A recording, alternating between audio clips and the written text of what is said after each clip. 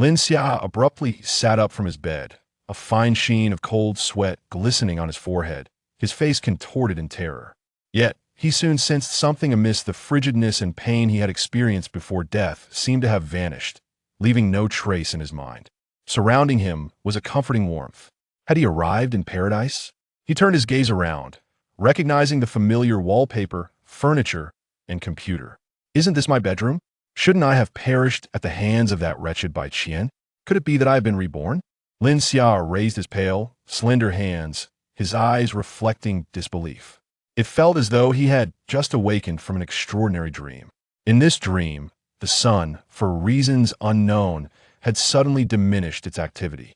Solar radiation plummeted, and the heat that Blue Star could receive drastically declined.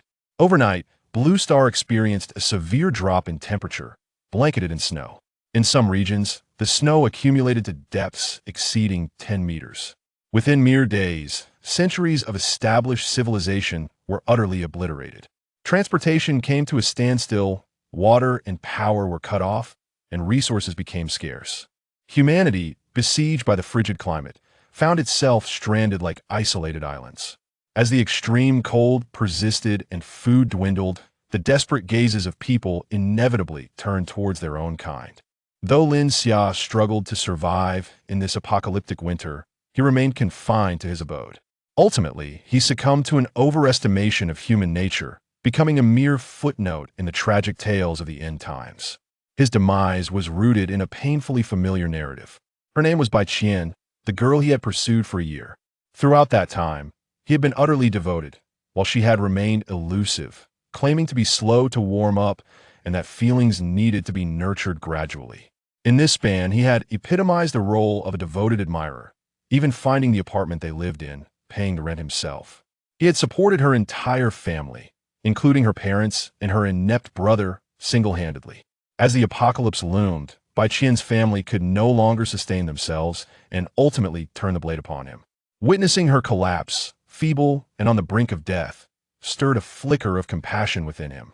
In defiance of his long-held principle of survival, he opened the door before Bai Qian.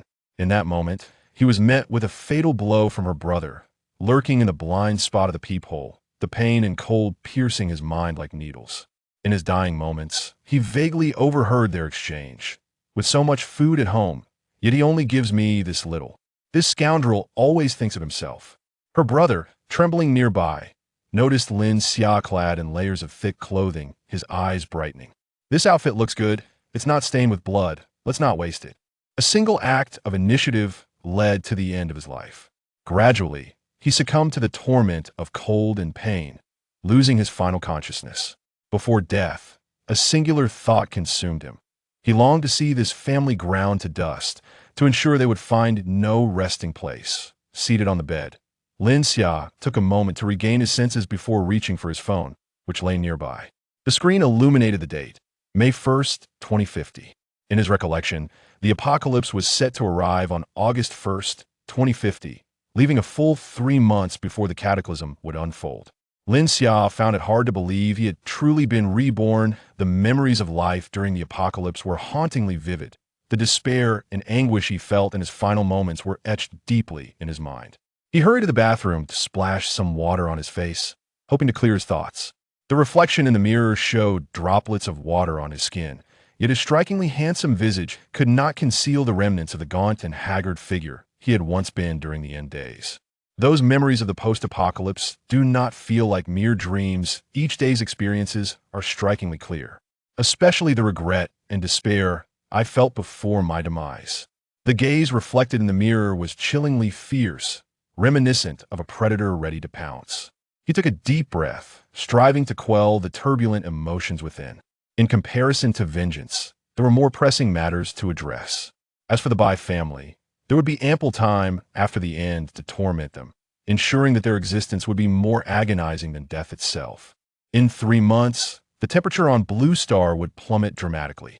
Even in the relatively warm city of Nanhai, exhaled breath would crystallize instantly, with temperatures dropping below -50 degrees. The city of Haitian, where he resided, would fare no better. Without specialized clothing and equipment, survival outdoors would be nearly impossible.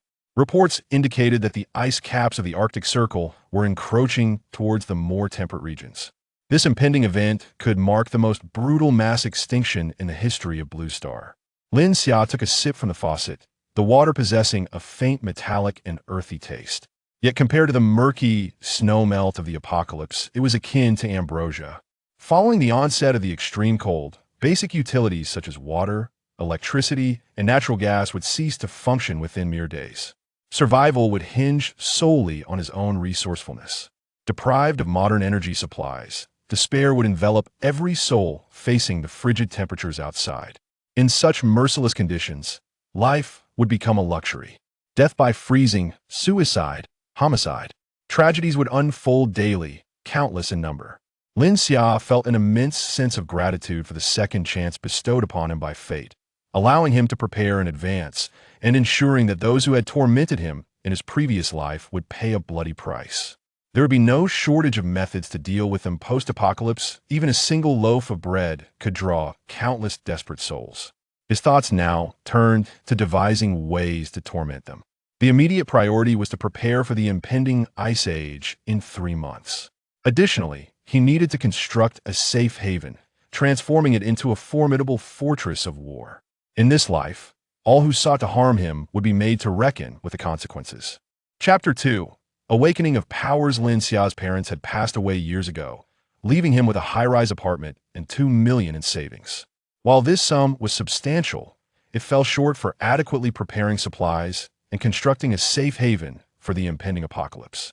Fortunately, he had a penchant for stock trading and enjoyed delving into various market data, making him somewhat adept at it. This hobby sufficed to cover his daily expenditures without any difficulty. In the coming days, several volatile stocks were poised to emerge, and he had hesitated for quite some time, almost ready to invest. Unfortunately, within a few days, these stocks plummeted dramatically, sending many investors to the rooftop in despair. Thus, the memory of their future volatility remained vivid. The trading volume of those stocks surged to nearly hundreds of billions in a short span. Even if he were to mortgage his apartment, the maximum funds he could muster would be a mere 10 million. This amount would barely create a ripple in the stock market, unlikely to sway the decisions of major players. However, he could leverage his prescient maneuvers to follow in their wake. Over the course of 3 months, it was entirely feasible to multiply his existing funds several times over. With his capital, he could construct a well-thought-out plan for the apocalypse, ensuring a safe and comfortable existence, and even enabling him to achieve many things that he currently dared not dream of. One must never underestimate the purchasing power of a loaf of bread in the aftermath of an apocalypse. Often, it could easily buy a woman's first experience. As Lin Xia envisioned this future, he suddenly perceived a beam of white light in his mind. Connecting his thoughts to the light revealed a vast expanse of whiteness, resembling an independent realm devoid of direction or distance, with no discernible end, as if it were infinitely boundless. Could this be the spatial ability typically assigned to protagonists in apocalyptic tales? Lin Xia mused, chuckling to himself. Though he was a devoted enthusiast of such narratives, this was far-fetched. Wasn't Rebirth already absurd enough without being granted an infinitely large storage space? Such a notion seemed impossible. Nevertheless, despite his skepticism, his hands moved with remarkable speed. He enveloped his mobile phone with an indescribable energy from his mind and envisioned it being transported into the space. Instantly, the phone vanished from his grasp. "No way, is this for real?" Lin Xia exclaimed in bewilderment. Shifting his consciousness into the space, he found the phone floating in midair. Within this realm, he could manipulate its position with his mind. Once again, he encased the phone in his consciousness, imagining it reappearing in his hand, and it indeed returned to its original location. The finesse with which he exercised this newfound power felt innate, free of any awkwardness. Lin Xia then proceeded to gather all the furniture visible in his room into the space. Chairs, tables, a refrigerator, an air conditioner, a television, a fish tank, and more vanished in an instant. Once he connected his consciousness to the white light in his mind, he found everything neatly stored within the space. At this moment, he made several new discoveries. The fish in the aquarium remained motionless, with the bubbles released by the little fish lingering at its mouth, as if encapsulated within a transparent glass, a truly wondrous sight. Lin Xia restored all the furniture in the space to its original state and promptly rose to inspect the fish in the aquarium. The fish remained still, slowly rolling over and drifting towards the surface of the water. It seemed to have succumbed completely to death. It appears that time is indeed frozen in this space. Living creatures confined within it are likely to perish due to the laws governing this realm. Moreover, I was just contemplating incorporating the floor into the space, yet remained utterly immobile. It seems I have only grasped the basic functionalities of this space, with many unknown rules yet to be explored. Lin Xia excitedly licked his lips. It seemed that this space could serve not only as a storage area, but perhaps also as a means of elimination. A sudden thought struck Lin Xia. Since he had been reborn in the apocalypse with spatial abilities, could there be a system accompanying him? He straightened his posture, adopting a serious demeanor. System. As expected, it was all a ruse despite calling out dozens of times. He heard not a single ding, gurgle. While Lin Xia was still eagerly experimenting with various functions of the space, his stomach protested vehemently. Realizing that it was already noon, he stretched languidly, preparing to step out for a meal.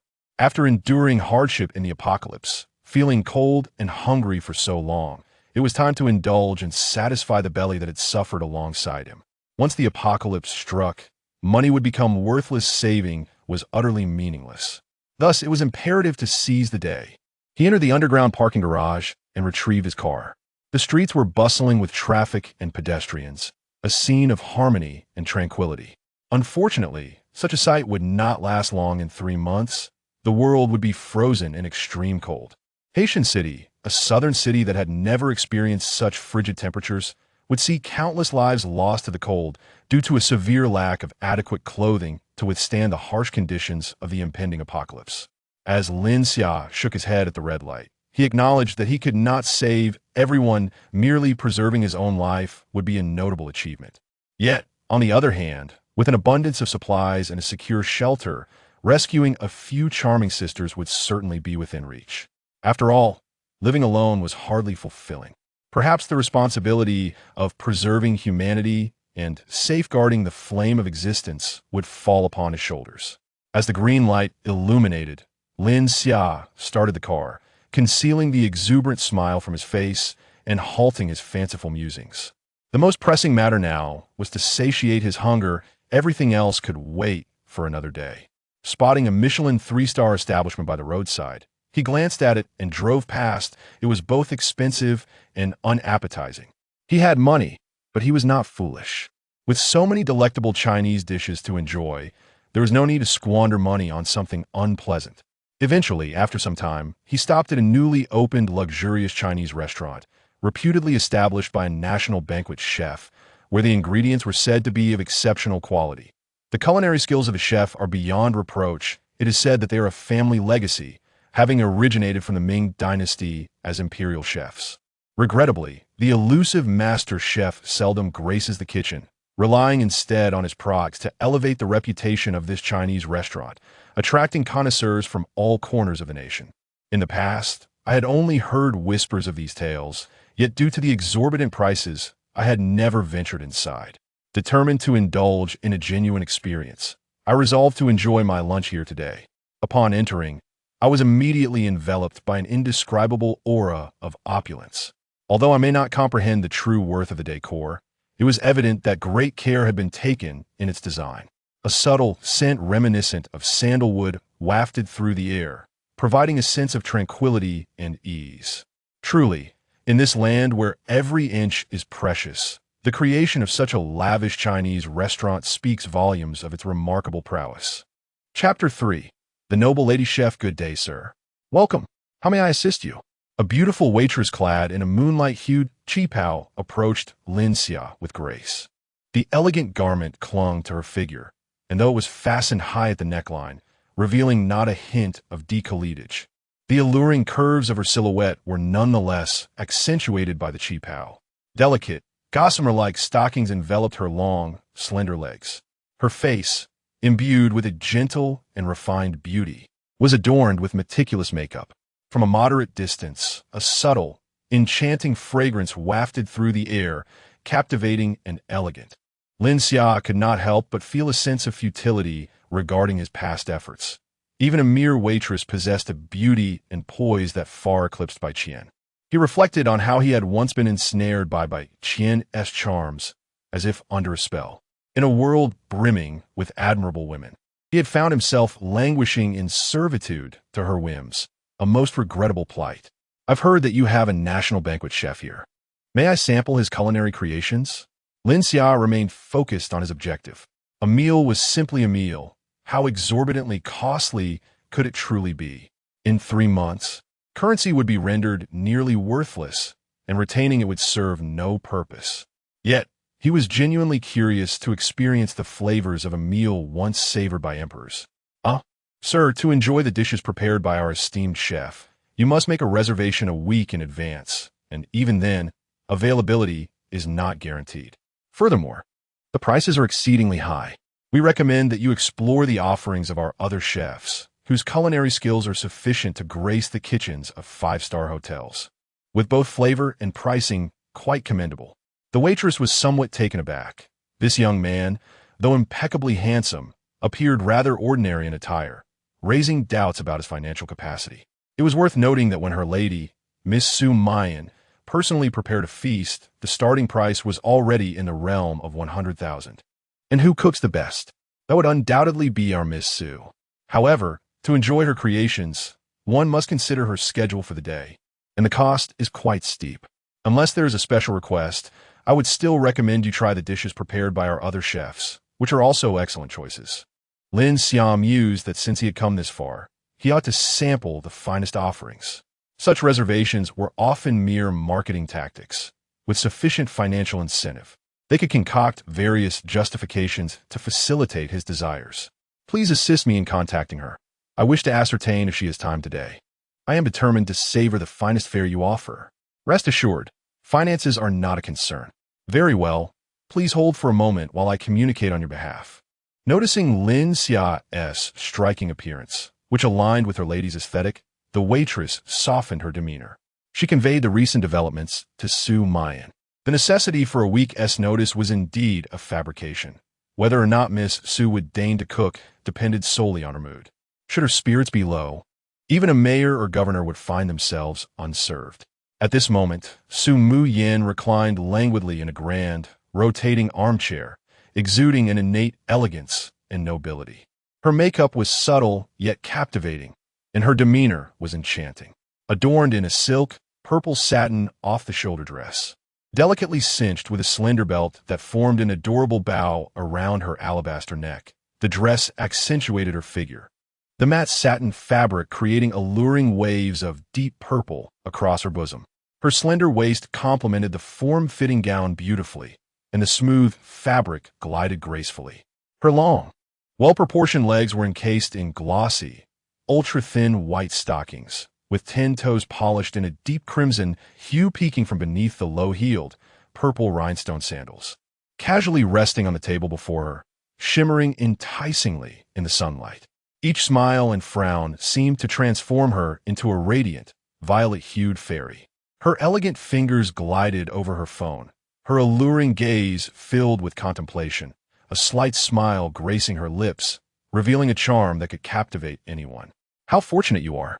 Sir, Chef Su has just a moment to spare and can prepare a meal for you. However, due to the unique nature of the ingredients, we cannot accommodate special requests. You may select from our exclusive menu, and rest assured, it will be the most delectable meal you have ever tasted. The waiter, exuding confidence, introduced this to Lin Xia as he guided him to a private room to await his meal. As Lin Xia waited for his dish, Bai Qian and her brother Bai Bu Fan happened to pass by. Bai Bu Fan's keen eye quickly recognized Lin Xia's parked car. Sister, look at that car. Isn't that Lin Xia's? Is he here for a meal? Bai Qian approached to take a closer look, her face lighting up with joy. It truly is his car. I texted him today, hoping he would treat us to lunch, but he didn't respond. It seems he came here to place an order, intending to surprise me. Thankfully, neither of us had lunch, otherwise, we would have missed out on this feast. Sister, you must have a good talk with him. How can he give you a surprise without informing you in advance? What if we had already eaten? His reservation would have been for naught. You ought to teach him a lesson. Bai Bu Fan could hardly contain his excitement, swallowing hard at the thought of the newly opened Chinese restaurant. Rumored to have an average personal expenditure of over 5,000, surpassing his monthly salary. Of course, I've long since secured him under my thumb. He is utterly obedient to my whims. Come, let us dine here for lunch. Bai Qian smiled confidently, knowing Lin Xia was entirely at her mercy. The two strode boldly into the lavish Chinese restaurant. Good day, sirs. Do you have a reservation? A waiter approached, observing the man swaying unsteadily, unable to walk in a straight line, while the woman, heavily made up, still appeared to need a proper wash to look presentable. They hardly seemed like patrons of such an establishment. Of course we do. Please check if a Lin Xia made a reservation here just now. Bai Bufan spoke nonchalantly, yet his gaze was fixated upon the enchanting beauty of the waitress, particularly admiring her long, fair legs. Ah, such an alluring figure. Bai Qian, standing nearby, cast a disdainful glance at the waitress, letting out a derisive huff. A temptress indeed, dressed provocatively, clearly not a person of good character. Just moments ago, a Mr. Lin Xia had made a reservation, yet he did not mention any other guests, and the booking was for a private room starting at 100,000. Are you certain you are referring to the same individual? The waitress wished only to distance herself from these two peculiar characters. Their mere presence was enough to induce discomfort. Bai Bufan stood agape. How much? 100,000? He had never laid eyes on such wealth before. If only it could be handed to him directly. Who would need to dine? What a wasteful extravagance. Indeed, it is he. He is my boyfriend. Bai Qian, flaunting her imitation handbag, raised her chin with feigned sophistication. Had she not seen Lin Xia's car at the entrance, she would scarcely believe he would choose this establishment for dining. Since he is so earnest, she might overlook his earlier failure to respond to her messages. However, to fully forgive him, he would need to procure a genuine LV handbag for her. Very well. I shall notify them. Please wait here for a moment. Notify whom? We shall accompany you. Does that lad dare to indulge alone? Chapter 4. The angry fan of green tea by Bufan was evidently unwilling to wait even a moment longer, having gone without sustenance for quite some time. He was now eager to savor the exquisite feast worth 100,000. Bai Qian, though silent, shared his sentiments. The beautiful waitress, with no other recourse, led them over to the dining area. Meanwhile, Su Mu Yen had already dispatched others to bring forth the meticulously prepared dishes, which included delicacies such as Buddha jumps over the wall, Peking duck, water-boiled cabbage, Longjing shrimp, and squirrel fish, renowned dishes worthy of a national banquet. Lin Xia, sipping on a cup of early spring tea, gazed at Su Mu Yen, whose elegant and statuesque figure, paired with her alluringly exquisite features, was a sight to behold. Indeed, the mere opportunity to appreciate such a breathtaking beauty from close proximity was worth every moment spent. He had not anticipated that the head chef would be such an enchanting woman. Her high ponytail and simple yet graceful attire exuded an air of uniform allure, her ample bosom prompting concerns about the resilience of her buttons. If only he could bring her back to his sanctuary. Quickly suppressing his wandering thoughts, Lin Xia scooped a spoonful of the Buddha jumps over the wall before tasting it. Instantly, his senses were awakened. The broth was as rich as amber, encapsulating the essence of mountain and sea with a complex layering of flavors. After just that one bite, he realized that this journey was truly worthwhile.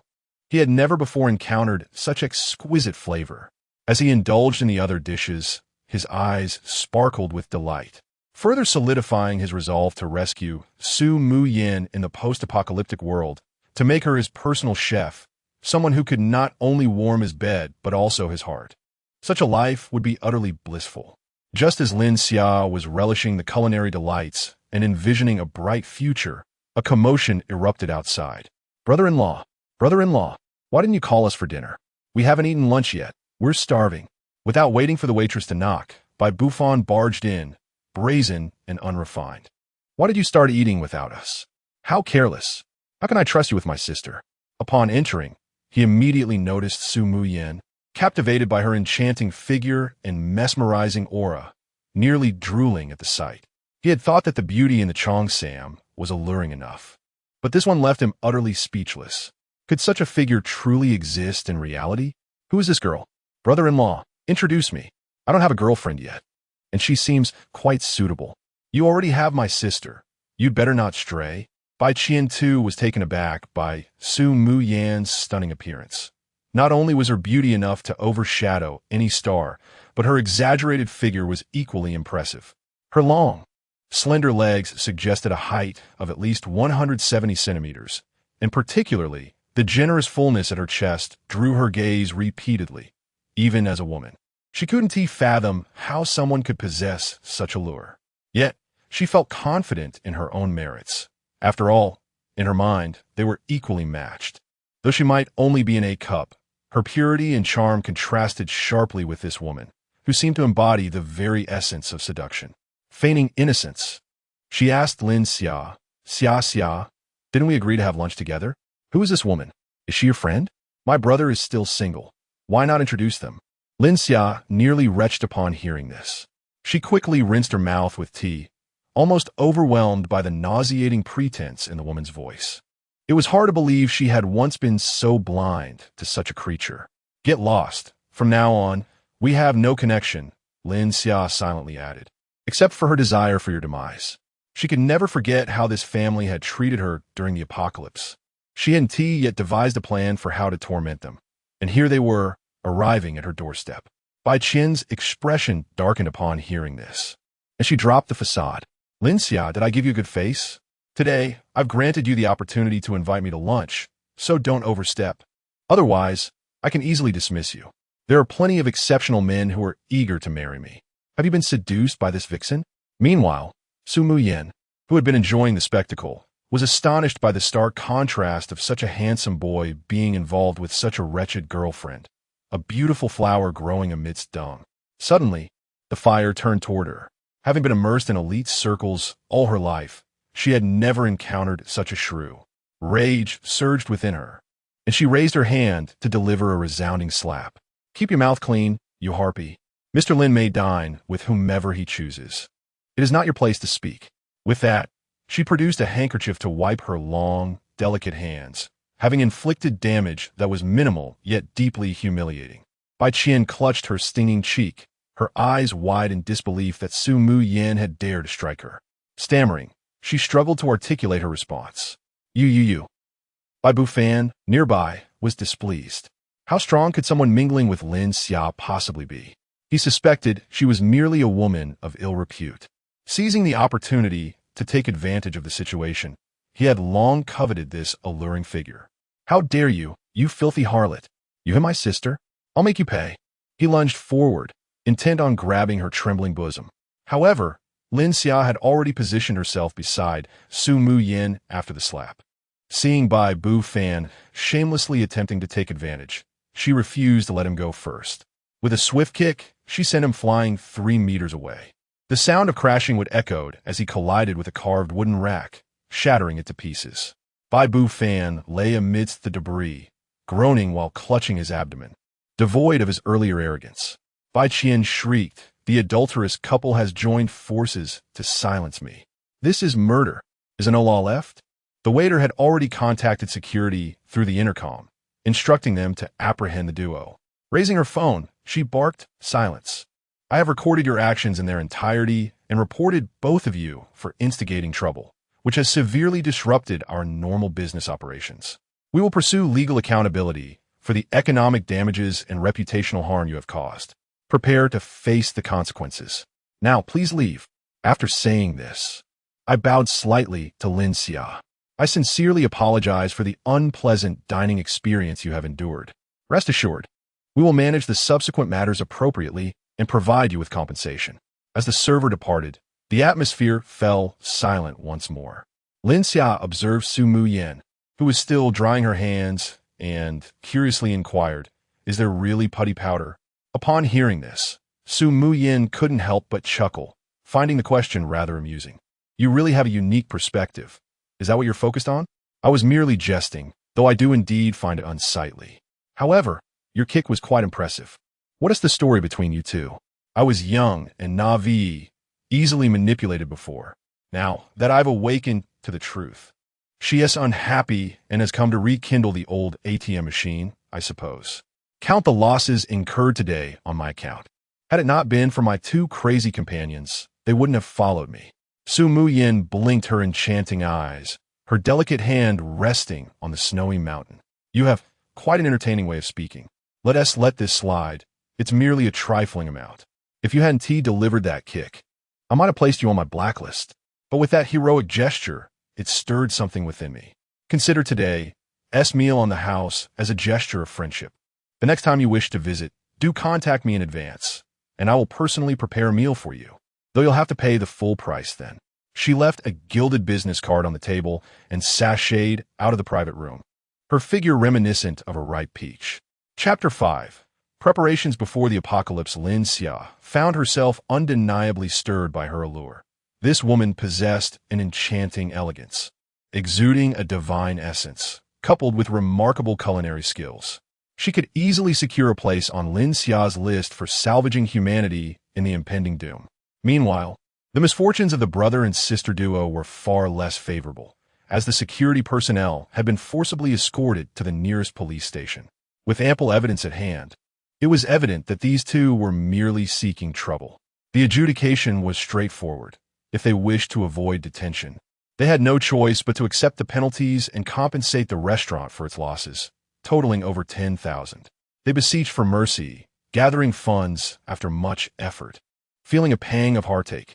Ironically, they were the victims, yet they were the ones facing punishment, while the scandalous couple suffered no consequences whatsoever. Sister, this cannot be left unpunished. That young man must pay dearly, she declared. Moreover, he might have recently come into wealth. In the past, you were too lenient. This time, we must strip him of his fortunes and teach him a proper lesson. Bai Qian, clutching her swollen face, glared with fury.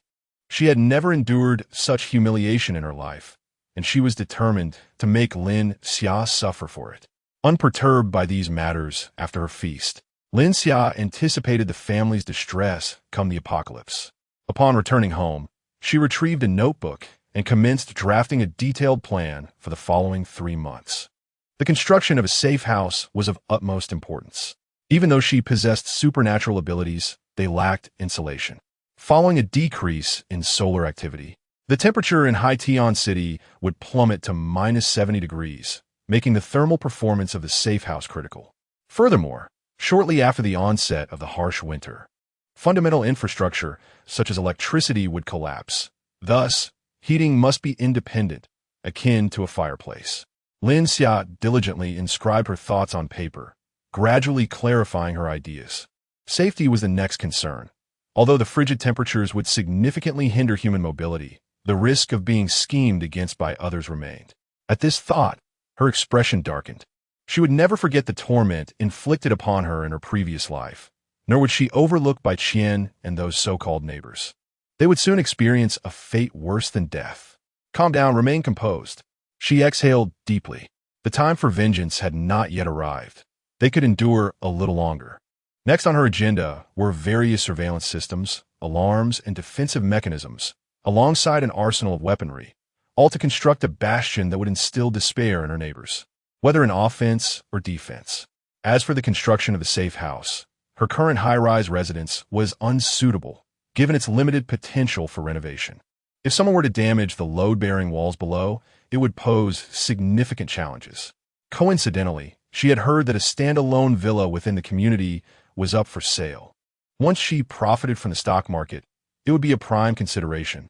Lin Xia systematically noted every conceivable concern in her notebook. Rumor had it that there existed a company in Pantheon City specializing in the construction of safe houses. How'd she come to know this?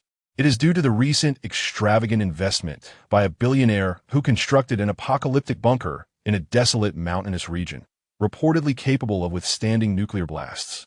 The company responsible for building this luxurious shelter also gained immense popularity online, and even the billionaire himself took notice. According to their advertisements, this Doomsday bunker employs the same construction technology as China's lunar base, ensuring protection against extreme temperatures, floods, and nuclear warfare. Even if it were relocated to the moon, it would still perfectly safeguard the homeowner's well-being. At that time, Netizens mocked the billionaire for being foolish and wealthy. As everyone knew that China was among the safest countries in the world, many foreigners take pride in possessing a permanent residence permit from China. Unlike the United States, where wars have occurred, it was believed that with China's technological prowess, nuclear weapons could never reach the mainland. As for extreme weather, such notions were dismissed as absurd. Yet, who could have predicted that 3 months later, an unprecedented cold wave would sweep across the globe? If this billionaire had managed to reside there in advance to weather the impending doom, he would indeed be remarkably astute. During his leisure time, he resolved to explore the area, familiarizing himself with the routes. When the apocalypse arrives, he wouldn't mind conducting an on-site inspection to determine if the company's claims were as impressive as advertised. Then Lin Xia turned another page, jotting down essential supplies. With the space at his disposal, stockpiling provisions would prove relatively simple. He could directly order hundreds of banquet tables. Time would not flow within that space, allowing for prolonged preservation. He would also order fresh ingredients, fruits, and other daily necessities. Suddenly, Lin Xia thought of Su Muyan. If he could manage to shelter her in the safe house, he would never lack for delectable cuisine, not to mention her radiant elegance and alluring figure. The mere thought ignited a fervor within him. No, he must find a way to secure this woman.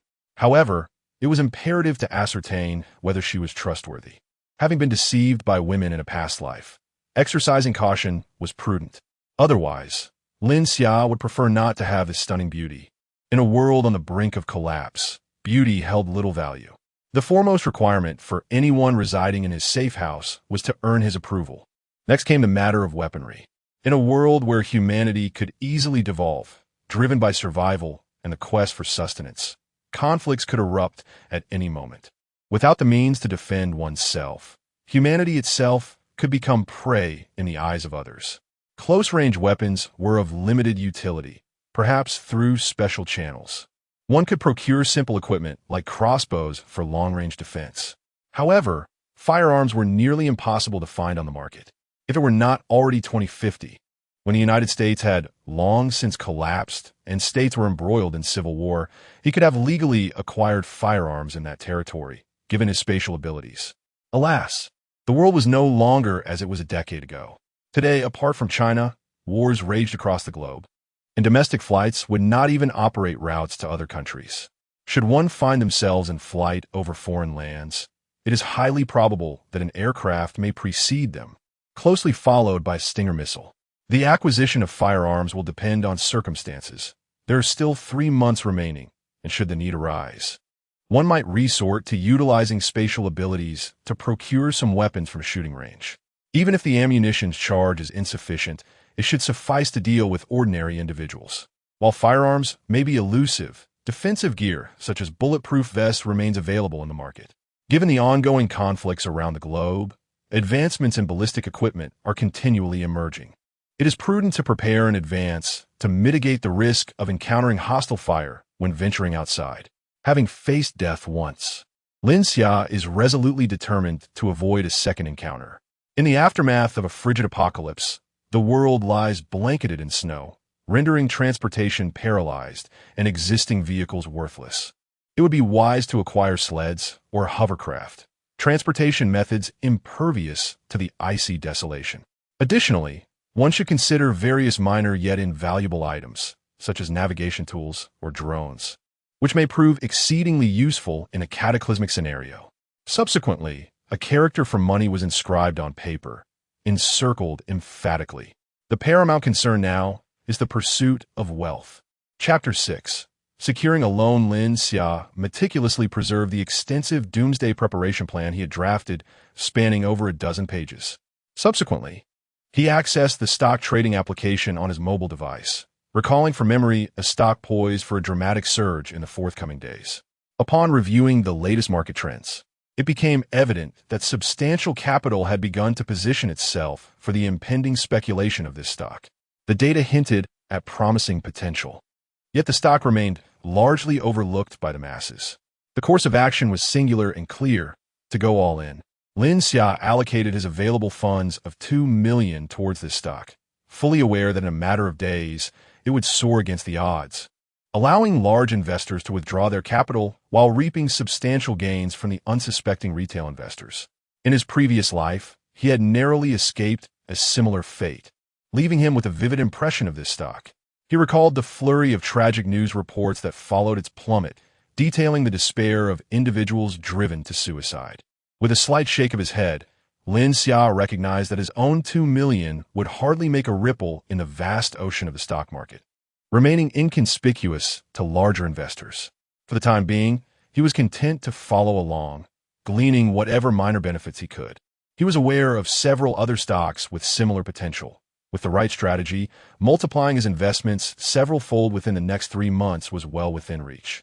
Moreover, he considered the apartment inherited from his parents, a valuable asset in a prime location, situated within a desirable school district, spanning over 100 square meters. It could fetch around 8 million on the market, a substantial amount for securing a loan. As the evening descended, he opted against venturing outside, instead indulging in a lavish takeout meal from a 5-star hotel. After a satisfying dinner and a refreshing shower, he reclined comfortably in bed, drifting into slumber. Such commonplace indulgences would soon be a distant memory in a post-apocalyptic world. Upon awakening the next morning, Lin Xia felt invigorated, relishing the profound sense of security that came from knowing he was free from the imminent threat of death. This realization further solidified his resolve to construct a safe haven, where he could lead a life of indulgence and ease. Laziness overtook him, and rather than preparing breakfast, he reheated the leftovers from the previous night. While the 5-star cuisine was indeed commendable, it paled in comparison to the culinary prowess of Su Mu Yin. He marveled at her exceptional skills. After finishing his meal, he gathered the necessary documentation and headed straight to the bank to secure his mortgage loan. With all his paperwork in order, the bank swiftly approved his application in accordance with standard procedures. Although the property was appraised at 8 million, he ultimately secured a loan of just over 5 million, which, while substantial for him, was relatively modest for a banking institution of such scale. Before he had even exited the bank, he received a notification confirming the funds had been deposited into his account. This loan required repayment of both principal and interest after 1 year, with the advantage of no upfront payments, allowing him to defer the entire repayment until the end of the term. Do not speak of a year. In merely 3 months, the world may come to its end. When that time arrives, banks will cease to exist. What debt shall remain? Despite the exorbitant interest associated with this repayment method, Lin Xia resolutely opted for it. You seek my interest, I demand my principal. Both the house and the money belong to me. Just as Lin Xia reveled in his envisioned future, a young man with striking blonde hair approached, fixated on the bank's loan processing window, and handed him a business card. Hey there, interested in a loan? We offer more than the banks, and the funds arrive faster. A smile involuntarily crept across his lips. Was this not a scene straight out of classic narrative? He had been troubled by the difficulty of locating a source for high-interest loans, and now it had presented itself before him. Is your loan legitimate? Upon hearing this, the young man understood Lin Xia's implication and chuckled. Absolutely legitimate. If you urgently require funds for circulation, we can certainly meet your needs. Would you consider processing it with us? Yes, I must proceed. An hour later, Lin Xia adjusted his attire as he exited the loan shark's office, exhaling deeply and reflecting, there are still many good people in this world. Now, he possessed over 10 million in cash, enabling him to reinvest most of it into the stock market and diversify his investments with promising stocks. When the opportune moment arose, he would strategically purchase these stocks in increments, ensuring that the larger capital behind the scenes remained oblivious to his actions, thus preventing any alterations to their plans. He merely sought to enjoy his gains quietly, accumulating wealth in silence. Once he had arranged his investments in the stock market, only 200,000 remained in his possession. Purchasing and renovating a safe house was out of the question with such limited funds. However, he could put this money to other uses, preparing in advance for the impending apocalypse. Thus, after gathering information online, he discovered a warehouse available for rent. Its location was not too distant, yet sufficiently secluded, with minimal surveillance, reducing the likelihood of drawing attention. After contacting the warehouse owner, he promptly arranged to sign a contract on-site for 3 months. with a total rental fee of 100,000. To Lin Xia, this was a trivial sum, and he paid it in full without hesitation. There was no need to scrimp. He was content with the location and the landlord's low-key demeanor. The landlord, a straightforward individual, handed Lin Xia the keys after signing the contract and departed, leaving behind contact information for a follow-up in 3 months. Lin Xia paid little heed, thinking, if the apocalypse arrives, you possess quite the audacity to return. He then began to explore the warehouse. The more he examined it, the more satisfied he became. The space was ample enough for storing supplies. Furthermore, its seclusion afforded him privacy, with few people around and minimal surveillance outside the main thoroughfares. Here, he could also practice his spatial abilities and familiarize himself with various operations. After securing the keys, he set off to find the most reputable martial arts training institution in Haitianshire. While he had no intention of engaging in close combat, acquiring additional skills could prove beneficial. Better to be prepared than caught off guard. Why not a gym, you ask? Master Ma has taught me that training in gyms builds brute strength, which is of little use. Greetings. I kindly request the most proficient coach in practical combat techniques at your establishment to guide me in my learning journey. Please arrange this for me. Lin Xia clearly conveyed his requirements to the front desk attendant, leaving the rest to their capable organization.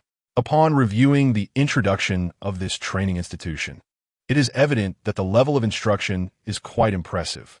They boast instructors well-versed in various mainstream combat techniques from around the globe, and they have even enlisted a retired Special Forces operative as the head coach. I am confident that I will gain valuable insights here. Good day, Mr. Lin. This is our most skilled combat techniques coach, the front desk attendant announced. Following her gesture, Lin Xia's gaze was captivated by the sight before him.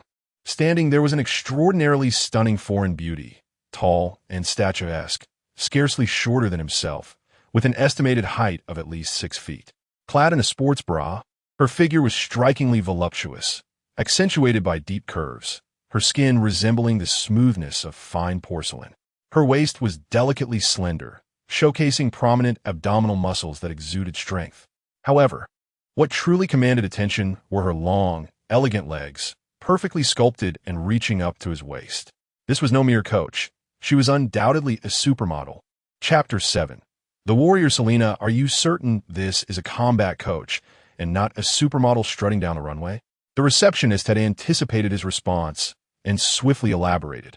Indeed, Mr. Lin, Selena recently joined our company as a coach after retiring from the Special Forces in the Bear Country.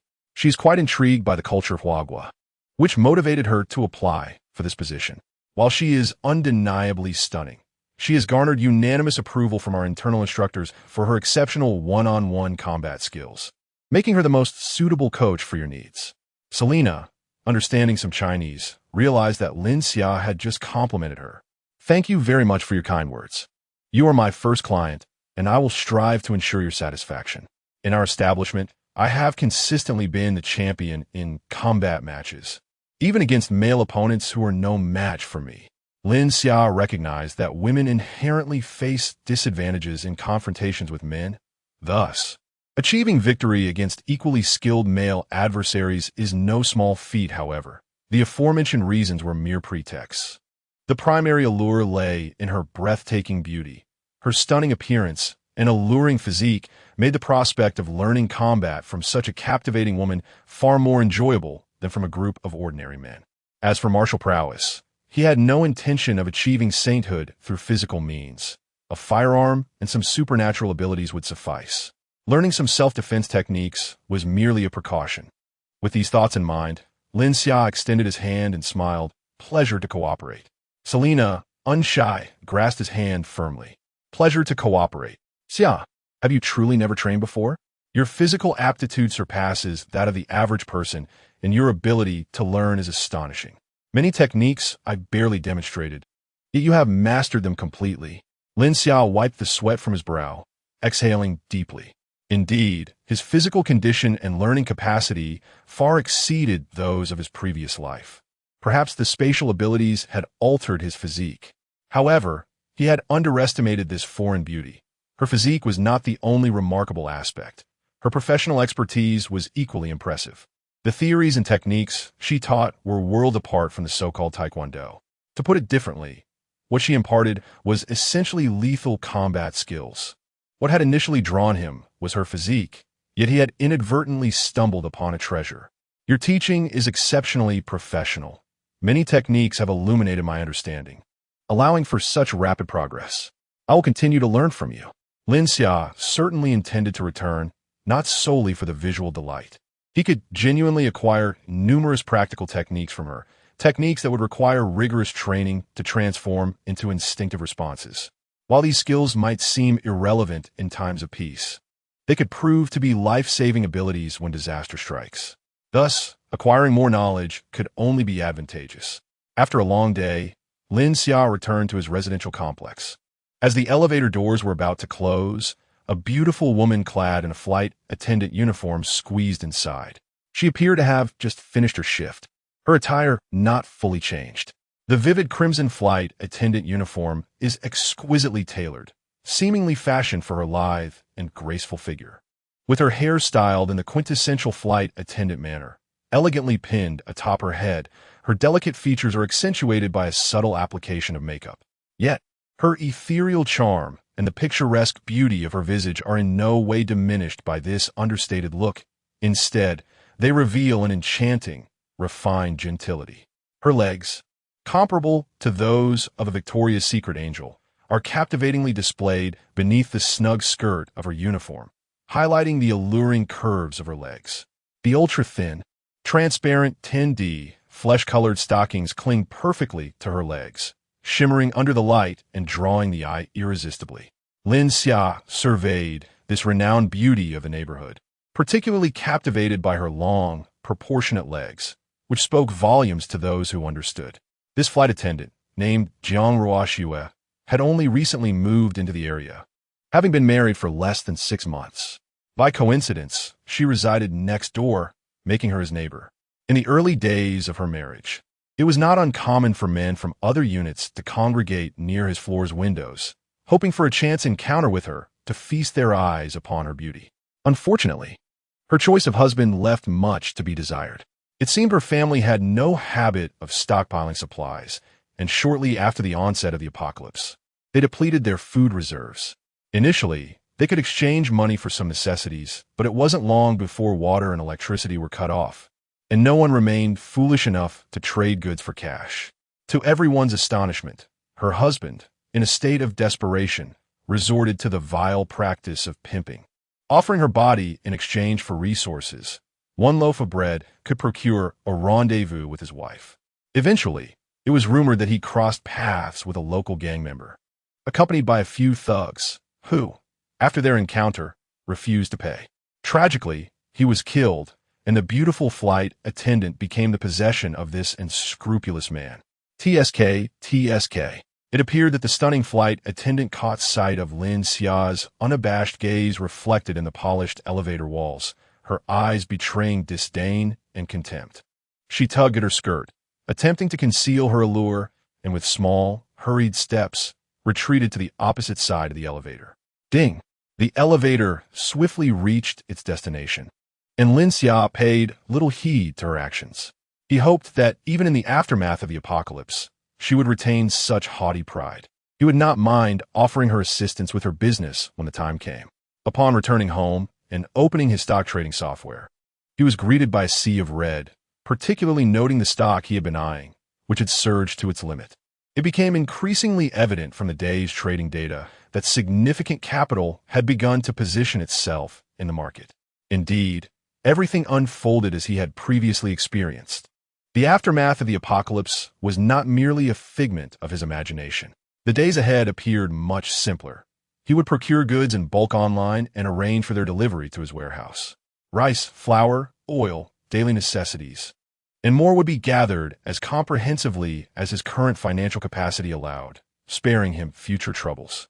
As for ready-made meals, he enlisted the services of the most renowned banquet chef in the area, agreeing to a price of 3,000 yuan per table to provide all ingredients and labor, ensuring they would cook for several consecutive days, serving 100 tables daily with immediate cash settlement. The requirement is to consolidate all prepared dishes into disposable tableware after cooking, allowing them to leave promptly, which facilitates the subsequent collection of these dishes into storage. The rationale behind this arrangement was explained to the chefs. These dishes are intended for a charitable event, and such organization streamlines future operations. Given the current economic climate and the necessity of cash transactions, the chefs did not voice any objections. After all, those who pay are the true authority. It suffices that payment is made, regardless of Lin Xia's intentions for the dishes. Indeed, the renowned banquet chefs lived up to their reputation, crafting dishes that were both generously seasoned and delectable, even surpassing the flavors found in five-star hotels. However, they still paled in comparison to those prepared by Su Muyen. Once the stock in hand is resolved, I must revisit to savor her culinary creations. The remainder of Lin Xia's time was devoted entirely to Selena. After all, health is the foundation of revolution. In an apocalyptic world, strength is paramount. Xia, you're truly impressive. I have never encountered anyone like you. Have you studied the ancient martial arts of Huaxia mentioned on the internet? Otherwise, how could you have progressed so rapidly? Selena excitedly inquired as she crouched beside Lin Xia's head, who lay on the ground. From his vantage point, he could only glimpse a portion of the ceiling, with the rest obscured by towering mountain peaks. Chapter 8. The stock market soars, purchasing a villa during this brief span of over a week. Lin Xia's progress has been astonishing. From initially practicing mere physical fitness and learning basic techniques, he has now reached a level where he can exchange a few simple moves with Selena before being bested. Do not underestimate this achievement. The average soldier from Bear Country typically possesses this level of skill. The transformation from an ordinary individual to one exhibiting soldier-like prowess has occurred in merely a week, a rate of advancement that would astound anyone who hears of it. Moreover, he can sense that his body continues to be fortified by his extraordinary abilities. His current capabilities are far from his ultimate potential. You truly are impressive.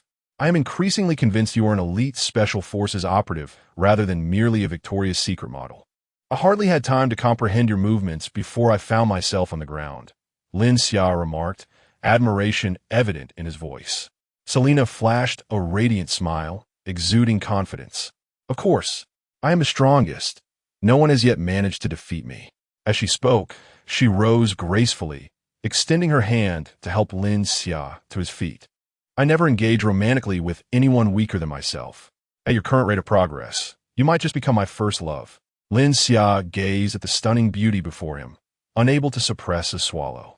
Selena, a formidable F-grade power wielder, coupled with her height advantage and her unparalleled long legs, undoubtedly captivated him. This is what you said. I hold you to your word, he replied. Selena, noticing his gaze, stood even taller with poise, her athletic attire doing little to conceal her impressive stature, defying gravity with unwavering resolve. Lin Xia was not only strikingly handsome, aligning perfectly with her aesthetic preferences, but after days of interaction, he also possessed a unique charisma that was irresistibly appealing to her. Having spent her time exclusively in the military without any romantic entanglements, she now felt the stirrings of infatuation. Indeed, and I do not share the traditional mindset of women from your country. As long as you can win my heart, all that I am shall be at your disposal. My physical strength is complemented by my flexibility, and I hope you will teach me new techniques in the future.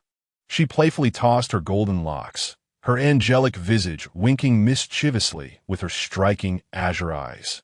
Lin Xia could not deny that the powers within him surged at her presence. This enchanting creature, he must devise a plan to win her over. Upon returning home, Lin Xia took a cold shower, dousing the heat within him. He preferred to restrain himself rather than seek out women outside. Those women were unclean. Encountering a biochemical mother would certainly spoil his mood. A moment's impatience could jeopardize a grand plan. Once the apocalypse arrives, he would claim Su Muyen, Selena, Jiangrua Shui, and other breathtaking beauties, reveling in life's pleasures thereafter.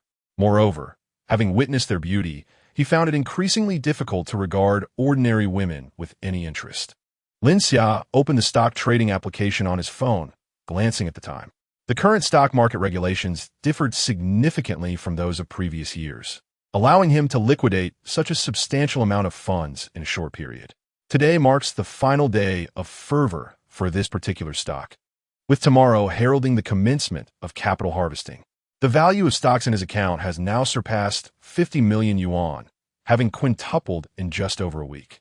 The next course of action is to liquidate his holdings and divest entirely of this stock. It is currently in high demand, and the process of selling poses no obstacles. The funds will swiftly be transferred to his account. Lin Xia checked off the monetary item on his agenda and then turned to the page dedicated to his safe haven. The subsequent step is to establish his own sanctuary.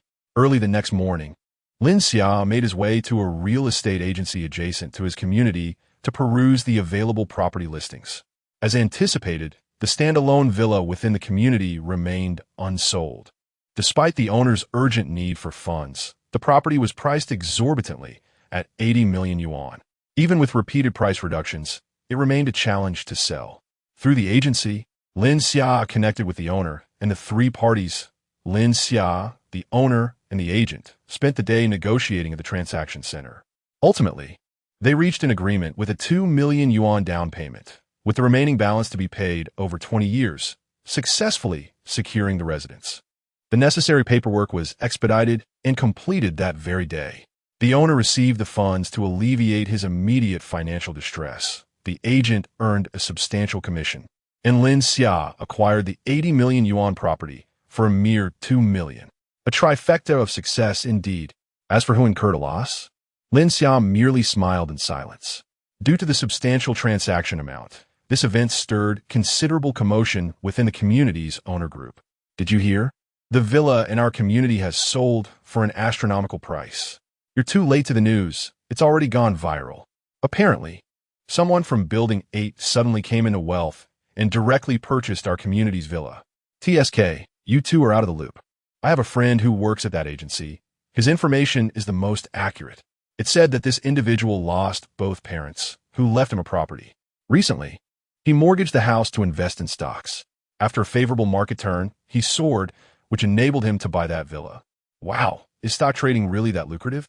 Lately, I've heard people around me are making a fortune in stocks, and I haven't taken it seriously until now. I need to get in on this. This stock trader was actually mentored by me. He learned from me and now owns a grand villa. I possess even more stock market strategies and techniques. Doubling one's assets and achieving financial freedom is not merely a dream. I am accepting disciples, but spots are limited. Wow, I've encountered a true heavyweight. Is the master taking on apprentices? Lin Xia gazed at the messages in the owner group with a sense of amusement, as it was not surprising that someone in the community was aware of his information after all these years. However, who was this individual seeking disciples? Do we know each other? If they aspire to be my mentor, I hope they remain unaware of my identity. When the end times arrive, they shall reap no rewards. Meanwhile, the family of the flight attendant next door was also in disarray. A bespectacled man, seemingly refined, animatedly spoke to the flight attendant while brandishing his phone. The young man next door must have invested in the same stock. I put in 200,000, and within just a few days, it has nearly soared to 1 million. If only I had mortgaged our property a few days ago, we would be residing in a villa now. The man, increasingly exhilarated by his thoughts, immediately stood up, intent on retrieving the property deed from home, planning to secure a loan at the bank the following day. He rummaged through drawers in search of the deed. Standing at barely 5 feet 7 inches, he was not even taller than the flight attendant beside him, who was applying a facial mask while scrolling through her phone, casting a doubtful glance his way. Is that feasible? The stock has risen for several days. What if it declines? Upon hearing this, the man's expression soured. Nonsense. How can you speak a decline? Such negativity is truly unwelcome. This stock has gained such momentum. It is impossible for it to falter. If it weren't for my relentless efforts out there, would you be enjoying such favorable living conditions? Just wait for me to lead you to wealth. Chapter 9. Preparing to build a safe house on the other side. By Buffon also noticed the messages in the group. Building number 8 is indeed our residence. An orphan? Is she referring to that Lin Xia fellow? What the heck? He actually earned enough to buy a villa. Bai Qian, with the slap mark on her face barely faded, had not dared to step outside for days, scoffed indignantly. It's just a few measly earnings. What's so impressive about that? There are plenty of suitors for me. Finding someone wealthier than him would be a breeze. Chao Shufan, overhearing this, turned her head in curiosity. That guy bought a villa? That is splendid. You should hurry and marry him. Let him give a villa to your brother while you two can stay in this upstairs room. And make him cough up your brother's betrothal gifts. I will consent to your marriage if you do that. Bai Jie chimed in eagerly. Yes. I can move to the villa with your mother to take care of your brother. You can live with him. I've had enough of this shabby place we're renting. But I've already broken up with him. It's just a couple of insignificant earnings. What is so remarkable about that? Bai Qian replied, visibly annoyed. Couples may quarrel, but they reconcile just as quickly. The same goes for boyfriends and girlfriends. Indeed, pursuing a man is as simple as lifting a veil. Even if you've broken up, winning him back won't be too taxing. Your brother's wedding residence and betrothal gifts hinge entirely on you. Bai Qian's parents persistently urged her. Meanwhile, Bai Bufan felt a surge of excitement at the prospect of owning a villa and approached Bai Qian, gently massaging her shoulders. Exactly. At worst, you can marry him and then divorce him. The law favors you. We could ensure he leaves with nothing, and then the house and money would all belong to us. Bai Qian contemplated this and realized it wasn't entirely unfeasible. It would be like merely swatting away a mosquito bite. With that fortune, she could become a wealthy woman. She then picked up her phone, opened Lin Xia's chat box, and typed out 2 simple words. Are you there? Lin Xia stared at the message that popped up on his screen, utterly speechless. Indeed, in moments of extreme bewilderment, one might laugh. What utter nonsense! Now that he is rich, he shamelessly attempts to reactivate the ATM? If it weren't for the fact that murder is a crime and would land him in prison, jeopardizing his subsequent plans, he would have long since devised a way to make them suffer. If it weren't for being too busy lately to deal with them after the apocalypse, he would ensure they experienced a fate worse than death. He then set his phone aside, switched it off, and went to bed. For he had grand endeavors awaiting him the following day and had no time to indulge in the antics of such individuals. The next morning, Lin Xia headed straight to the company that constructed the lunar base grade safe houses. He meticulously compiled a list of all conceivable scenarios he might encounter in the post-apocalyptic world and handed it directly to the representative. Mr. Lin, I believe I understand your requests, but there are a few points I would like to clarify with you, the customer service representative said, glancing at the densely packed list, clearly puzzled by several items. Please proceed, Lin Xia replied, sitting upright. Although we are not situated in the tropics, we are also far removed from the frigid zones. You have raised a crucial point. We must be capable of withstanding temperatures plummeting to -70 degrees. However, are we constructing a residence for the Inuit in the Arctic Circle? Must we possess such formidable cold-resistant capabilities? Lin Xia stated earnestly, indeed. I recently had a dream in which the temperatures dropped drastically. I felt an overwhelming sense of fear and the need for a well-insulated dwelling to provide me with a sense of security. The other party appeared utterly bewildered, feeling as though they were conversing with someone unhinged. Dreaming? Surely, they must still be in a state of slumber. Thus, they discreetly pinched their thigh. Ouch, that hurt. Now, the next requirement is that the facility must possess independent power generation and heating systems, capable of complete self-sufficiency. Indeed, sir, 30 years ago, our nation had already established 5G connectivity at the summit of Mount Everest. The current level of infrastructure development is nothing short of remarkable. Even if we were struck directly by a nuclear bomb, no one would perish from lack of resources, be it from starvation or freezing. Yes, I dreamed about it, feeling fear and insecurity. Observing Lin Xia's earnest expression, the individual had no choice but to underscore this issue as well. Lastly, sir, the current world is embroiled in global warfare, with the exception of our nation, China. Even though the internal conflict has ravaged the beautiful country for over a decade, we have remained untouched by the direct ramifications of war. Is it truly necessary for you to fortify your safe house to withstand tactical nuclear weapons? And what are these extensive security measures? Are you endeavoring to construct a permanent fortress for warfare? Yes, I am afraid, Lin Xia replied resolutely. The other party took a deep breath. All right, sir. Although the current pace of construction and material strength far surpasses that of decades past, completing this project within 2 months remains a significant challenge. The required funding will exceed standard construction costs substantially.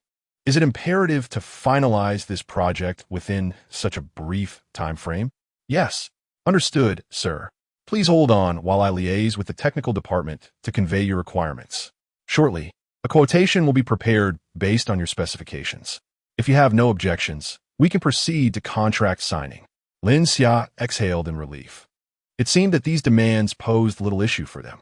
Truly a company capable of constructing lunar bases, they were indeed impressive. However, one couldn't help but wonder if the salesperson was unwell, as they frequently inhaled and exhaled. It was essential to remain vigilant about their health to avoid any contagion. After a brief wait, a woman who appeared to be the department head approached with a quotation in hand. Mr. Lin, here is our preliminary price estimate for your review. Lin Xia received the document and immediately turned to the final page. 100 million? This was more expensive than the fully furnished villa. They were not even constructing a new villa, merely modifying the existing structure, and yet it required such a considerable sum? The supervisor adjusted his glasses and spoke earnestly. Although technological advancements have significantly progressed, the demands you have outlined indeed present considerable challenges.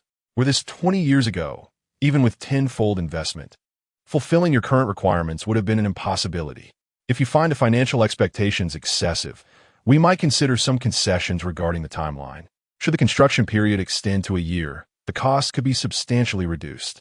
However, if we were to wait an entire year, I would surely be frozen like a popsicle. What use would a completed safe house be at that point?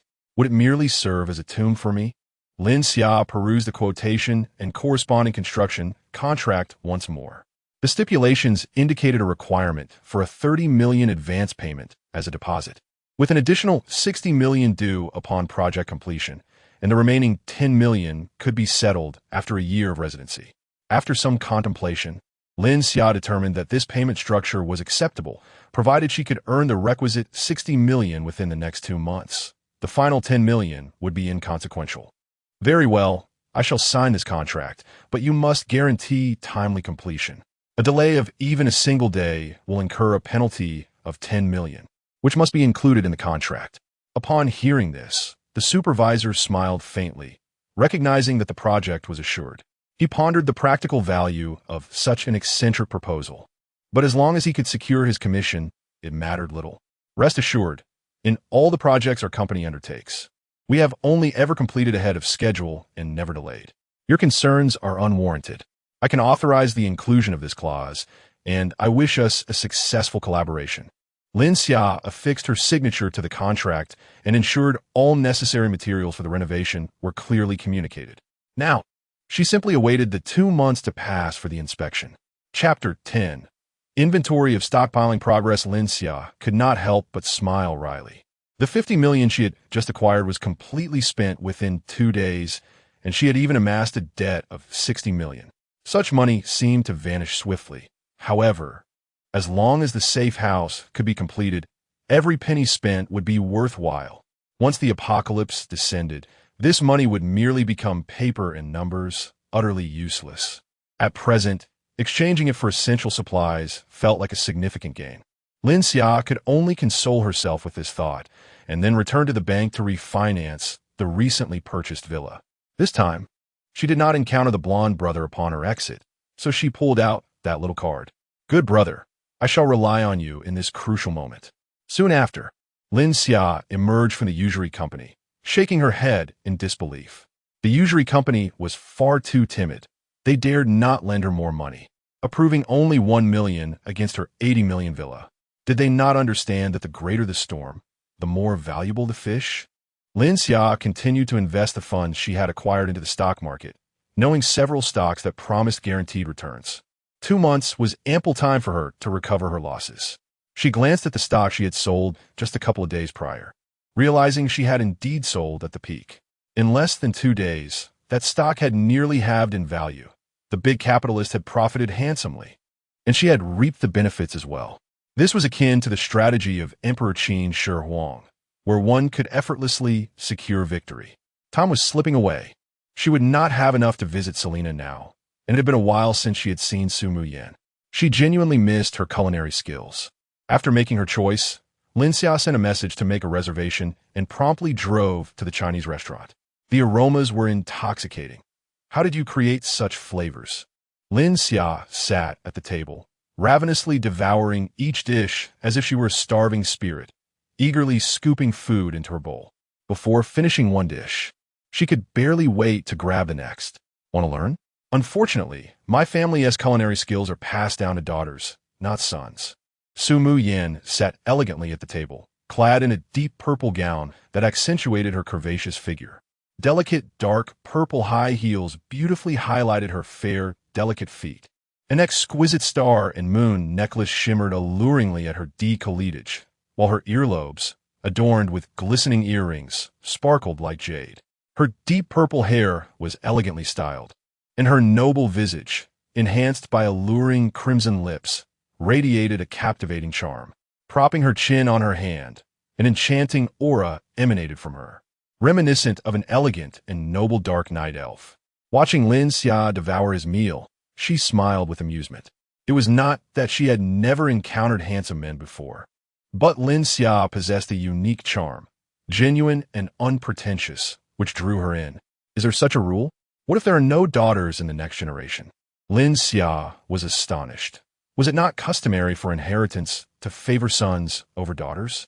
I was just teasing you. Did you really believe that? Seeing Lin Xia's amusing approach to dining, Su Mu Yin could not resist engaging him in playful banter. Why does it seem like you are always so relaxed when I see you?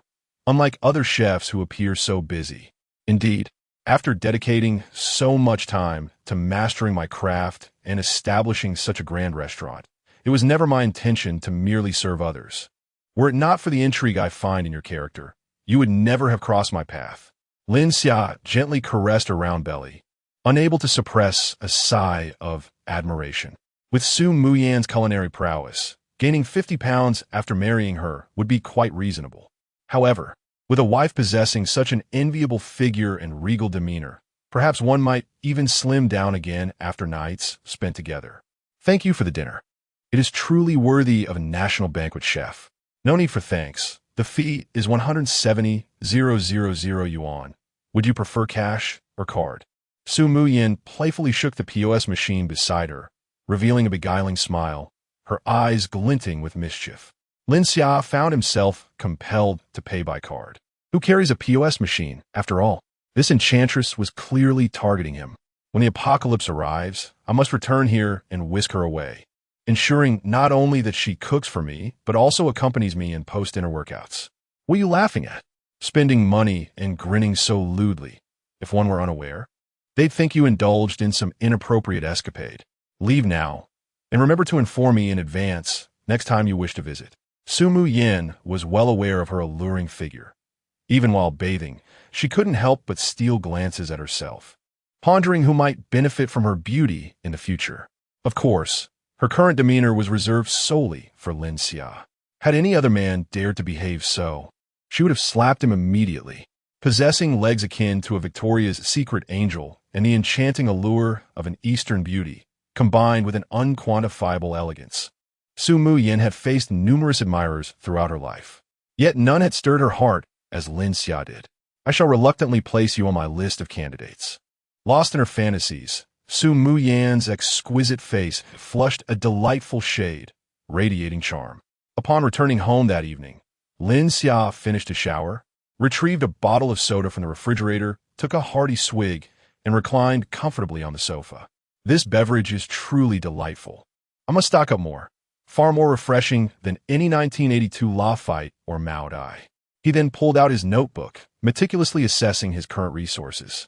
The renovations for the safe house had commenced, and construction should begin tomorrow. The banquet expenses would likely amount to 300,000 yuan daily, accommodating over 1,000 tables. Let them work diligently until the onset of the apocalypse. After all, one cannot place all hope in Su Mu Yin. A person so proud would need to experience some hardship in the end times. It is unlikely she would settle down and willingly become his personal chef. Moreover, supplies must continue to be gathered. Tomorrow, I will consult the safe house planning company regarding the heating and power generation equipment. What fuel it requires should be prepared in advance. As for weapons, good channels remain elusive. I have collected a portion of crowbars, machetes, compound bows, and crossbows, yet firearms continue to evade me. It seems I must explore those shooting ranges after all. I have also placed an order online for winter clothing, which will be shipped in a few days. In Haitai City, it is nearly impossible to find any reputable sellers of winter supplies. Only the northeastern provinces have a more abundant industry in this regard. Thus, I am compelled to rely on online purchases. A container filled with winter-related supplies should suffice. As for water sources, apart from the purified water regularly transported to the warehouse, I must take a trip to the municipal water source, where the water can simply be filtered for consumption. The most critical aspect is the sheer volume available. Additionally, I need to procure some hovercrafts and snowmobiles. Once the extreme cold apocalypse descends, ordinary vehicles will be rendered useless, as the entire landscape will be blanketed by nearly 10 meters of ice and snow. Only specialized modes of transportation will suffice. That about sums it up. Lin Xia filled her notebook with densely packed notes, casually placing her pen aside as she stretched. After glancing at the stock market data on her phone, she noted that the stocks in her possession tend to appreciate by approximately 20 to 30% daily. Not bad, though sadly there haven't been any other notable stocks recently. It seems improbable to expect a significant return within a week.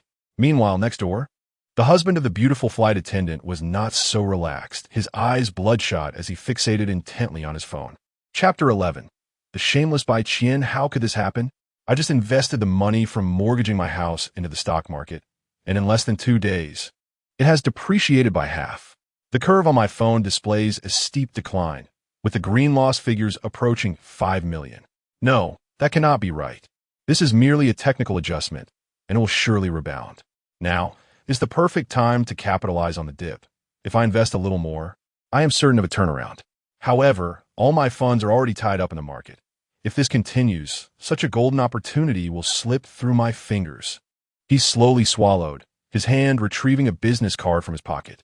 It was given to him by a young man a couple of days ago when he was applying for a loan, claiming to offer specialized lending services. Trembling, he dialed the number inscribed on the card. I will undoubtedly turn this around, I must. Meanwhile, Bai Qian clutched her phone, repeatedly opening the chat window, which contained nothing but her solitary message, "Are you there?" Growing increasingly agitated, she recalled how Lin Xia would never have taken so long to respond before. Indeed, money corrupts men. Wealth is best held in one's own hands. Those alluring temptresses must have bewitched Lin Xia. No, I must devise a way to salvage this. How dreadfully boring. Shall we go shopping together tomorrow?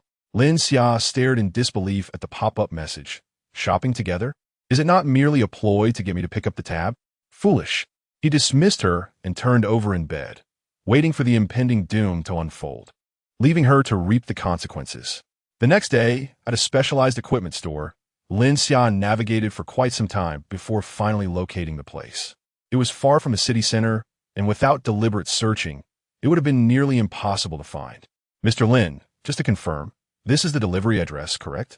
Indeed, just contact me upon arrival, and I will sign for it. Understood, no problem.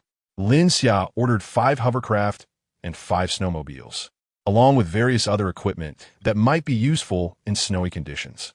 As for the payment method, he certainly opted for a loan. Simply withdrawing a few million from the stock market would suffice for the down payment. The remaining funds would be sought after the impending frostbitten apocalypse. Of course, provided they survive. Another plan checked off. Lin Xia jingled his keys and got into his car. Fill it with 98 octane. He parked at a nearby gas station. After several days of practice, he could now manifest his spatial abilities within a 5-meter radius. He reduced the size of the spatial door and positioned it within the fuel tank. Your tank is quite sizable, nearly comparable to that of some larger vehicles. Lin Xia took the bill and paid directly. For him, it was merely pocket change. It was not a matter of fearing a shortage. The vehicle had been modified for special purposes. Products like gasoline are regulated in the market, limiting bulk purchases, necessitating such gradual methods. It matters little. It merely entails visiting a few more gas stations, which is not particularly troublesome. He has already stockpiled several thousand liters of gasoline in his space. When the apocalypse arrives, he can easily empty the gas stations. After all, Gasoline won't sprout legs and flee on its own. There is no rush. At this moment, Bai Qian and her brother are strolling through the neighborhood. Recently, they have frequently visited the vicinity of their villa, as if surveying their territory. Sister, look. ISNT, our villa undergoing renovations. The villa purchased by Lin Xia has seen various vehicles delivering construction materials, clearly suggesting preparations for a complete remodel. However, in Bai Qian's eyes, the villa already belongs to her. It feels as though her territory is being encroached upon. Over the past few days, she has gazed at it from a distance, enamored by the interior design, already indulging in the thought of living there. Consequently, she hurriedly approached and halted the workers, forbidding them from continuing their work. Who authorized you to touch my home? Did you seek my permission? Bai Qian began to throw a tantrum. The foreman approached, looking perplexed. May I ask who you are? I am Lin Xia's wife. Who permitted you to work here? This is my home. Please hold on. I will confirm this. The agreement was indeed signed by Mr. Lin, but he did not mention you. There may be some misunderstanding. At that moment, Lin Xia was driving and preparing to visit Selena when he suddenly received a call for the construction manager. There is no misunderstanding. I have no wife. This woman has no connection to me. You may simply remove her. By the way, if she continues to act out, do not hesitate to call the police. Ensure you record the incident. Do not let yourself be swindled. Those two exhibit particularly poor manners. The foreman glanced at the pair before him with increasing disdain. Truly, in this vast country, one encounters all sorts of individuals.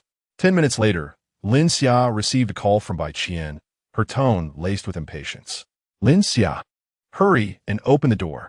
I've been knocking at your doorstep for ages. I'm not home, and we have long since severed all ties. If you dare knock on my door again, I will call the police. You. Bai Qian paused momentarily. What if I agree to marry you? Stop acting like a child. I particularly adore the style of this house. Why would you remodel it? Wouldn't it be better to spend that money shopping for me? Why don't you transfer the money you have to me for safekeeping? Men are all the same. Once they have money, they forget how to be frugal and waste it frivolously. It's impossible without our guidance. Lin Xia found himself at a loss, bewildered by her peculiar reasoning. You particularly like my house? Bai Qian, how audacious you are. Have you lost your senses? We have no connection, and my affairs are not your concern. Bai Qian had also sought advice from her friends online, inquiring about Lin Xia's peculiar reaction. They analyzed that his behavior was merely a deliberate provocation due to his involvement with another woman. Lin Xia still loved her, after all.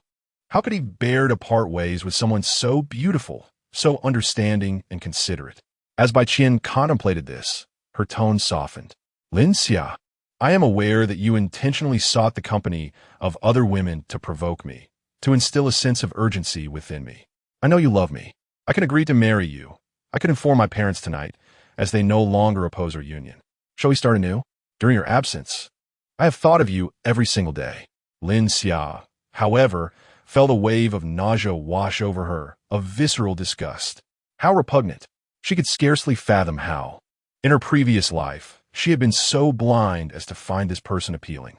With a cold laugh, she retorted, "Get lost." With that, she abruptly ended the call, unwilling to forget the grievances inflicted upon her by Bai Qian and her family. When the day of reckoning arrives, they shall experience a fate worse than death. That night, chaos erupted at the Bai household. Realizing that their daughter had failed to win Lin Xia back, they attempted to visit the villa, only to be forcibly ejected by the workers, who summoned the property management and the police. Naturally, Bai father and Bai mother were incensed and unleashed a torrent of reproaches upon Bai Qian. Chapter 12. An unwelcome visit. What a disgraceful creature. Unable to even manage a man, what else can you accomplish? Simply go to his residence, shed your garments, and if he acquiesces, all will be well. Should he refuse, you can straightforwardly accuse him of assault. After all, we cannot allow him to squander our daughter's youth over these years and simply dismiss it as inconsequential. Does he believe relationships can be discarded at will? Until we receive compensation for the villa, this matter shall not be concluded. Perhaps the profits he made from stock trading include half of our share, as it is common property acquired during the course of their relationship, deserving of legal protection. It is late. He ought to be home by now. Let us seek him out. With our numbers, we need not fear him. This situation demands resolution. Does he think he can play games without paying? Such fortune does not exist in this world. The white parents grew increasingly enraged, preparing to confront him directly. Bai Qian, listening intently, felt her face flush with indignation. What do they take him for? Even a courtesan would not be treated so shamelessly. Bang, bang, bang. A thunderous pounding on the door reverberated, causing the frame to tremble slightly. Lin Xia frowned. Who dared to disturb the peace at such an hour? Upon opening the door, Chao Shufan seized Bai Qian's hand and pushed her forward. Son-in-law, we have consented to your marriage. When shall you collect the certificate? Lin Xia observed the family's antics with growing impatience. We have already parted ways. If you do not leave immediately, I shall summon the police to escort you away for disturbing the peace. You two are not so young anymore. It is normal for young people to quarrel. They make up afterwards. We too experienced such moments. Heed the advice of your elders. It will benefit you. White Jia, sensing the tension, hurriedly intervened.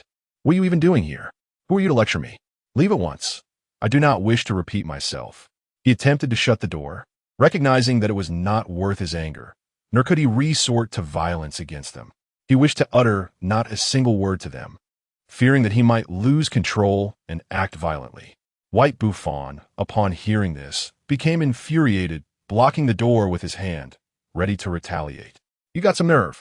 I haven't settled the score from last time. My sister has been with you for a year, and you think you could just walk away? Lin Xia swiftly dodged White Buffon's advance, grasping his collar and lifting him effortlessly, tossing him into the corridor with a thud. Ah, murder. Someone's being murdered. Chao Shufan screamed, causing the emergency lights in the corridor to flicker on.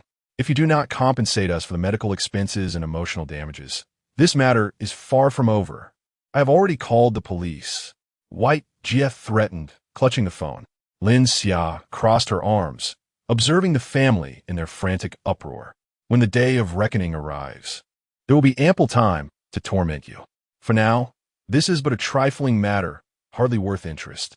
Before long, the security personnel arrived to inquire about the situation. That scoundrel. Once he acquired wealth, he abandoned my daughter, refusing us entry into his home. Chao Shufan vehemently berated Lin Xia in front of the police, expressing her outrage over the alleged mistreatment of her son. Lin Xia frowned at her accusations. Wait a moment, he interjected. I once pursued Bai Qian, but we never became an official couple. What do you mean by abandonment? Furthermore, this is my home. On what grounds do you believe you can enter? The notion that I have squandered your family's money is utterly ludicrous. If you can present a single transfer record from her to me, I shall concede your point. In fact, the rent for this residence was covered by me.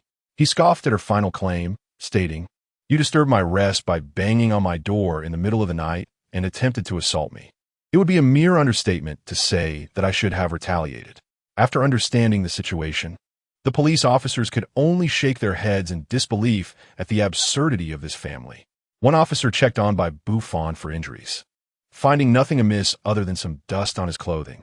A family of this size had dared to disrupt others in the dead of night while claiming victimhood. It was truly nonsensical. Subsequently, they issued a warning to the Bai family.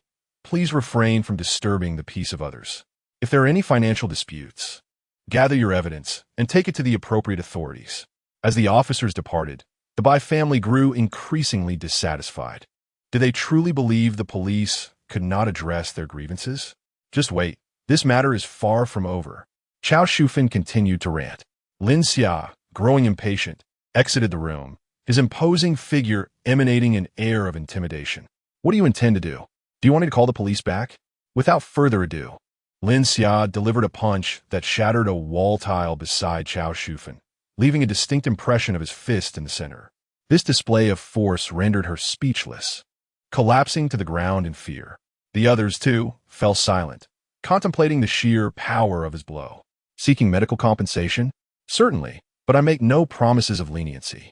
If you wish to spend your lives in a hospital, by all means, try me. With that, Lin Xia turned away, slamming the door behind him, leaving the group in a stupor, unsure of how to proceed home. You two big men, why do you leave everything to me, a mere woman, to handle? Are you even men at all? And you, the one who brings misfortune, can't even deal with a man. Perhaps I should just end my life. Upon returning home, Chao Shufan cried out in distress, recalling how narrowly she had escaped that punch. This insolent boy dares to threaten me? I shall make him pay dearly. If I cannot overpower him, I shall surely tarnish his reputation. She immediately pulled out her phone, embellishing the tale in the homeowners group, sowing discord against Lin Xia. Others were not easily deceived. It was clear that this family sought to exploit the situation and then resorted to slandering him. Was this not the epitome of a gold digger, frustrated after a failed attempt to extract benefits? Given the modest beauty of her daughter, who would be inclined to pay her any heed? What value could she possibly possess, even in the millions? Indeed, perhaps the young gentleman from Building 8 might consider visiting my daughter, a pure and virtuous young lady, far more suitable for him than his current acquaintance. When shall we arrange a meeting? Chao Shufan, upon realizing that not a single person in the group was supportive of her, and that some even mocked her, felt utterly overwhelmed. What kind of remarks were these? Not a single decent person among them, devoid of any compassion. Not only did she fail to secure the villa, but she was also subjected to such ridicule from so many, leaving her restless throughout the night. Chapter 13. The enigmatic flight attendant's request for financial assistance. In the days that followed, Lin Xia found herself in a state of considerable ease, for the essential preparations had been predominantly completed. The remaining time was devoted to nurturing her relationships with Selena and Sumu Yen. During this period, she invested in several promising stocks, at one point amassing a fortune exceeding 300 million. However, as time passed, she gradually depleted these funds, converting them into invaluable survival resources for the impending apocalypse. The chef had already canceled all other orders for the past 3 months, dedicating his services solely to Lin Xia. His profits soared, and Lin Xia relished the exquisite meals he prepared. She had long since amassed an abundant supply of winter provisions and the necessary fuels for her residence, sufficient to last for centuries. Additionally, she ensured that all relevant medications and medical equipment were meticulously accounted for. Although she had stored ample purified water, rendering any concern about depletion unnecessary, she nonetheless visited the water source to stock up, seizing the opportunity to collect even more, knowing it was free. Not long after her visit, news broke online about a mysterious 1-meter drop in the water level at the source, inciting widespread panic. Some experts attempted to quell the fears, asserting that the water had merely flowed into underground rivers and urged the public to trust in science. Ultimately, Lin Xia opted to visit the shooting range to procure firearms. Upon her arrival, she discreetly accessed the storage area for guns and ammunition, utilizing her spatial abilities to covertly transport the weapons into her own dimension. The collection of firearms was impressive, ranging from handguns to anti-material sniper rifles. Regrettably, she could only acquire light weaponry, as heavy arms would have to be considered after the apocalypse. It was reported that, following the revelation of the firearms disappearance from the shooting range, the establishment faced immediate closure and several interns were dismissed. Similar incidents occurred at other shooting ranges across various regions, with the total number of missing equipment sufficient to arm a light infantry battalion. This situation sparked a considerable uproar online, leading to a nationwide suspension of shooting ranges. Military districts heightened their vigilance, with forces deployed in major cities to prevent potential civil unrest.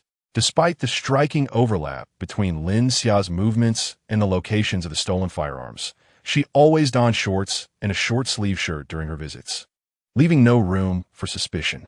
After all, she was not foolish enough to leave obvious traces. Not every visit to a shooting range involved the use of her powers. She avoided smaller venues entirely, targeting only the largest ranges and the most concealed corners for her acquisitions.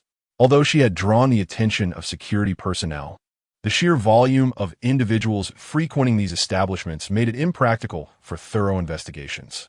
Moreover, not all thefts were reported to law enforcement immediately after their occurrence. Lin Xia executed her actions with utmost discretion, ensuring that there was a significant time lag between her removal of the firearms and their subsequent discovery by the range. Consequently, security forces focused their primary efforts on tackling larger criminal enterprises. As time passed, Lin Xia found himself once again at Selena's, honing his skills. "Xia, I sense your prowess has grown significantly. Although your techniques may still lack finesse, your strength and physical resilience are nearly on par with mine. Is this the mysterious power that hails from the east? Lin Xia remained sprawled on the floor, gazing at the ceiling above. While he still could not best Selena, he had managed to endure for 5 minutes before succumbing. A notable improvement indeed. With his current abilities, he felt little pressure when facing an ordinary special forces soldier. Clenching his fists, he could feel his body continuing to undergo transformation through the extraordinary powers he possessed. It was only a matter of time before he could confront Selena directly, and this thought filled him with newfound confidence. Are you prepared to be thoroughly conquered by me? Each visit to Selena's place ignited a fire within him. Her vibrant confidence as a foreign beauty was undeniably alluring, making icy cold showers a daily necessity. Of course, I too yearn for a powerful man to dominate me, allowing me to experience the joys of womanhood, Selena replied candidly, eagerly anticipating that day. She then gracefully stood up, lifting one elegantly long leg into a standing split. Her golden hair flowed behind her, accentuating a visage akin to that of an angel, and her large, lustrous blue eyes exuded a navet that was both charming and disarming. I read online that your man seems eager for his girlfriend to perform this move, but for me, it feels rather simplistic. Could you teach me more challenging poses in the future? I wonder if that would enhance your desire to conquer me, she teased, winking playfully, her gaze imbued with irresistible allure. Lin Xia took a deep breath, recalibrated his stance, and stood tall. Let the battle commence. What? You want me to ask Lin Xia for a loan? Have you lost your mind? Jiang Ruoxue exclaimed, incredulity etched on her face as she looked at her husband. What choice do I have? I am striving for our family's well-being, to ensure you live comfortably. That cursed stock has plummeted, and our house has lost all value. The loan sharks are coming due tomorrow. If I cannot repay them, they will surely kill me. They're not your average thugs. The lad next door has even purchased a villa. He must have money. If I can just borrow 3 million, I am confident I can turn our fortunes around. Her husband, Lu Ji, felt his face flush with frustration. What would he do? That once promising stock had tanked over the past month, showing no signs of recovery. His remaining funds were less than a tenth of what they had been, leaving him unable to repay the predatory loans he had taken on. It's late. He must be asleep. We can wait until tomorrow, he suggested, though Jiang Ruoxue felt torn. She had never imagined Lu Ji would resort to such measures. Mortgaging their home and secretly borrowing high-interest loans. Is that even permissible? There is no time left. Waiting until tomorrow may be too late. Moments ago, I heard the sound of a door closing. He must have just returned home. If you go over now, he is likely still awake. Once this matter has passed, we shall return the money to him without any concerns. Let it be for the sake of our family. Lu Ji feigned a deeply emotional expression as he gazed at her. Jiang Ruoxue inhaled deeply. All right, I will go and give it a try. Knock, knock, knock. Lin Xia had just removed the upper half of her clothing and was preparing to take a cold shower when she suddenly heard the knocking at the door. Could it be that wretched Bai Qin again?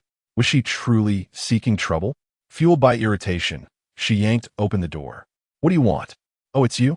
Standing outside was Jiang Ruoxue, her usual flight attendant hairstyle replaced by flowing, shoulder-length locks that draped gracefully, exuding a different kind of ethereal charm devoid of her typical uniform's allure.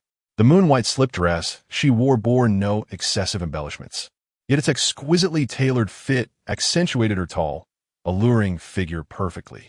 Beneath the crisp, elegant fabric of the silk dress, a pair of enchanting legs, reminiscent of angels, emerged from dainty footwear, rendering her akin to a goddess who had strayed into the mortal realm, evoking a sense of tenderness.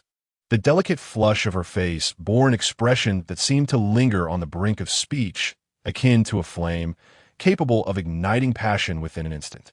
May I come in? All right. Chapter 14. The hero saves the beauty. Lin Xia strode into the room, settled onto the sofa, and crossed his legs. His frustration was palpable. Could you at least put on a shirt? Jiang Ruoxue blushed at the sight of Lin Xia's bare torso, his sculpted abs striking visage, and the commanding aura he exuded stirred her already tumultuous heart even further. Just speak your mind. I need a shower soon. I'm not worried about you taking advantage of me. So why should you be? Initially, the atmosphere was manageable, but upon entering the well-lit room, her exquisite figure and alluring demeanor became even more pronounced. "Could you lend me some money? I promise to repay you in a couple of days." Jiang Ruoxue shyly turned her face away, unable to meet his gaze. "What's the reason?" Lin Xia questioned, observing her ethereal beauty, her bashful demeanor causing a faint blush to creep across her delicate earlobes and graceful neck. "Ugh, is there anything about this woman that isn't perfect? My husband has incurred a substantial debt with loan sharks, and they will come to collect tomorrow. You are my only hope. If I could just get through tomorrow, I will surely gather the funds to repay you." Jiang Ruoxue spoke words she herself found hard to believe, her voice gradually diminishing in volume. "If you're already in such dire straits with loan sharks, I assume you cannot repay me easily. How much do you owe?" 3 million. Her head hung lower, fully aware of how unreasonable her request was. "I can lend you this amount, but what do I gain in return?" Although this sum was trivial to him, he questioned why he should lend it to her. After all, she was not his partner, and he had resolved not to be a pushover anymore. "What do you want?" Jiang Ruoxue exhaled in relief. It seemed there was hope for the funds. "Return home, change into your flight attendant uniform, and spend the night at my place. I can lend you the money tomorrow."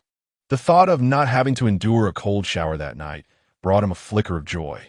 He had long harbored an interest in this beautiful flight attendant, initially planning to seek her out after the world had changed. After all, her husband was hardly worth her loyalty, instead of being mistreated by those thugs. Perhaps it was better to take advantage of the situation for himself. You, how shameless. What do you take me for?" Jiang Ruoxue was no naive girl. She understood his insinuations all too well. While the reputation of flight attendants might be questionable, that had no bearing on her. She had always upheld her values, believing in traditional virtues. Lin Xiao's words were an affront to her dignity. With that, she turned to leave. "So, this is how you choose to respond? You flight attendants spend so much time away. Who knows what you've done behind my back? It's only a night of companionship. Just think of him as me, and I hold it against you. Those debt collectors are the real threat. Their connections are far too powerful for us to contend with." Lu Ji's eyes now glowed with fervor as he finally voiced the sentiments he had long buried within his heart.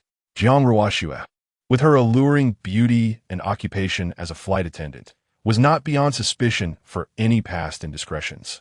He himself had indulged in similar transgressions. So what difference did it make this time? Although it was hard to accept, he could only find solace in that thought. "I preserved my virtue for so long, having known only you as a man, yet you dare to doubt me behind my back and expect me to barter my body for money?" Jiang Ruoxue pointed at him. As if confronted with a stranger, disbelief etched on her face.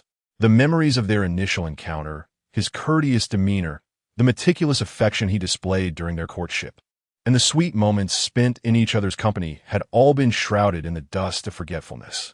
Lu Ji had changed immensely. He had become a person she could hardly recognize. "What can I do? I am making sacrifices for our family," she exclaimed. "Is it too much to ask for you to make a sacrifice for our family as well? Do you have a superior solution?" Lu Ji, though reluctant to concede, weighed his own life against her sacrifice. What harm was there in allowing her to endure a minor sacrifice when he had already indulged for so long? Their argument escalated into a fierce confrontation. After a shower, Lin Xia could hear the commotion through the wall. Despite her extraordinary abilities, the cold water had not quelled her spirit. She remained resolute, yearning for greater breakthroughs. It was no wonder that the apocalypse had driven him to such extremes. It seemed he had a history of it. Faced with threats, his first instinct was self-preservation. Lin Xia shook his head, deciding it was best to wait until after the apocalypse to rescue her. While he did not consider himself a virtuous man, he would never allow his woman to be treated as a commodity. Early the next morning, as Lin Xia prepared to venture out with Selena to further explore the mysteries of martial arts, a cacophony of voices erupted outside. Upon opening the door, he was met with a group of thugs dragging Jiang Ruoxue toward the exit. "Let me go. The money was borrowed by that scoundrel Lu Ji. If you seek payment, go to him, not me," she protested.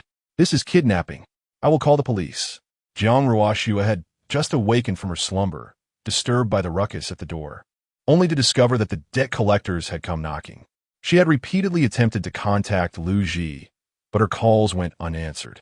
To her dismay, she found that all their identification and cash had vanished. The thugs, unconcerned with her plight, seized her phone from her grasp, intent on taking her with them. They demanded that her husband bring money to secure her release or face the prospect of sending her to a neighboring country to work off the debt. Blame your useless husband. Surely you cannot expect us to leave empty-handed. Who would have thought your wife was so beautiful? If she works well there, we might just pay her a visit to conduct business. The leader of the thugs grinned lewdly. Jiang Ruoxue, typically poised and elegant, now bore a disheveled appearance, her enchanting features marred by an expression of sheer terror. She had become utterly frightened. These individuals had no intention of resorting to legitimate means of collecting debts, instead opting for criminality. Her gaze fell upon Lin Xia, standing at the doorway. Realizing he was her sole beacon of hope, she implored him for assistance. "Save me. I will acquiesce to anything you desire. You may do as you please with me. I am at your mercy. I beg you, do not let them take me away." The leader of the thugs regarded Lin Xia with palpable wariness. "Hey, you little brat, mind your own business. You owe us money too, so hurry up and pay, or she will serve as a warning to you." Lin Xia crossed his arms and advanced, unimpressed by the audacity of these petty thugs. "I will protect this woman. If you provoke me, the money you seek will be out of reach. Don't even think of saying you cannot find Lu Ji." Upon hearing this, the thug leader's fury ignited. How dare he threaten him? Gripping a machete, he prepared to strike. "Damn it, you really have no idea when to back off." The gleaming blade, despite being dull, was formidable enough to inflict grievous harm. Yet to Lin Xia, the thug moved as if in slow motion, his mind easily predicting the trajectory and range of the attack.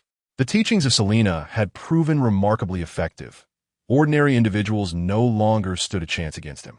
With a subtle sidestep, he evaded the blow and closed the distance, delivering a powerful shoulder charge.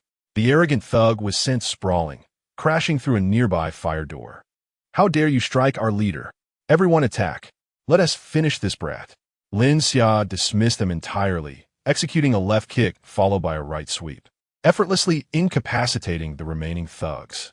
He then grasped the stunned Jiang Ruoxue by the hand, retrieved her fallen phone, and strolled back to his home, not even casting a glance at the defeated miscreants sprawled on the ground.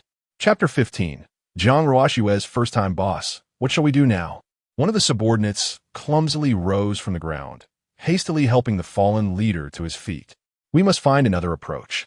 The information left by Lu Ji is not limited to this. Sooner or later, we will uncover his weakness and force him out," the boss replied, wiping the blood from the corner of his mouth with a bitter expression. "We cannot deal with this brat, but we have others above us with various means. We must not allow him to take advantage of us. Otherwise, he shall regret it. Withdraw. Let us proceed with the online approval for the work-related injury at the company. We cannot bear the medical expenses ourselves." Inside the room, Jiang Ruoxue stood there in a daze, the rapid ups and downs of life overwhelming her, leaving her in a state of disbelief as tears still lingered on her face. Lin Xia returned to the sofa, placing her phone on the coffee table and scrutinizing her intently. "Do your words from earlier still hold true?" Jiang Ruoxue, now coming to her senses, felt her cheeks flush with shyness. Had it not been for Lin Xia's assistance today, she could hardly bear to contemplate what might have transpired in the future. If Lu Ji made the first move, she felt justified in retaliating. Besides, Lin Xia far surpassed Lu Ji in every aspect. Handsome, well-built, embodying a true manly spirit, and he had saved her, so she felt she had not lost out. Gradually, she settled onto the sofa, leaning against him and lowering her proud head. "From now on, I am yours." Lin Xia had long awaited this declaration. He embraced Jiang Ruoxue's slender waist, lifting her alluring form effortlessly as they made their way to the bedroom.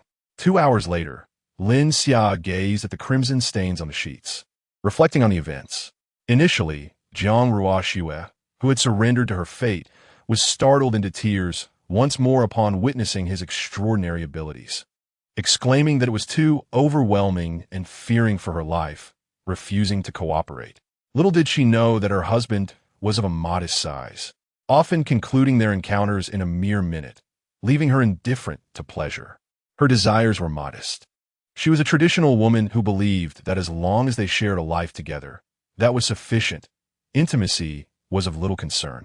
Furthermore, she had read that some women do not bleed on their first occasion, and she had never doubted the correctness of her marital life with Lu Ji. However, she was utterly unprepared for the revelation that the membrane still existed. Could this be the reason Lu Ji suspected her of infidelity? When Lin Xia showcased his formidable prowess, she was left utterly dumbfounded, her worldview shattered once more. Though Lin Xia had yet to reach his own satisfaction, Jiang Ruoxue, overwhelmed by the intensity of their encounter, found herself voiceless from crying, fainting several times on the bed. He could only leave matters unresolved, recognizing that a hearty meal is still distinguishable from a meager one. He could simply adjust his intake. Covering the unconscious Jiang Ruoxue with a blanket, he noticed her long black hair dampened by sweat, clinging in strands. Her delicate brows furrowed as though plagued by nightmarish visions. It seemed he would need to be gentler with her in the future, ensuring no psychological scars remained. Lin Xia shyly touched his nose, unable to contain himself any longer after holding back for so long. At that moment, the head of the renovation company called. "Mr. Lin, your house has been completed ahead of schedule, 2 days earlier than expected. Would it be convenient for you to come and inspect it now?" "All right, I'll be there shortly." Lin Xia quickly donned his clothes and headed straight to the villa. "Mr. Lin, this is the complete functionality of your safe house.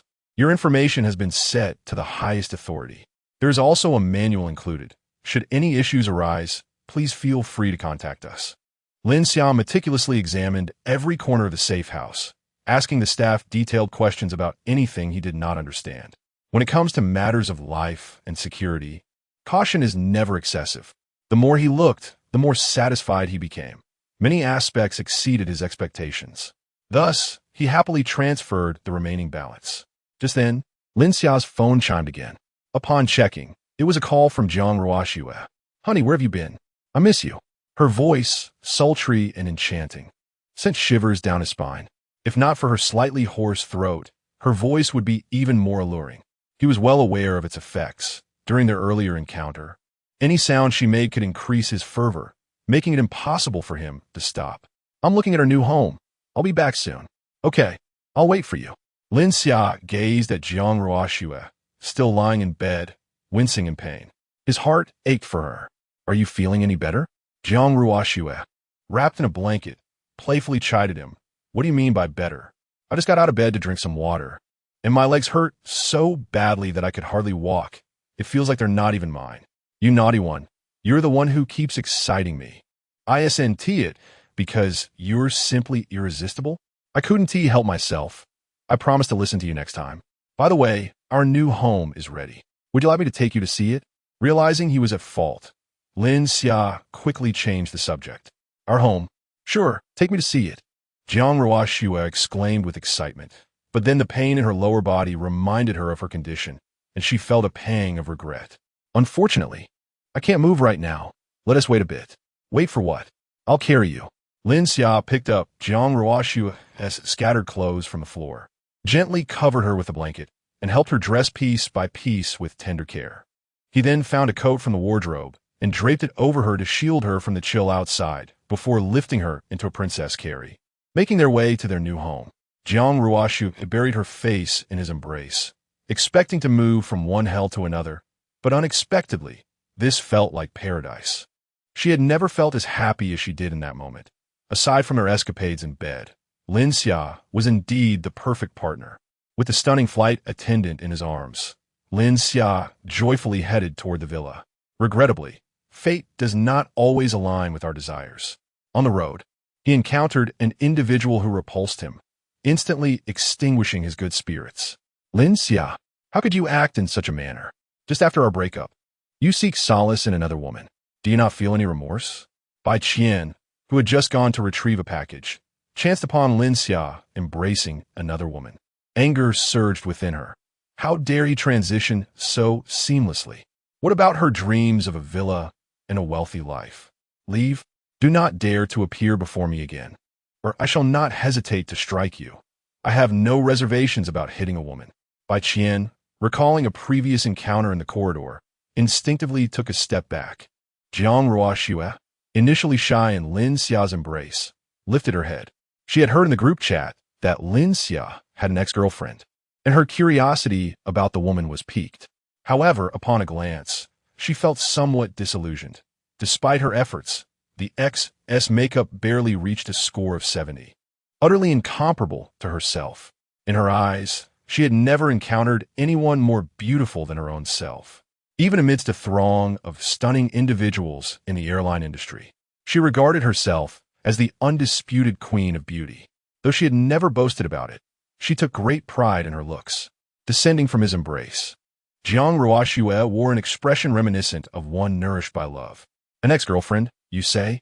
I am his current girlfriend, he is mine now, and you will no longer hold any significance in his life. She had just experienced a moment with her former boyfriend, who was indeed remarkable.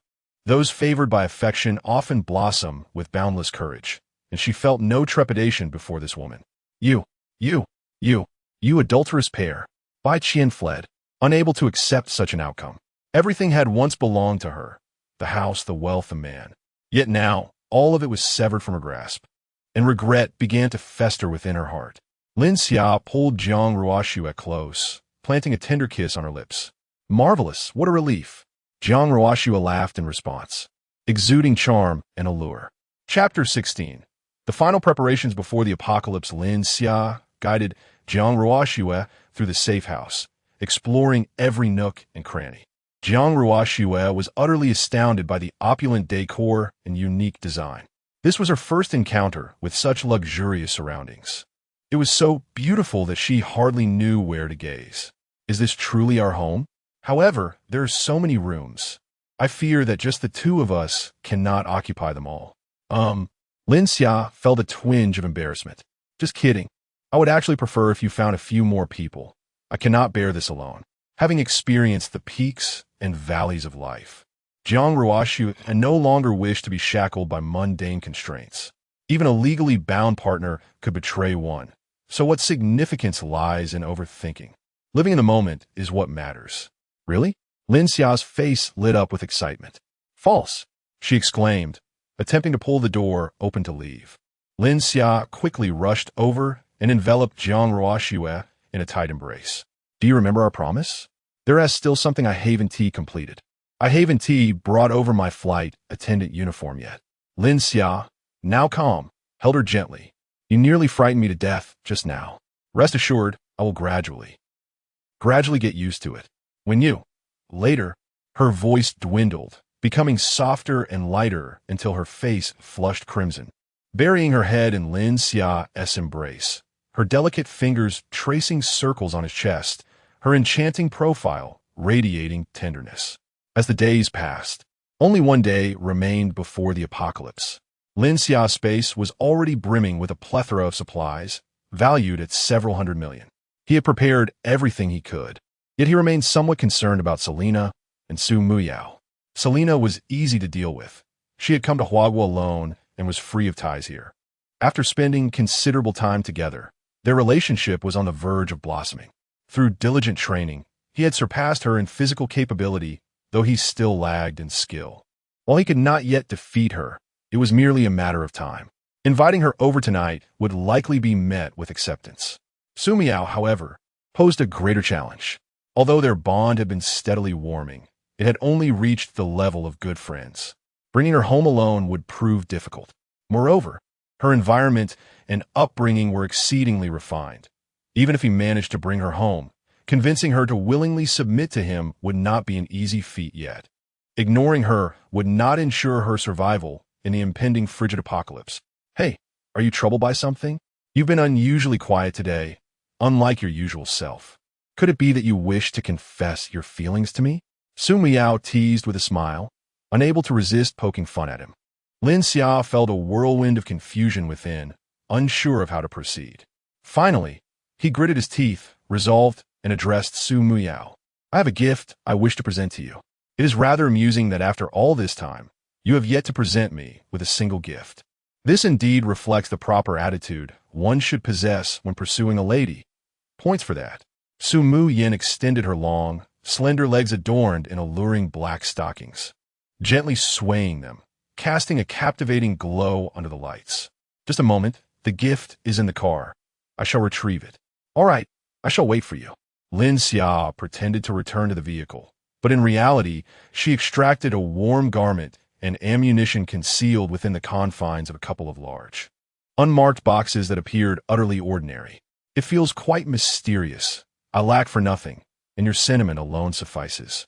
Su Mu Yin could not suppress her curiosity, pondering what might be contained within, for the exterior packaging suggested something substantial. May I open it now? I absolutely adore unwrapping gifts. Of course, go ahead. With an expression of excitement, Su Mu Yin procured a tool and carefully began to dismantle the wrapping. Lin Xia had not anticipated that such an elegant and dignified woman would possess such an endearing side. Clothes? Why are they so thick? Su Mu Yin questioned in bewilderment as she unveiled the contents. While gifting clothing is not unusual, the thickness of this particular garment seemed rather peculiar. It was still summer in Pantheon City, and even wearing short sleeves felt stifling. What purpose could such garments serve? With a sense of confusion, she proceeded to open the second box. Upon lifting the lid, Su Mu Yin was momentarily stunned, and the tool slipped from her grasp, clattering to the floor. How can there be so many firearms and ammunition? What are you planning? Though Su Mu Yin had encountered such items before, having even played with them in her past, these objects had no place in a Chinese restaurant. She instinctively took a step back, her heart racing with unease. Lin Xiao's actions had exceeded her expectations, leading her to realize that she might not truly understand the man before her. This is a secret. The answers will be revealed at midnight. Lin Xia was a loss for how to explain to her. An apocalyptic scenario? Who would believe such a tale? It was better for her to witness the truth firsthand. Leave, as long as you refrain from engaging in any unlawful activities. I can pretend that today, as events never transpired. Being a woman of experience, Su Mu Yin was not easily flustered by these items. However, Lin Xiao's demeanor had been exceedingly enigmatic, instilling in her a growing fear of the true nature hidden beneath his facade. Lin Xia offered no further explanations, for words held little significance now. When Su Mu Yin ultimately faced the reality of the situation, she would comprehend his good intentions. Remember to keep these items close. Something significant will occur at midnight. Even after Lin Xia had departed some time ago, Su Mu Yin lingered in the exclusive booth, contemplating the two unusual gifts before her. Ultimately, she arrived at a decision. What is there to fear? What have I not encountered before? Yet, I am left wondering what Lin Xiao's true purpose is in this endeavor. Su Mu Yin meticulously resealed the two boxes of gifts and, heeding Lin Xiao's advice, relocated them to her room for safekeeping. She hoped that they would endure for a while longer. Otherwise, she would no longer savor such delectable meals in the future. Lin Xia couldn't help but shake her head. As for the absence of food provisions, the restaurant was by no means lacking in edible supplies. As long as she was provided with warm clothing and firearms, she should be able to withstand the hardships for a time. Once she comprehended the challenges of the apocalypse, he would descend upon her like a savior. At that point, Su Mu Yin would likely be amenable to taking refuge in his safe haven. As for whether she might report the presence of those weapons and ammunition, he remained indifferent. Possessing spatial abilities in a secure shelter, he was confident that neither the police nor the military could breach this sanctuary in a short span of time. And the frigid apocalypse was set to arrive tonight. Chapter 17, The Meeting of Two Maidens Xia. What are you saying? You wish to take me away from here? Today, Lin Xia, upon arriving at the combat training institution, did not engage in her usual practice. Instead, she sought out Selena with the intention of whisking her away. Indeed, come with me. Let us depart from this place. All right. Are you perhaps eager to advance a portion of my reward? That is certainly acceptable. However, the final step must be reserved, for I intend to bestow it upon you on the day you conquer me, to serve as my entire reward. A testament to your prowess as a hero. Selena embraced Lin Xia tightly, planting a gentle kiss on her cheek. She had always been one who loved fiercely and passionately. Although their time together had been brief, in her heart, she had already claimed Lin Xia as her own. The final step was merely a matter of time. She had not anticipated Lin Xia's bravery today, defying the traditional notions typically associated with Eastern individuals. Of course, she could reward him a little, as it might serve to further motivate him to conquer his own inner battles. As for when Lin Xia would ultimately triumph over himself, that was contingent upon his own emotions. If one day she found herself yearning for him, she could certainly allow some leeway. After all, it had always been this way. Things that come too easily are seldom cherished. While she lacked practical experience in matters of the heart, her theoretical knowledge was far from lacking. After all, seduction is but a small branch of special operations. As an elite member of a special forces unit, how could she be oblivious to such skills? Yet, she had never utilized these tactics on the battlefield, for her own strength was sufficient to sweep away any opposition. Returning to the villa, it was already evening. Lin Xia, who is this? Jiang Ruoxue was in the living room practicing yoga, her taut attire accentuating her alluring figure. A light sheen of sweat glistened on her exposed skin, illuminated by the soft glow of the lights, enhancing the translucence of her fair complexion. Upon hearing the door open, Jiang Ruoxue had initially felt delighted, as she intended to surprise Lin Xia with a change of pace. Little did she expect Lin Xia would bring her an even greater surprise. Xia, are you preparing me for a lesson on how to serve you? Though the woman before her was breathtakingly stunning, enough to incite an indescribable urge within Selena to ravage her delicate form, she knew she could not falter in their initial confrontation. Allow me to explain slowly, Jiang Ruoxue. Please return to your room and change into something else. Lin Xia could not help but swallow hard. Since Jiang Ruoxue had surrendered herself to him, she had transformed dramatically. It was as if she had become a different person altogether, evolving from the poised and sacred flight attendant into a woman captivated by desire, even resigning from her job. Aside from fulfilling certain tasks he set for her, such as downloading various survival resources and other forms of entertainment, the remainder of her time was devoted to self-education. Ever since that day, it felt as though she had opened the door to a new world, transforming into an avid learner. She developed a profound passion for exploring various fields of knowledge, to the extent that it rendered her somewhat oblivious to the world around her. Unfortunately, aside from her initial encounter with Jiang Ruoxue, she remained blissfully unaware of her own limitations. Gradually, she came to realize that she could only satiate her hunger in a mere 15 minutes, and after 30 minutes, she would be reduced to rolling her eyes and drooling, nearly fainting from exhaustion. Her inadequacies in that regard left her feeling inadequate to satisfy Lin Xia. Thus, she endeavored to acquire diverse knowledge to preemptively deplete a portion of his stamina, allowing her to meet his expectations at the cost of her own collapse, subsequently leading her to endure a full day of recovery. Alas, her legs would ache unbearably, necessitating a day of respite, compelling her to seek alternative solutions. Initially, she had harbored thoughts of monopolizing Lin Xia's attention, but those ambitions had long since dissipated. If things continued this way, she would surely perish. Before each fainting spell, her sole thought was to implore Lin Xia to recruit a few more companions to share the burdens of his demands, for she could not manage alone. Little did she anticipate that this day would arrive so swiftly, catching her entirely off guard. Lin Xia instructed Selena to await Jiang Ruoxue on the sofa while he ventured alone to the central control room of the safe house, activating the highest level of defensive status. In this condition, the safe house transformed into a veritable fortress. All standard ventilation passages were sealed, leaving only a few specialized air ducts. The vicinity of the safe house was under continuous 24-hour surveillance and scanning. Anyone who approached within a 20-meter radius of this bastion would trigger a reliable identification alert. Glancing at the scanning data, Lin Xia noted that the safe house was situated within a villa area, surrounded by only a few houses, rendering the environment relatively open, with only the neighboring residents occupied. The imagery on the screen could effortlessly penetrate the structure of the adjacent house, highlighting human silhouettes with clarity.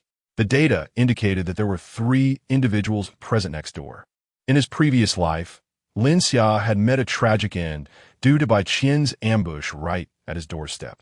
Had this device been in place then, such a fate would have been averted. This apparatus possessed the capabilities akin to a divine perspective, offering a comprehensive view of the surroundings.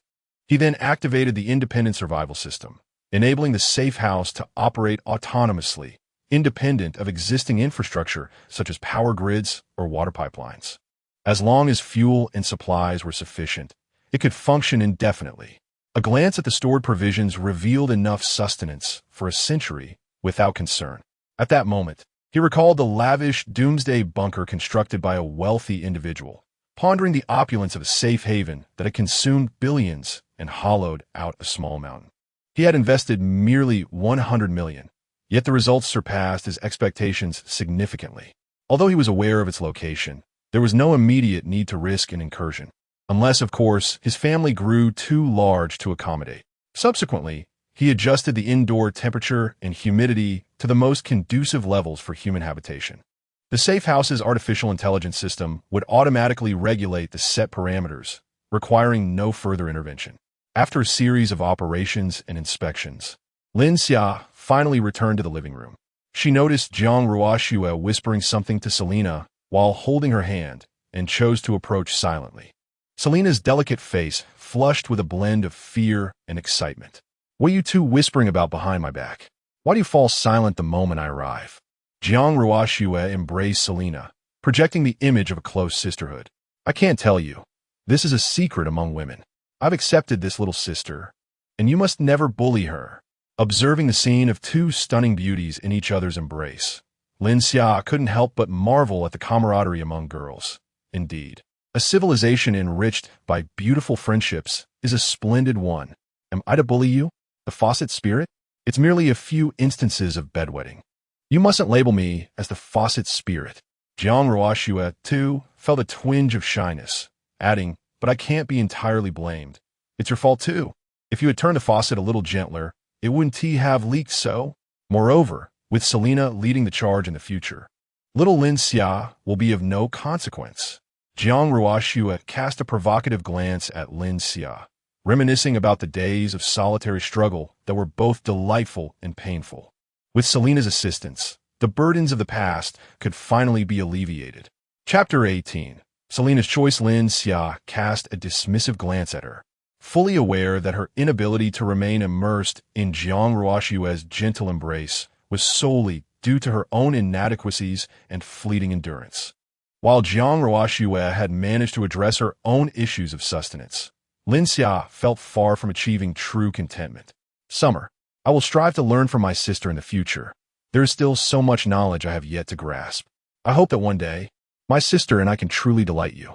Selena's bashful demeanor, nestled beside Jiang Ruoxue, exuded a sense of delicate dependence, contrasting sharply with her usual confident and proud self. Truly, as an international friend, she was distinctly different from the domestic fairies. It was indeed essential to open one's eyes to the world. Jiang Ruoxue gazed at her teasingly. "Lin Xia, what are you planning? Bringing Selena home? Could it be that you intend to?" Lin Xia glanced at his watch. It was almost midnight. He refrained from elaborating further, making his way directly to the floor-to-ceiling window, anticipating the forthcoming moment. Outside, tranquility reigned. The streets were deserted, illuminated only by the soft orange glow of the streetlights. In the distance, a few sporadic lights flickered from the tall buildings, while the rest lay enveloped in the endless night sky. Suddenly, a flash of white light pierced the pitch-black sky, illuminating the surroundings momentarily before vanishing without a sound, yet impossible to overlook. Lin Xia exhaled deeply. This day had finally arrived. The frigid end of days was upon them. From this moment forth, the Blue Star OL would undergo a significant update. "Lin Xia, was that just my illusion? I thought I saw a flash of white light," Selena remarked. "Summer, I saw it too." The two breathtaking beauties seated on the sofa inquired with puzzled expressions. Just as Lin Xia prepared to elucidate, his phone rang abruptly. Checking the screen, he saw the name Su Muyan and answered without hesitation. Before he could speak, Su Muyan's urgent voice burst forth. "Lin Xia, do you know something? What was that white light just now?" Ever since she received his gift earlier, she had sequestered herself indoors, waiting for midnight. The sudden flash in the sky had startled her awake. "It must be him. Lin Xia surely knows something.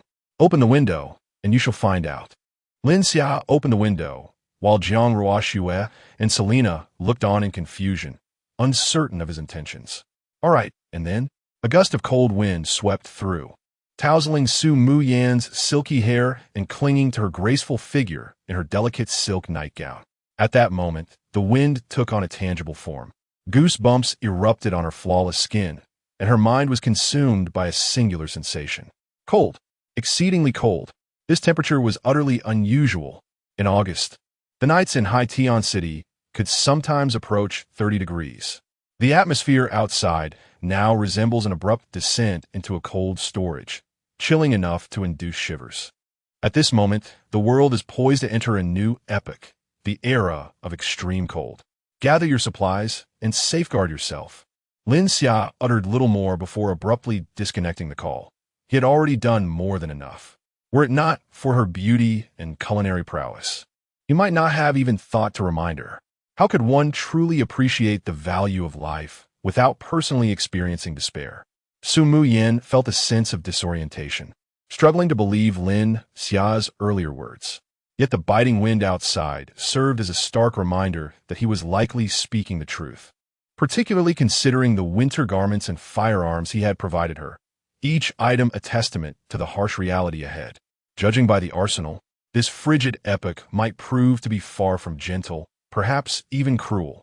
She had never been one to indulge in sentimentality, and now that she was aware of the potential future, it was imperative to prepare. Su Qian, you must discreetly head to the garage and take a truck out, ensuring no one is aware of your departure. Visit the shops still open on the streets and procure every essential item you can find, preparing for the extreme cold of the impending apocalypse. Also, remember to don your heaviest clothing before venturing outside. Prioritize your safety and return promptly. Su Qian was the elegant woman in Qipao who had welcomed Lin Xia. She had grown up alongside Su Muyan. Although their relationship was one of servant and master, they shared a bond deeper than that of sisters, a relationship built on unconditional trust. Within mere minutes, the sky began to gently release delicate snowflakes. As they landed in Su Muyan's slender, exquisite palm, they began to melt. She involuntarily shivered and promptly shut the window. From beside her bed, she retrieved the firearm Lin Xia had given her. Skillfully, she removed the magazine, racked the slide, and inspected the gun's condition. Lin Xia, will we truly need such weapons in the future? Outside, the snowflakes fell into the hands of Jiang Ruoxue, who was leaning against the window. It was astonishing. Snow in August? How cold it was. She hurriedly closed the window as the wind intensified, transforming the initially delicate ice crystals into hefty flakes. The snow cascaded through the illuminated streetlights, creating a scene both serene and ominous. Before long, a thin layer of snow blanketed the ground. Lin Xia settled back onto the sofa as the extreme cold descended once more, reminiscent of a past apocalypse that was not merely a dream. Online, many were sharing videos and posts about the rapid temperature drop and the heavy snowfall. Even abroad, similar footage was circulating. What are we to do? Jiang Ruoxue exclaimed, panic rising within her. Having lived in the southern regions all her life, she had never encountered such phenomena. Humanity often harbors fear of the unknown. This heavy snowfall reminded her of the winters in the Bear Country.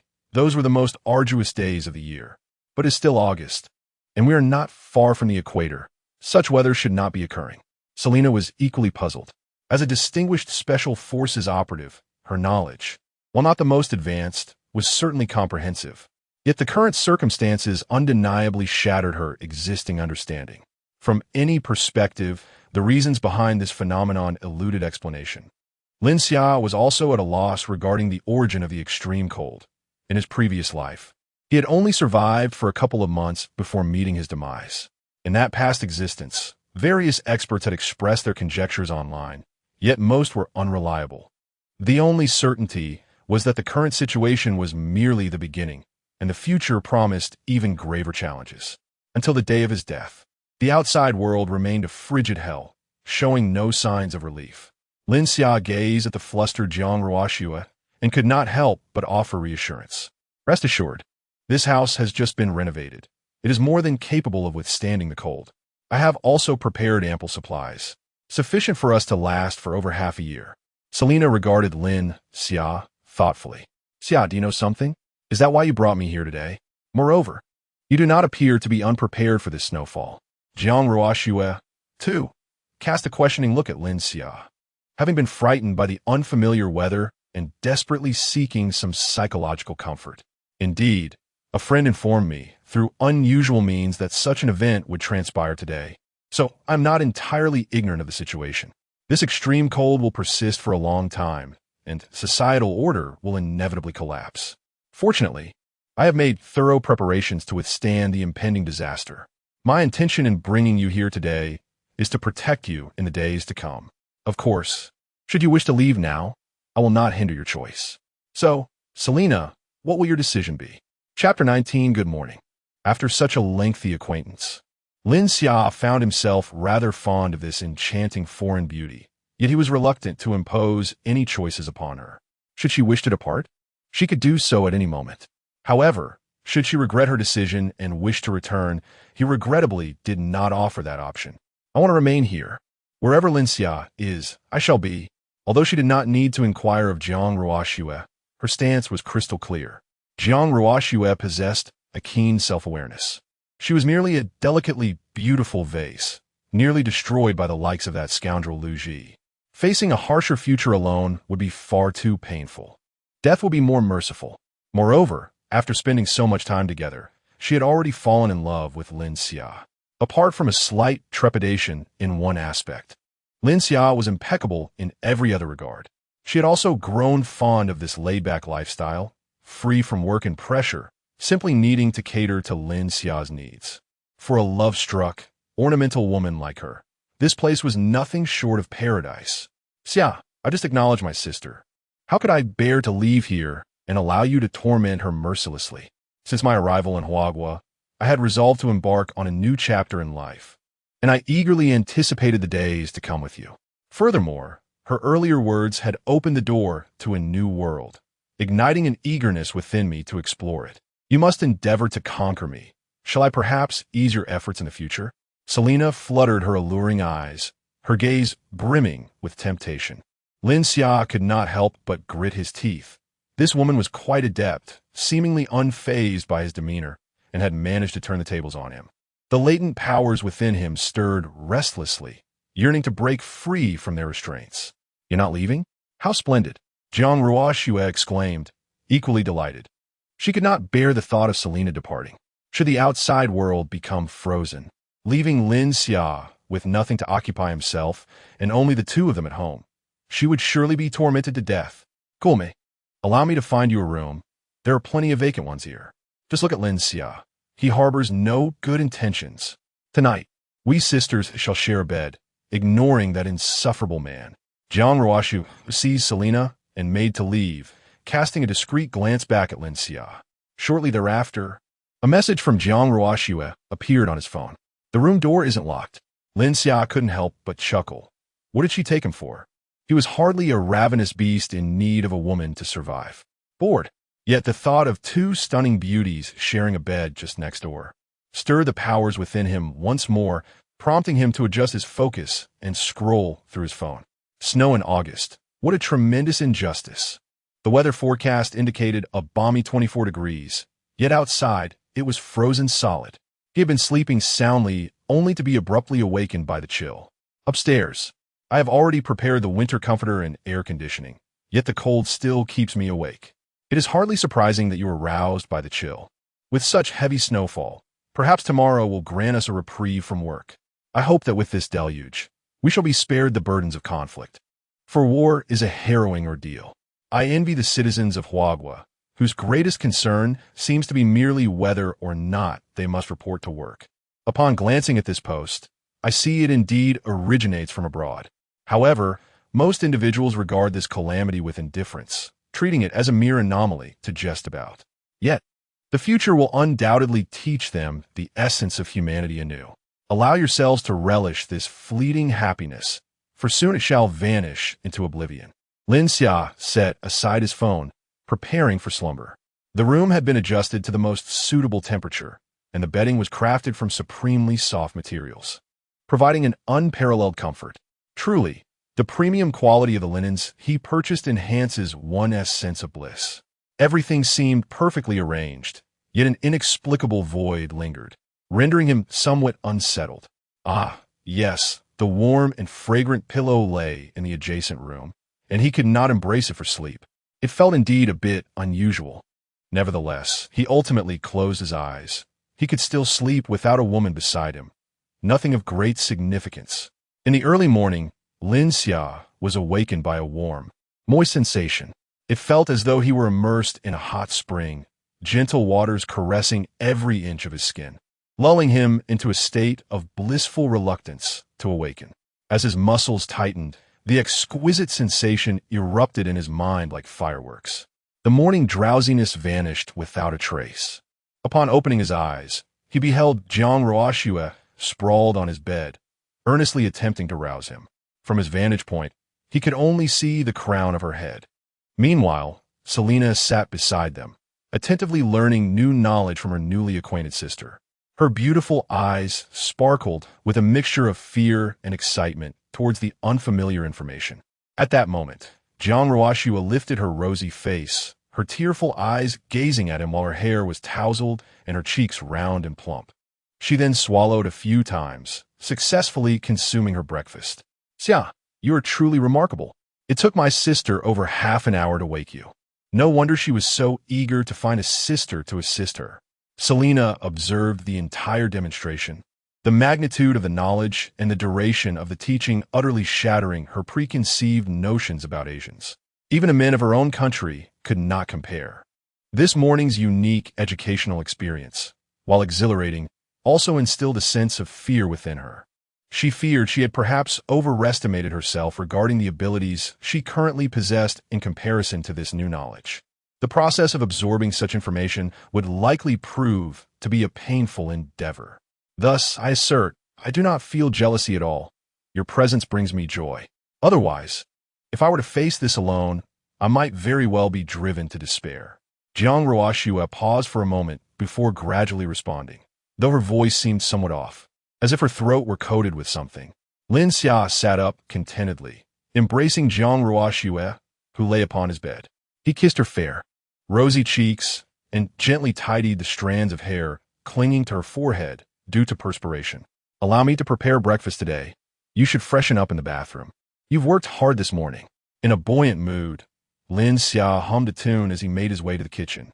Realizing this was indeed the most delightful way to greet the day, he retrieved the dishes expertly prepared by the chef from the pantry, then employed his finely honed skills in microwave heating. Once everything was properly arranged, he merely awaited the cheerful chime to signal completion. The clock had already ticked past 9 in the morning, and the sky outside was shrouded in a gloomy haze.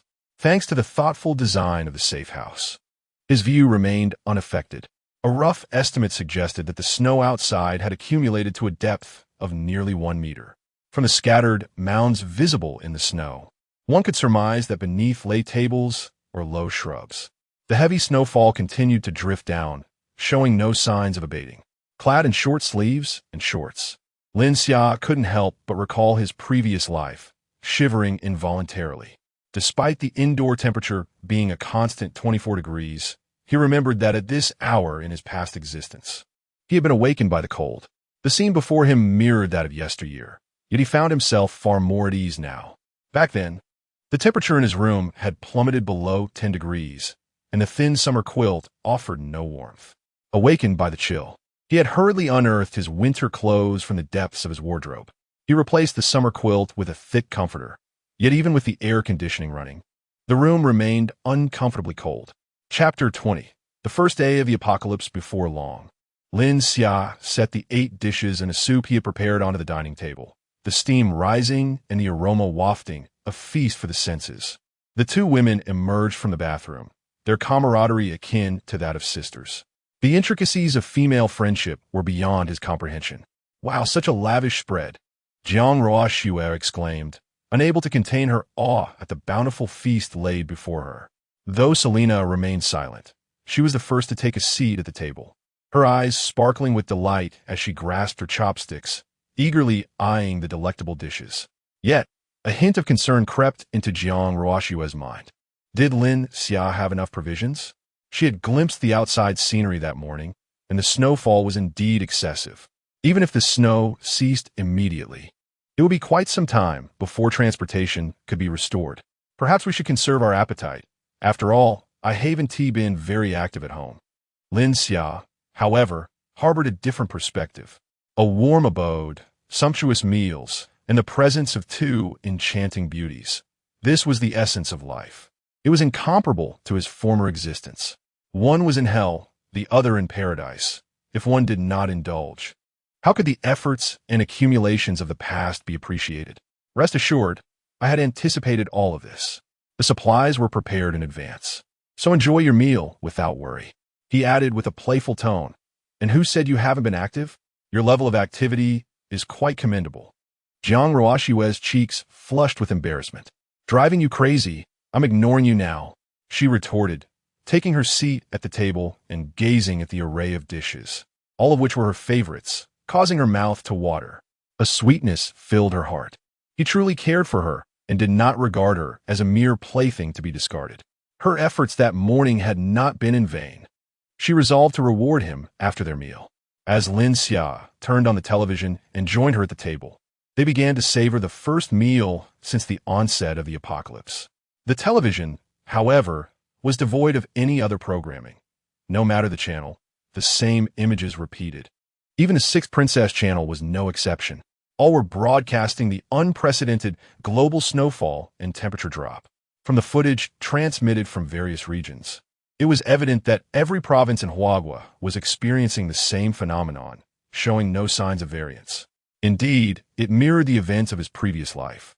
Last night, for reasons unknown, there was a dramatic fluctuation in global temperatures.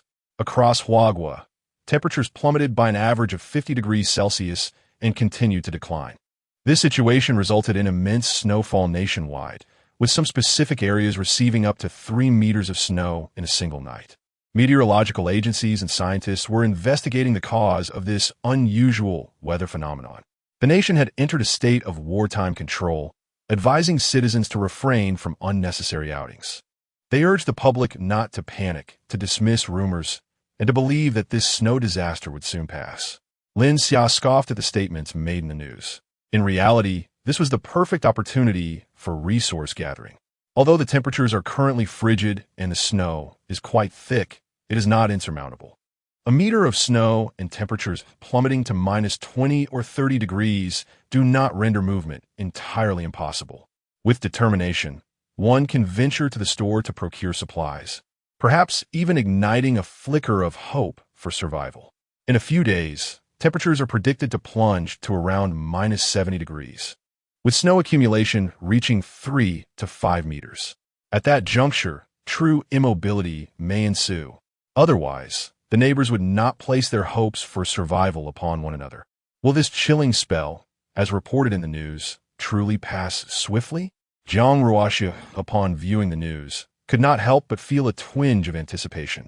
While supplies may currently suffice, what if the food runs out and the snow disaster persists? One can only wish for a return to normalcy soon.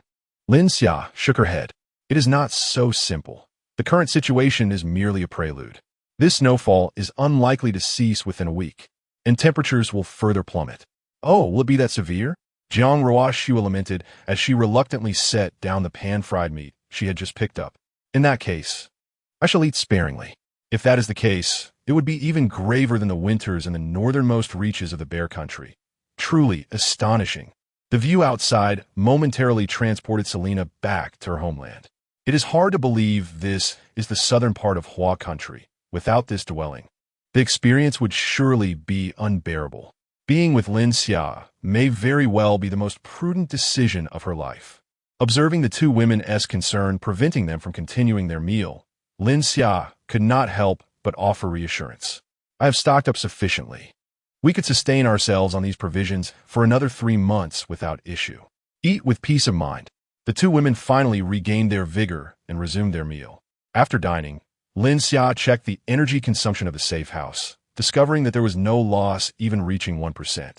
While part of the reason was that basic electricity supply remained intact and the energy module only needed to provide heat, the current outcome pleased him greatly.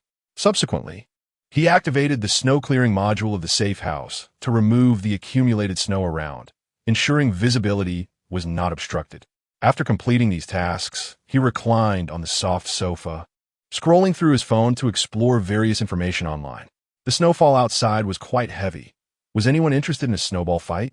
Perhaps not. The snow was too substantial.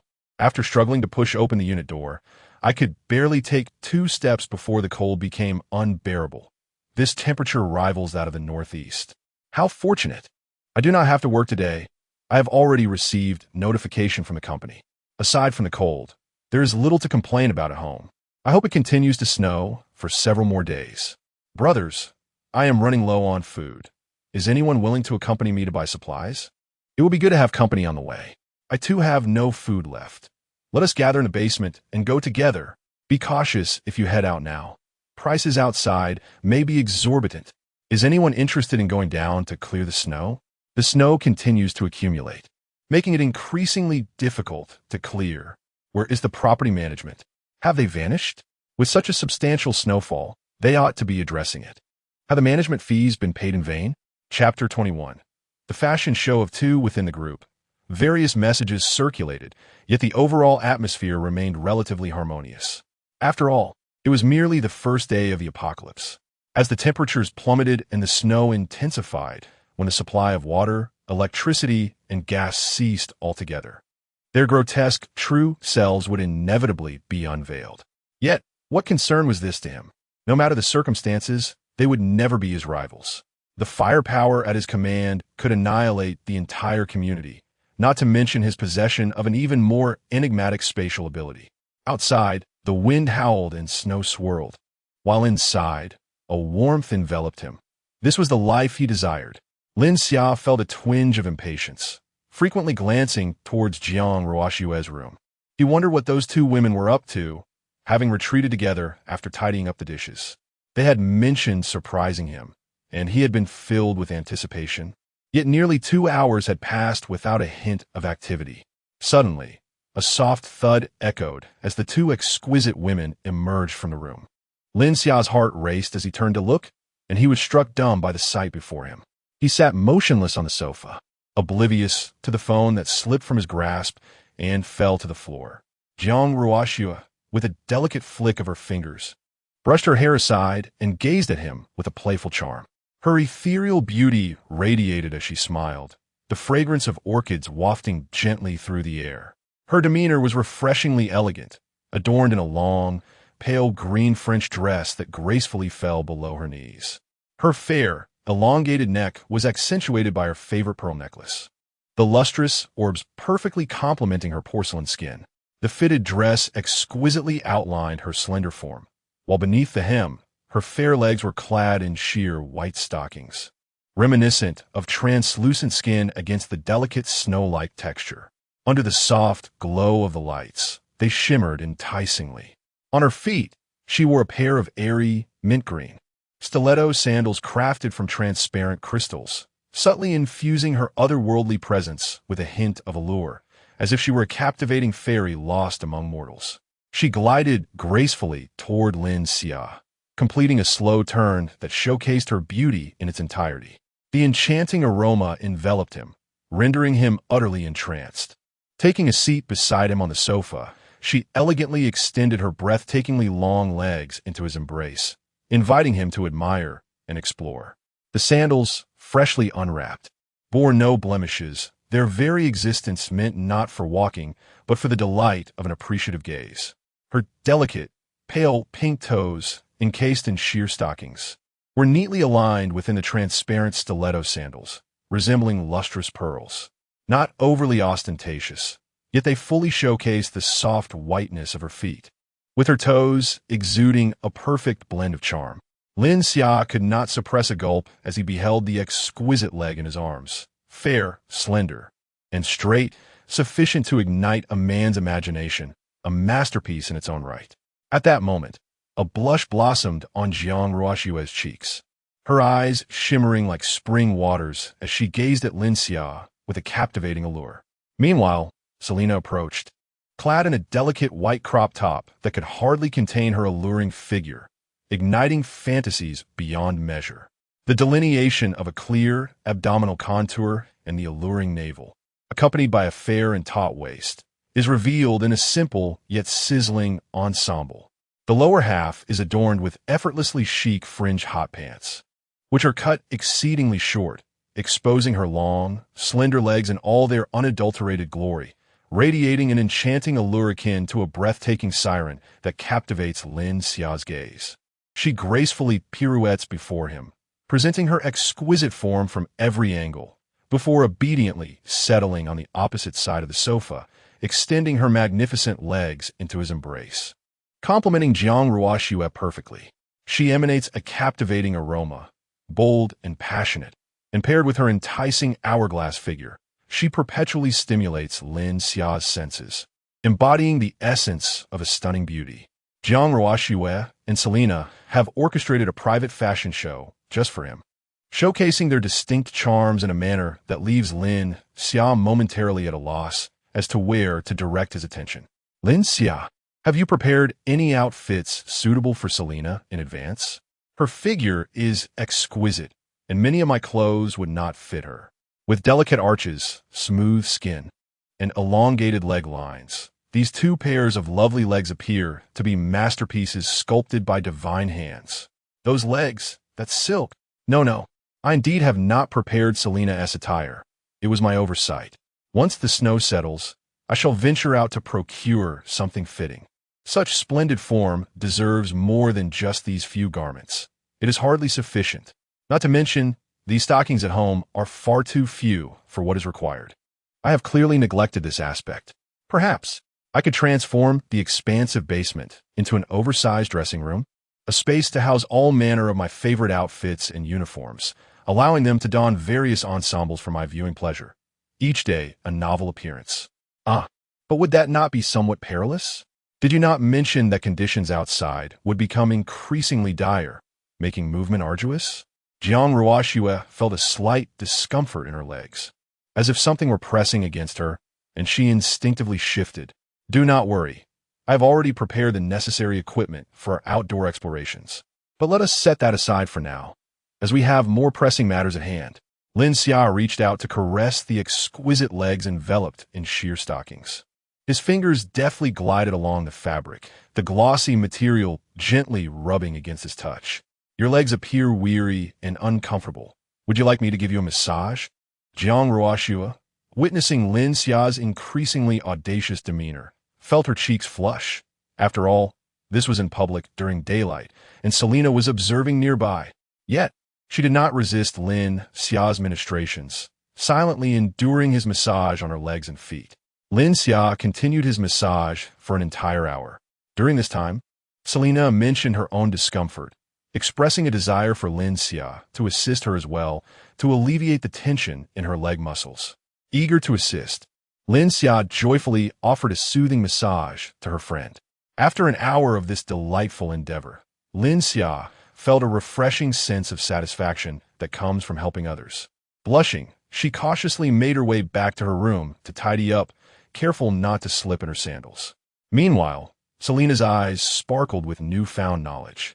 Her mental repository had been enriched. Entering a sage-like state, Lin Xia's mind was exceptionally clear, and her gaze radiated wisdom. Selena, let us continue practicing combat techniques to swiftly liberate you from the confines of theoretical learning. Some knowledge can only be truly grasped through practical experience. Selena then rose, prepared to instruct Lin Xia in the art of battle, eager to help her overcome her own limitations. Xia, you're absolutely right. I have been looking forward to that day for quite some time. However, after taking a couple of steps, she sensed an unusual dampness, realizing that she had accidentally spilled water on her pants earlier. Her cheeks flushed with embarrassment. Xia, please head to the gym first. I need to return to my room and change. Chapter 22. The Exchange Meeting. Wow. You are incredible. Your movements resemble those captured on film. Jiang Ruoxue sat on a small stool in the corner of the gym, holding a towel in her left hand and a bottle of water in her right, providing logistical support. The two had been practicing for 3 hours, a feat of endurance that was truly remarkable. Selena was equally impressive. consistently besting Lin Xia in their sparring sessions. With one being her partner and the other her sister, her sense of security was immensely fortified. She hoped her dear sister could also provide her with ample reassurance in other arenas. During their conversation the previous night, Selena had resolved to find a moment to discreetly let her guard down, alleviating her worries. "Oh, I nearly forgot. I still need to fulfill my sister's request." With that thought, she set down her towel and water, hastily rising to her feet. By the time she returned with what she needed, the two had already settled onto a nearby bench, wiping away their sweat. "Aren't you going to practice anymore?" Jiang Ruoxue approached, noting the flushed complexion of the two. Beads of sweat trickled down Selena's fair neck, glistening as they descended towards her snug, auburn tank top, the fabric becoming slightly translucent under the moisture. An alluring fragrance wafted through the air, and as a woman, she found it hard to resist the urge to use her tongue to wipe away those droplets. Lin Xia, on the other side, was similarly affected, the heady scent of masculinity enveloping her, rendering her dizzy and reluctant to gaze directly at his well-defined physique. "This is the medicine you asked for earlier. I was afraid I'd forget, so I brought it to you now," Selena exclaimed with delight, taking the medication without hesitation. Lin Xia looked puzzled. "What medicine? Are you unwell?" Selena felt a tinge of embarrassment. Some topics were comfortably discussed among women, but became awkward when addressed in the presence of men. Her already rosy cheeks deepened in hue as she whispered, "Why Yusaming?" Jiang Ruoxue, noticing her discomfort, quickly intervened. "It's all your fault. You bought so much medicine at once. Besides, you dislike using the contraceptive device, claiming it affects your shooting experience, so we have to resort to this. After all, this medicine needs to be taken beforehand." Lin Xia couldn't help but chuckle upon hearing this, embracing the two shy beauties and planting a kiss on each. "I won't bother you any longer. You both should wash up and freshen up. I'll heat up the leftovers from lunch. It's getting late, and we can have dinner shortly." Jiang Ruoxue fled in a flurry, feeling bashful and somewhat out of place in the current atmosphere. Lin Xia's gaze shifted toward Selena, unable to suppress a stirring in his heart. Her porcelain skin, glistening with sweat under the lights, radiated an enticing glow. "My skills at scrubbing are quite proficient. Would you like my assistance?" Before she could finish, Selena hurriedly grabbed her towel and fled. "Sister has already prepared the water for me. I'll just wash in her room. No need to trouble you." Selena indeed presents a striking contrast. She enjoys playful banter on most days, yet when it comes to taking action, she is even shyer than Jiang Ruoxue. Lin Xia chuckled, shaking his head, finding this disparity quite endearing. Nevertheless, the proverbial cooked duck would not take flight. It was merely a matter of time. He felt no urgency whatsoever. Thus, he hastily channeled his inner abilities, accelerating the enhancement of his physique, unwilling to squander even a moment of leisure. After extensive research, he had gradually discerned various techniques for utilizing his powers. His storage space resembled a vast ocean, immense, yet not easily maneuverable, allowing only basic functionalities. By routinely harnessing his abilities to refine his bodily cells, he could augment his command over these powers. Initially, when his abilities first awakened, his range of control was akin to a narrow stream. However, through persistent training, his mastery had expanded to the breadth of a small river. The enhancement of his physical attributes was a direct result of this diligent refinement. Although he had yet to engage in practical applications of his spatial abilities, he felt an overwhelming strength within himself. After a satisfying meal, Lin Xia reclined on a plush sofa, cradling two exquisite women, each radiating unique charm, while watching television. Their porcelain-like skin provided an unparalleled tactile experience, accompanied by the delicate fragrance of orchids on one side and an intoxicatingly passionate aroma on the other, an olfactory delight that was utterly irresistible. This was the essence of life, as it should be. The television continued to broadcast programs similar to those of the day, though the main focus had shifted to the studio as the outside chill was unbearable. The guests and hosts had donned thick down jackets, with the screen displaying an outdoor temperature plummeting to -47 degrees. The cold was intensifying due to heavy snowfall damaging multiple lines. Power restrictions were anticipated across various districts tomorrow. Each household was advised to limit their electricity consumption to no more than 1 kilowatt-hour to avoid the risk of tripping circuits. As they were no longer capable of dispatching personnel for repairs, residents were encouraged to stockpile water, as the declining temperatures posed significant challenges to the water supply system. It was advised that communities engage in self-help activities to weather the storm together. Experts continued to investigate the global cooling phenomenon, estimating that this chilling period would not last long. Citizens were urged to remain calm and not succumb to panic. The program, aside from imparting survival techniques for extreme cold, primarily conveyed a rather grim outlook on the current situation. Even without an overtly negative tone, Lin Xia understood that circumstances had grown exceedingly dire. Damaged pipes and facilities could not be repaired under such frigid conditions, and when the truth could no longer be concealed, despair would undoubtedly ensue. Lin Xia glanced at the control panel of the safe house, which indicated an outdoor temperature of -42 degrees, with snow accumulation exceeding 2 meters. Some buildings' ground floors appear to be completely buried under a thick layer of snow, rendering the external light unable to penetrate. A glance at the indoor temperature reveals a constant and comfortable 24 degrees. Lin Xia, I noticed in the owners group that there is a plan to hold a trading fair in the underground garage tomorrow. Everyone can exchange what they need. Do you have anything to contribute? Jiang Ruoxue, scrolling through her phone, looked up and spoke to Lin Xia. Oh, let me take a look. Lin Xia retrieved her phone and began to check. She recalled that a similar event had taken place in her previous life. However, at that time, she was not in need of supplies, thus she did not participate in any exchanges, merely catching snippets of information from the owners group. If memory serves, this trading fair ceased to exist shortly thereafter. From the fleeting remarks in the chat history, one could deduce that a gang from the community, armed with makeshift firearms, knives, and crowbars, had robbed everyone present of their supplies, even resulting in numerous fatalities. If she recalled correctly, it was this very gang that claimed Jiang Ruoxue as their own.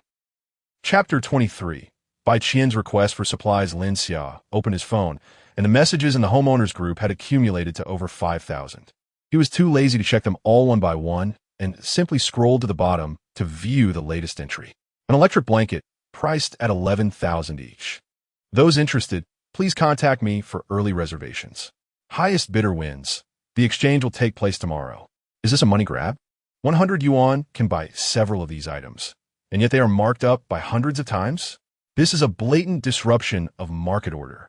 Have I not seen the news stating that power rationing begins tomorrow? My low-power consumption device might not even be available for purchase. I've added you. Please approve. After that, the individual ceased to send further messages, perhaps opting to negotiate privately. Does anyone have fever medicine? My child is ill. I beg you all. 1,000 per box, I have some. Pooh, what a despicable person. Do you have no shame profiting from this? Aren't you afraid of sleepless nights? Add me. I have some, and I'll give it to you for free tomorrow. Thank you truly. Subsequently, a message caught Lin Xia's attention. The note above revealed it was from his neighbor. Food and fuel, unlimited purchase. I will take as much as you have. If you wish to exchange, just add me. This person at least demonstrated some intelligence, though it was regrettably limited. His approach had created a buyer's market, allowing individuals to select the supplies they needed without engaging in bidding wars or incurring additional costs. Unfortunately, such a display of abundance also revealed his surplus, which, in these apocalyptic times, could render him a target for others. No matter how sturdy the gates of his villa, it was not an impenetrable fortress. Once targeted by those with ill intent, it would inevitably face destruction. There is no such thing as a foolproof defense against thieves. Though Lin Xia had not paid much attention to this neighbor in his previous life, he surmised that the man's fate would not be a fortunate one. At that moment, Bai Qian sent him a message. Lin Xia, we've run out of food. I know you typically hoard supplies. Surely you have plenty at home. Could you lend me some? I promise to return it after this snow disaster passes. Lin Xia was nearly amused to the point of laughter. This manipulative woman was exactly the same as in his previous life. Daring to approach him for food? Does she not realize that a single pack of instant noodles can sell for over 100 now, and she plans to get away with nothing? How brazen can one be? I know you secretly love me. After the snow disaster, I'd be willing to be your girlfriend. With that, Bai Qian sent a selfie, biting her lip in a feigned, innocent manner, her clothes pulled down to reveal a strap. In his previous life, he might have been swayed, but now his taste had been refined by Jiang Ruoxue and the others. Even if this type were to shed all clothing before him, he would harbor no interest whatsoever. Jiang Ruoxue, give me a kiss. Lin Xia patted the stunning goddess beside him. Without hesitation, Jiang Ruoxue turned and kissed him directly. Lin Xia picked up his phone and took a picture, sending it over. What is going on? Jiang Ruoxue felt a tinge of curiosity. It's all right. Just use your photo to pretend. How annoying. Subsequently, she embraced him more tightly, her face radiating sweetness. I already have something better. I couldn't care less about you. The Bai family's current circumstances were exceedingly difficult. For individuals were crammed into a single room, relying on an air conditioner and a small heater. Yet the temperature stubbornly refused to rise. Even wrapped in thick blankets, they continued to shiver uncontrollably. Upon seeing the photograph sent by Lin Xia, Bai Qian appeared somewhat unsettled. How could such a stunning beauty be nestled in Lin Xia's embrace, exuding sweetness like a cherished wife? How could such an attractive woman possibly have any interest in Lin Xia? How could she continue to deceive him for meals? Bai's father was visibly displeased. They had spent an entire day searching for food without success, and the exorbitant prices for supplies in their group chat were simply unbearable. They had placed all their hopes on Bai Qian, yet she proved to be of no help. What are you being so coy about? Men are inherently drawn to temptation. A woman offered freely. How could he possibly resist?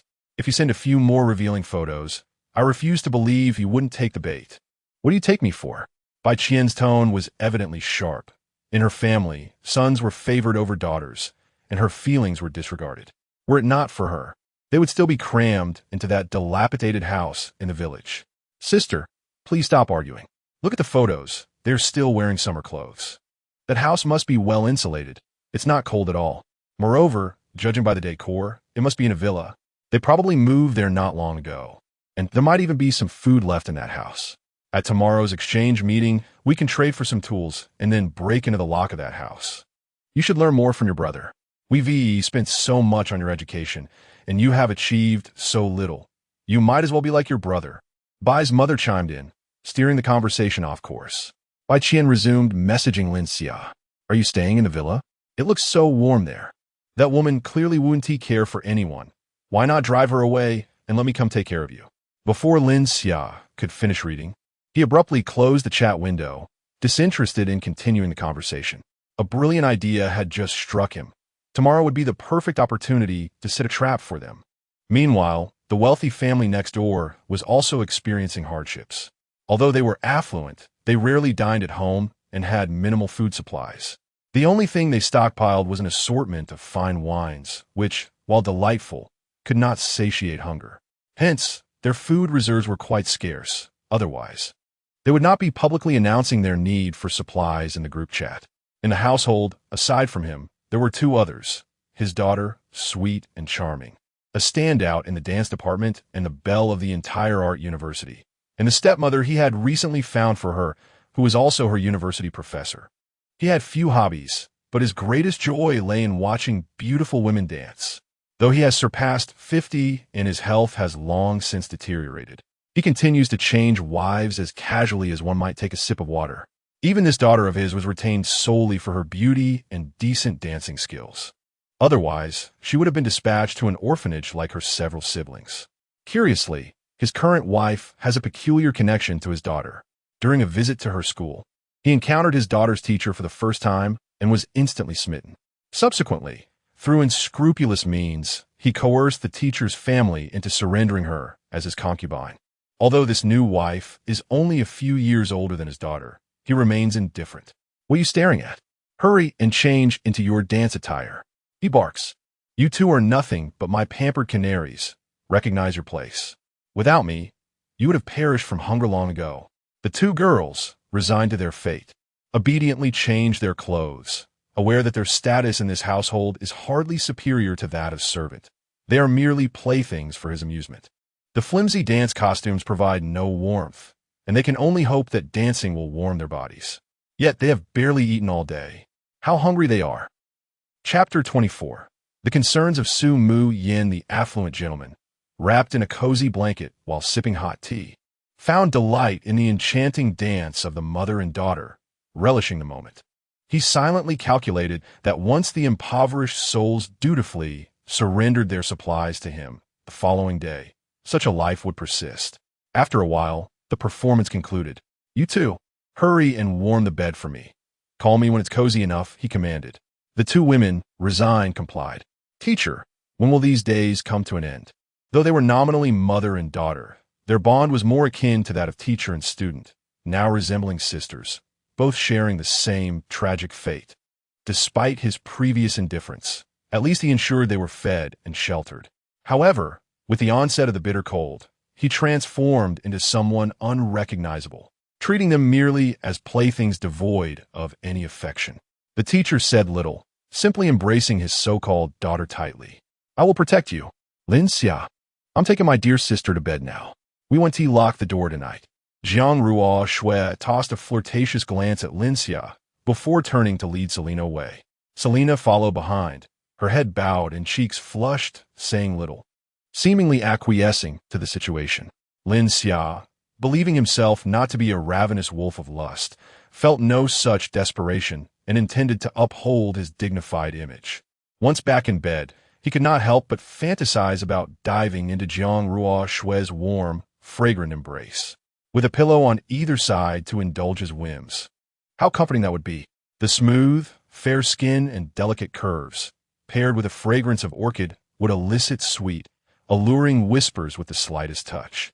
Yet, he chided himself, I must not dwell on such thoughts. They could lead to unbridled fantasies. At that moment, Su Mu Yin sent him a message. "Lin Xia, do you know how long this snow disaster will last? Will it vanish as quickly as the news suggests?" Lin Xia found himself missing the noble culinary goddess and wondered how she was faring. "It will likely endure for a considerable time. Prepare for the long haul. Make good use of your firearm, and do not underestimate human nature." Meanwhile, Su Mu Yin and Su Qian resided in the same room, equipped with a small, non-electric stove. Although not as warm as Lin Xia's quarters, it was tolerable. Clad in form-fitting, fleece-lined sweaters, their alluring silhouettes were accentuated, one exuding mature charm, the other youthful innocence.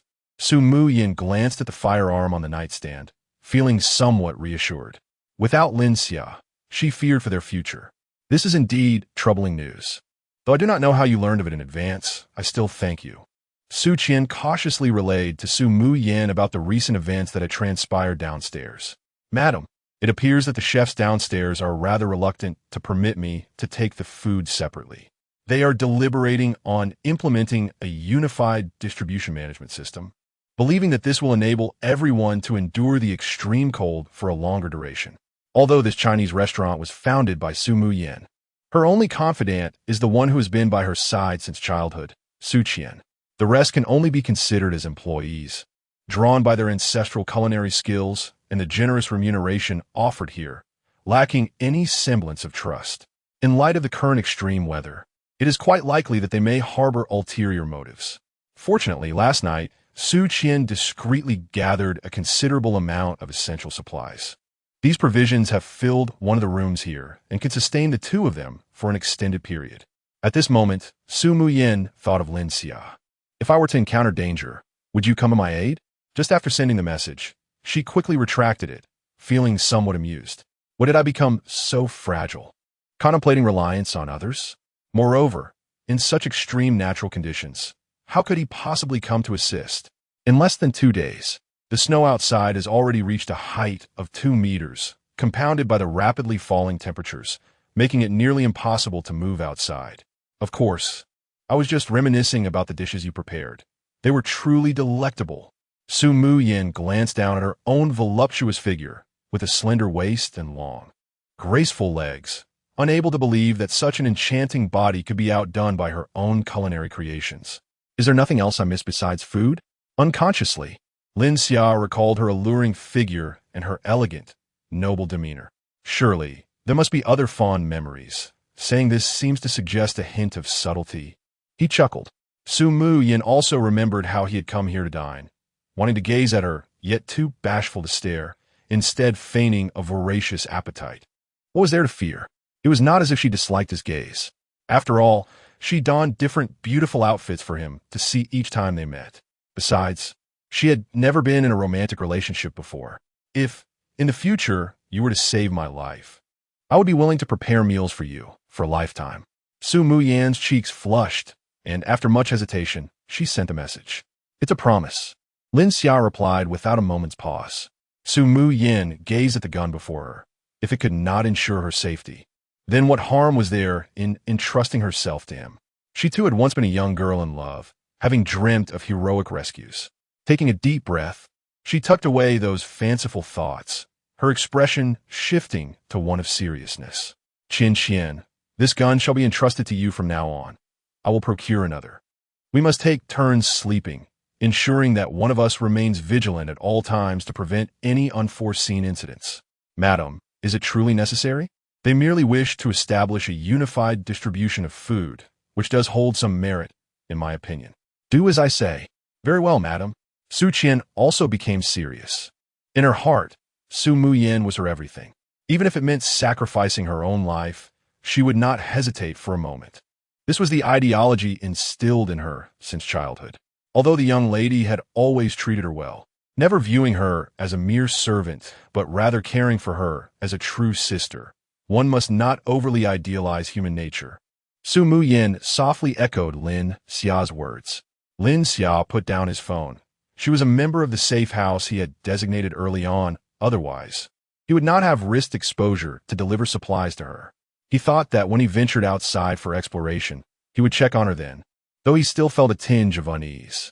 If necessary, he could always bring her over first and gradually win her over. After all, love often grows over time. At that moment, his phone chimed again. It was a message from Jiang Rua Shui. After reading it, Lin Xia could hardly contain his excitement. Lin Xia, I just saw that her fur is the same golden hue as her hair. Forgive me for not being able to accompany you these days. I've been working on charming this sister for you. I miss you as well. If I can't make it tonight, I'll surprise you tomorrow. She followed this with a photo. The beautifully manicured nails adorned with pink crystals sparkled with an enchanting glow. Guess whose they are? This enchantress is truly captivating. It seemed he would be unable to sleep tonight. His once humble abode had transformed into a towering skyscraper of desires. What did Jiang Rua Shui take him for? Did she think he was someone who couldn't withstand trials? In an exaggerated tone, initially prepared to relax and sleep, he seized the moment to cultivate his powers, diligently honing both his physical strength and indomitable will. Diligence is the mother of good fortune. The words of the ancestors indeed carried profound wisdom. From this day forth, he would train. Chapter 25. Journey to the exchange, fair time, slipped away unnoticed as Lin Xia succumbed to slumber. The familiar sensation of waking in the morning enveloped him. A soft and warm caress that was utterly intoxicating. Yet, there was a hint of unfamiliarity in the tactile experience, an added thrill that heightened his senses. As his legs tensed and then relaxed, he found himself fully awake. With a soft cough, he opened his eyes to see a glimmer of golden hair dancing before him. Jiang Ruoxue was seated beside him, their positions having completely reversed since the previous day. Lin Xia hastily offered her a cup of water, and Jiang Ruoxue leaned in to assist. Soon, they had tidied up the spilled congee, with Jiang Ruoxue savoring the taste, relishing the rich and creamy texture of the morning dish. Selena, her cheeks flushed, nodded in agreement. Sister, this is how congee should be enjoyed. Your way is too prone to spills. Thus, Jiang Ruoxue took it upon herself to impart the wisdom of Eastern culinary culture to Selena. A lesson that extended well over an hour. Ugh, we've eaten to our fill and can hardly manage another bite. Let us freshen up and brush our teeth. You can rummage through the fridge for something to nibble on, Jiang Ruoxue suggested after they had cleared the table. With that, she and Selena departed from Lin Xia's room, leaving him feeling invigorated and thoroughly satisfied. After a casual search for a snack, he made his way to the central control room of the safety shelter to check the current data. Everything was functioning smoothly. The architectural prowess of Huagua proved to be reliable. Although it was nearing noon, the temperature outside continued to plummet, having dipped to a chilling -53 degrees. Heavy snowfall persisted, having accumulated to over 4 meters, now reaching the second floor of the building. Even with the shelter's snow removal system, it could only marginally enhance the light within. Outside, the snow had surpassed the height of the first floor. From Lin Xia's memories of his past life, he recalled that this snow would continue until it reached the height of 2 or 3 stories. Only then would the temperature stabilize, hovering around -70 degrees during the day and dropping even lower at night, potentially plummeting to about -100 degrees. Seated on the sofa, Lin Xia perused the messages in the homeowners group.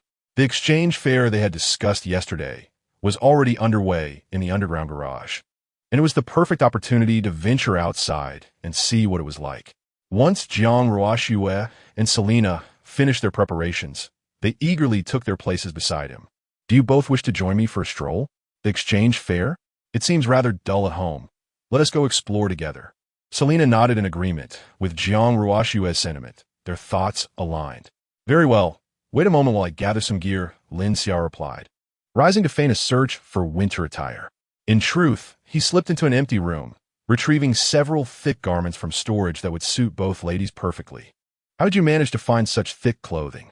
Jiang Ruoxue remarked, flipping through the pile of heavy garments before her. "Wearing a little tank top at home is no issue, but is it truly that cold outside? Just look at the temperature. It's plunged to over -50 degrees. If you step out in that flimsy top, you'll freeze solid in no time."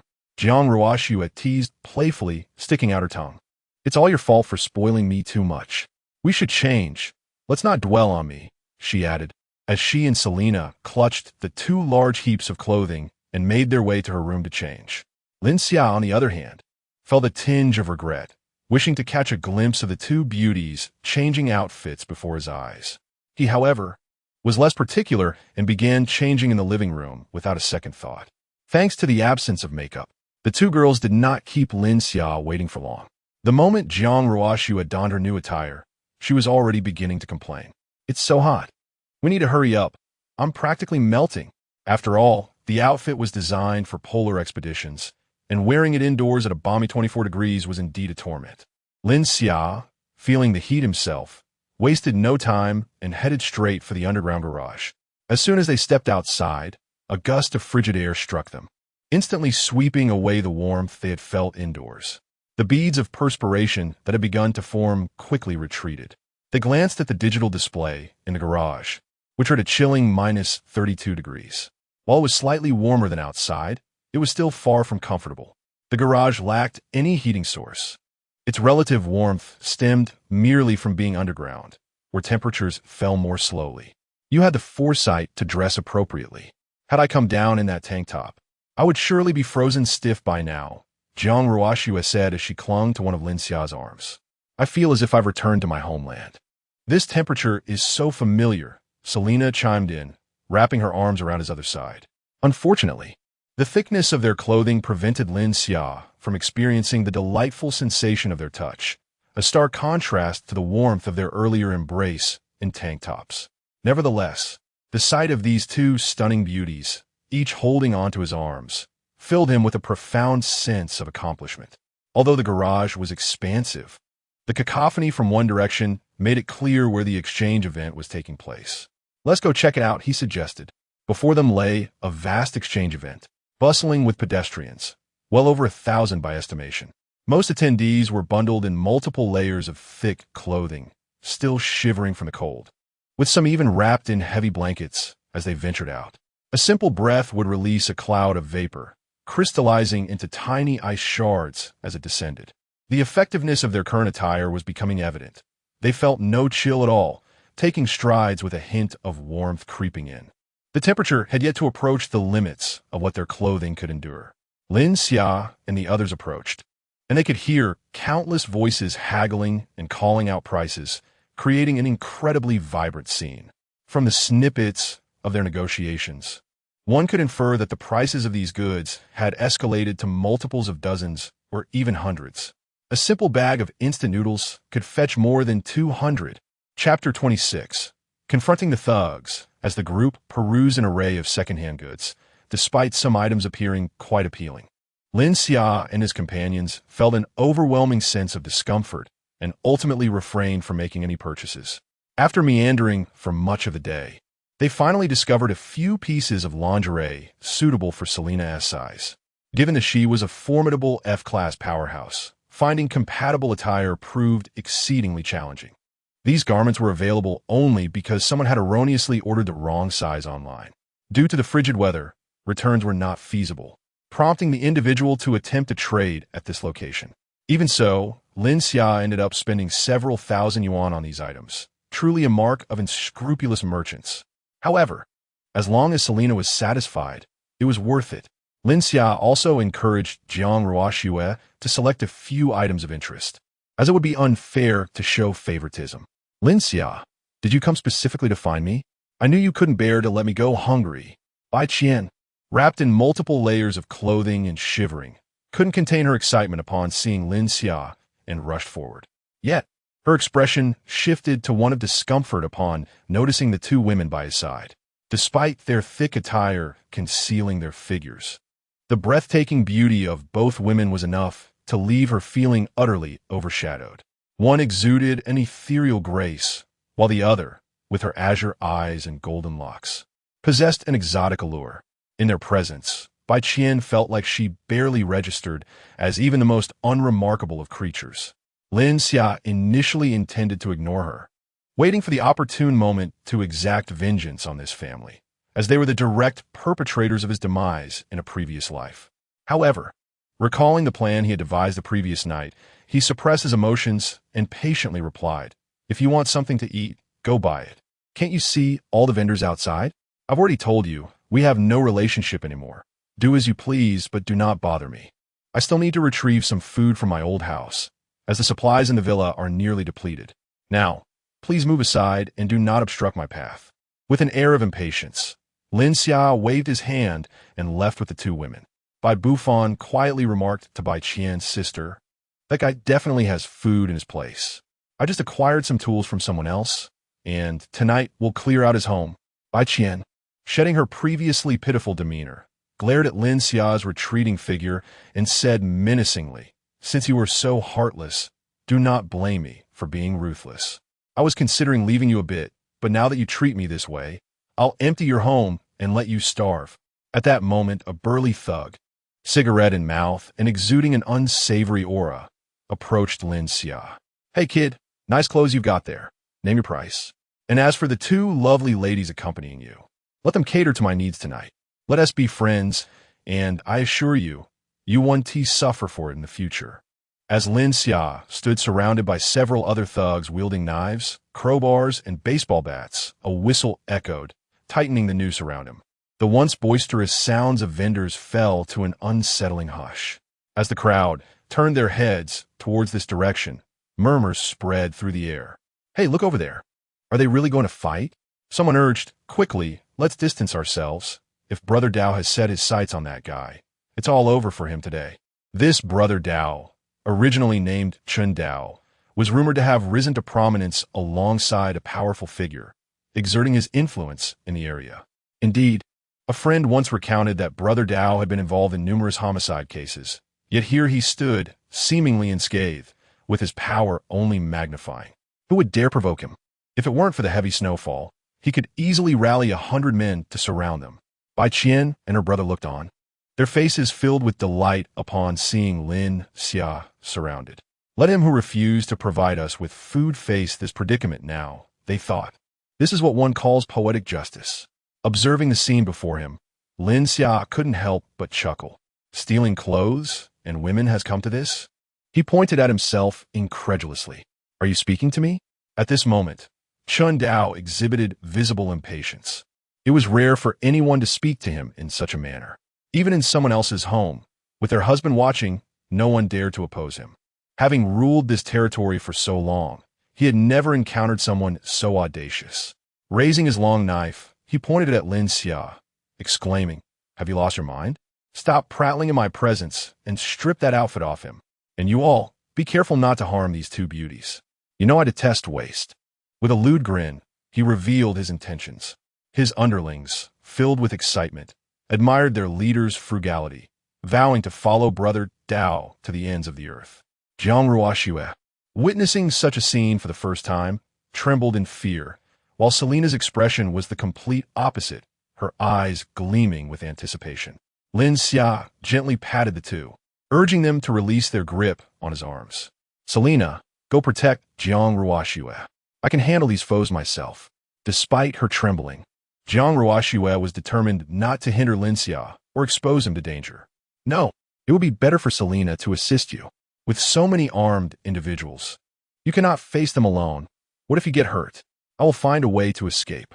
Our home is not far. I can run back directly. Selena couldn't help but feel a sense of admiration. She had witnessed countless self-serving comrades in battle, causing trouble for others. Yet this sister she had just met was displaying a rather endearing spirit. Rest assured, sister, these men are no match for Xia. We shall simply play the part of princesses and allow our knight to protect us. As the confrontation loomed, it was swift in its conclusion. The combatants before them could hardly be considered formidable. Their strength was merely that of reckless individuals, fighting with nothing to lose. Regardless, Lin Xia could not discern any technical prowess in them. Moreover, with the temperature plummeting, their bodies had long succumbed to the chill, rendering their movements painfully rigid. In an instant, Lin Xia leaped forward, disregarding the knife in his hand. With a swift elbow strike, he transformed the imposing figure of Brother Chun into a pitiful, hunched shrimp. Following that, a powerful whip kick concluded the skirmish. Before the onlookers could fully comprehend Lin Xia's swift maneuvers, Brother Chun was sent flying into a nearby car, which subsequently emitted a shrill alarm, plunging the scene into an eerie silence. Wait a moment. Who are you calling, bro? The surrounding lackeys swallowed hard, bewildered. We didn't even touch you.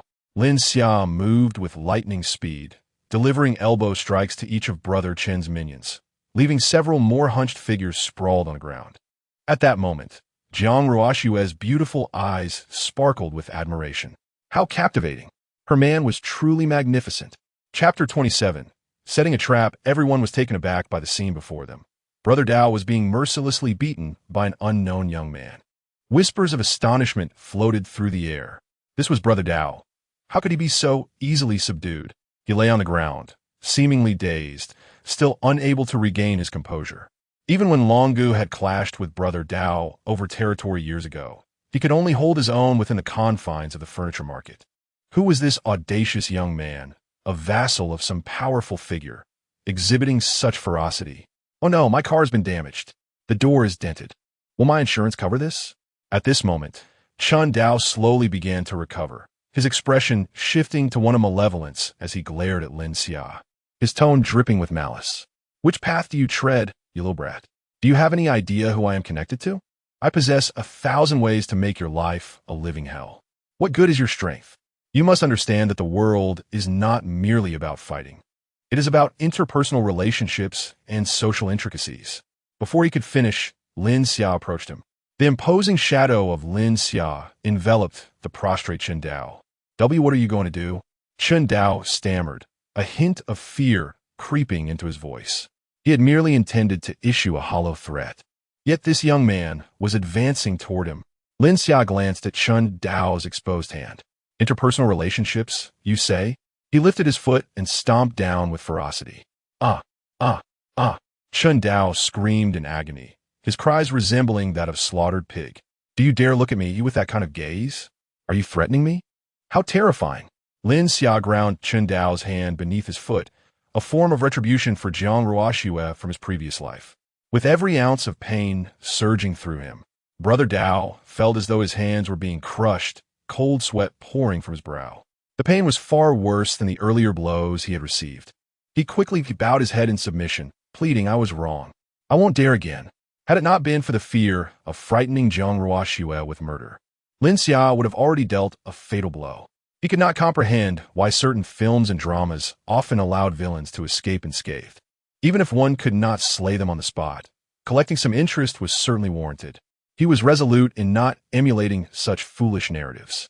With each strike of his foot, Chun Dao's hands were not merely fractured, they were rendered nearly useless. In this frigid environment, he would be deprived of effective treatment, effectively crippling him. A minor punishment serves as a warning. Should there be a next time, I shall show no mercy. Lin Xia dusted off his clothes and turned to leave. Chun Dao, writhing in pain and unable to articulate a word, felt his consciousness fade. Is this what you call a minor punishment? Would a major one not lead to my demise? Was this trivial matter truly worth such a response? It was merely a theft of clothing and a dalliance with your woman. Soon, he succumbed to the pain and lost consciousness entirely. Boss! Boss! One of the subordinates, lying on the ground, could no longer hold his stomach in agony and hurried over to check on their leader's condition.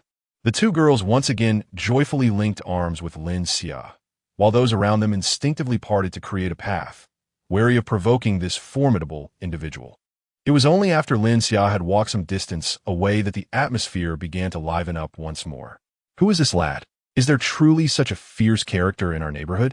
The ferocity of his blows was alarming. Chun Dao's cries sent shivers down my spine. Regardless of the circumstances, resorting to violence is never justified. Was there no one who could intervene? Then why didn't you stop it earlier? Bai Qian and her brother were equally taken aback by Lin Xia's earlier display of strength. It was utterly ruthless.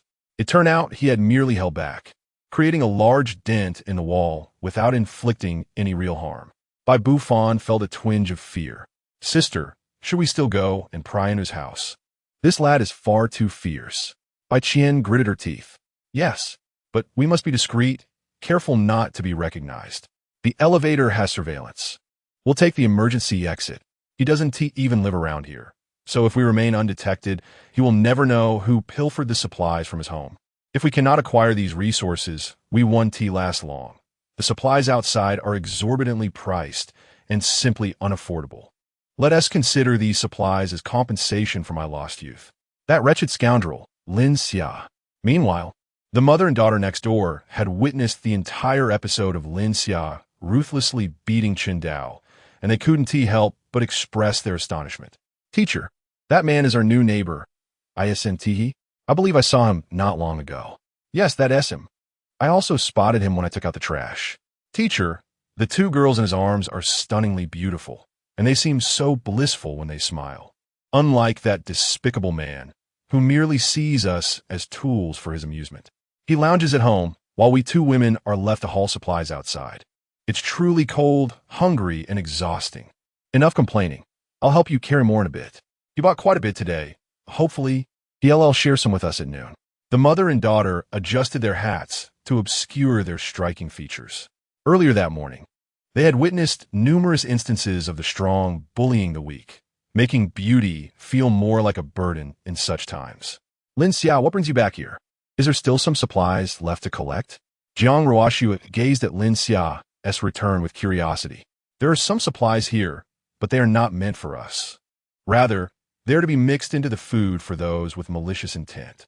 Lin Xia offered no further explanation, pulling out the veterinary laxative he had prepared in advance. He evenly sprinkled the powder over the remaining food. As for the dosage, he paid it little heed. This package contained enough to incapacitate an elephant. Moreover, the primary ingredient is heat-resistant, so even if cooked, it wouldn't lose its effect. Dealing with a few individuals is a trivial matter. He had devised this plan the previous night and fortuitously encountered Bai Qian today, subtly guiding the situation. After a while, when her family runs out of provisions, they will undoubtedly set their sights on his humble abode. At that time, they shall feast to their heart's content. Having completed these thoughts, Lin Xia cast a sweeping glance around the room, feeling a surge of nostalgia. This space was laden with his memories. It was here that he had traversed the final chapter of his previous life. The scenery outside mirrored that of now, blanketed in a vast expanse of ice and snow. In those days, he could only watch as the food dwindled within the household, succumbing to despair. In this life, he would ensure that the tragedies of the past would not be repeated.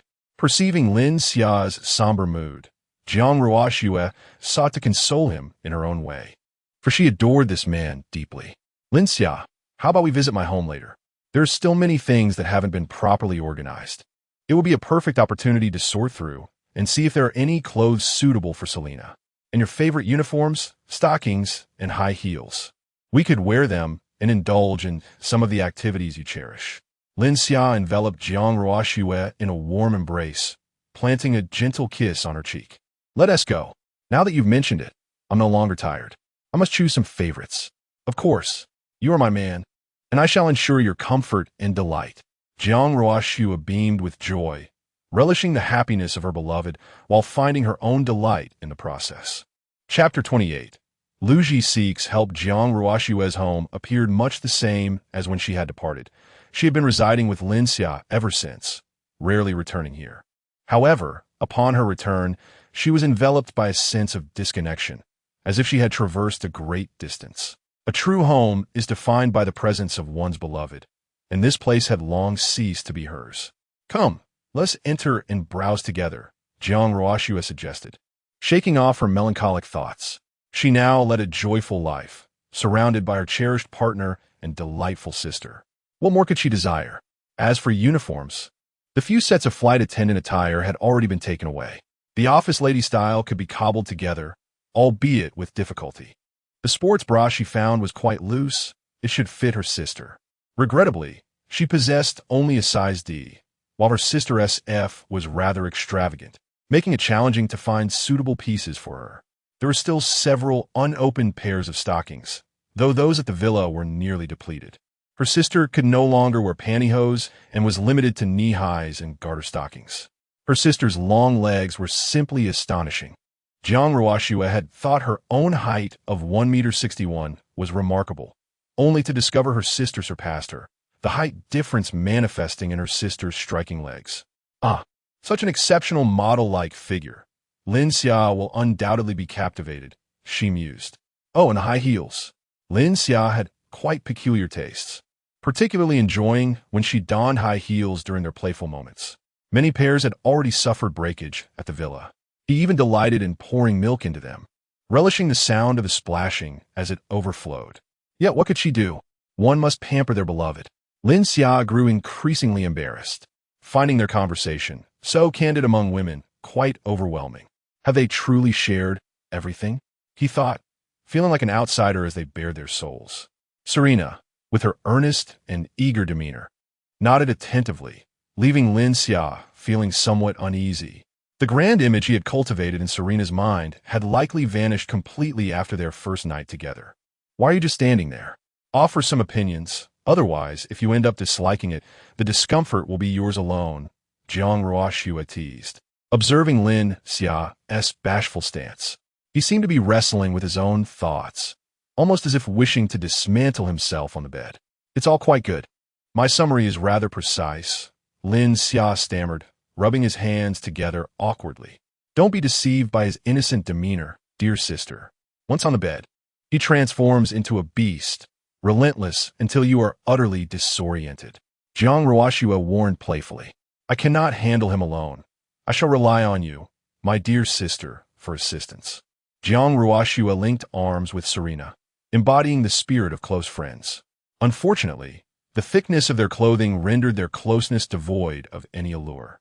It is indeed preferable to be at the villa, where the attire is more refreshing. At that moment, Jiang Ruoxua's phone suddenly rang. Oddly, it had been quite a while since she received a call. Who could it be? Upon checking her phone, her expression shifted dramatically. Lu Ji, the mere mention of his name, dredged up memories of a humiliating past. Just as she was about to hang up, Lin Xia intervened. Answer it. Let's see what he has to say. Obediently, Jiang Ruoxua pressed the answer button. A man, battered and bloodied, curled up in a corner trembling, appeared on the screen. It was none other than her ex-husband, Lu Ji, who had abandoned her to face those debt collectors alone while he fled. Ruoxua, please help me. I was wrong before. I shouldn't have borrowed from loan sharks and then run away alone. They not only captured me, but also brought my parents here. They are armed with miniguns, and if it weren't for the heavy snow blocking the roads, we would have been sent to the kidney country by now. You are my only hope. I beg you to save me. Lu Ji knelt before the camera, repeatedly bowing his head in remorse, pleading for Jiang Ruoxua's forgiveness. Seeing him in such a state, Jiang Ruoxua felt a surge of satisfaction, yet it was accompanied by a wave of dread. She had nearly faced a fate similar to Lu Ji's. Had it not been for Lin Xia's timely intervention, her circumstances would have been far worse. She was acutely aware of the 10 tortures of the kidney country, and merely hearing about them was enough to raise the hairs on her neck. Moreover, a girl of her beauty sent there would undoubtedly suffer unspeakably It was not a mere telecom fraud zone, but a den of human trafficking, crimes against humanity, and genocidal terror. Jiang Ruoxue felt a profound sense of relief for having met Lin Xia. Otherwise, her life would have been irrevocably altered, plunging her into despair. Unable to suppress her scorn, she remarked, "You don't truly regret your actions. You are merely aware of your impending doom. Why did you not think of me when you chose to flee alone? Do you have any idea how desperate I was when those people came to my door to take me away? Where were you then?" Lu Ji simply continued to bow his head, tearfully admitting his faults. I'm sorry. It was my wrongdoing. If Lin Xia hadn't lent us money that day, I would not have ended up in this dire state."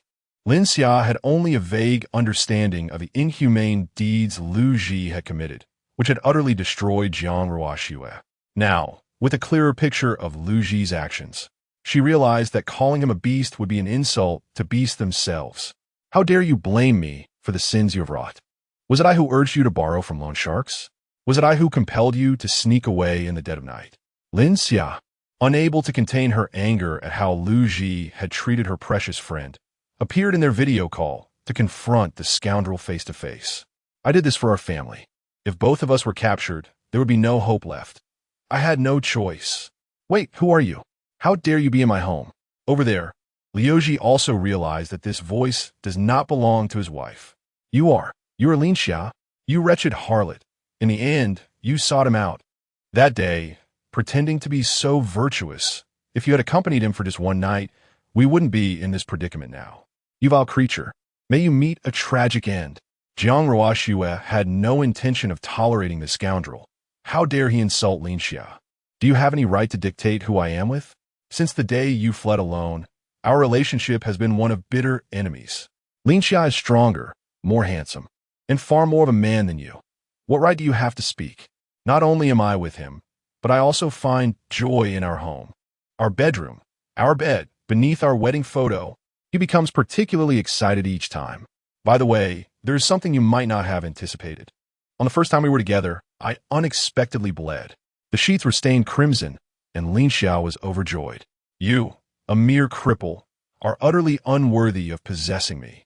Upon hearing this, Liuji trembled with rage, his words faltering as he desperately shouted, "Wretched person, wretched person, wretched." Jiang Ruoxue could no longer bear to listen to his incessant drivel and promptly hung up the phone. Between her and Liuji, there was no longer a shred of affection, only the exhilaration of having successfully avenged herself. She then threw herself into Lin Xia's embrace and kissed him. "Thank you. I love you. You performed so splendidly tonight. My sister and I have rehearsed a new performance as a reward for you." Chapter 29. The university professor requests contact information, though separated by layers of thick clothing. The enchanting figure of Jiang Ruoxue remained unfelt in Lin Xia's embrace. Yet, at this moment, Lin Xia's sense of bliss transcended even the heights of ecstatic pleasure. The profound psychological satisfaction he experienced was a form of elevated joy. Conversely, the atmosphere surrounding Lu Ji was far from warm.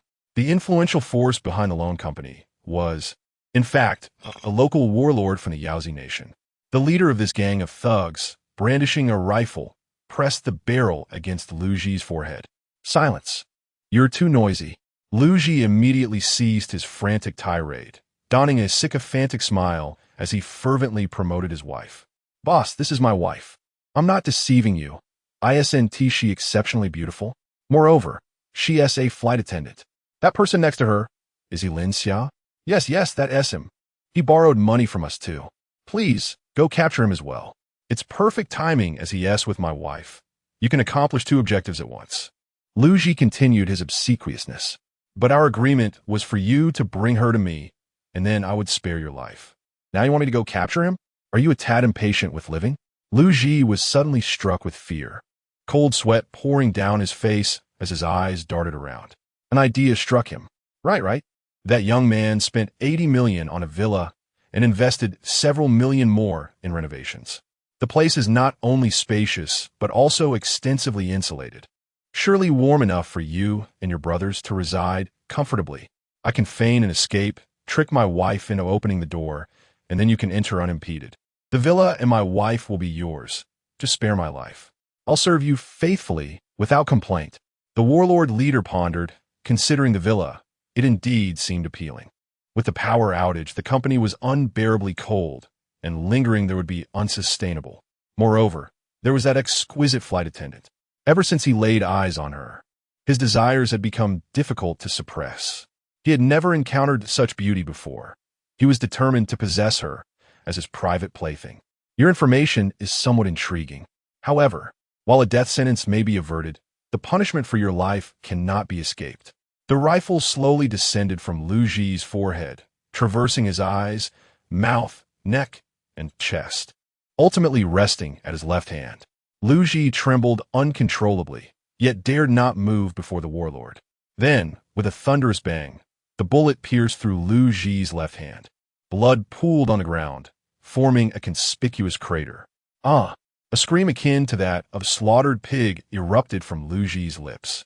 His trousers became damp, and a foul odor began to permeate the air. Let us go. The warlord, completely indifferent, did not even spare him a glance as he departed with a dozen heavily armed subordinates, each bearing a firearm. The atmosphere within the company was chillingly cold. Once the snow ceased, they would have this piglet take them to inspect the new base thoroughly. The mere thought of the warm villa and the enchanting flight attendants elicited a carefree laugh from him. On Lin Xia's side, he busily packed numerous items. Later, he found himself unable to resist the temptation ignited by Jiang Ruoxue and eagerly participated in choosing garments, offering several constructive suggestions. This, however, earned him a chorus of eye rolls from both women. Ultimately, they blushed and, albeit reluctantly, packed away the clothes Lin Xia had selected. Carrying these items, Lin Xia felt no fatigue. Instead, he was impatient to return to the villa. For the moment, he did not wish to reveal his spatial abilities, not out of distrust, but rather to save this surprise for a later time, as it would surely be quite impressive. The atmosphere of the exchange fair remained lively, as if Lin Xia's battle with Chun Dao had never taken place. The bustling crowd seemed to raise the temperature in the underground garage, where, aside from the exorbitant prices of goods, the vibrant scene resembled the old days of bustling markets. Unfortunately, such days would not last. Ominous tidings would soon arrive, and the facade of prosperity here would be shattered in an instant. The striking mother and daughter from the neighboring house were busily transporting supplies at their doorstep. Upon seeing Lin Xia and his group approach, chatting and laughing, they couldn't help but feel a twinge of envy. They had spent the better part of the day toiling in the cold garage, while that man lounged at home, sipping hot tea in solitary enjoyment, entirely oblivious to their plight of having gone the whole day without a meal, despite the abundance of supplies in their home.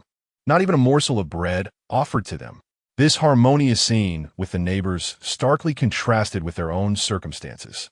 Even serving as a mere servant next door would surely be preferable to enduring life in this illusory home.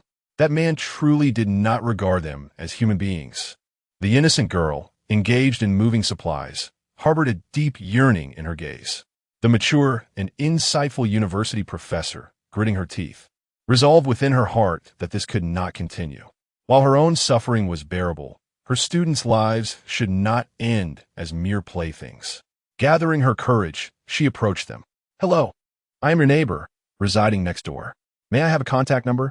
Given the current perilous environment, we might be able to assist each other should any difficulties arise in the future." She did not directly ask Lin Xia for his contact information, but instead sought Jiang Ruoxue, unfamiliar with the family dynamics. She feared that approaching the two beautiful women might provoke their disdain, thus losing the last glimmer of hope. As for why she did not approach Selena, it was immediately apparent that she was a foreigner, and the thought that she might not speak Chinese could lead to an awkward situation. Jiang Ruoxue surveyed her neighbor with keen interest. She appeared to be a woman in her 30s, possessing a figure that resembled a perfectly ripe peach, voluptuous and enticing. One could easily imagine that a mere touch might unleash a cascade of sweet nectar. Her attire, though not overly thick, failed to conceal her alluring form entirely, while her gentle and charming visage exuded an air of intellectual elegance. This juxtaposition created a rather conflicting sensation. She was undeniably a mature and knowledgeable woman. Yet one could not help but feel an irresistible urge to playfully tease her. Indeed, she embodied the style that Lin Xia favored. Regrettably, her exposed hands were tinged with a bluish hue from the cold, which was not in line with Lin Xia's preferences. Lin Xia, in truth, had a penchant for delicate hands. He relished the idea of those fair, slender fingers providing him with soothing massages to alleviate his mental strain. Each time this occurred, it brought him profound relaxation. Perhaps, with time, she could nurture her hands back to their former softness. The young lady beside her was likely her sister, exuding a pure and charming aura, which was yet another significant advantage. Lin Xia would surely appreciate such a delightful pair. Very well, should any difficulties arise in the future, she could reach out to me. Jiang Ruoxue exchanged contact information with a smile, and the mature woman appeared to breathe a sigh of relief as she took her sister's hand and departed. "What? Are you quite taken with them?" Lin Xia inquired, somewhat perplexed. "I have a bit of interest. Who knows, they might become good friends in the future," Jiang Ruoxue replied, opting not to elaborate further, intending to surprise Lin Xia later. After all, there were still many vacant rooms in this splendid villa. Chapter 30. News of Qingdao. Ah, how delightful it is to be alive. The warmth of home envelopes us. As the trio stepped inside, it felt akin to entering a sauna. Waves of heat cascaded from all directions, wrapping around them tightly. They hastily shed their thick outer garments. Previously, the comfort of home had gone unnoticed. But after a brief venture outside, it became apparent that this place was nothing short of paradise. I never wished to step outside again. Upon removing her coat, Jiang Ruoxue revealed a fitted thermal garment of deep hue beneath, though no skin was exposed.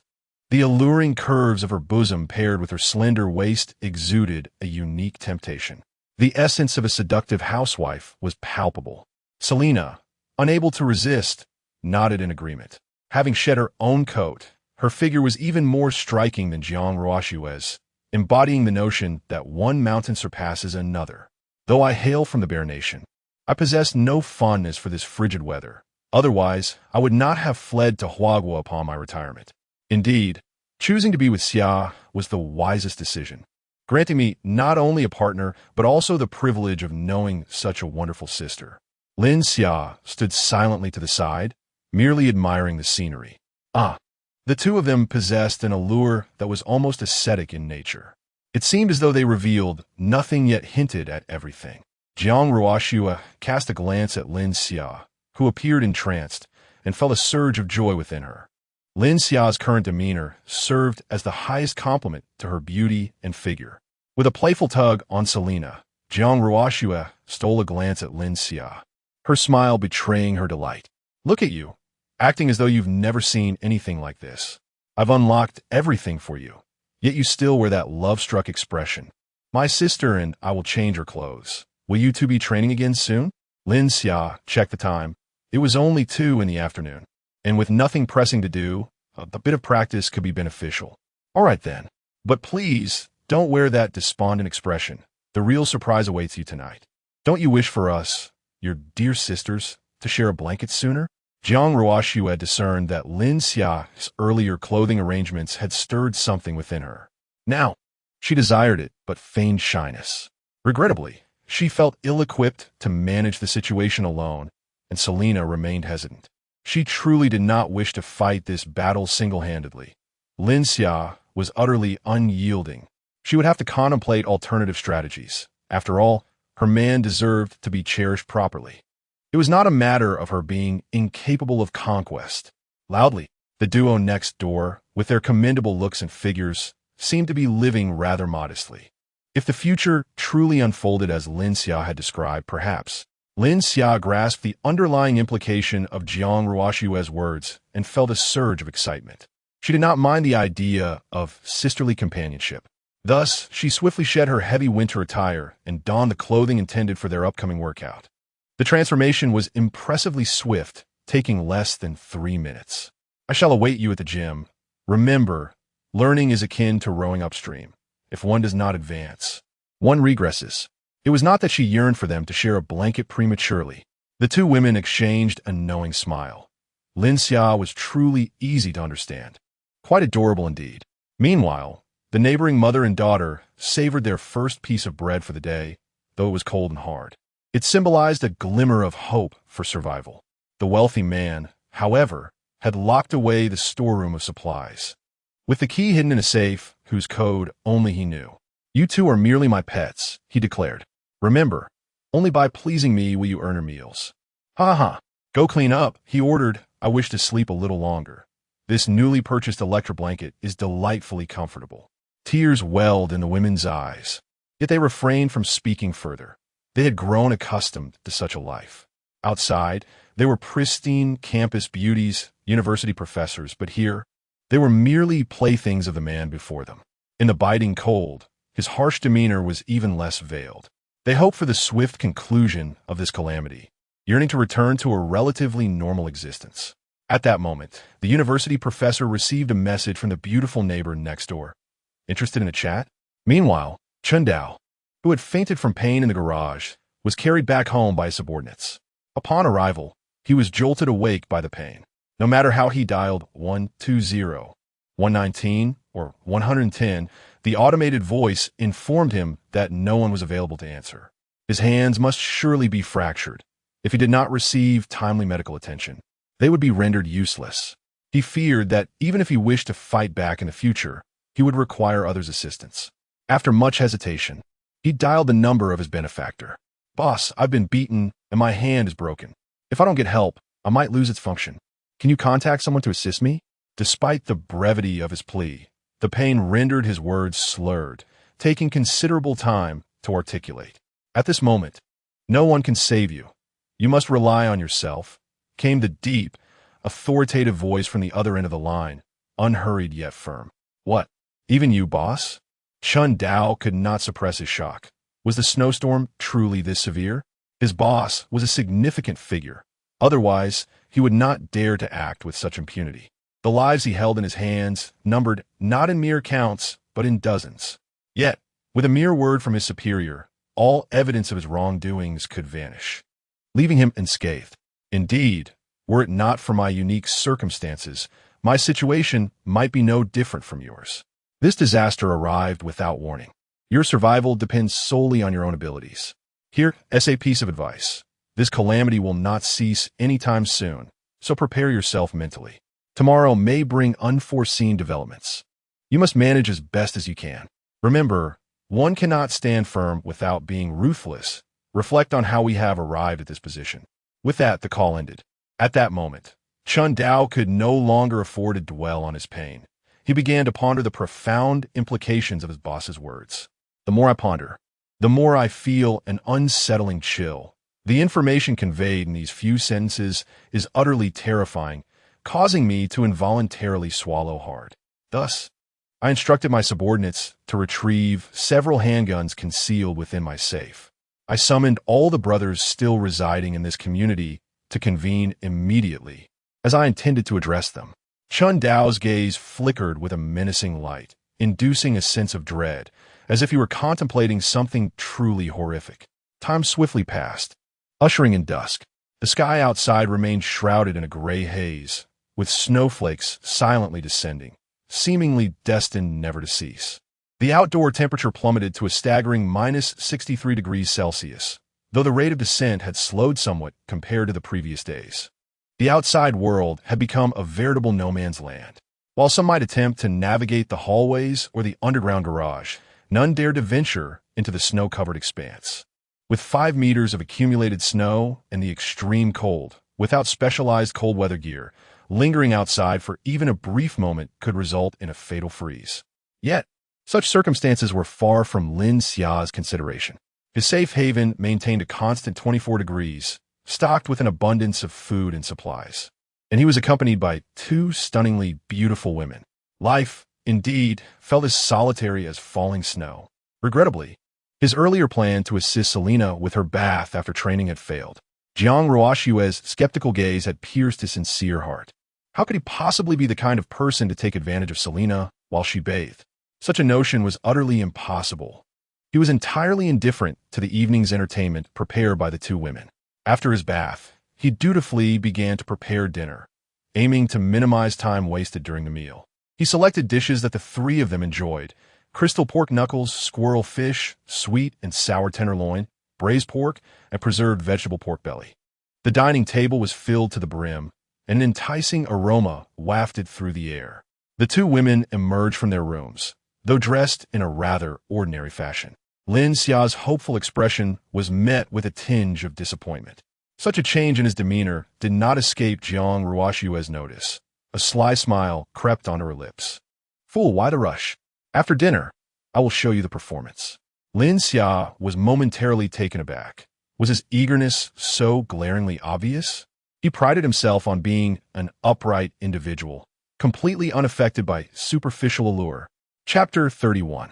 Backstep. Upon turning on the television, Lin Xia and her companions gathered around the dining table, basking in the warm glow of the lights as they enjoyed a sumptuous dinner. Outside, a fierce snowstorm raged, blanketing the world in ice and snow. Others were confined to their blankets, shivering and anxiously calculating their dwindling supplies, contemplating how to endure the harsh conditions. The stark contrast between their plight and Lin Xia's current existence was striking. According to reports, the extreme weather had caused significant damage to numerous large-scale power generation facilities nationwide. Thermal, nuclear, and various other energy sources were facing daunting challenges. In certain countries, the death toll had tragically soared into the millions. However, our nation was managing the disaster within a controllable scope, with all developments trending positively. Authorities were actively seeking solutions to the calamity, urging the public to remain calm.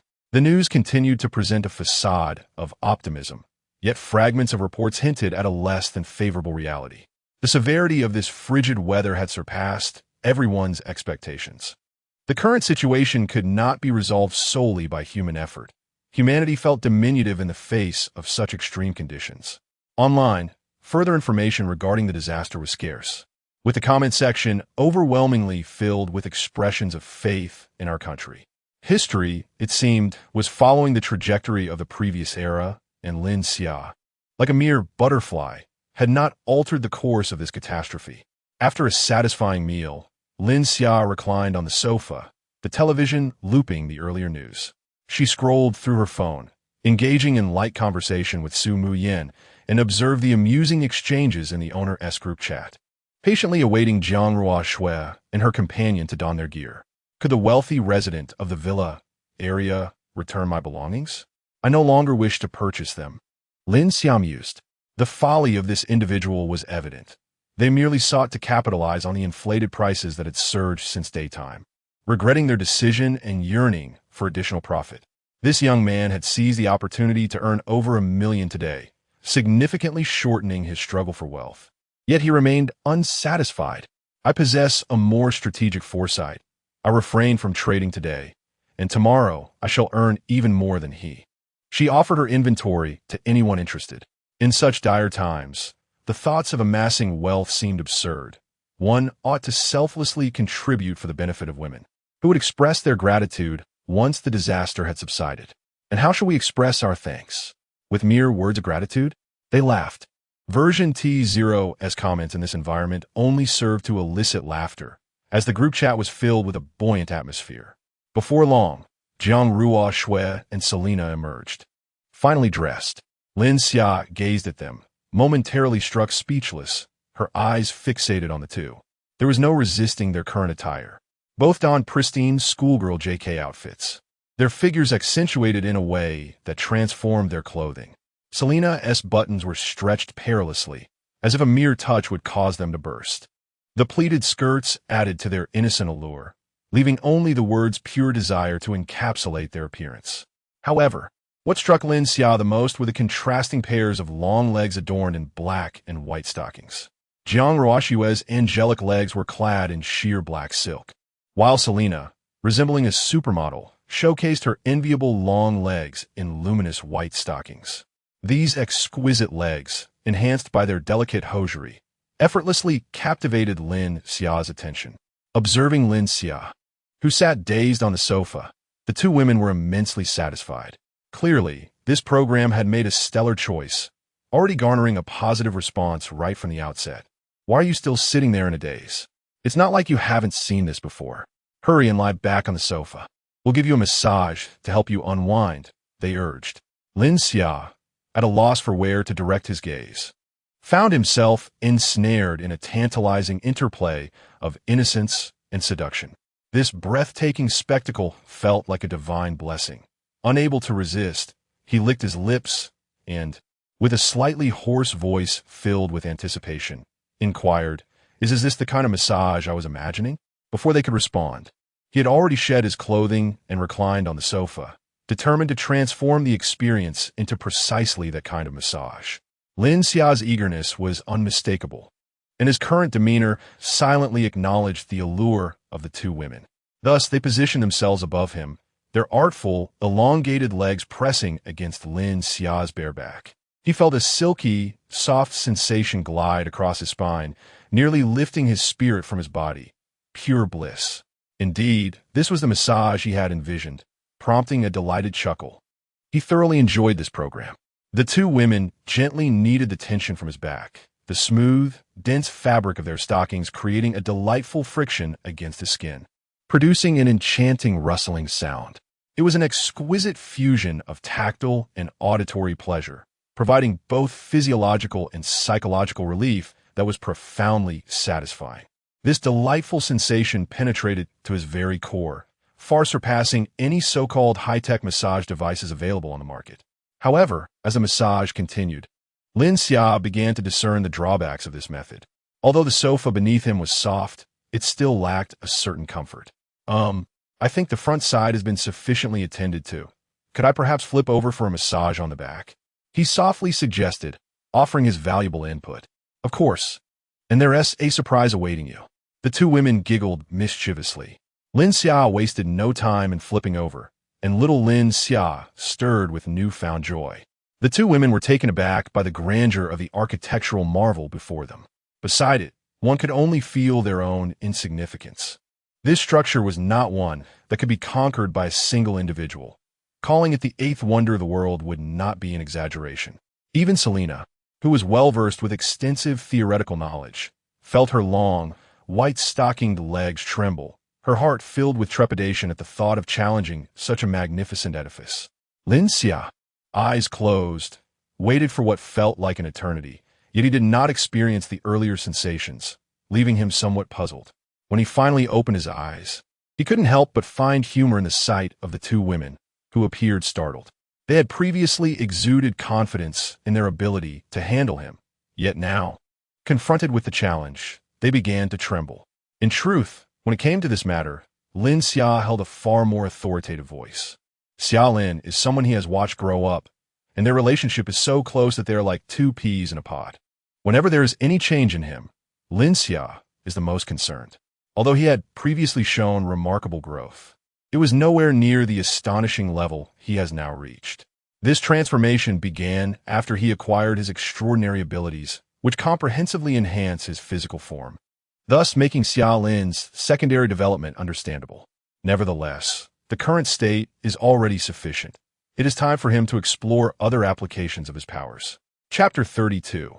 Here comes the chicken soup. Why have you stopped the massage? Just a moment ago, you were quite arrogant, acting as if I would fall at your feet before your pleated skirts. Lin Xia gazed provocatively at the two women. Jiang Ruoxue's face flushed with embarrassment, her anger palpable. Shut up. She employed her massage techniques to render Lin Xia speechless. Selena joined in, effectively silencing his haughty demeanor. It is well known that the face is rich in sensory nerves.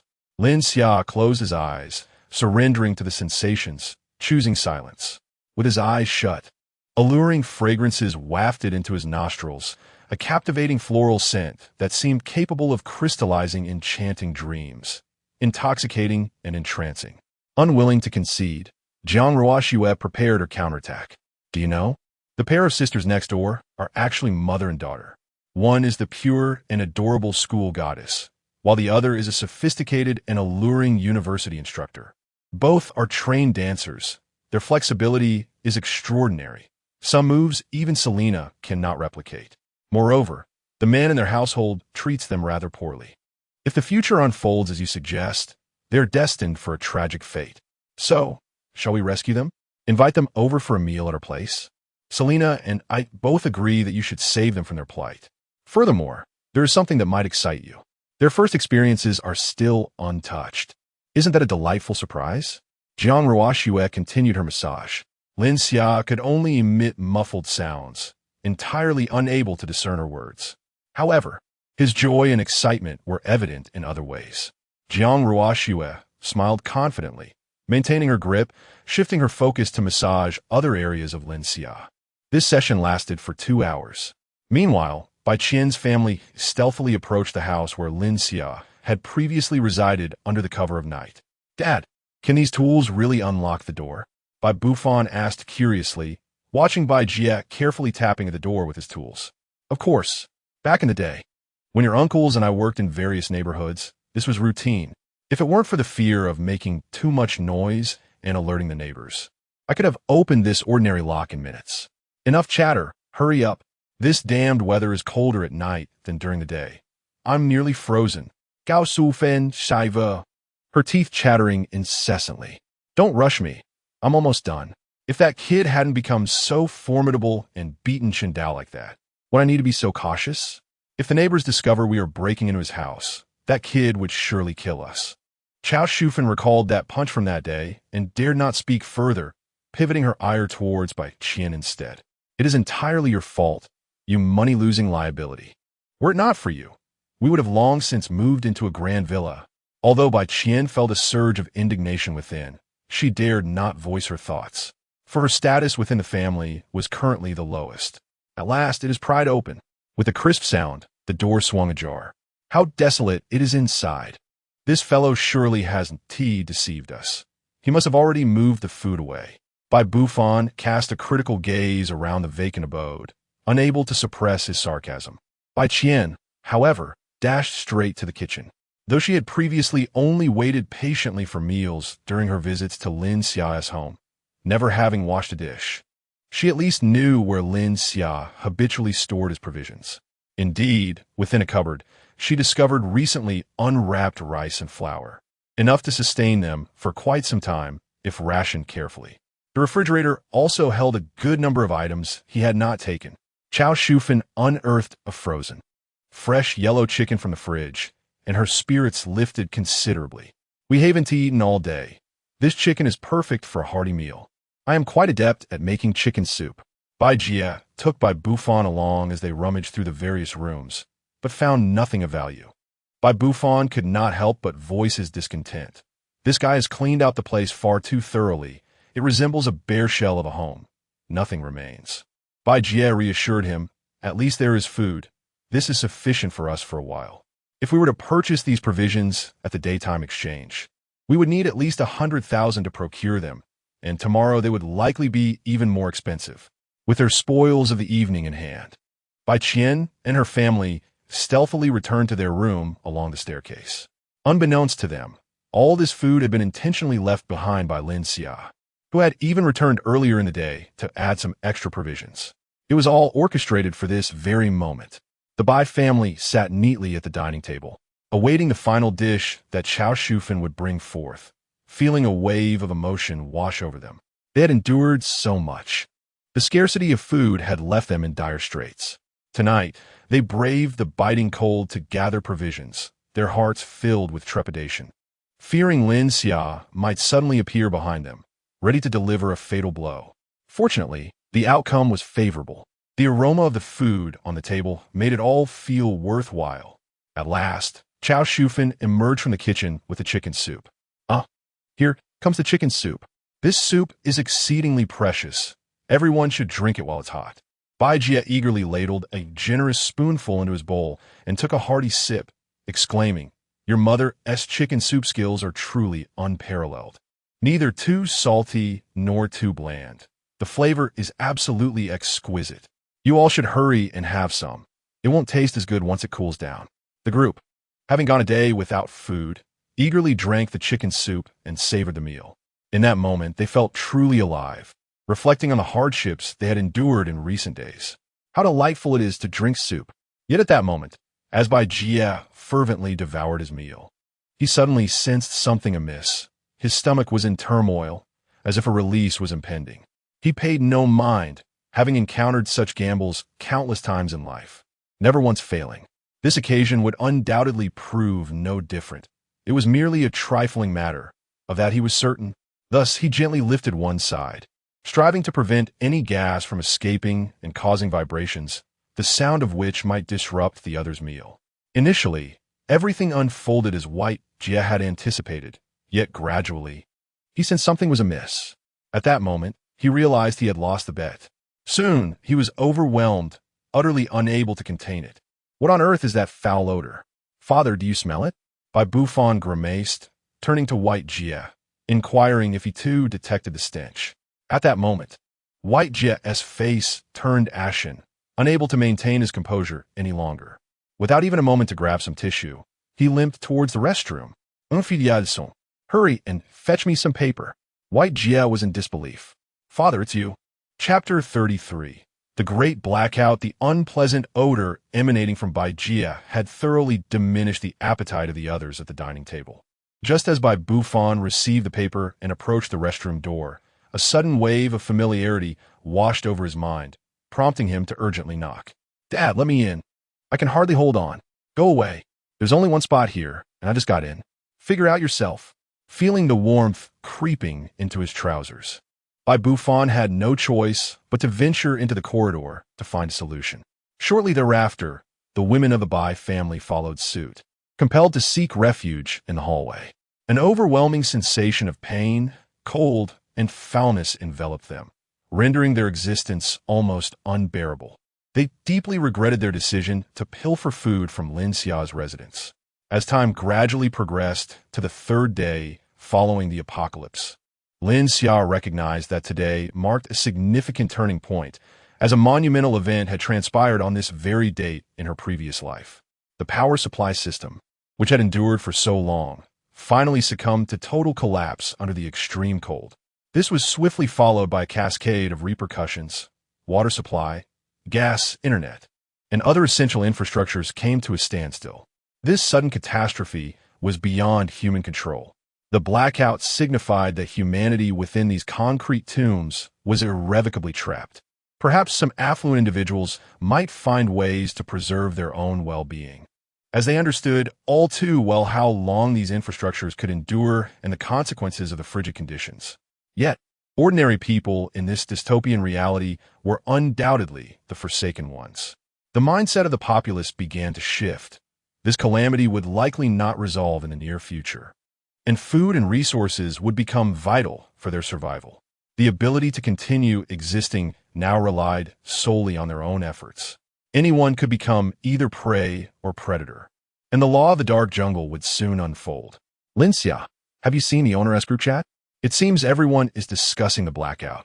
Yet we feel nothing here, remarked Jiang Ruoxue, who was disinterested in the shooting game Lin Xia was playing with Selena, preferring to scroll through her phone instead. Our area operates on an independent power supply system, so even if there's a blackout outside, we remain unaffected. Lin Xia pondered for a moment, then explained the situation to Jiang Ruoxue. In her previous life, the power grid had collapsed around this time, ceasing to provide stable electricity. However, the backup circuits within the power grid had not been completely destroyed. They might occasionally supply a trickle of electricity, albeit insufficient and highly unstable. Aside from charging phones, it served little purpose. Setting aside her gaming controller, Lin Xia picked up her phone to check the messages in the group chat. Just now, the lights in my house flickered and then went out. Is it just my home? Not just yours. It seems the entire district is experiencing a blackout. My friend in the neighboring community also reported no power. Why can't I get through to the power company? The air conditioning and electric blanket at home have become unusable, and I feel as if I'm on the verge of freezing. Count your blessings. I just spent $30,000 on my electric blanket yesterday, and it has hardly been used before becoming a useless relic. I can understand a power outage, but why is the water also cut off? Furthermore, my mobile signal has significantly weakened, making it impossible to stream videos. How can there still be those who slip through the cracks of 9 years of compulsory education? Do they not realize that both the water supply and signal towers require electricity? When the power goes out, everything else follows suit. In this frigid weather, to be deprived of water, electricity, and internet. Do we have any hope left? Upon reading the messages in group chat, Jiang Ruoxue felt a wave of anxiety and instinctively sought refuge in Lin Xia's embrace, as if it were her sanctuary. Lin Xia, are we truly safe here? She asked. Lin Xia gently held her close, reassuring her, do not worry. Didn't I show you yesterday? The energy supply in our safe house is independent and will not be affected by external circumstances. We can carry on with our lives as usual. At that moment, Lin Xiao's phone vibrated unexpectedly, revealing a flurry of messages from the group. Chen Dao and his gang are robbing supplies at the exchange, and there have been murders. Everyone, avoid the underground garage. Flee from the underground workshop immediately. Thank goodness I sensed the chill today and refrained from venturing out to set up my stall. Has the early bird become prey to the bird? Is Chen Dao's response not overly swift? It has barely been a moment since the power outage, and he has already organized a crew for robbery? You dare to post my photo? You may escape, but the temple remains. I know where you live, and I shall wait for you there. What do you intend to do, Chen Dao? I will confront you. The latter two statements seem to be uttered by Chen Dao and the individual who exposed him. Before long, Chen Dao shared several photographs in the group, depicting a family brutally slain. The interior was a scene of chaos, with blood splattered across the sofa and floor. This is the fate that awaits those who oppose us. Of course, we are not unreasonable. Everyone understands that restoring order will be exceedingly challenging. However, as long as you align with us, I assure you, your sustenance and entertainment will be worry-free, perhaps even more lavish than before the apocalypse. But should you stand against us, let this be your cautionary tale. Silence enveloped the group, with no one daring to respond to Chen Dao's messages. Each person grappling with the gravity of the situation. Regardless of the circumstances, they understood that the days of peace were irretrievably lost. Yet, a sense of unease lingered. They wondered why Chen Dao displayed such audacity. Did he not fear retribution once the snowstorm subsided? At that moment, some recalled a certain powerful figure behind Chen Dao, speculating whether he had received some insider information.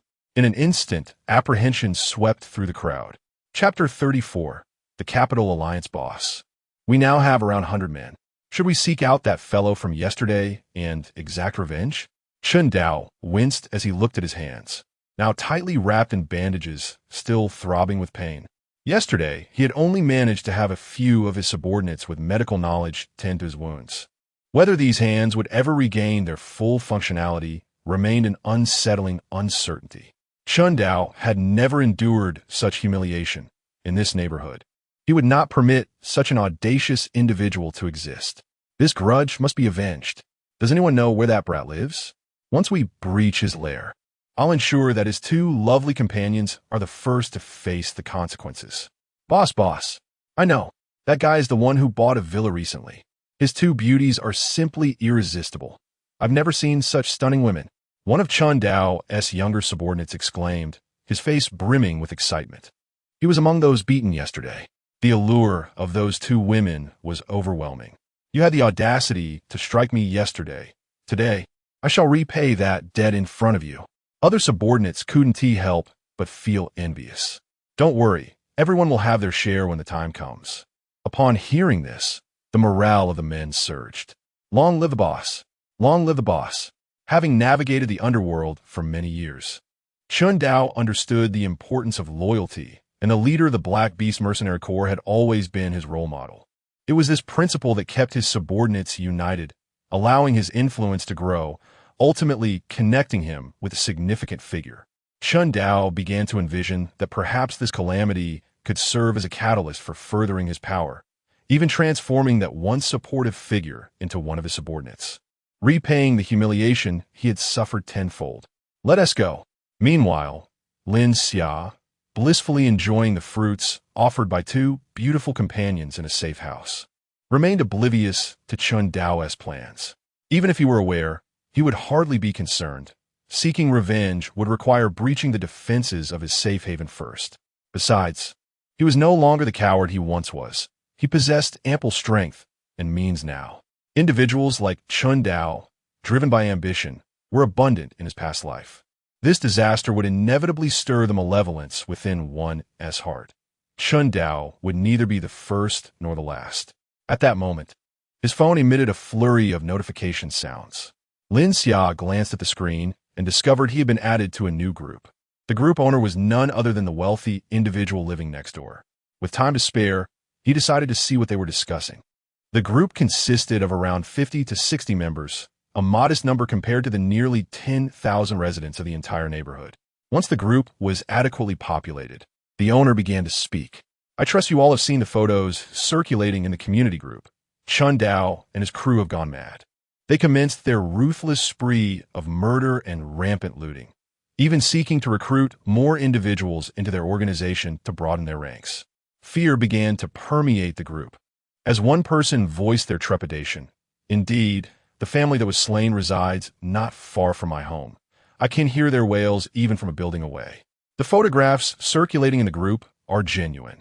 Chun Dao and his gang have shown no mercy. How dare they act so brazenly? Do they not fear retribution in the future? Another chimed in, "Do not be naive. Such ruses may deceive the average citizen. But have you not noticed that this group is predominantly composed of the affluent and powerful? I have already recognized several familiar faces, and I suspect those I do not know are of similar standing. We are all aware of Chun Dao's formidable connections. It need not be elaborated upon. This is merely the third day since the onset of this apocalypse, and he dares to act in such a manner, clearly privy to some internal intelligence." At this juncture, others in the group began to awaken to the gravity of the situation. "It is evident that Chun Dao has foreknowledge of something," one remarked. I inquired among some acquaintances within our circle. Most who can respond have been confined within their residential compounds, while few have not replied at all. The individual above, Chun Dao, has yet to respond to my messages. With the current extreme lockdown, how could anyone lack the time to reply? The only remaining possibility is that those who have not responded are together prohibited from disseminating information outward. Based on the news and the unfolding circumstances, I can boldly speculate. The situation has spiraled out of control, and those in authority can no longer maintain oversight, which emboldens Chun Dao to commit such heinous acts without fear. Concern for personal circumstances began to surface among the group, stripped of their societal statuses. They are all merely ordinary individuals, perhaps even less formidable than Chun Dao's underlings. "What shall we do?" Someone lamented. "Chun Dao commands a vast number of followers and an arsenal of weapons. We are no match for him." Another echoed, "Indeed." At this moment, the group leader interjected, "This is precisely why I invited each of you here. You either hold significant positions with access to unique information or possess substantial wealth. And I trust you have stockpiled considerable provisions in anticipation of yesterday's events. If this continues, it is only a matter of time before Chun Dao turns his attention toward us, and I fear the outcome for each of you will not be favorable." The group was not devoid of astute minds. You make a valid point. When order disintegrates, strength dictates reason. This is why Chun Dao engages in widespread looting and seeks to assert his dominance. He aims to establish a violent organization that brooks no dissent. By heavens, such cruelty! Is Chun Dao aspiring to be the tyrant of this neighborhood? Anxiety began to ripple through the group. "Leader, you must have a solution for us. Having brought us into this predicament, I just purchased supplies yesterday, and I have my wife and child to protect. If Chun Dao comes to my home, it would spell disaster." As the group leader sensed that the atmosphere had been sufficiently cultivated, he began to unveil his plans. "We must unite to establish a new alliance to counter Chun Dao. Our advantages lie in our ample resources and relatively elevated social standing. With these assets, we can easily persuade a considerable number of ordinary individuals to work for us. After all, it is human nature to band together, and surely they too fear the prospect of Chun Dao approaching them. We can remain in the shadows, comfortably accepting their protection. Once their supplies dwindle, we may casually offer a few morsels to ensure their compliance. While Chun Dao employs the tactics of a peasant uprising, we can adopt the strategies of capitalists, a realm in which we undoubtedly excel." Ha ha! The leader is truly astute, renowned as a prominent capitalist. His insights are remarkable. Indeed, whether it be Chun Dao or the common folk, they are mere pawns in the leader's hands. How profound are your words, esteemed leader. The subsequent messages in the group were filled with flattery, as typing costs nothing. Who knows what those individuals truly think behind the scenes? Lin Xia turned off her phone, unwilling to continue reading. Lin Xia, do you think they can succeed? Their plans seem quite promising, remarked Jiang Ruoxue, who had also followed their conversation with keen interest. Lin Xia recalled a similar organization from her memory, which seemed to have existed for only a brief period before being extinguished by Chen Dao.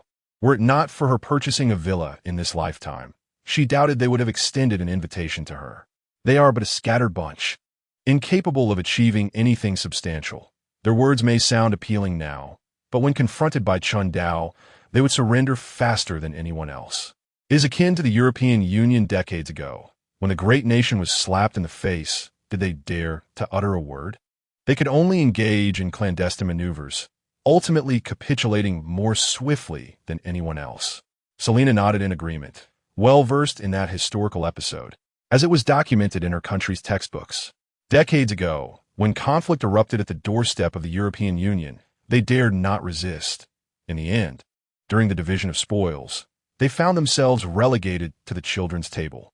Just as Lin Xia and the others engaged in conversation, the control terminal of the safe house suddenly emitted a piercing alarm. Chapter 35. Real Person Tower Defense. Lin Xia rose to investigate, noticing dozens of red dots approaching their location.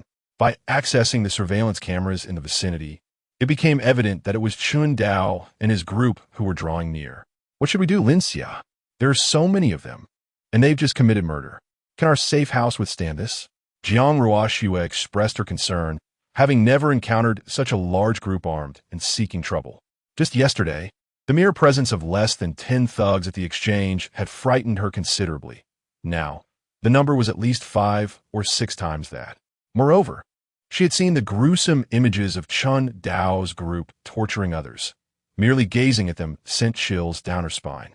In stark contrast, Selena exhibited a sense of eager anticipation. Since her retirement, she had not faced such a multitude in battle. Lin, let me out. I can take them all down by myself. Lin Xia shook his head. The area outside the safe house was an open expanse with no cover. Even though Selena was formidable, defeating dozens of adversaries without sustaining injuries was a far more complex endeavor. Furthermore, they were armed. Should Selena suffer any harm, it would ultimately be a loss for him as well. He then pressed a button on the control terminal, activating a scanning function to examine the weapons their adversaries were carrying. The results soon appeared, besides the machetes and crowbars in their hands. A few individuals at the back possessed 3 handguns tucked away in their pockets. If they have guns, can you still take them down? Selena's confidence wavered as doubt crept in.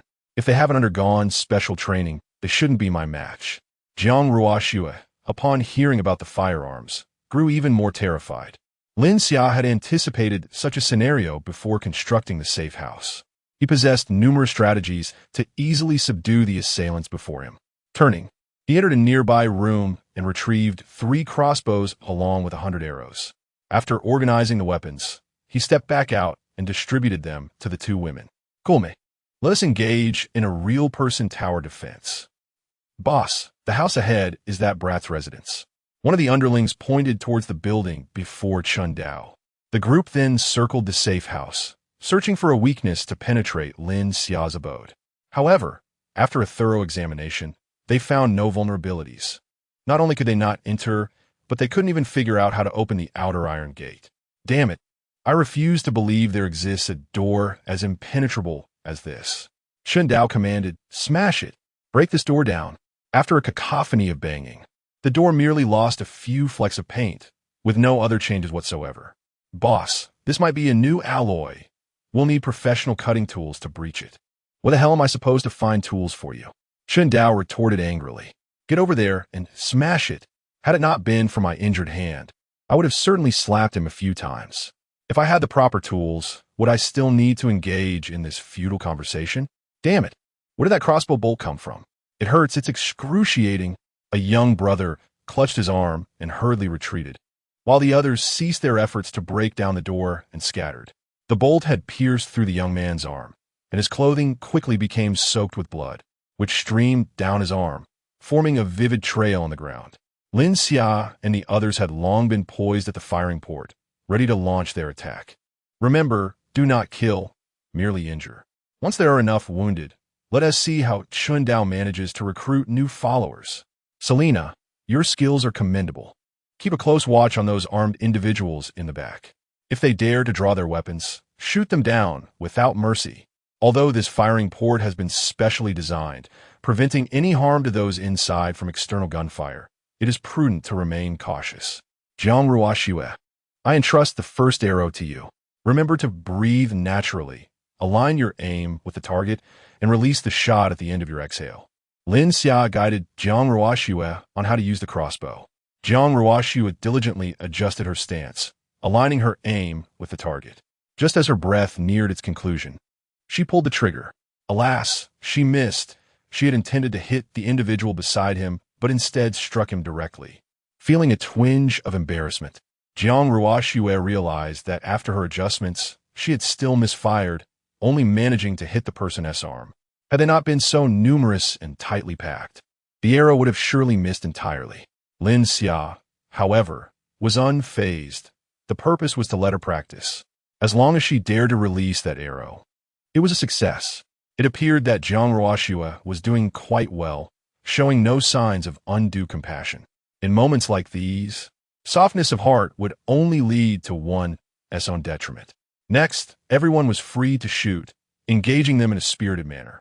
If they sought to attack us, they must be prepared to face retaliation. Subsequently, Lin Xia found her target and pulled the trigger. My leg. One young brother fell to the ground, clutching his leg, blood gushing forth. This is somewhat awkward. Lin Xia had intended to strike his arm, but inadvertently misfired. His face flushed with embarrassment. He pretended to change his arrow and continue to shoot. Indeed, the trajectory of his crossbow must veer to the left. It's not a matter of skill. Selena, on the other hand, was far more reliable, quick and accurate, consistently hitting the right arm. She began with the distant enemies, leaving the closer ones for the two of them to practice on. Striking limbs would not be fatal, but would effectively incapacitate them. Inflicting more injuries would serve to vex Chun Dao. A young brother hurriedly approached Chun Dao, who had taken refuge behind a cover that was quite far back. Boss, look, the crossbow bolts are being fired from that position. Chun Dao concealed himself behind the cover, cautiously peering out to observe the position indicated by his subordinate. Indeed, another crossbow bolt was launched from that very spot. Damn it, at last, I have caught you. Xiong-san, did you see the shooting aperture? Think of a way to take a shot, and let them know our might. Zhang-san glanced at the position, drew his pistol, and handed it to Xiong-san. Rest assured, boss, my marksmanship is excellent. I one-T miss. He then cautiously emerged from the cover, raising his pistol in preparation for an attack on the shooting aperture. Selena had long been keeping her gaze fixed in this direction. The moment Xiong-san appeared from behind the cover with a gun in hand, he fell directly within her crosshairs. However, after a moment's contemplation, Selena adjusted her aim slightly downward and pulled the trigger. With a swift whoosh, the bolt struck the vulnerable point of the pistol, shattering it into fragments. Xiong-san, caught off guard, felt the weapon being forcefully yanked from his grasp, followed by the sound of parts clattering to the ground. As he turned his head to ascertain what had occurred, another crossbow bolt swiftly followed, striking him squarely in the temple. The entire bolt embedded itself in his skull, with only the fletching protruding outward. Zhang-san's expression was frozen in bewilderment, and he slowly collapsed in front of Chun Dao, his eyes turned upward, silently gazing at him. Chun Dao was seized by a cold sweat, realizing how perilously close death had come. Retreat. Everyone retreat. Chapter 36. The deterrence of Chun Dao upon hearing their leader's proclamation, the subordinates collectively exhaled with relief. The one-sided massacre was at last drawing to a close. They limped away hastily from the villa's vicinity. Jiang Ruoxue, brimming with excitement, exclaimed, "Wow, sister, you are incredible. You managed to shatter the gun in his hand with a single arrow, and that frightened them all away." Selena smiled shyly, responding, "Oh, it's nothing. The crossbow Lin Xia provided has such high precision that it allowed me to shoot accurately." Lin Xia felt an overwhelming sense of embarrassment upon realizing that the trajectory had not veered left, prompting him to swiftly change the subject. Ahem, it's getting late. We should have lunch. What would you all like to eat? Meanwhile, in a neighboring villa, a mother and daughter had cautiously retreated to a concealed corner of the basement to assess the situation after initially hearing the commotion caused by the ruffians. They sighed in relief upon realizing that the gang's target was not them, and thus watched the entire confrontation unfold. Teacher Lin Xia and his friends are amazing. They didn't even allow the outermost door to be breached by so many ruffians, yet they managed to injure so many of them. The school beauty's face was alight with excitement. If I lived with them, I wouldn't have to worry about safety at all. Her teacher, embracing her, gently stroked her silky hair. Though silent, her contemplative gaze revealed deep thoughts. Chun Dao hurriedly returned to his residence with his subordinates, where a dozen individuals were lamenting in agony. Those uninjured hastily tended to their wounds using bandages and alcohol. Boss, we've lost over 10 brothers this time, and 4 of them have perished. Chun Dao's expression darkened upon hearing this report. This assault had cost him nearly half of his core combat strength. Even Xiong San, who had fought alongside him for more than a decade, had fallen before his eyes. Most critically, the gun had been utterly destroyed. How could that crossbow arrow have been so precise? While he could recruit new subordinates, finding another weapon would be a challenge. Chun Dao took a deep breath. It was imperative to remain composed in such trying times. For our injured brothers, I will provide 3 days' worth of rations. You can collect more once those are finished. Your sacrifices will not be in vain. He turned to the remaining brothers. Rest well for now. This afternoon, I will take you all to vent your frustrations. Back at Lin Xia's home, a sumptuous lunch awaited, and the morning's skirmish had not impacted the appetites of the few. Jiang Ruoxue, instead, was animatedly discussing shooting techniques with Selena during their meal. This reaction surprised Lin Xia, who had anticipated that she might feel nauseated and lose her appetite. He voiced his curiosity, to which Jiang Ruoxue replied earnestly, I also wish to become stronger. I don't want to hold you all back. Lin Xia, who shared her lack of shooting prowess, felt a surge of pressure. However, he quickly reassured himself, knowing he still had firearms in his spatial domain, and at worst, he could rely on his spatial abilities for support. Moreover, since Selena is already under his influence, her prowess only serves to enhance his own stature. After the meal, Lin Xia reclined on Jiang Ruoxue's lap, engrossed in his phone. Jiang Ruoxue's long, delicate legs were soft and fragrant, making for a truly comfortable pillow. The neighborhood had suffered extensive power outages, as indicated by notifications on his phone. The main power cable had been irrevocably damaged, rendering repairs virtually impossible. Appliances such as air conditioners and electric blankets were now akin to scrap. Water and gas services were equally devoid of any prospect of restoration. The internet situation was dismal. Even loading a single image took an eternity, plunging them back into the era of 3G. However, these challenges were of little concern to Lin Xia and his companions. The conditions within their safe house were quite favorable, untouched by the aforementioned issues.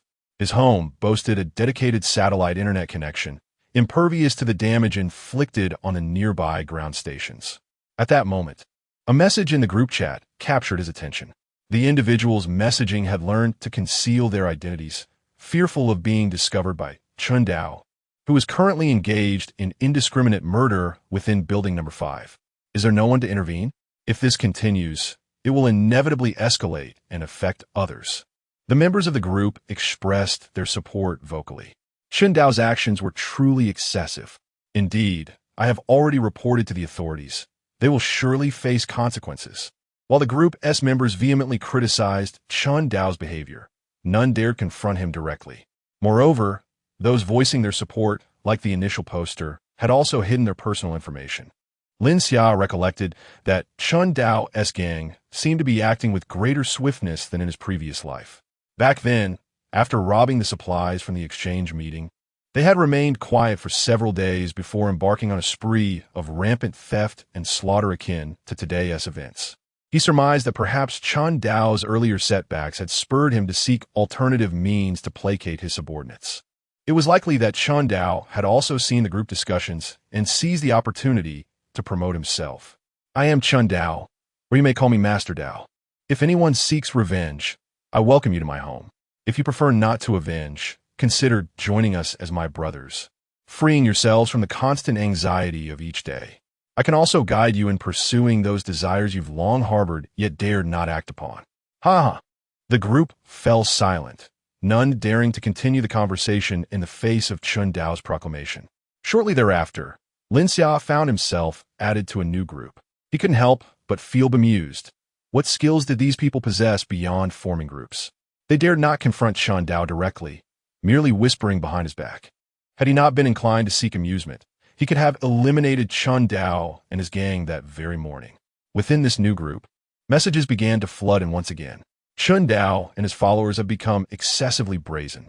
Can a mere handful of them intimidate the thousands residing in our community? As long as we unite, Chun Dao poses no threat. Indeed, however, while the slogans are boisterously proclaimed, if you're truly unafraid of Chun Dao, why then have you created another group? Moreover, you have concealed your personal information, each one a champion of bravado. I propose that we establish an anti-Chun Dao alliance, standing watch and providing mutual support to combat violence. Everyone may share their approximate locations for the sake of facilitating my statistical efforts. Should any of us face intimidation from Chun Dao, those nearby should rally together to confront him. He is but a handful of individuals and can hardly stand against us. Others also expressed their agreement, affirming that with our numbers, we wield great power. A mere spit from each of us could drown him. Yes, Chun Dao has incurred the wrath of the masses and has sealed his own fate. Lin Xia recognized the avatar of participant and, upon closer examination of his personal details, realized he was a member of the neighboring affluent group. It soon became apparent that he was also voicing opinions in the group established by the wealthy. Many have already been persuaded by my rhetoric. Others may replicate my approach, as Chun Dao will hardly stir up any significant waves. They are merely a band of ruffians, easily extinguished at our hands. Everyone may report their approximate locations. As you take the lead, I will organize these individuals and relay them to you. With this group serving as our shield, we can rest easy. Some members have already begun to flatter him, exclaiming his greatness. Indeed, we possess true talent in our midst. Compared to Chun Dao, he pales in comparison. Ha ha! Merely casting a stone to attract jade. Just a humble attempt to spark inspiration. I eagerly await the good tidings from you all. Lin Xia held disdain for this group, thinking that once they faced the wrath of Chun Dao, they would no longer dare to speak. In his previous life, Chun Dao led a prosperous existence, and these individuals are no match for him. Chapter 37. Contented Lin Xia yesterday. Lin Xia spent the entire night in pursuit of Bai Qian and her family, only regaining a modicum of strength by the afternoon.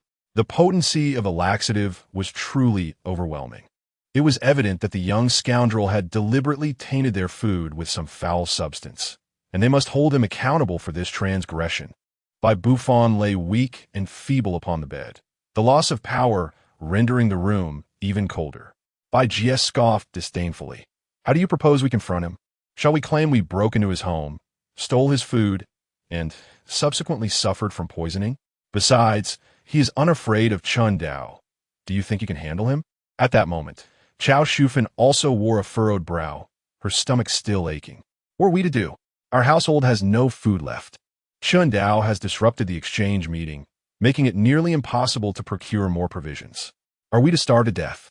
Suddenly, Bai Qian conceived a brilliant idea. No, we still have food. Sister, you mean the food that has been poisoned? Consuming it again could be fatal. Bai Buffon had developed a deep aversion to that food. Bai Qian chuckled. But our neighbors are unaware that the food is tainted. Bai Jie, now understanding his daughter's plan, felt a sense of relief wash over him. This was indeed a clever idea, especially since the water supply had been cut off, rendering the bathroom unusable. They could coax their neighbors out of their home. Moreover, they could seize the opportunity to eliminate them without warning. After all, Chun Dao was already committing murder. They could easily shift the blame onto him. Chao Shufan, momentarily dismissing her pain, quickly rose. I shall reheat last night's meal and serve it to our neighbors.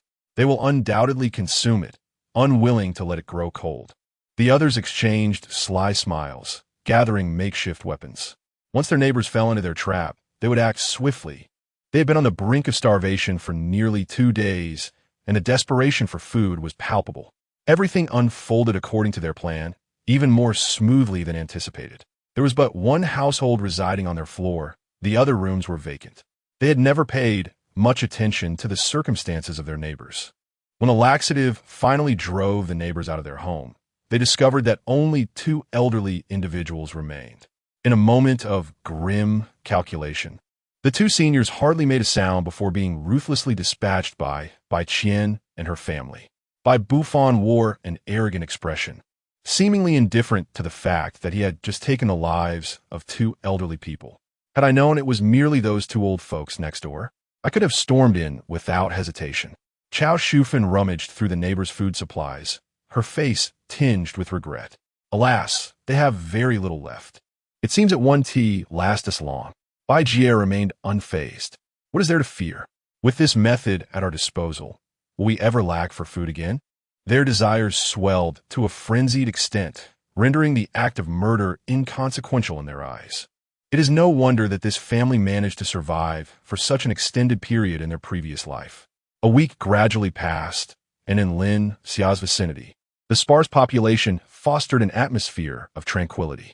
During this time, Chun Dao exhibited no significant actions, and the exchanges in the property owner group dwindled.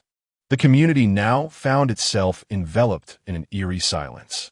Yet beneath the placid surface, turbulent undercurrents surged. Just last night, Selena surrendered herself to him. Having been occupied throughout the night, Lin Xia did not feel fatigued. Instead, she was invigorated. Upon waking in the morning and inspecting the safe house, she indulged in gaming until midday. It was only then that the 2 women emerged from their room, appearing as if they had just stepped out of the shower, their hair wrapped in towels. With nothing pressing to attend to, they were in no rush to dry their hair. They had completely surrendered to the situation. Before their new sister arrived, it would be wise to explore other techniques with Jiang Ruoxue. They could not endure another night like the one before. Upon seeing Jiang Ruoxue and the others come out, Lin Xia set aside her gaming controller and invited them to the dining table, retrieving the pre-warmed meals from the kitchen. Given their arduous efforts the previous night, it was only fitting that she attended to them. Thus commenced a lavish and sumptuous lunch, filling her with immense satisfaction. This was what life was meant to be. The weather outside had stabilized, with daytime temperatures hovering around -70 degrees, not markedly different from the previous life. The snowfall had ceased its relentless descent, and the accumulation outside had reached a height of 3 stories. Were it not for Lin Xia secretly utilizing her abilities to remove some of the snow, the safe house's snow removal system would have struggled to manage such a significant amount. Once the snowfall subsided in the coming days, she could venture out with her professional equipment to explore. In her previous life, she had been confined to a small room, oblivious to the wonders of the outside world. She wondered how Su Mu Yin was faring now, and found herself nostalgic for her culinary skills. Chapter 38. The greedy tycoon, the affluent neighbor of Lin Xia, is currently enduring a rather dismal existence. Although he lacks for food, his supply of heating resources is alarmingly scarce. Just last night, he depleted his final remnants of fuel. The indoor temperature has plummeted to over -10 degrees Celsius. The most excruciating hardship he has ever faced in his life was the torment of drinking coffee under such conditions. His current living situation is utterly unbearable, worse than death itself. Did you observe any lights from next door while you were keeping watch last night? The tycoon huddled in his bed, his gaze fixed upon the mother and daughter before him, who appeared even more haggard than before. The cold has sapped him of any inclination to torment them further. He merely doles out a meager portion of food each day to ensure they do not perish from starvation. Indeed, at night, one could see lights illuminating his home, casting a glow upon the snow accumulated outside, a stark contrast to the pervasive darkness. The teacher clutched the school bell tightly, both shivering from the cold, relying on this embrace for warmth. In an effort to assert his worth, the teacher had already communicated this matter to Jiang Ruoxue the previous evening. Thus, he had no fear of revealing any information to the tycoon. The tycoon pondered deeply. It has been a week since the power outage began. and yet the neighboring household still possesses sufficient electricity for illumination. He must have some form of power generation equipment. With an abundance of food at his disposal, a trade could easily be forged, benefiting them both. He took out his phone, navigated to the group chat, and found Lin Xia, initiating a private conversation. "Hello, I am your neighbor and also the administrator of this mutual aid group. I noticed your home still has power. Do you possess a generator? I will be willing to trade you many valuable items for it." Upon reading the message on his phone, Lin Xia couldn't help but chuckle. Food and heating sources are the two paramount pillars of survival. How audacious to directly ask for my generator. Who does he think he is? Jiang Ruoxue also caught sight of the tycoon's message to Lin Xia and interjected, "His heating system has run out of fuel, which is why he has turned his attention to us. The teacher next door informed me of this yesterday, but we were so preoccupied last night that I didn't have the chance to mention it to you." Jiang Ruoxue could not help but reminisce about the frenzied battle of the previous night. Her body still felt weak from the exertion, leaving little room for contemplation of other matters. Having learned of the tycoon's predicament, Lin Xia felt even less inclined to accommodate him. How brazen of this old fellow to solicit help in such a manner. Get lost. Have you looked in a mirror to see what sort of person you are? Do you truly believe you possess the capability to negotiate with me? The tycoon stared at the message from Lin Xia, nearly overcome with rage. He had never endured such humiliation in his life. If it were not for the apocalypse, how could a mere stock trader from next door dare to speak to him? Yet, the thought of the generator kept him from lashing out further. The chill in his home was intolerable. Even connecting his electric blanket to power would provide some relief. You may not fully comprehend the extent of my resources, which surpasses your imagination. I possess a company valued at over 10 billion, and once the apocalypse concludes, I could readily offer you half of the shares. Engaging in a transaction with me would be to your advantage. I could also nominate you as a deputy manager within the group, granting you authority over hundreds of individuals. Should you decline this exchange, the fate of those hundreds remains uncertain.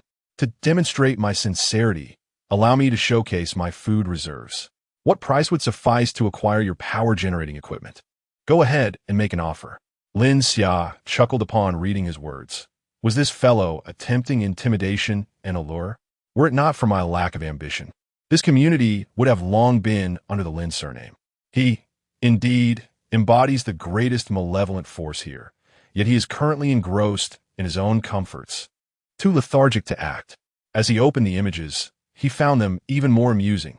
The pictures displayed mere instant noodles, bread, and biscuits, items that, even if offered for free, would not warrant a second glance. He promptly shared a photo of his lavish feast of 10 dishes and 4 soups. Is it truly audacious for you to flaunt such meager provisions before me? Even a dog would turn its nose up at it. The wealthy individual stared at Lin Xia's photograph, his eyes nearly bulging with disbelief. The food appeared excessively extravagant. After a period of subsisting on instant noodles and bread, he felt nauseated. Yet the items in Lin Xia's photo made his mouth water uncontrollably. However, he noticed a detail in the image, zooming in to reveal a temperature gauge prominently displayed in the center of his phone screen. He scrutinized the slightly blurred numbers and discerned that the temperature read 24 degrees. A wave of astonishment washed over him. It seemed Lin Xia's abode housed not only power-generating equipment, but also a substantial heating system, capable of elevating the indoor temperature to 24 degrees. Initially seeking merely a generator, he had stumbled upon an unexpected treasure. Greed flickered in his eyes as a perilous scheme began to take shape in his mind. His tone grew increasingly arrogant. A mere power-generating device was no longer sufficient to satiate his appetite. You have one final opportunity to engage in trade with me, or bear the consequences. I can summon hundreds to demolish your residence, ensuring your reputation is irrevocably tarnished throughout the community. Young man, I advise you not to let your pride overreach. Lin Xia, however, wore a disdainful expression. Why do you have to lecture me? Begone. The wealthy man, now brimming with excitement, was paradoxically displeased at the prospect of Lin Xia acquiescing. How else could he justify seizing all of Lin Xia's resources? Remember your words. You will come to regret your audacity in confronting me today. Subsequently, Lin Xia found himself expelled from the group established by the wealthy individual. He paid no heed to the threats, for this band could not even contend with Chen Dao. How could they dare intimidate him? They were but ants shaking a tree. Meanwhile, the wealthy individual began to fervently execute his plan, communicating within that group. Do you still have supplies available? Upon seeing this message, others could not help but display their concern on the screen. There is still some food at home, yet the heating supplies have run out. The walnut furniture has already been consumed for warmth. The chill in the house has become unbearable, and each night, I fear I may not awaken the following day. Furthermore, most of my subordinates have little food left, and if this continues, I worry they may harbor doubts in their hearts. Indeed, my subordinates have recently been rather silent in the group chat, and I can't help but worry they might have created another group to conspire against me. The wealthy individual smirked slightly, realizing their situation was as he had anticipated. I have a splendid idea. He then shared a photo of Lin Xia's lunch and the indoor temperature in the group chat. What on earth? Why are you spreading toxicity in the group and sharing pictures from before the apocalypse? I can no longer bear to look at those delightful food videos and photos. I fear I might lose my sanity. Wait a moment, something seems off. Look at the timestamp on this photo. It was taken just now. This declaration sparked a tumult in the group. Indeed, this is simply unscientific. Where could such a paradise exist now? Is this the home of the group leader? Such strength. I still have plenty of supplies at home and am willing to donate them entirely, provided that the esteemed group leader can reserve a room for me at your residence. Esteemed group leader, I would be content with merely a doghouse. Goodness, are you all competing now? Group leader, look at me. A mere dog cage would suffice. And I can even offer the 3 stunning beauties I have gathered to you. Chapter 39. Preparations before the war. The wealthy man dismissed the remarks of the speaker with utter disdain. How could someone of his stature possibly lack exquisite beauties by his side? Had he not indulged excessively in his youth, he would not now be burdened with health issues. Moreover, the 2 top-tier canaries in his possession were the result of his meticulous selection. It was inconceivable that mere women plucked from a neighborhood could compare to them. One could question his character, but his aesthetic judgment was beyond reproach. However, the pressing concern at hand was his need for warmth. If this continued, he would surely freeze to death. The photograph in question was indeed taken today, but it depicted not his residence, but that of his neighbor. I had communicated with him earlier. Being of advanced age and in declining health, I intended to offer valuable resources in exchange for a humble abode to shelter myself. Yet, to my dismay, this young man exhibited none of the virtues of respect for the elderly, callously watching as I suffered without a hint of compassion. I was not withholding money or goods, yet he responded with harsh words, taking advantage of my age. Though the others in the group remained silent, their expressions reflected disdain. After all, he was merely a beggar, yet he carried himself with such bravado. Indeed, it was not the old who had turned wicked, but rather the wicked who had grown old. His household was replete with ample resources and warm shelter. It is evident that this calamity may not cease, and sustenance and warmth are our currency for survival. Eventually, our supplies will be exhausted. What then shall we do? Hence, we must prepare for the worst. My neighbor's household was comprised of only a few individuals, yet they occupied a vast space, a flagrant waste of resources. I propose that we convert that villa into our sanctuary for survival. Individuals like us, possessing talent, should cherish our lives, serving as the embers of humanity's future. The others soon grasped the leader's intent. He was advocating for the welfare of all. If this disaster persisted, the resources in that household would eventually dwindle, leading to inevitable depletion. Who could claim the leader was malevolent? He was, in fact, remarkable. We pledged our unwavering allegiance to him. The leader spoke wisely. Such a splendid residence should be occupied by those deserving. The depths of the waters within that house were profound, and it should be entrusted to those of us who represent the future of humanity. I concocted a scheme to seize the house without bloodshed. We could fabricate some charges against him, inciting his foolish subordinates to carry out the dirty work while we reaped the benefits. This notion was sound. A few persuasive words would easily transform them into fervent fools. A simple task indeed. Leader, when shall we set our plan in motion? We can hardly wait to reside in that warm villa The affluent individual observed the conversations within the group, a subtle smile gracing his lips. The morale of the troops was indeed promising. The young man next door was far too impetuous, lacking an understanding of the principle of harmonizing with one's surroundings. It was imperative that he be made aware of the might of the collective. Meanwhile, Chun Dao received a report from his subordinate. Boss, those individuals in a wealthy group plan to take action against Lin Xia. Should we seize the opportunity to plunder? This informant was initially a mole that Chun Dao had embedded within the affluent circle, with intentions to exploit these wealthy individuals in the coming days. The resources of a single affluent family could rival that of dozens of ordinary households. However, the sheer number of their organized guards was proving to be a considerable headache. The arrival of this news was fortuitous, presenting a chance to execute a significant heist amidst their conflict. As the clam and the clam dig their own graves, the fisherman reaps the rewards.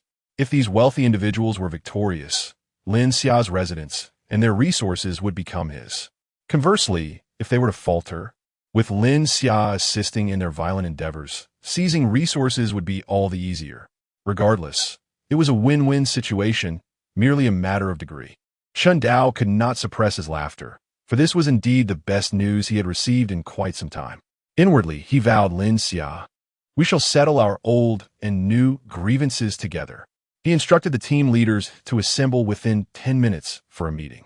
Meanwhile, the teacher was equally troubled, as she too was part of this group. Her role involved managing the affairs of the affluent and relaying crucial intelligence to them. From her vantage point, she witnessed the record of Lin Xia being expelled from the group and realized that he was oblivious to the machinations brewing against him. Observing the equally worried schoolbell, she resolved to leverage this information as a badge of allegiance, hoping Lin Xia might guide them both out of their dire circumstances. She had previously discussed these matters with Jiang Ruoxue, who had expressed no objection to their collaboration, provided they could demonstrate their value. This moment presented a splendid opportunity. Upon receiving her message, Jiang Ruoxue hurriedly sought out Lin Xia. Indignation etched upon her face. Their hearts are utterly vile. They clearly wish to rob us under the pretense of righteousness. How shameless! Her concern soon followed. If they gather hundreds to attack us, can our residents withstand such an onslaught? Perhaps I should share the screenshot in the larger group to dissuade the uninformed from assaulting us. Selena too wore a look of apprehension. Xia, the three of us wielding crossbows may struggle to fend off hundreds of attackers. Perhaps I should stealthily infiltrate the wealthy man's home and eliminate him. For Selena, anyone opposing Lin Xia was an enemy, and she would show no mercy in her actions. Lin Xia couldn't help but admire her resoluteness. Indeed, she was a warrior forged in the crucible of battle, ready for a decisive strike. He embraced two stunning beauties, kissing each one tenderly. Even if screenshots were shared in the group, they could easily dismiss them as fabricated chat logs. Even if the wealthy man were to be killed, the seeds of greed had already been sown. His demise would only attract others seeking to fill the void. Furthermore, you both seem to underestimate the defensive capabilities of my safe house. Even if we were to remain idle, they would never breach our sanctuary. Additionally, I possess other secret weapons. Lin Xia then departed from the living room, retrieving a firearm he had meticulously prepared in advance. Jiang Ruoxue was taken aback as she beheld the trio of rifles and handguns laid upon the table. Tentatively, she reached out, her fingertips meeting the cold, hard surface. Could this possibly be a model? Were these genuine firearms? We have weapons in our home. Serena's reaction was far more animated.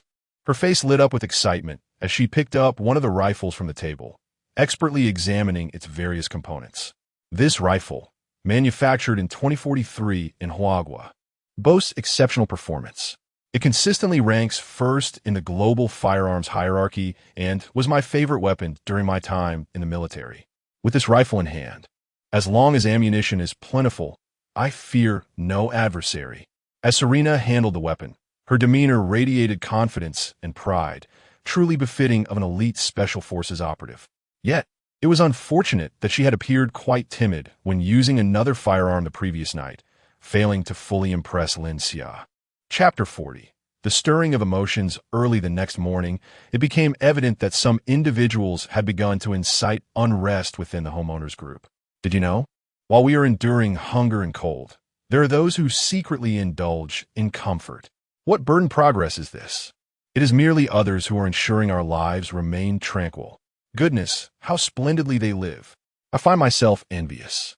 How is their home so warm, while mine languishes in temperatures below freezing? Why should it matter to you how others fare? Are you unable to bear witness to another's prosperity? But what if I told you that all of us could have enjoyed this comfort? At this revelation, the group was suddenly invigorated. What is happening? Please elaborate. The individual was identified as Lin Xia, the very person who had purchased a villa in our community at a premium just months prior. Some members recalled his name, recalling that his actions had sparked a trend in stock trading, resulting in significant losses for many, myself included, to the tune of over 100,000. You're fortunate. I've heard of individuals who lost their homes, only to be left destitute by loan sharks. Isn't it just a villa? With the temperatures dropping, what advantage does it provide? Speculation arose. Could these photos be taken from Lin Xia's villa? The provocateur continued. Indeed, he has spent lavishly renovating this villa over the past few months. Surely, you have all noticed? His residence not only withstands the cold, but is also stocked with ample provisions. He must have known in advance about the impending extreme cold. If he had disclosed this information to us, we wouldn't have lost so many lives. Lin Xia is the executioner of countless souls. However, a few rational voices oppose this narrative. Even the government of Huagua is unaware of this situation. How could an ordinary person possess such foresight? It must be mere coincidence. Moreover, even if he had forewarned us of the impending calamity, would we have believed him? Remember, it is August, a time typically characterized by the year's highest temperatures. The instigator was momentarily silenced by this rebuttal, and in a fit of anger, retorted, that person is undoubtedly in cahoots with Lin Xia, intentionally defending him. Lin Xia, I know you're watching. Why not confront us face to face? With that, the group erupted into a frenzy against Lin Xia. At that moment, Lin Xia was enjoying breakfast with Jiang Ruoxua and others, amused by the antics of these clowns in the chat. He anticipated such a fervent backlash. Not one to tolerate such moral coercion, Lin Xia decided to respond. He captured a high-definition photograph of the braised pork elbow on the dining table. The skin glistened with a translucent sheen, radiating an enticing amber hue, steam wafting upward, as if the aroma could transcend the image itself. Satisfied with the photograph, Lin Xia shared in the group. I can attest that what he said is true. Allow me to share a piece of intriguing knowledge. The consumption of pork knuckle in the morning is ill-advised, as it tends to be rather heavy on the stomach. It is more suitable for the midday meal. The group was instantly abuzz with astonishment, as it became apparent that Lin Xia indeed possessed a warm home and an abundance of food. It had been an age since the old servant had witnessed the young master smile so joyfully, having arrived late. The servant humbly implored for the opportunity to atone before the young master. A pure and innocent girl, seeking a benefactor, expressed her willingness to subsist on mere leftovers, claiming to be easily satisfied and ready to submit to Lin Xiao's whims. This image had been shared by no fewer than 10 individuals, yet here it was, masquerading as something novel. Could I be tethered to the young master's abode? Woof woof. I am but a dog, capable of guarding the premises. As the conversation in the group veered increasingly off course, even drawing in admirers of Ace, the topic was hastily redirected by one individual. Lin Xia, are you aware that your selfish actions have led to the suffering and demise of countless innocent elders and children in our community due to the cold and hunger? You are the very architect of this calamity, a cold-hearted executioner. Lin Xia responded with a disdainful smile, pondering whether this person was akin to a plastic bag from Walmart, so adept at holding nonsense. Was it not merely an attempt to incite some expendable souls to their doom, facilitating the seizure of his property? He might very well be nothing more than a pawn in another S-game. Lin Xia retorted, you claim to be selfless and noble. Yet when others are on the brink of starvation and freezing, where were you to lend a helping hand? This statement rendered the accuser speechless. Who does not recognize the scarcity of resources, using less when possible? How could he engage in such self-sabotaging altruism? Furthermore, just the day prior, he had conspired with others to pilfer supplies from an elderly neighbor who, it seemed, had tragically taken her own life that very day. You are merely quibbling. Further discourse is futile. Is there anyone who wishes to join me in seeking an explanation from Lin Xia? Some individuals in the group, upon realizing Lin Xia's advantageous circumstances, began to harbor ulterior motives. After all, there is strength in numbers. Perhaps a collective effort could breach Lin Xia's defenses, allowing them to seize valuable possessions. Even if they failed, Lin Xia would surely have to appease the crowd to maintain his standing in the community. Count me in. I cannot abide such selfishness. Lin Xia must provide an explanation and compensate for our losses. Include me as well. I possess the skills to pick locks. Should he refuse to offer us a reasonable account, he mustn't blame me for lacking compassion. The instigator's eyes gleamed with excitement. The ability to pick locks was indeed a rare skill. With his presence, they need not fear failing to confront Lin Xia. All right, the locksmith shall receive a greater share if Lin Xia agrees to compensation, and I too shall join. At that moment, the insatiable greed within the hearts of the people magnified exponentially. They are indifferent to whether Lin Xia is at fault or what consequences he may face. These individuals are solely focused on their own interests. Observing that over 100 people are eager to confront Lin Xia for an explanation, the instigator chuckled with satisfaction. Having exceeded his quota for recruiting expendable pawns, with hundreds poised against a single individual, the advantage lies with us. Armed with various tools, they gathered in the underground parking lot half an hour later, determined to compel Lin Xia to compensate for our losses. Acknowledged. Acknowledged. Meanwhile, Chen Dao, who was silently observing from the sidelines, wore a look of disdain. If it were so simple to breach Lin Xia's defenses, he would not have suffered the loss of dozens of subordinates. Nevertheless, he was indifferent to their attempts. Regardless of success or failure, he would not bear the brunt of the consequences. This is what one might call, the mantis stalks the cicada, unaware of the oriole behind. He informed his brothers. There's work to be done. Follow me for a significant endeavor. Chapter 41 Reactions. Chen Dao gazed at the two remaining firearms in his possession, a flicker of uncertainty washing over him. The haunting image of Xiong San, who had stood by his side for over a decade, collapsing before him with a crossbow bolt lodged in his skull, resurfaced in his mind. A man who had always faced the front lines of battle, untouched by fear, found himself hesitating at this moment. Logically, this operation posed little danger. They would not confront Lin Xia directly, but rather target Lin Xia's affluent neighbor. Should Lin Xia fall victim to this group, he could seize the resources of both families, reaping the rewards like a cunning fisherman. Observing the small-time gang leaders who had begun to congregate, waiting for his command, Chen Dao ultimately chose to heed his inner voice. For this operation, I shall dispatch my trusted confidant, Xiongda, to lead the assault. I will remain at the homestead to guard against any ambush or treachery. He will wield my firearm. No one should stand a chance against you. Yet vigilance must not wane. Allow the two factions to engage initially. Once they have exhausted each other, we shall strike when they are vulnerable. Remember, safety first. Each brother's life is invaluable. The subordinate leaders flushed with excitement, their faces aglow with anticipation. Yes, boss. These underlings have been thoroughly indoctrinated by Chen Dao over the past days. His ascent to power was not solely founded on brute strength. His talent for persuading others to lay down their lives for him was equally formidable. After the small-time thugs departed, Chen Dao called back Xiongda, who had been by his side. Remember, they may perish, but you must return unscathed. Xiongda, robust as an iron tower, nodded obediently before responding with a hum. Yes, boss. Jiang Ruoxue was infuriated by the blatant shamelessness of the group in the chat. How could they be so audacious? They called it robbery outright, yet resorted to moral coercion. Lin Xia, however, merely chuckled nonchalantly. This was fortuitous. It alleviated any psychological burden we might have in confronting them. Anyone who chose to follow along was of no good character. Yet Jiang Ruoxue's concern grew. What if a multitude of adversaries arrived? Will we be able to fend them off? Selena comforted Jiang Ruoxiu, assuring her, "Do not worry. These individuals are merely a rabble. A few injuries will send them fleeing. They will not be willing to die alongside us. Even soldiers lose their fighting spirit when casualties exceed a third, let alone these ordinary folk. They are merely intimidating in appearance.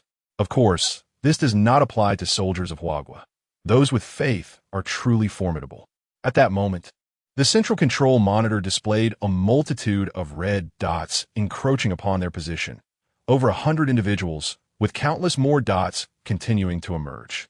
Lin Xia initiated a more detailed scan and discovered that the most threatening items they carried were nothing more than a fire axe, a crowbar, and a kitchen knife, which posed little risk to the safe house. Thus, he proceeded with the two women to the designated shooting point. As they surveyed the array of firearms and crossbows lay before them, Jiang Ruoxiu pondered for a moment before declaring, "Let us first utilize the crossbow. The firearm possesses considerable power, which we can reserve for potential unforeseen circumstances." Subsequently, she handed one of the guns to Selena. "Sister, your marksmanship is unparalleled. Take this weapon in case of any unexpected events." Lin Xia couldn't help but admire Jiang Ruoxiu's practicality, as she sought ways to conserve resources. Little did she know, the firepower they possessed could annihilate the nearly 10,000-strong neighborhood multiple times over. Nevertheless, the efficacy of the crossbow and firearms was nearly equivalent. Without medical assistance, a hit would likely prove fatal in a short span. Jiang Ruoxiu then playfully stuck out her tongue at Lin Xia, teasingly remarking, "You wouldn't begrudge me for managing things, would you? If you have any differing thoughts, do let me know. I promise to adhere to my master's commands." Lin Xia chuckled as he affectionately ruffled Jiang Ruoxiu's hair, assuring her, "No issues at all. Your arrangements are quite sensible. As for further commands, we shall discuss them in detail once we return to our quarters tonight." However, the previously cheerful Jiang Ruoxiu suddenly lost her jovial demeanor, her face pale with fear, a sentiment mirrored by Selena. The two had overestimated their combat prowess the previous night, resulting in such exhaustion that they struggled to rise from bed in the morning.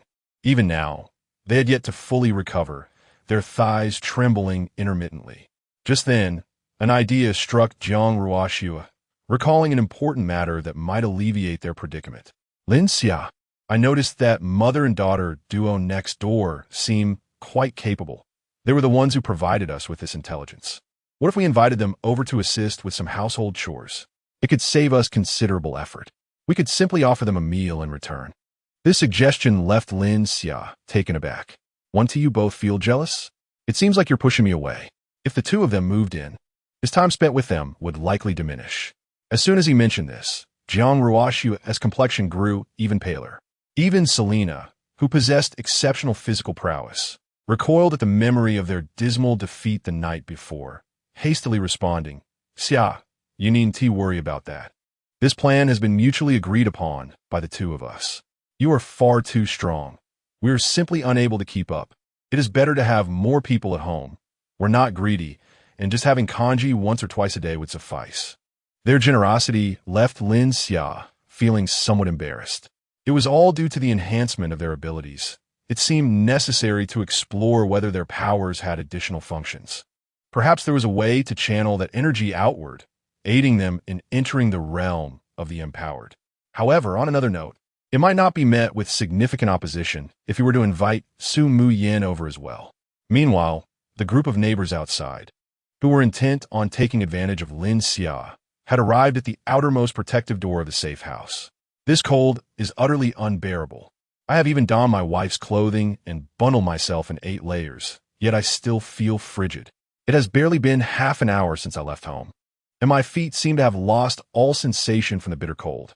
The underground garage is a chilling -40 degrees, and outside, it plunges to over -70. I fear I might succumb to frostbite the moment I step out." At that moment, someone inadvertently kicked an object at their feet, and upon looking down, they were struck with sheer terror. Goodness, what on earth is this? Chapter 42. A heavy loss lying on the ground was a lifeless body, pierced by several crossbow bolts, with blood having long since congealed around it. In the biting cold, the corpse had frozen solid. The agonized expression upon its face was vividly etched. as if it had only just succumbed to death. Damn, could this have been a work of Lin Xia? There was no one else living in the vicinity. I can't take this any longer. I refuse to continue. What we are doing is inherently wrong. No matter how much food Lin Xia possesses, it rightfully belongs to him. Our actions bear no distinction from those of Chun Dao and his gang. The sight of the corpse instilled fear in the hearts of those who had been wavering. They had merely sought to seize an opportunity for gain, not to risk their lives. They quickly shielded one another and stealthily departed from the scene. The leader stepped forward, striving to bolster the morale of the group. What are we afraid of? Don't you know the adage that the greater the storm, the more valuable the fish? With our numbers, would Lin Xia dare to lay a hand on us? One spit from each of us could drown him. Strength lies in numbers. Surely, everyone's food supplies are dwindling. If we let this opportunity slip, we shall inevitably starve. Sacrificing Lin Xia is a small price to pay for the well-being of hundreds of us. In due time, we shall erect a memorial for him, allowing him to escape his suffering and find peace in the afterlife. Those who had previously been uncertain began to solidify their resolve. They had never intended to reason with Lin Xia. They merely sought a pretext to act against him. If they failed to secure food soon, they would likely not endure for much longer. Nevertheless, among the throng of hundreds, many quietly slipped away, unwilling to wade into this murky water any further. The locksmith exhaled into his palm, rubbing his hands together to relieve the stiffness in his frozen fingers, and impatiently addressed the leader. "Are we going to dawdle all day? Fortune favors the bold, while the timid perish. You promised me the lion's share of supplies. Does that still stand?" "Yes, of course it stands." "Let us commence," the leader replied, feigning humility, yet he held deep disdain within. These individuals were merely pawns in his game. Had it not been for the locksmith's skills, this man would not dare to present himself as superior. Ultimately, these supplies would be of no use to him if he were to lose his life in the process. The locksmith wasted no time retrieving his tools from his bag. "Let's get to work." However, as he approached the lock, he was taken aback. After over 20 years as a locksmith, he had never encountered a lock of such complexity. It was even more intricate than those he had seen guarding bank vaults. This particular lock required brute force to dismantle, and he possessed only basic unlocking tools, rendering him ill-equipped for such a task. The leader observed the locksmith standing motionless before the lock, growing increasingly anxious. "Hey, are you capable or not?" Gritting his teeth, the locksmith decided to take a chance. "Let me try to dismantle it. Perhaps this lock is less formidable than it appears." As soon as he touched the lock cylinder with the unlocking tool, a powerful surge of high-voltage electricity instantaneously penetrated the tool's insulation. A deafening crack resonated from the door lock, accompanied by a dazzling arc of electricity that surged into the locksmith's body. He collapsed instantly, his expression frozen at the moment of attempting to unlock, passing away in serene tranquility. The scattered electric charges in the air made those nearby feel a profound discomfort, their hair standing on end. The leader hastily stepped back, shouting, "There is high-voltage electricity on the door. Everyone be careful." At that moment, upon witnessing someone electrocuted, the crowd erupted in loud cries. "Lin Xia, you murderer! Come out and apologize at once. Can you face your conscience?" Before he could finish speaking, a sudden scream escaped his lips. It hurts." His tirade was abruptly interrupted by a crossbow bolt that struck deep into his leg. Blood gushed forth from the wound, soaking his trousers. The crowd, now thrown into chaos, scattered in all directions in search of cover. Lin Xia gazed at Jiang Ruoxue, who had released the arrow, astonished by her decisiveness. Jiang Ruoxue, feeling slightly embarrassed under his gaze, smiled bashfully and transformed into a protective partner. "How dare he insult you? Such a person deserves to be punished with an arrow." Lin Xia tenderly ruffled her hair, feeling increasingly justified in his decision to save Jiang Ruoxue. "Let the shooting commence. Since they dare to come, they must pay a price." The three of them began to unleash a barrage of crossbow arrows. The shooting point was situated far from the outer protective door, making it nearly impossible for them to attack Lin Xia. Furthermore, the shooting area was expansive, with minimal cover nearby. The tightly packed crowd resembled living targets, and even with their eyes closed, one could easily hit their mark. Screams, wails, curses, and pleas for mercy echoed in a cacophony. Those far away took the opportunity to flee, while those nearby found themselves trapped, unable to escape, merely serving as targets. At that moment, the leader suddenly had a glimmer of hope as he looked ahead. Everyone quickly headed to the wall beside his front gate. That's the blind spot for shooting. The crowd surged towards that refuge as if they had found a lifeline. Lin Xiao's bolts were merciless. In less than a minute, dozens had been injured. Without prompt medical attention, their survival was in jeopardy. Originally several hundred strong, now fewer than 100 cowered beneath the wall. Lin Xia is utterly inhumane. How dare he shoot arrows at us? His greed for wealth and disregard for life are no different from Chun Dao. A cold-blooded executioner, like him, should be stripped of his food. Such a person does not deserve to live. Among the crowd, some were roused by Lin Xiao's merciless arrows. What is he? Just a man with a crossbow. What is he trying to prove? While I seek something to serve as a barrier, let us conceal ourselves behind it and observe what other tricks this scoundrel possesses. Upon uttering these words, the individual beckoned a few nearby companions to procure items capable of defending against crossbow bolts. Leaning against the wall, the leader suddenly conceived an idea. Since the door could not be breached, surely the wall could be dismantled. Indeed, what a splendid notion. Accolades of approval emanated from those surrounding him. Those armed with axes and hammers were more direct. They had already commenced their assault on the wall. However, as the decorative layer of the wall was compromised, the sound of metal clashing filled the air, causing a cacophony that left nearby individuals with ringing ears. What in the world? Steel plates embedded within the wall. Which fool could have conceived such a design? The wall smashers erupted in curses, as one had struck too forcefully, rendering his arm incapable of lifting. Lin Xia regarded their efforts with disdain. The materials of his safe haven were fortified against tank artillery. Defenses impervious to metal projectiles cannot be dismantled by mere hammering.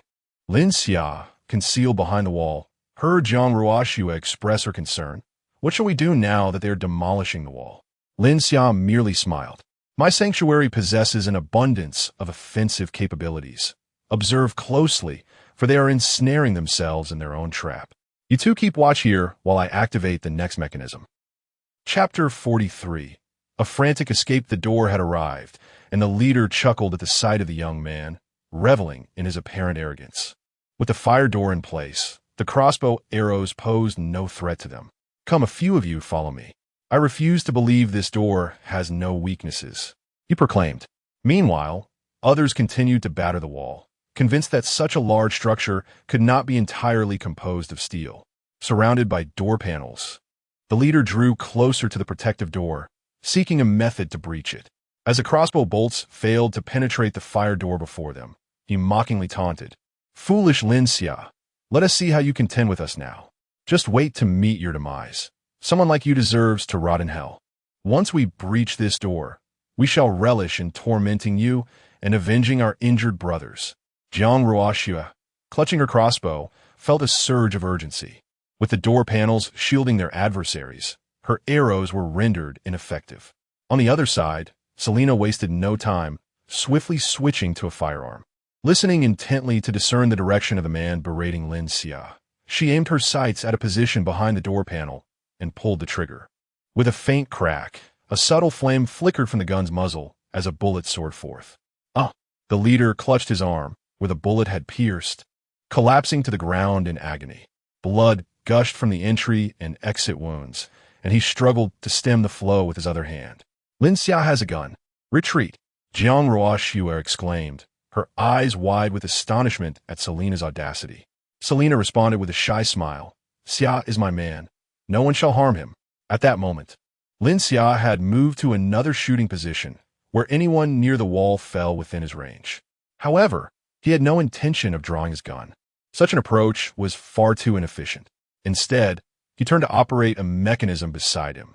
A high-pressure water gun gradually emerged from the shooting port, and a cruel smile spread across Lin Xia's face. Cold and icy water is the perfect match. He then pressed a button, and a jet of white water erupted from the nozzle. The water pressure was immense, and the column could travel dozens of meters, leaving no chance for those hiding behind the wall to escape. Water. Where is this water coming from? Run quick, run. They abandoned their concern for crossbow arrows, realizing that being drenched would likely result in freezing to death. As the water first made contact with their skin, it felt scalding, akin to being splashed with hot water. Yet, within moments, their clothing began to crystallize with ice. If they could not rid themselves of the water promptly, they would soon become mere ice sculptures in the frigid environment of -40 degrees. The leader, still reeling from the gunshot wound, was met with the onslaught of the water column that filled his mouth and nose, rendering him unable to open his eyes. The adrenaline coursing through his veins was in overdrive, compelling him to flee from the onslaught of the water jets. In a mere span of a few minutes, the hundreds of them had been utterly vanquished by Lin Xia. They were no match for her prowess. After great toil, they finally escaped the confines of Lin Xia's villa. Each individual was drenched, shivering from the cold. With every movement, shards of ice tumbled from their bodies. Their core temperatures plummeted, and if this continued, death would be imminent. The leader's condition was equally dire, blood oozing from his arm, and without prompt medical attention, survival was uncertain. His heart brimmed with resentment, directed at the root cause of their plight, the affluent individual. Were it not for him, he would be comfortably resting at home, spared from such torment. Meanwhile, that wealthy man remained at home, awaiting the fruits of their labor, an egregious injustice. His rage was uncontainable, and he spoke bitterly. "Friends, our situation is dire. Our clothes are soaked through, and with the frigid temperatures outside, returning home seems an arduous task. After all we've endured, to return empty-handed is unacceptable. Although we are enveloped in icy water, our eyes reflect the same hatred and fury. At this point, I must be forthright with you all. The instigator of this ordeal is Lin Xia's neighbor, who, coveting her home and provisions, resorted to such despicable tactics, seeking to reap the benefits.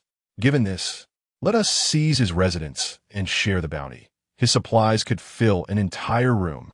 The crowd erupted in outrage, realizing they had been manipulated. They need not have endured such treatment. The man was utterly loathsome, a beast in his greed for another's resources, employing such vile means. His home was not far. If they could not breach Lin Xia's door, surely they could break into his. Let us hasten and shatter his door. My clothes are close to freezing solid, and if this continues, we shall surely perish from the cold. Let us go and set his house ablaze for warmth." Thus, they turned their ire towards the affluent man. Meanwhile, Xiongda and his subordinates observed from a distance, relieved by their timely departure. Had they lingered, they too might have faced Lin Xia's high-pressure jets, risking total annihilation. "Boss, it seems they have fled. Should we pursue them? They are certainly no match for us." Xiongda carefully assessed their escape route and relaxed, turning to his underlings. "Look at their direction.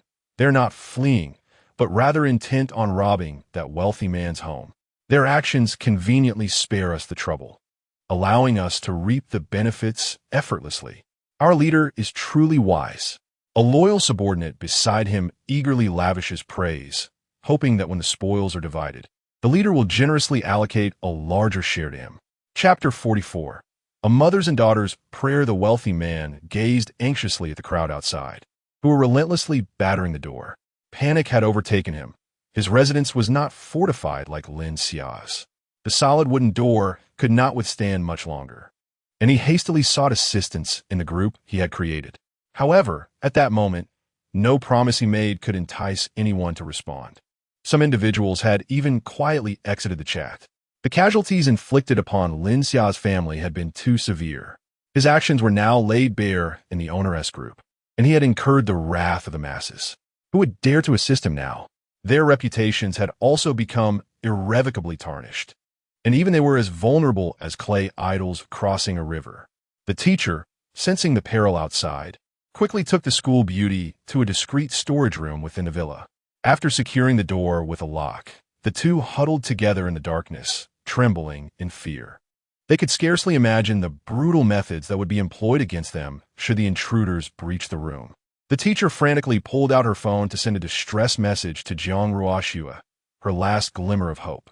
Yet, the chat interface displayed a perpetual loading icon. The signal in the storage room was abysmally weak. At that moment, the wooden door finally succumbed to the relentless violence and shattered. The two could hear the cacophony of shouts, the sounds of destruction, and the anguished wails of the wealthy man outside. They clung to each other even tighter, fearful of opening the door to enhance their signal reception. Cautiously, they inched closer to the door's crack, hoping fervently that the message would be sent soon. In her heart, she vowed that if Lin Xia and his companions could rescue them, she would serve him devotedly, rather than endure a cruel demise at the hands of so many. Meanwhile, Lin Xia and the others remained vigilant at the shooting point, wary that the adversaries might be feigning retreat only to launch a surprise counterattack. He was prepared to fire at a moment's notice. After all, he had an abundance of weapons and ammunition, and could afford to waste a few rounds. At that moment, Jiang Ruoxue's phone finally received the teacher's plea for help, prompting her to urgently inform Lin Xia.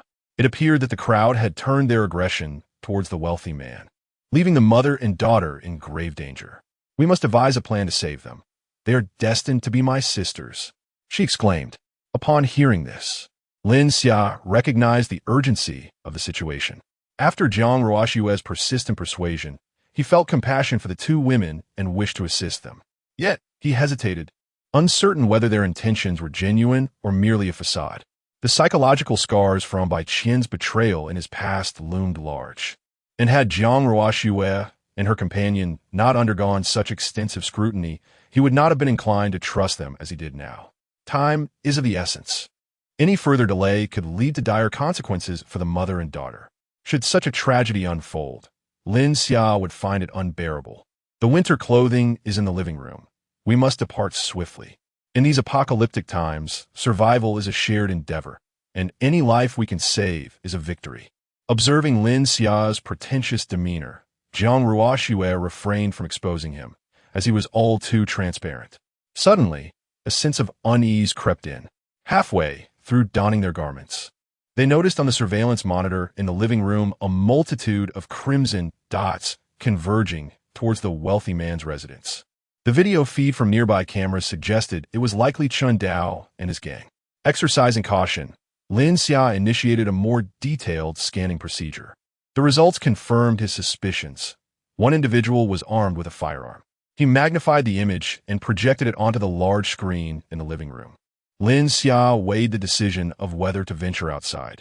Leaving the safe house at this moment could expose them to the threat of gunfire, a risk that could prove disastrous.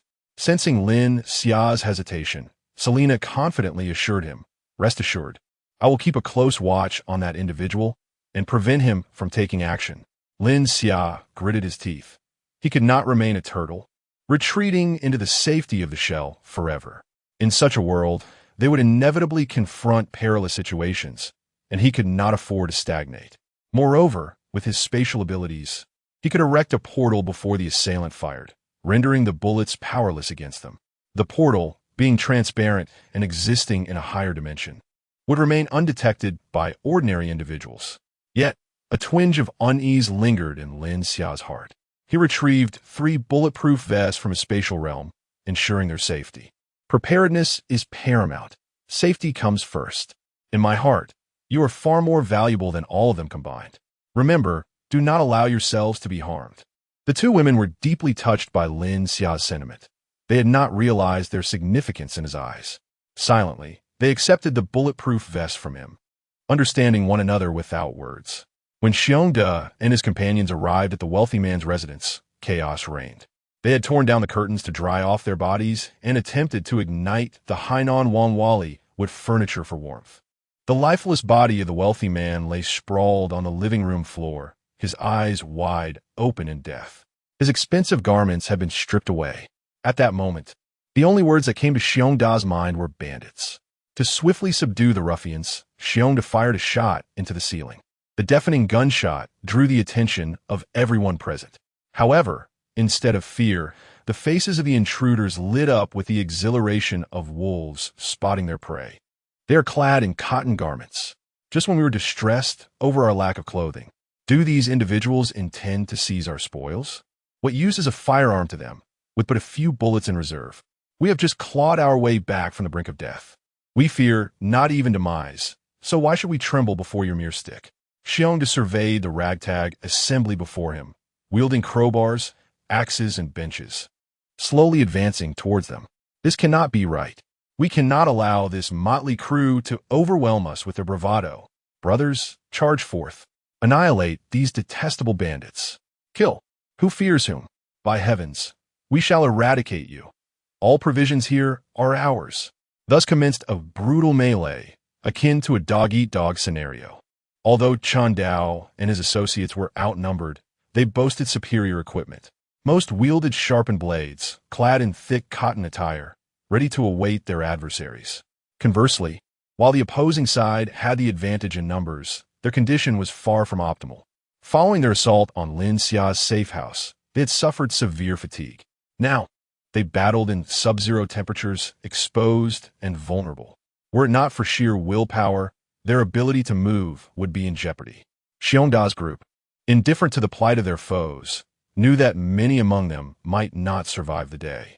Meanwhile, a mother and daughter cowered in a storage room, trembling as they listened to the cacophony of battle outside. Their fates were now at the mercy of others. In this apocalyptic world, human life was as fragile as weeds. Should these marauders find them, they would commit unspeakable acts. The teacher gazed at her phone, the help request still spinning in circles, and she could only pray in silence. Come quickly. Save us. We would do anything if only we could be rescued. Chapter 45. The King of Guns. Before long, this battle, marked by a stark disparity in strength, came to a swift conclusion. On Xiongda's side, only a handful of individuals had been slain, while over 10 others sustained minor injuries. The blood staining the ground predominantly belonged to their adversaries, whose condition was exceedingly dire. Moreover, once their leading figures fell effortlessly to Xiongda and his comrades, the remaining foes were paralyzed by fear, promptly kneeling and pleading for mercy, unwilling to mount any further assault. Xiongda spat disdainfully onto the ground. What a farce! I never imagined you would be so feeble, putting on such a pretense. The rest of his subordinates wasted no time, immediately commencing the collection of supplies. Upon prying open one of the damaged doors, an exclamation escaped their lips. Boss, look, this room is filled with food. We've struck gold. Xiongda hurried over, equally astonished by the sight before him. If we ration these provisions, they could sustain our group of dozens for half a month. We have indeed hit the jackpot. He quickly began assigning tasks to his subordinates to expedite the transfer of these resources, aiming to prevent any unforeseen complications. Eliminate those outside who are begging for mercy. Anyone who dares to harm my brothers shall suffer greatly. If we don't make them pay, it would be an injustice. To the remaining uninjured brothers, he urged, let us exert ourselves and transport these supplies back. When the time comes, I shall commend you to the boss. You will not be overlooked. What benefits? Lin Xia and his companions appeared at the entrance, curiosity etched on their faces. Upon seeing Lin Xia, Xiongda was first struck by fear, recalling their previous encounters, which had ended in utter defeat. Notably, the recent assault on Lin Xia's safe house had resulted in the loss of nearly half his brothers. The haunting memory of those deadly crossbow bolts and the casualties that ensued left him haunted for many days. Yet, a thought struck him. Lin Xia had vacated the safe house, and with their numbers and his weaponry, the odds were in his favor. Brothers, let us charge together. If we eliminate Lin Xia, the boss will surely reward us handsomely. As his subordinates, brimming with excitement, rushed forth brandishing their weapons towards Lin Xia, he cautiously retreated, positioning his comrades in front of him. Concealing himself behind a sofa in a more sheltered spot, he prepared to draw his handgun to eliminate Lin Xia. While the subordinates might have been oblivious, Xiongda was acutely aware of Lin Xia's formidable combat skills. The day in the basement, with a mere elbow strike, Lin Xia had effortlessly brought him to the ground. He was no match for him. Lin Xia and Jiang Ruoxue remained composed, as Selena had already drawn a rifle equipped with a drum magazine. Before the subordinates could react, Selena had pulled the trigger. At this distance, her marksmanship was unerring. Aiming was unnecessary. Bang, bang, bang. The gun erupted with flames, bullets swiftly soaring forth. Selena's marksmanship was remarkably swift and precise. Her gunplay could truly be described as an art form. Not a shot too few or too many, Each adversary bore a crimson dot upon their foreheads. Within mere seconds, the throng of assailants who charged forth lay peacefully asleep, their serenity palpable. Before the hulking figure could even aim his pistol, a series of gunshots rang out, and all his underlings collapsed onto the ground. His head, peeking from behind the sofa, was now conspicuously exposed. Just a moment, I was about to... Before he could finish his thought, Selena's bullet had already found its mark, striking true to the forehead. The prowess of this elite Special Forces operative was unmistakable at that moment. Perhaps one might have a chance of defeating her unarmed, but with a firearm in her possession. The prospect of combat was utterly futile. Lin Xia could not suppress a gulp, pondering where one might procure such a lock. Even Jiang Ruoshue's eyes sparkled with admiration.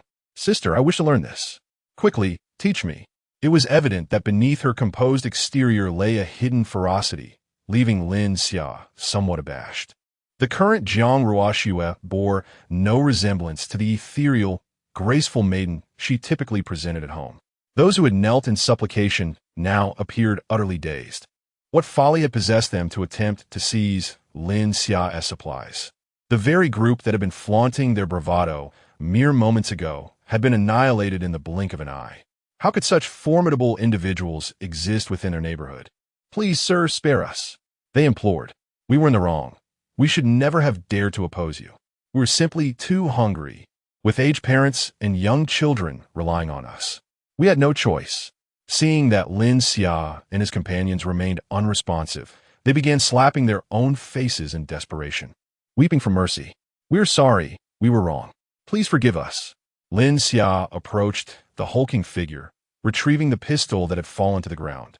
It was an antiquated M1911, hardly comparable to contemporary domestic firearms. Its rightful place was likely within a collector's display. Upon ejecting the magazine, he discovered only 3 bullets remained. After reinserting the magazine into the pistol, he aimed it at the kneeling individuals, his expression wavering. Apart from those injured, perhaps only 8 or 9 individuals remained, still capable of movement. They were indeed culpable, yet the thought of executing them all felt excessive. Lin Xia did not consider himself a virtuous individual, but he had not descended to the level of indiscriminate slaughter, especially having already taken enough lives that day. It could be deemed fortunate for these individuals to have survived. At that moment, an ingenious idea struck Lin Xia, and a subtle smile crept upon his lips. He then set down the pistol and spoke slowly. "There has been too much bloodshed today. I have no desire to kill further. However, while capital offenses may be absolved, lesser crimes cannot escape justice. Assist me with a task, and I shall overlook your transgressions.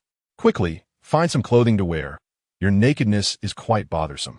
Upon hearing the news that their lives were spared, these individuals were overwhelmed with joy, bursting into tears of relief. "Thank you, sir. Thank you," they exclaimed. "We shall get dressed at once." At that moment, Jiang Ruoshue approached, her excitement palpable as she spoke to Lin Xia while holding her phone. "I have located them. They must be in the storage room at the corner of the 3rd floor. No wonder we didn't receive any messages earlier. The network must have been poor. Just now, dozens of messages from them suddenly appeared on my phone." Lin Xia and the others then prepared to ascend to the 3rd floor to rescue the mother and daughter. As Lin Xia peered down the staircase, he observed a group of individuals rummaging through the clothing of the deceased. After a moment's contemplation, he addressed them. "I have meticulously counted your numbers. Should I descend and find even one of you missing, I shall take the lives of the remaining individuals without hesitation. Moreover, should anyone report this, I shall reward the informant personally. I shall be waiting on the 3rd floor, and you, able-bodied individuals, may wish to test whether you can outrun me or if my gun is swifter." Chapter 46. The teacher feints the few individuals who had sustained minimal injuries, upon hearing Lin Xia's words, promptly abandoned their ulterior motives.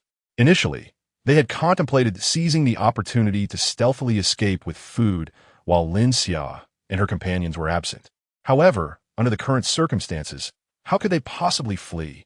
Those who were injured and disabled were incapable of making an escape. A single shout from them would jeopardize their lives. Although they had not witnessed Lin Xia's marksmanship, The terrifying proficiency of the foreign woman's shooting had already instilled a profound sense of fear within them. They were too frightened to act. Once Lin Xia and her group had distanced themselves, Jiang Ruoxue, filled with curiosity, quietly inquired of Lin Xia, "When did you manage to count those individuals?" Lin Xia offered a faint smile in response. "I merely frightened them. I had no time to count how many there were." Selena quickly interjected, "Xia, after you spoke, I took a quick glance. There are a total of 28 of them. We shall confront them based on that number." Lin Xia felt somewhat exhausted. Was this the prowess of an elite special forces soldier if one could ascertain the number of individuals with just a cursory glance? The mother and daughter duo heard footsteps approaching from outside, causing the teacher's heart to leap into her throat. "I am Jiang Ruoxue. I have come to rescue you. Where are you?" Guided by the clues in the chat records, Lin Xia and her companions located the room. However, despite their efforts, they could not find a storage room. Upon hearing Jiang Ruoxue's voice from outside, the teacher's anxiety finally subsided as she repeatedly murmured, "There is hope, there is hope." Then, she rose and activated the mechanism for the storage room. With a buzzing sound, the wine cabinet along the wall slid open, revealing a concealed space. The light from the room illuminated the worn faces of the mother and daughter, clearly revealing that their cheeks had become somewhat sunken from hunger. Their skin had lost its previous luster, and their hair had become somewhat disheveled. Even the once plump teacher, resembling a ripe peach, no longer appeared as full. Jiang Ruoxue scanned the teacher's form with her gaze. The areas that ought not to be thin have not lost weight, which is good. With a few days of proper nourishment, she should return to the state that Lin Xia prefers. Finally, we have waited so long for you." The teacher's words were cut short as a smile graced her face before she fainted. Selena, quick to react, noticed something was amiss with the teacher and rushed forward, catching her just before she fell. "Teacher!" The school bell exclaimed in alarm. They had endured so much, and just as they were nearing the end of their struggles, she could not let anything happen now. Jiang Ruoxue approached and took the school bell's hand, offering reassurance. "Do not worry. Selena's medical skills are commendable. She will certainly be fine." Lin Xia assisted Selena in moving the teacher to a nearby bed. Selena examined the teacher's closed eyelids with her fingers and then opened her mouth to inspect her tongue. The final step was indeed exaggerated. Selena closed her eyes and placed her fingers delicately upon her wrist. Lin Xia felt a wave of uncertainty wash over her. Could this technique possibly be traditional Chinese medicine? This is bad. Who could have leaked such confidential information? The core secrets left by our ancestors have all been acquired by foreigners. Moments later, Selena arrived at a conclusion. She realized that due to a period of malnutrition and the abrupt transition from a crouched position to standing, her blood pressure had become unstable. Coupled with the recent intense emotional fluctuations, this had led to her fainting. Once she awakens and takes a proper rest, it should not pose a significant issue. Noticing Lin Xia and Jiang Ruoxue gazing at her in astonishment, Selena felt a twinge of embarrassment. Could this be considered a form of alternative NTR? During the execution of their mission, adequate medical resources are not always available. In such circumstances, traditional Chinese medicine serves as a commendable method of treatment. Given the lack of medical instruments nearby, it was quite reasonable for her to diagnose by taking a pulse. As she spoke, her head lowered slightly. Performing traditional medicine in front of her Chinese companions felt rather shameful. Jiang Ruoxue offered words of comfort, stating that only what is recognized by all can truly be deemed valuable. She believed that their ancestors would be pleased to witness such a scene, lamenting that some individuals in their homeland, oblivious to their fortune, treated the treasures left by their forebears as mere dross while venerating outdated notions. Lin Xia wholeheartedly agreed, suggesting that they should return Selena to their safe house, as the current environment was far too cold for her recovery. Without their assistance, fainting in such frigid conditions, with temperatures plummeting below -10 degrees, would be akin to courting death. This situation could be aptly described as a suspended death, alive for now, but in a few hours, one might be frozen stiff. Thus, the group wasted no time, wrapping their teacher in blankets like a burrito. Lin Xia effortlessly scooped up the unconscious teacher in a princess carry. Despite being bundled in thick blankets, the weight in her arms was likely less than 100 pounds, a clear indication of how malnourished Selena had become. You may wonder why Lin Xia was so sensitive to the figure of 100 pounds. This is simply because Jiang Ruoshua's weight, when unclothed, was precisely 100 pounds. Selena's weight was slightly more, but her form was well distributed, conforming to its rightful places. Standing at 1 meter 80, Selena, while exercising alongside him, even gave Lin Xia the sensation of driving a large vehicle. Subsequently, Lin Xia and the others hastened to return their teacher to the safe house. Upon entering, the campus belle was utterly taken aback. Dressed in several layers of thick clothing at home, she had still been shivering uncontrollably. Yet here, within mere minutes, she began to perspire profusely. She realized that her teacher had made the right wager. Even living as a mere dog in this place was far more blissful than residing in that so-called home. Having already reached the depths, there was nowhere to go but up. They had been languishing at the bottom of the abyss, and now, all at once, they were elevated to the clouds, soaring high. In her heart, she vowed that as long as Lin Xia did not allow them to leave, she would not hesitate to sacrifice her dignity for him. Indeed, if it meant protecting her teacher from harm, she would endure any torment Lin Xia might inflict upon her for his amusement in the future. Jiang Ruoshua chuckled softly as she observed Lin Xia placing their teacher, curled up like a ball, onto the bed. Look at you now. Don't you resemble a debauched young master who has forcibly taken a common maiden? And we, like complicit handmaidens, stand by your side, aiding and abetting your misdeeds. Lin Xia rubbed his nose awkwardly, at a loss for words. In a certain sense, Jiang Ruoshua's description was remarkably apt, as their intentions had indeed begun in that manner. Very well, you shall remain at home. I will take care of matters beyond these walls. With that, he fled in haste. After tidying up her teacher, Jiang Ruoshua turned to the school beauty. Why don't you take a shower? Your figure is quite similar to mine. Once you finish, you can wear my clothes. I'll prepare something for you to eat. You've been hungry for too long, and you shouldn't overindulge right now. Rest assured, everything that happened before is now behind us. Here, as long as Lin Xia is content, we shall not encounter any more chaotic events. Chapter 47. The challenging task. Lin Xia swiftly returned to the opulent chamber, where he beheld a group of individuals trembling in fear, kneeling before him. Arrayed before him were precisely 28 souls, none daring to flee. He ambled into the room, rifle in hand, casually stowing away the inferior handgun he had acquired, deeming it unworthy of future use. Surveying the scene, he noted with satisfaction that not a single individual was absent. Their performance had been commendable. The crowd, heads bowed, murmured in unison, "We would not dare defy your commands." At that moment, one among them approached, repeatedly bowing and weeping as he implored, "Lord Lin, it is my fault for succumbing to greed and wrongdoing. However, I have a family to support. Might you grant us mercy?" Lin Xia, unperturbed, responded slowly, "I am not a man of slaughter. Your fates today are merely the consequences of your own actions." The kneeling individuals, filled with indignation yet silenced, remained at his mercy.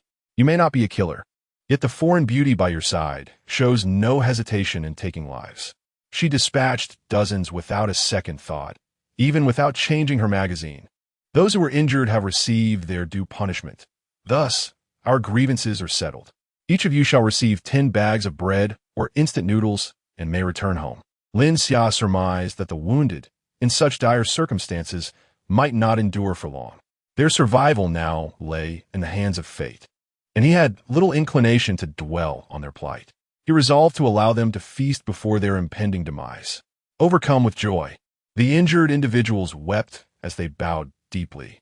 Fortuitously, they had kept a vigilant watch and prevented the able-bodied from escaping. Otherwise, all provisions would have been lost. Limping and hobbling, they formed a line to collect their rations from the storeroom of the wealthy man before departing. Each passerby expressed heartfelt gratitude. "Thank you, Lord Lin. Thank you, Lord Lin." Before long, all the wounded had taken their leave, leaving behind only 9 able-bodied individuals still kneeling. Lin Xia approached them. "Do you wish for food as well?" The man who had initially bowed and pleaded now lifted his head. "Lord Lin, I truly need this food. If not, Strike me down now to relieve your anger, as long as I may receive sustenance. Lin Xia smiled gently. There is no need for such drastic measures. I happen to have a task that requires your assistance. Upon its completion, not only will I refrain from punishing you, but I will also provide you with food. Are you willing to accept this offer? Upon hearing this, the others still kneeling began to stir with excitement. They were prepared to risk everything in an attempt to confront Lin Xia, driven by desperation as their families faced starvation. They gazed enviously at the injured individuals who were allowed to take away such an abundance of food, lamenting their own lack of injury. Such devotion to the task. Dear Elder Lin, the first person to kneel on the ground instantly displayed a servile grin. Excellent, very spirited. In House 8 to 802, there resides a family with a member named by Qian. This household consists of 4 individuals, and I require you to take turns with each of them. Each person must be recorded for no less than 10 minutes on your mobile phones, totaling 40 minutes of video. You may come to collect your reward tomorrow at noon. Each completed 40-minute video can be exchanged for 10 bags of bread or instant noodles. Remember this, do not harm them. Lin Xia cast a glance at the individuals, finally resting her gaze upon the one who had first bowed. You shall be responsible for supervising and tallying the numbers. I will leave you my contact information shortly. And you're to reach out to me tomorrow at noon.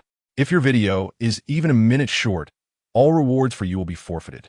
However, should you perform well in this task, I will grant you an additional 10 loaves of bread tomorrow. Will you undertake this task? Such generous terms. Hesitating for even a moment would be a sign of disrespect towards food. Were it not for the fear of Lin Xia's wrath, he would have crawled over to lick her shoes clean. Go forth, complete Elder Lin's task. After assigning the task, Lin Xia could not be bothered to pay further attention. After all, the food being offered was from the homes of the affluent, and the quality was so poor that she couldn't even be bothered to glance at it. It was a no-risk venture. Profits were profits, and it would serve to annoy Bai Qian in the process. Single-minded, yet it was a mutually beneficial arrangement. Let's depart. Let's depart. The group swiftly exited the premises. Time was of the essence, and they could not afford to squander it. Once they were out of the villa and out of sight of Lin Xia, they dared to gather the scattered weapons from the ground. These weapons would prove useful when it came time to break down doors. Brothers, wait a moment. I have something to say. Judging by Lin Xia's words, this family must consist of both men and women, young and old. Maintaining a 40-minute struggle would undoubtedly be a considerable challenge for all of us. Some faces displayed concern, and one responded, "This is indeed a dilemma. To be candid, in my youth, going 3 days without rest was a trivial feat, but now, with age upon me, even 3 minutes feels taxing." Others nodded in agreement, acknowledging the difficulty of capturing 40 minutes of video. The initial speaker continued, "To be honest, I have a stockpile of imported little pills at home. Today, we are all brothers united in life and death. I won't ask for much. Each pill can be exchanged for 2 loaves of bread. Ultimately, how much you earn depends on your own abilities." Before the crowd, a glimmer of realization sparked. This method was indeed effective, and he asked for little in return. Compared to 10 loaves of bread, 2 loaves seemed insignificant. No one would suffer a loss in this exchange. The one who would likely face worry tomorrow was Lin Xia. Wasn't he it? Lin Xia, it seems, is quite a benevolent soul. The public's misunderstanding of Lin Xia is profound. The biases in people's hearts are indeed a formidable mountain. The compassionate Lin Xia. When the time comes, we must earnestly promote him within the owners group. The crowd couldn't help but exchange knowing smiles, for they stood to gain significantly. Not long after, the home of Bai Qian was forcefully breached by these 9 robust men. What do you beasts intend to do? Stop. I am a man. You have the wrong person. The ensuing chaos left Bai Qian and her family in a state of panic. Meanwhile, Lin Xia wandered through the opulent residence, collecting all the food supplies he could find and storing them within his spatial abilities. Although these inexpensive provisions piqued little interest, he felt compelled to gather something rather than return empty-handed. The most delectable food he had ever tasted was undoubtedly that prepared by Su Mu Yin. Once savored, it became indelibly etched in his memory. Lin Xia couldn't help but reminisce about Su Mu Yin, who was so far away. Chapter 48. A shift in the wind after tidying up at the wealthy man's residence. Lin Xia leisurely made his way home. Upon entering, he found 4 women gathered in the living room, with the school beauty feeding the teacher a bowl of porridge. Both appeared to have red-rimmed eyes, suggesting that tears had been shed. The school beauty, possibly fresh from a bath, exuded a pure and innocent charm reminiscent of a lotus emerging from the water. The teacher embodied a gentle, demure quality of a devoted wife, complemented by her mature and intellectual demeanor, rendering her captivating. Even in such dire circumstances, she retained an unusual allure. Noticing Lin Xia's return, the teacher hastily set aside her porridge, taking the school beauty's hand and kneeling before him. Lin Xia, still clad in his heavy outer garment, quickly intervened to help them up. With tears in her eyes, the teacher expressed her profound gratitude. "We are truly indebted to you. Had it not been for your timely intervention, we might have met a tragic fate today." This left Lin Xia feeling a bit awkward. He wondered what he had truly done. It felt as though he had merely taken a stroll, with the actual combat being handled by Selena. If you wish to express your gratitude, it should be directed towards Jiang Ruoxue. She was the one who cared for you and led us to your rescue. With her own eyes still glistening, the school beauty softly replied, "We have already expressed our thanks to Sister Jiang. I am Nangong Shui, and she is Qiao Ninian. From this day forth, we shall take care of the household chores. We truly do not know how we could ever repay you," they added. Jiang Ruoxue stepped forward to ease the tension. All right, from now on, we are all family. Let us not make the atmosphere so solemn." Upon entering, Lin Xia had not even had the chance to remove his clothing, and beads of sweat had already formed on his forehead. If this continued, he would surely succumb to the heat. "Let us discuss future matters later. Our household has no strict rules. We only need to ensure young Master Lin is well taken care of." "Right, my dear sister?" Selena nodded vigorously in agreement. It was her sister's brilliance that had swiftly brought in 2 additional helpers, undoubtedly making their lives easier. Nangong Shui and Qiao Ninian understood the underlying message in Jiang Ruoxue's words. While Lin Xia was away, Jiang Ruoxue had already clarified the situation with them. They found nothing unacceptable about it, as their greatest assets were their figures and beauty. In such a frigid, post-apocalyptic world, securing a stable place to survive was of utmost importance. They were willing to sacrifice their dignity, for they no longer wished to return to their former lives. Moreover, observing the happiness radiating from Jiang Ruoxue and the others, it seemed Lin Xia would provide a promising refuge. Thus, with flushed cheeks, Nangong Shui and Qiao Ninian began to assist Lin Xia in changing his attire. Jiang Ruoxue, from the side, gave him fervent glances. With no choice but to surrender, Lin Xia opened his arms, allowing himself to relish the gentle service of these 2 enchanting women. To prevent them from engaging in any activity, it is feared that they may feel even more uneasy in such an unfamiliar environment. During the change of clothes, Nangong Shui stood a bit too close and nearly had her cheek grazed by a weapon concealed by Lin Xia, which caused her heart to race in fright. Qiao Ninian was equally startled. Jiang Ruoxue and Selena, on the other hand, exchanged amused glances, as they relished the thought that their other sisters would experience the same hardships they had endured. Now dressed in comfortable home attire, Lin Xia reclined on the sofa. Engrossed in his phone, Nangong Shui and Qiao Ninian sat beside him, sipping porridge through straws. They had not truly enjoyed a meal in quite some time and were in need of easily digestible food. "Lin Xia, take a look at the community group. Your reviews have shifted from mixed to overwhelmingly positive," Jiang Ruoxue remarked with a smile, raising her phone. She and Selena had graciously ceded the prime seating near Lin Xia to the 2 new arrivals, allowing them ease in consuming their porridge. Fortunately, the newcomers adapted swiftly and were no longer as reserved or unskilled as they had been initially, gradually blending into their new surroundings. Intrigued, Lin Xia clicked into the chat group to discern the situation at hand. "Did you know that this tragic event, which has claimed so many lives, was instigated by the envy some harbored towards Lin Xia's resources? I can attest that were it not for Lin Xia's benevolence in rescuing us, we would have perished long ago. Moreover, upon seeing our injuries, he generously shared his provisions with us. He could have easily claimed everything for himself, withholding aid. Yet he chose compassion instead. At this moment, a voice in the group raised a question. Aren't many of your injuries due to Lin Xia's actions? Why are you expressing gratitude towards him? You must possess some masochistic tendencies. You know nothing. We attempted to seize Lin Xia's belongings and were justly punished for it. Now, with food being of utmost importance, I need not elaborate further. Just as we were preparing to depart, Chun Dao and his gang appeared, taking advantage of the chaos, intent on eliminating us all. Had it not been for Lin Xia's righteous intervention, we would likely have met our end there. Furthermore, he bore no grudges, caring for us and providing sustenance. He truly is akin to a saint among us. Is Lin Xia truly that remarkable? At this juncture, a group of burly men working at Bai Qian's residence also chimed in the conversation. I will not permit any disrespect towards our Lin Xia. You are unaware of his true nature, thus you cannot fathom his greatness. Allow me to share a series of photographs that will elucidate.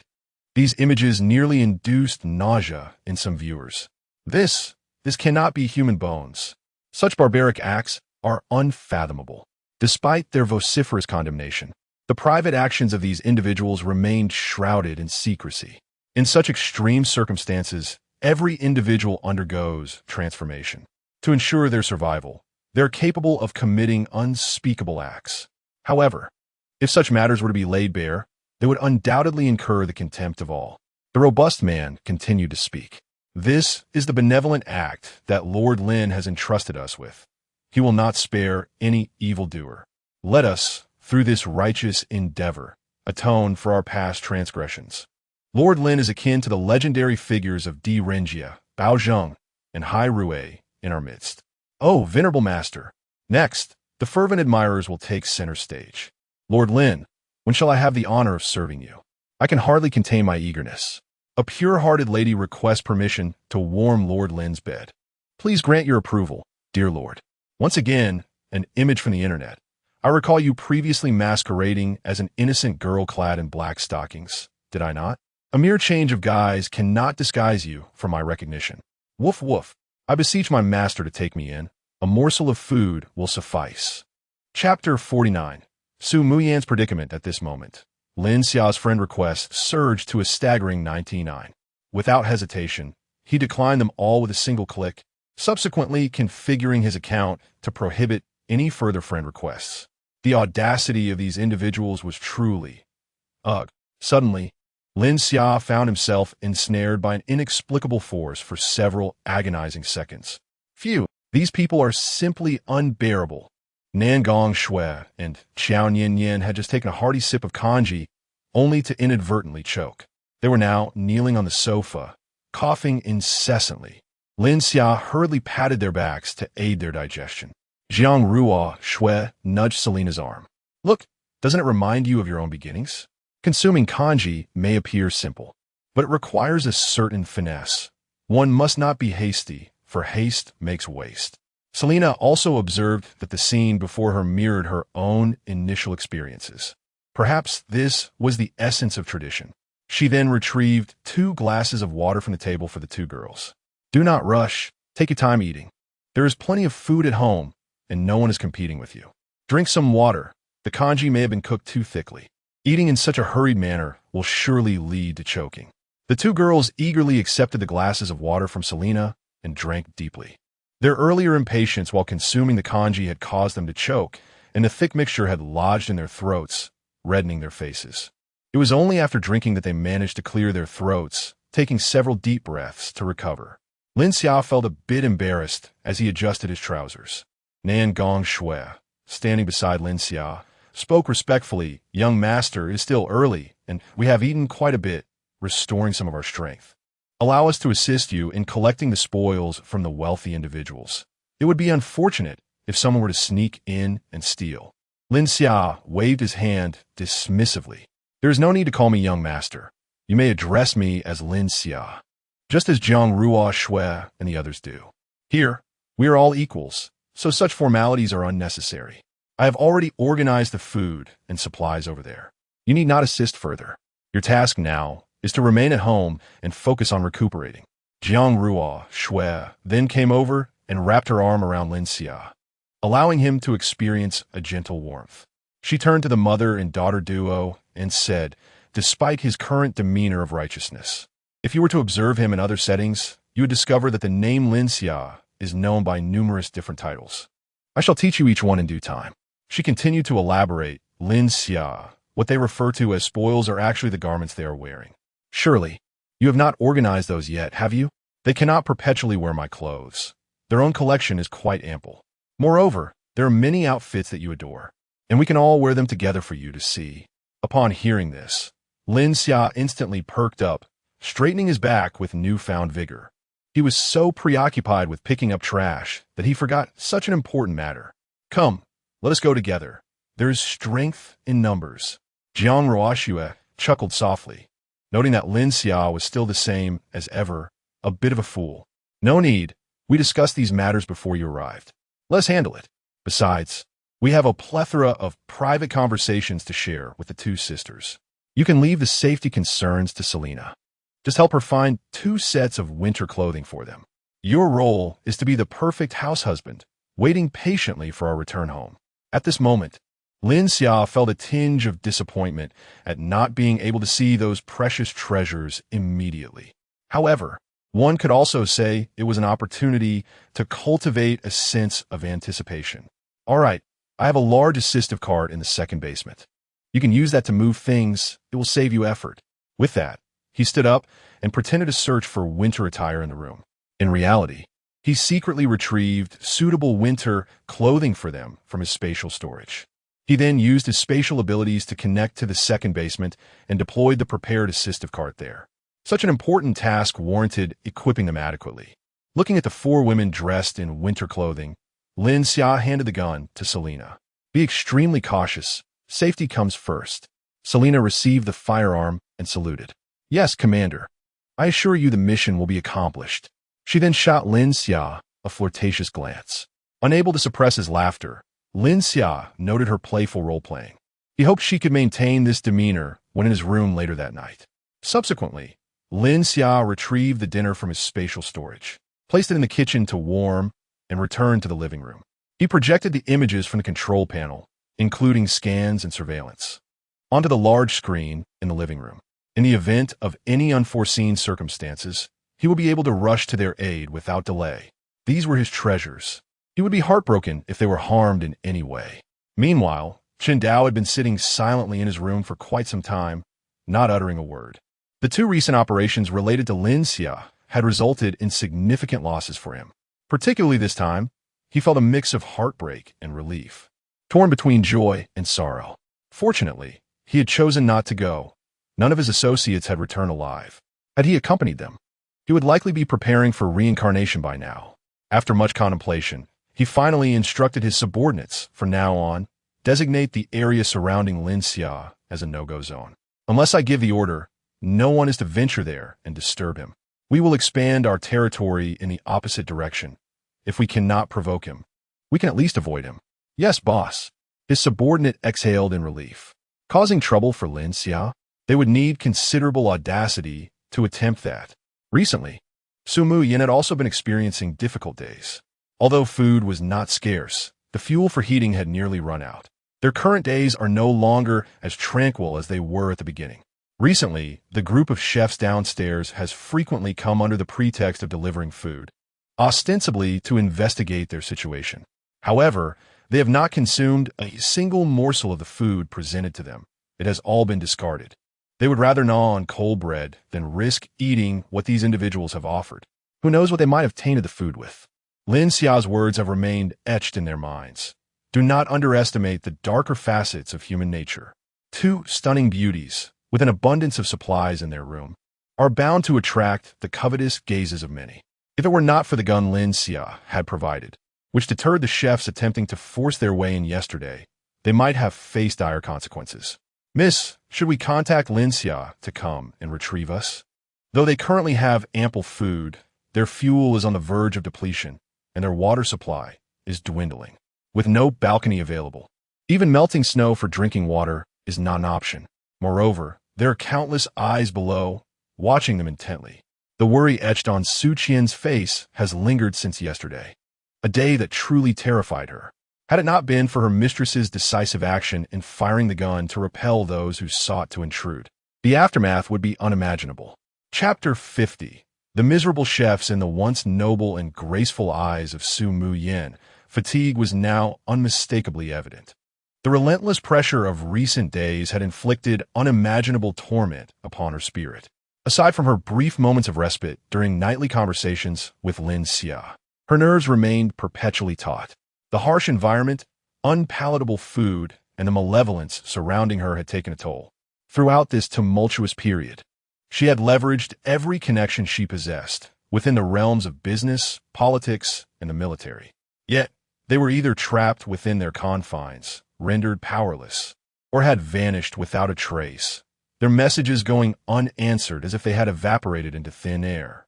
Even those young talents who had persistently pursued her had now become strikingly pragmatic, failing to extend a helping hand. One reason she refrained from discussing her plight with Lin Xia was her difficulty in believing that such an ordinary individual could possess greater power than those she had come to know. Another reason was the notion that if she did not harbor expectations, she would not face disappointment. Should Lin Xia's response prove negative, it would extinguish all hope within her. At that juncture, rather than resort to compromising her dignity for survival, she would choose death. Her pride would not allow her to stoop to such depths. Meanwhile, the chefs who had so frightened Su Mu Yin were now kneeling, pleading for mercy. Before them stood a security chief clad in 3 layers of winter uniform. Brandishing a long steel pipe, he lounged in an oversized executive chair, crossing one leg over the other. You just mentioned that Miss Su Mu Yin is on the top floor? The glint of greed flashed in the eyes of this man, Xiao Zhan, in the entire building, who was unaware of the esteemed Su Mu Yin. Her allure was irresistible, a force no man could withstand. She was the epitome of grace and privilege, belonging to the elite echelon of society. Even the most celebrated stars and influencers paled in comparison to her, overshadowed in terms of beauty, figure, poise, and background. His sole connection to Su Mu Yin had been the privilege of parking her car, a right bestowed upon him solely due to his position as captain. Now, with his top-tier lady residing above, could he not seize the opportunity to claim her for himself? A lewd grin crept across Xiao Zhan's face. Praise the apocalypse. Without it, I would never have a day to possess such a noble lady. The chef kneeling before him wore a smile of subservience. Despite his back being rendered unyielding from the blows inflicted by the security guard, he bore the pain in silence, desperately seeking to appease the man before him. For this individual had transcended the realm of humanity. What sort of normal person could conjure a soil-hued barrier of light? When he and his accomplices wielded their knives with all their might, they could not inflict even the slightest damage upon that luminous shield. Master Zhan, it is indeed her. We visited her yesterday. She resides in the top floor room. However, she wields a firearm, preventing our entry. Otherwise, we would have already captured her and presented her to you. Upon receiving this news, Xiao Zhan hesitated, a contemplative expression crossing his face. The extraordinary ability he possessed had inexplicably manifested a few days prior. He discovered that he could manipulate this power to form a luminous barrier around himself, an impenetrable shield against blades and bullets alike. It was this very force that allowed him to subjugate the entire building within a matter of days. However, this barrier was not invincible. Its duration was limited to a maximum of 2.5 minutes. Once this time elapsed, he would feel an exhaustion akin to an all-nighter spent gaming in an internet CAF, requiring a full day to recuperate. Yet, as long as he remained within this limit, the effects were not overly burdensome, merely leaving him slightly fatigued. Thus, he resolved to restrict the usage of the luminous barrier to no more than 2 minutes within a single day. Today, he had nearly exhausted that allowance. While the barrier could withstand ordinary blades and axes, whether it could deflect bullets remained an unanswered question in his mind. A glance at the bulletproof shield held by one of his subordinates brought him some reassurance. Once his powers were fully restored tomorrow, combined with the shield for protection, even with Su Mai's firearm, he would be able to subdue her. At that point, he would savor the delicacies typically reserved for those he had long admired. After satisfying his appetite, he could engage in some post-meal exercises, so to speak. The thought of such a life filled him with exhilaration, and he was grateful that the apocalypse had afforded him the opportunity to realize this dream. He then prodded the kneeling chef with a stick. Go to the kitchen and prepare us a meal, using only the finest ingredients.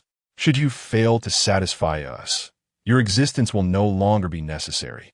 The chef, with a sycophantic expression, replied, Master Jean, my back truly aches from your blows. Might I take a moment to recover before preparing your meal tomorrow? Xiao Zhan's tone turned icy at once. Yes, I shall prepare it for you immediately.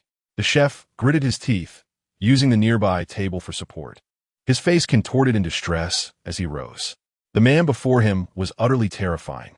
Not only could he summon the mysterious luminous barrier, but his strength also far surpassed that of an ordinary person.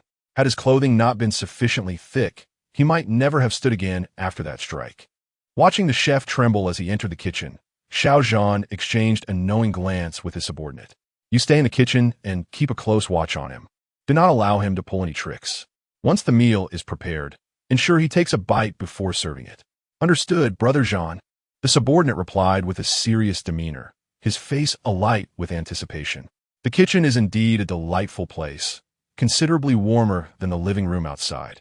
Following this thought, I turned my gaze towards the chef. Standing there, I glanced at the other chefs kneeling on the ground and languidly declare from now on, you shall be my little brothers. Follow me, and I assure you shall not starve. However, should you entertain any treachery, your existence in this world shall become unnecessary. The trembling individuals responded in unison, yes, Brother Jean. As dusk approached, Jiang Ruoxue and her 3 companions finally returned home. Lin Xia had been intently monitoring the surveillance footage in the living room. They had made approximately 7 or 8 trips, and it seemed there was quite an abundance of items over there. More is certainly better, as it will ultimately be left for him to enjoy. Jiang Ruoxue cast a sidelong glance at Lin Xia, who looked utterly enraptured in the living room, unable to suppress a roll of her eyes. Why haven't you brought the food out yet? We need to change our clothes and eat as soon as we're done. I'm utterly exhausted after a day of hard work. Lin Xia could sense the growing camaraderie among them.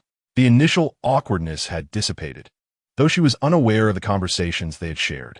As Lin Xia busied herself with the meal preparations in the kitchen, Jiang Ruoxue took the hands of her 2 new sisters. Come, allow me to show you your new room. Chapter 51. Do Diju Lin Xia swiftly brought forth the meticulously prepared dishes from the kitchen, settling at the dining table to await the arrival of her companions. Jiang Ruoxue and the others did not keep her waiting for long, soon emerging from their rooms in fresh attire. Upon gazing at the lavish spread of 10 dishes and 4 soups laid out before her, Nangong Shui felt a swell of emotion, yet she hesitated, a hint of embarrassment coloring her cheeks. Lin Xia, you need not have gone to such lengths to welcome us with this extravagant feast. It feels rather excessive and wasteful. We have already had our fill of congee this afternoon and are not particularly hungry now. Rest assured, Nian and I will certainly strive to learn from our elder sisters, ensuring your satisfaction and comfort. Lin Xia, upon hearing her words, wore a puzzled expression, voicing her confusion. Jiang Ruoxue chuckled softly, quickly offering an explanation to Nangong Shui. This is merely an ordinary meal in our household. Nothing has been specially prepared for you. We enjoy such fare daily. If there is anything you particularly desire, feel free to tell Lin Xia. He has an abundance of provisions. Jiang Ruoxue's words left Nangong Shui blushing, realizing how poverty had constrained her imagination. Indeed, the world proved to be just. With the newfound affluence they enjoyed, other worries seemed to fade away. At that moment, she felt immense gratitude for her earlier decision. Aligning herself with Lin Xia had undoubtedly been the wisest choice. Thus, she and Xiao Nian picked up their chopsticks and began to indulge heartily in the feast before them. One bite followed another, and soon they could not stop. The hunger that had initially eluded her vanished, as if her stomach had been entirely emptied. The food was simply too delectable. In the warmth of the home and the delight of the meal, she silently vowed never to leave this place. What was required of her? Merely to ensure Lin Xia's happiness. How could that possibly be difficult? With her innate advantages, she felt a profound confidence in this regard. Years of dancing practice had not been in vain.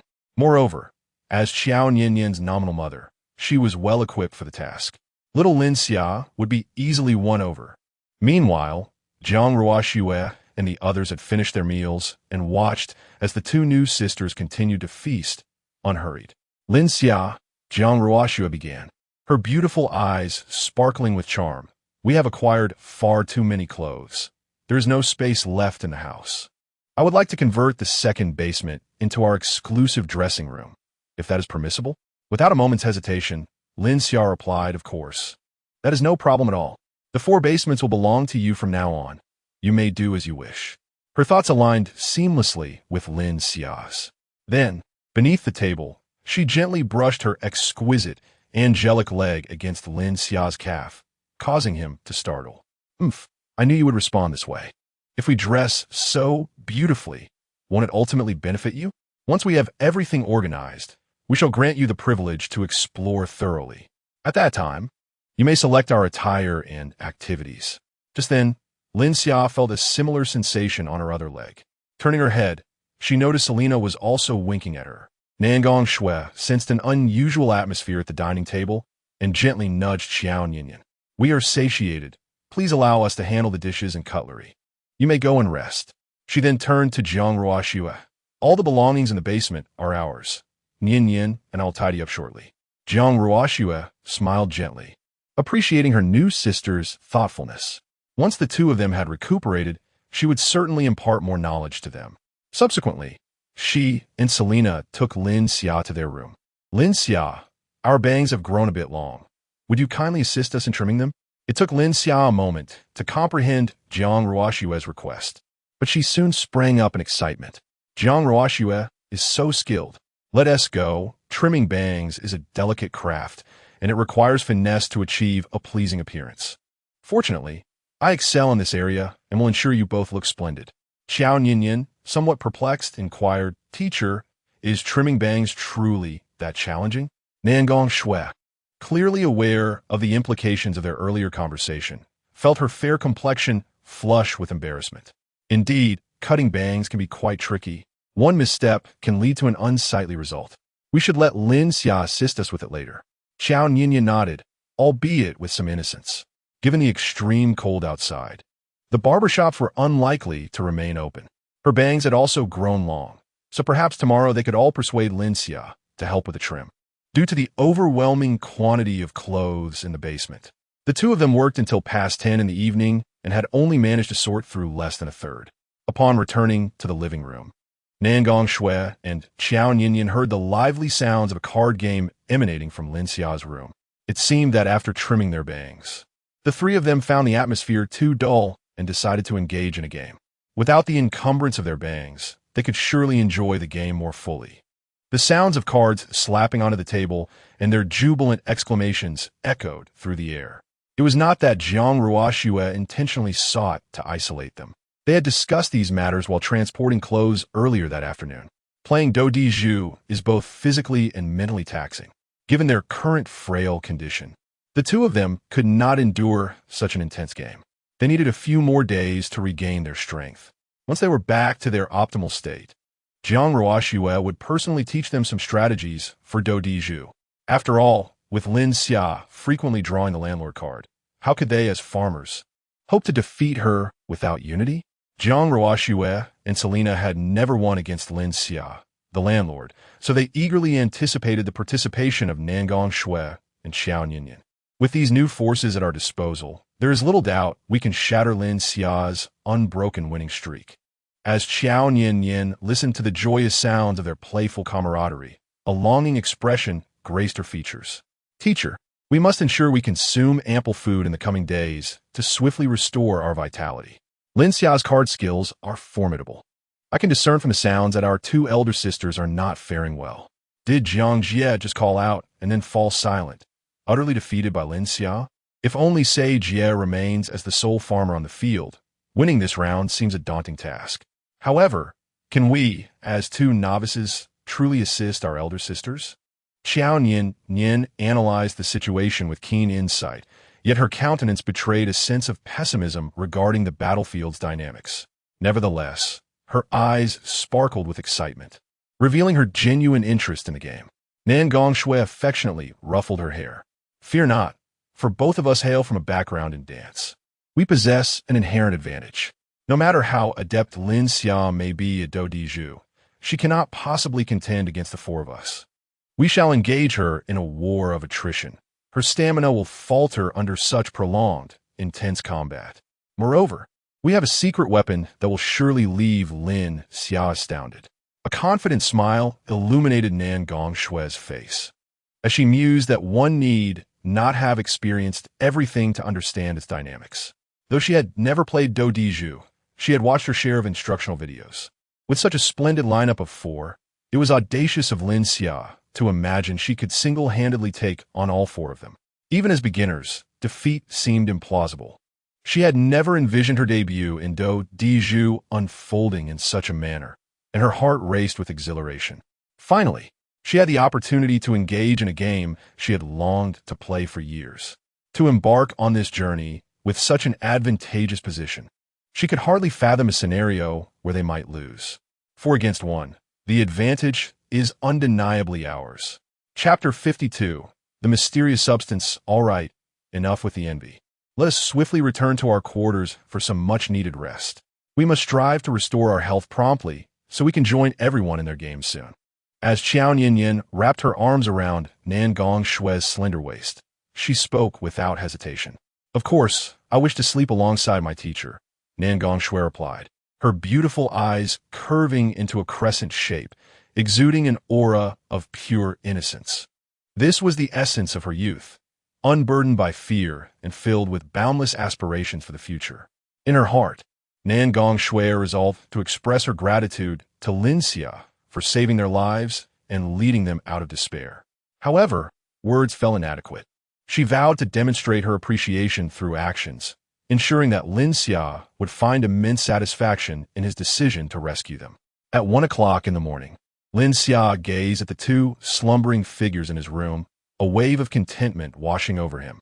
When he had first attempted to trim Jiang Ruo Shui's bangs, a slight tremor had caused him to cut too much. After a series of adjustments, he found the hair growing shorter with each snip, ultimately leaving her with a completely bald head, revealing her smooth, fair forehead. To his surprise, Jiang Ruo Shui's new look was even more enchanting than before. Selena, who stood nearby, was taken aback, leaning in for a closer look.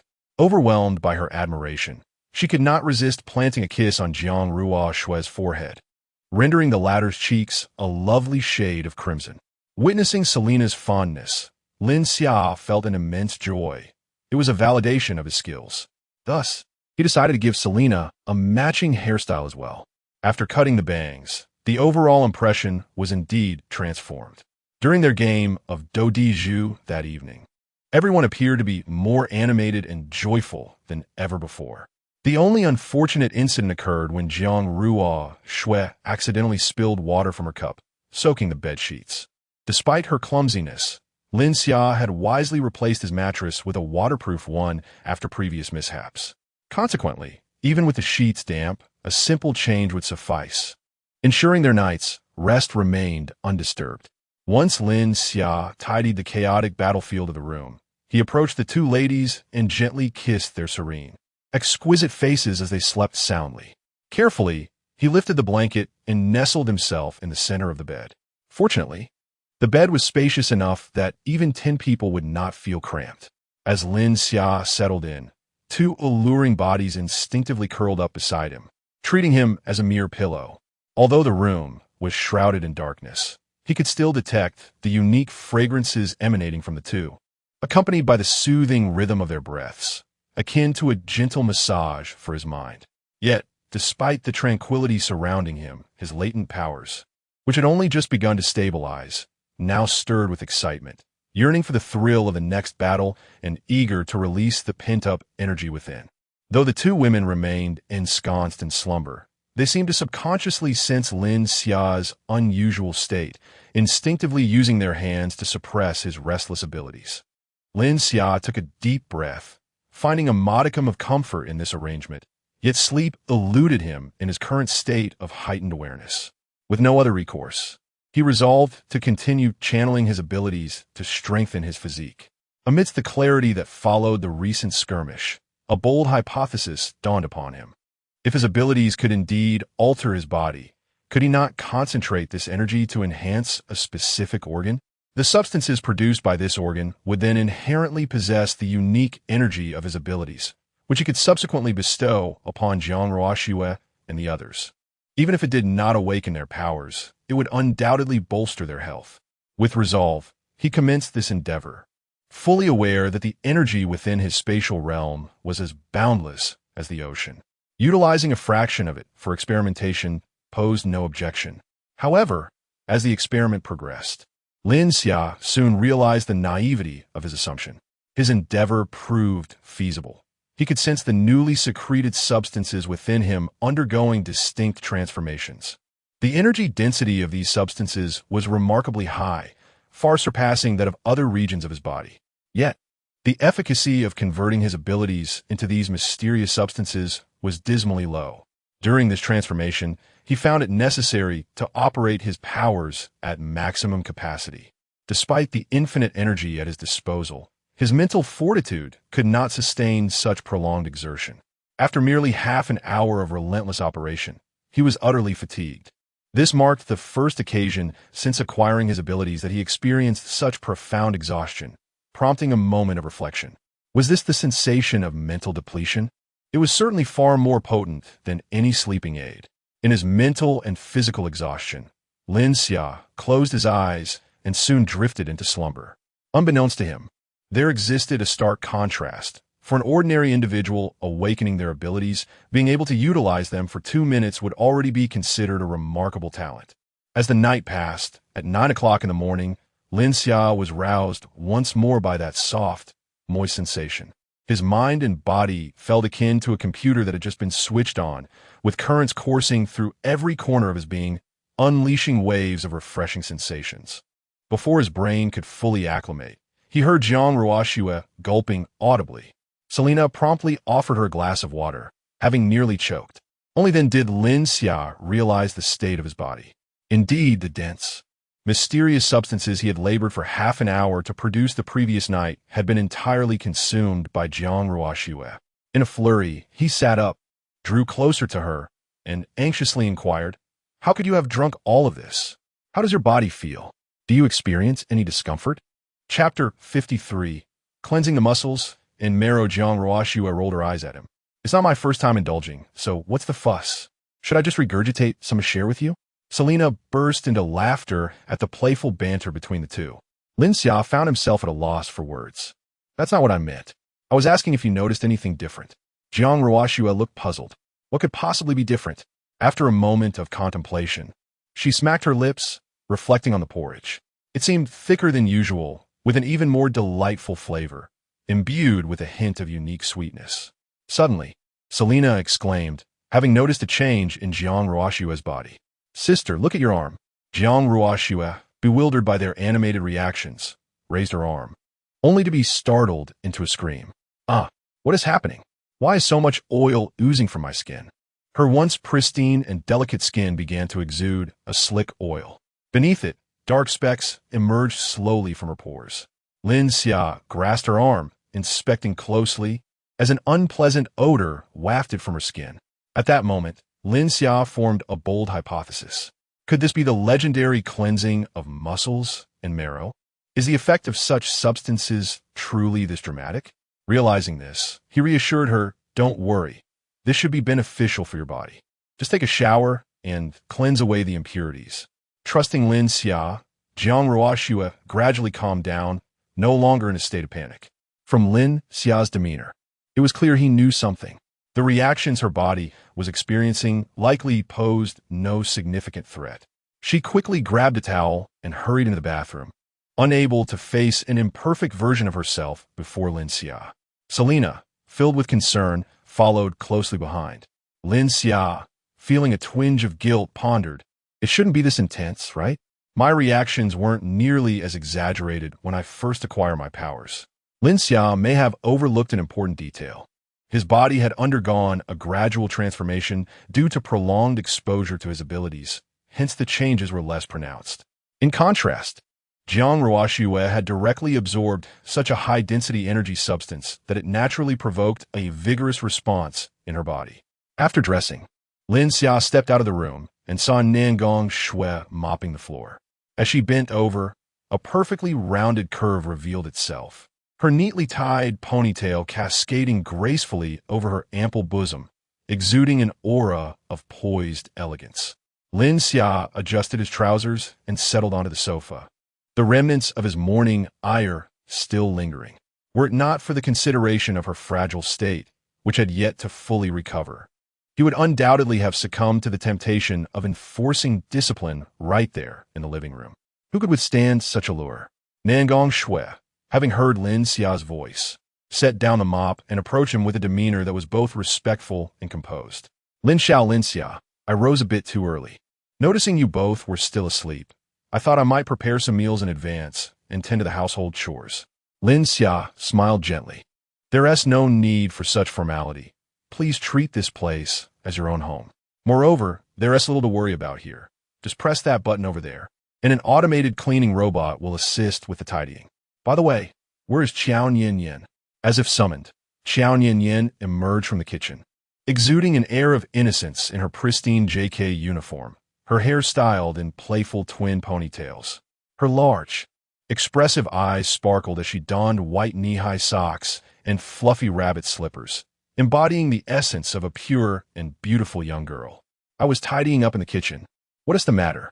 Lin Xia shook his head with a smile. It's nothing important. Let the housekeeping robot handle these trivial tasks. You two should take a break. There is no need to feel constrained here. No one will ask you to leave. The two exchanged glances, seemingly misunderstanding his words, and instinctively settled beside Lin Xia, leaning gently against him. Observing their posture, Lin Xia couldn't help but notice the striking resemblance to Jiang Ruoxue and Selena. Yet, the sensation of being embraced on both sides was indeed quite gratifying. Curious about Jiang Ruoxue's extended absence, Nangong Shui inquired, Lin Xia, what are those two sisters up to? Are they still resting? Lin Xia explained, they're taking a shower. It might take them a bit longer. If you two are hungry, feel free to eat first. There are no rigid rules in this household. Upon hearing this, Nangong Shui glanced at Qiao Yin and then lowered her head. Qiao Yin, slightly bashful, followed suit. The two began to eat beside Lin Xia. A sense of awkwardness washed over him. He certainly did not intend for the situation to be misconstrued. It was clear that these two lovely ladies had misunderstood his intentions. With a resigned sigh, he refrained from further clarification, considering that a hearty breakfast rich in protein would indeed aid in their recovery. The trio lingered on the sofa until after 10 o'clock. When Jiang Ruoxue and Selena finally emerged from their room, their faces alight with excitement. Spotting Nangong Shui and Qiao Yin seated on the sofa, they greeted them cheerfully. Oh, you two are having breakfast. Make sure to eat well in the morning. It's quite beneficial for your health.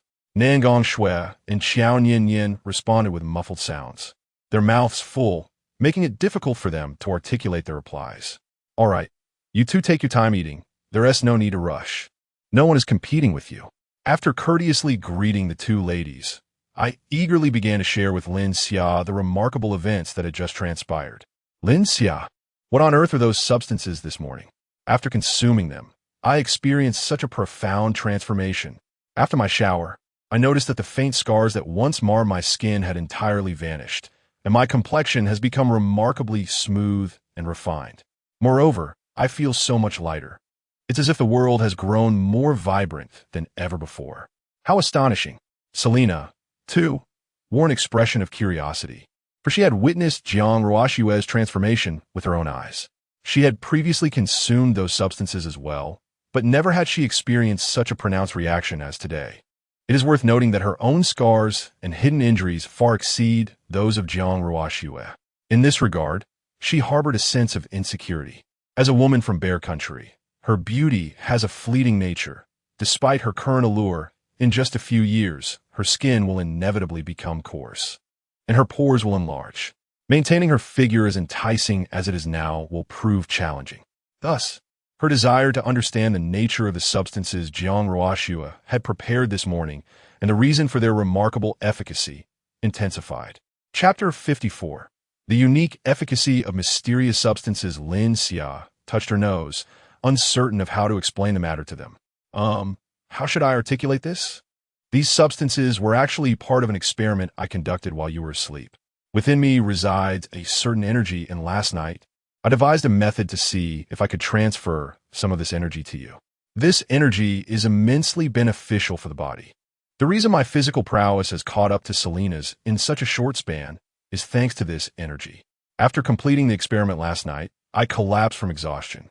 When I awoke this morning, before I could discuss this with you, you had already consumed it. Jiang Ruoxue immediately grew anxious. Did I inadvertently consume something that could harm you? It's all my fault. Lin Xia smiled reassuringly. It's all right. Those substances were originally intended for your use. The only issue is their limited production. I had intended to conduct experiments to observe their effects, but it seems the outcomes are rather promising. The changes in Jiang Ruoxue were strikingly apparent, even to him. If her prior beauty had been rated at 98, now it was undoubtedly a perfect 100. Her current beauty transcended mere words, embodying an ethereal quality akin to a celestial being who had mistakenly wandered into the mortal realm, inspiring no thoughts of irreverence. Jiang Ruoxue finally exhaled in relief. If her accidental use of these substances were to cause Lin Xia harm, then no matter how beneficial they were, she would resolutely refrain from using them. Lin Xia's happiness was her ultimate aspiration. His joy was mirrored in her own heart, for she was hopelessly enamored. Noticing Selena's desire for the substances, yet her hesitance to speak up, Jiang Ruoxue interceded. Lin Xia, the one who truly needs these substances is not me, but Selena. After years in the military, she has endured countless injuries, harboring many unseen ailments within her. If these materials pose no risk to your health, could you allow Selena to use them first? Lin Xia was taken aback. Realizing the remarkable efficacy of these substances had led them to treasure them so dearly. However, in a certain sense, their properties could be described as transformative. To call them treasures might be an exaggeration. Yet Lin Xia speculated that their transformative effects might merely represent their most elementary function. If enough were absorbed, they could very well awaken latent abilities within them. After all, they had inexplicably entered a world of extreme cold and impending doom. The emergence of extraordinary powers should not be seen as an anomaly, right? Wasn't this precisely what the tales depicted? Moreover, she herself was a living testament to such transformations. Very well, from now on, I shall serve as your dedicated furnace, Lin Xia jested. Her innate dual cultivation physique, making her an exceptional candidate. Jiang Ruoxue, linking arms with Selena, chimed in with a playful grin. Rest assured, we shall undoubtedly devise ways to extract every ounce of your strength. Even if you scream for help, none shall come to your aid. Lin Xia, visibly exasperated, retorted, It wasn't I who screamed into the night. Jiang Ruoxue lifted her chin defiantly. I am now enhanced, feeling remarkably formidable. With a flick of her lustrous raven hair and her enchanting gaze that seemed untouched by the mortal realm, she donned an expression of serene indifference. At that moment, the ethereal aura surrounding Jiang Ruoxue intensified, reminiscent of a celestial being gracing the earthly realm. I have noticed a peculiar charisma emanating from me, she continued, recalling the exquisite hanfu she had retrieved from her sister's home the previous day. With this newfound aura, I am certain that donning the attire will render me strikingly beautiful. Goodness, Lin Xia gasped. A fallen celestial adorned in such contrasting attire is simply bewildering. His mind momentarily blanked as he succumbed to the overwhelming sight. The rhythmic sounds of Nangong Shui and Xiao Ninian synchronously swallowing their food filled the air. Truly, the mother and daughter exhibited an impeccable harmony, diligently absorbing the immense energy without a trace of waste. Though they hadn't grasped the content of the previous chatter, one thing was certain. The delicacies they were consuming were exceedingly precious, leaving no room for negligence. Despite the challenging nature of their task, they cooperated seamlessly to accomplish it. As the nourishing sustenance settled within them, a comforting warmth enveloped their bodies, proving the efficacy of the great tonics. After some time, Lin Xia regained his composure. observing the two diligently cleaning the dishes. He gently caressed their silky hair. "All right, you two? No need to fuss. It's already quite tidy. Go rinse your mouths and brush your teeth. Let us dine together shortly." Though their responses were muffled and indistinct, their nodding gestures conveyed understanding. Once the sumptuous lunch concluded, the group began to frolic in the living room. Selena and Xiao Ninian engaged in a lively game, while Jiang Ruoxue and Nangong Shui sat side by side. Seemingly engrossed in an instructional video, their cheeks flushed as they occasionally stole glances at Lin Xia. Unfortunately, their distance and the headphones hindered Lin Xia from discerning the specifics of the video. However, their expressions of intermittent surprise suggested they were gleaning valuable insights. From the inception of this sanctuary, ample consideration had been given to the aspect of entertainment. If its sole purpose were merely to provide warmth and robust defense, what distinction would it hold from a prison? Let us not even mention the fact that it can connect to satellite networks, alleviating any concerns about connectivity. Even if the satellite network were to fail, the safe house is equipped with a local server, ensuring that their daily entertainment is never compromised. Furthermore, within this sanctuary lies a formidable independent artificial intelligence system. Regrettably, Lin Xia lacks the proficiency to utilize it. Hence, the intelligent system remains largely in a state of semi-idleness. Its primary functions consist of regulating fuel consumption, maintaining indoor environmental balance, and overseeing the perimeter security operations. Out of curiosity, Lin Xia once took a glance at the cumulative workload, including routine internet usage, and was astounded by the results. These intricate tasks exerted less than 1% of the system's capacity. The fans scarcely stirred, seemingly too lethargic to even complete a single rotation. One can only hope that these capabilities will prove useful in the future, lest all this premium configuration be in vain. At that moment, Lin Xiao's phone chimed with a notification. Upon checking, she discovered a message from the individual who had undertaken a mission for her the previous day. Chapter 55. Su Muyan's distress call. Dear Grandpa Lin, it seems we may have exerted ourselves a bit too vigorously yesterday. The 4 individuals have already perished by this morning. I bear full responsibility for this unfortunate incident, and even if you were to take my life, I would accept it without protest. However, I implore you to distribute the remaining provisions to the others. I am willing to endure any punishment you deem fit. I beseech you. On the other side of Lin Xia's screen, the 9 individuals gathered, the atmosphere palpably oppressive. They had initially approached the day with buoyant spirits, ready to continue their work, only to find upon opening by Qian's door that the 4 had succumbed. They grappled with the weight of this revelation, hesitant to confess the truth to Lin Xia. As noon approached, the individual possessing Lin Xia's contact information resolved to shoulder the burden of this calamity alone. Should he perish, the remaining 8 would look after his family. The others offered no words, merely placing a reassuring hand on his shoulder. At midday, he finally mustered the courage to reach out to Lin Xia, with the other 8 anxiously gathered before the screen, awaiting judgment. Upon hearing the news, Lin Xia gently set down his phone. Memories of past events flickered before him like a kaleidoscope. He realized that his heart harbored little emotional turmoil.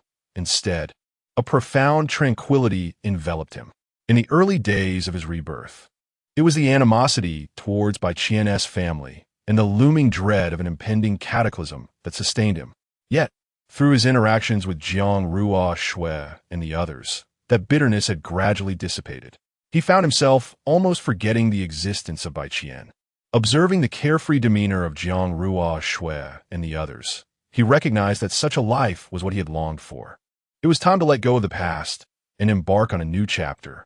He was now tasked with the mission of ensuring the happiness and joy of this newfound family, which would be the purpose of his endeavors in this life. He picked up his phone and illuminated the screen. A wealth of unspoken words coalesced into 2 simple characters. Forget it. Please tell me how many bags of bread you have in total. I will place them at the entrance of my basement. You may come and collect them shortly. From this moment on, our grievances shall be set aside, and we shall have no further entanglements. Upon reading this message, the 9 individuals on the other end of the screen could not help but shed tears of relief. Wonderful. We can continue to live. No one will perish. The individual still clutching the phone trembled as he typed, his tears crystallizing on his face, too overwhelmed to wipe them away. Thank you, Grandpa Lin, thank you. You are truly our savior, a benevolent deity incarnate. We bow to you. Enough of the pleasantries. How many bags in total? He quickly replied, anxious not to irk Grandpa Lin. Together, we have amassed 300 bags. The videos are all stored on our mobile devices, ensuring there are no errors. I will bring them over shortly for you to inspect personally. Inspect? What a joke. These videos are exceedingly graphic, and Lin Xia fears they may provoke severe physical discomfort. They were originally intended merely to frighten them, utilizing the unsavory food items from the affluent. If he were to personally review those videos, it would likely result in the most profound trauma from this operation. No need. No need. I trust you. Come over now to collect the supplies. Once you have finished, make haste to leave. Those on the other side of the screen collectively exhaled in relief. They had, in a sense, turned misfortune into fortune this time. Yes, yes, yes. We heed your words, Lindy Yi. Lin Xia mentally calculated 300 bags of bread. It seemed that Bai Qian's family of 4 had each fought for at least 5 hours. No wonder they were unable to endure.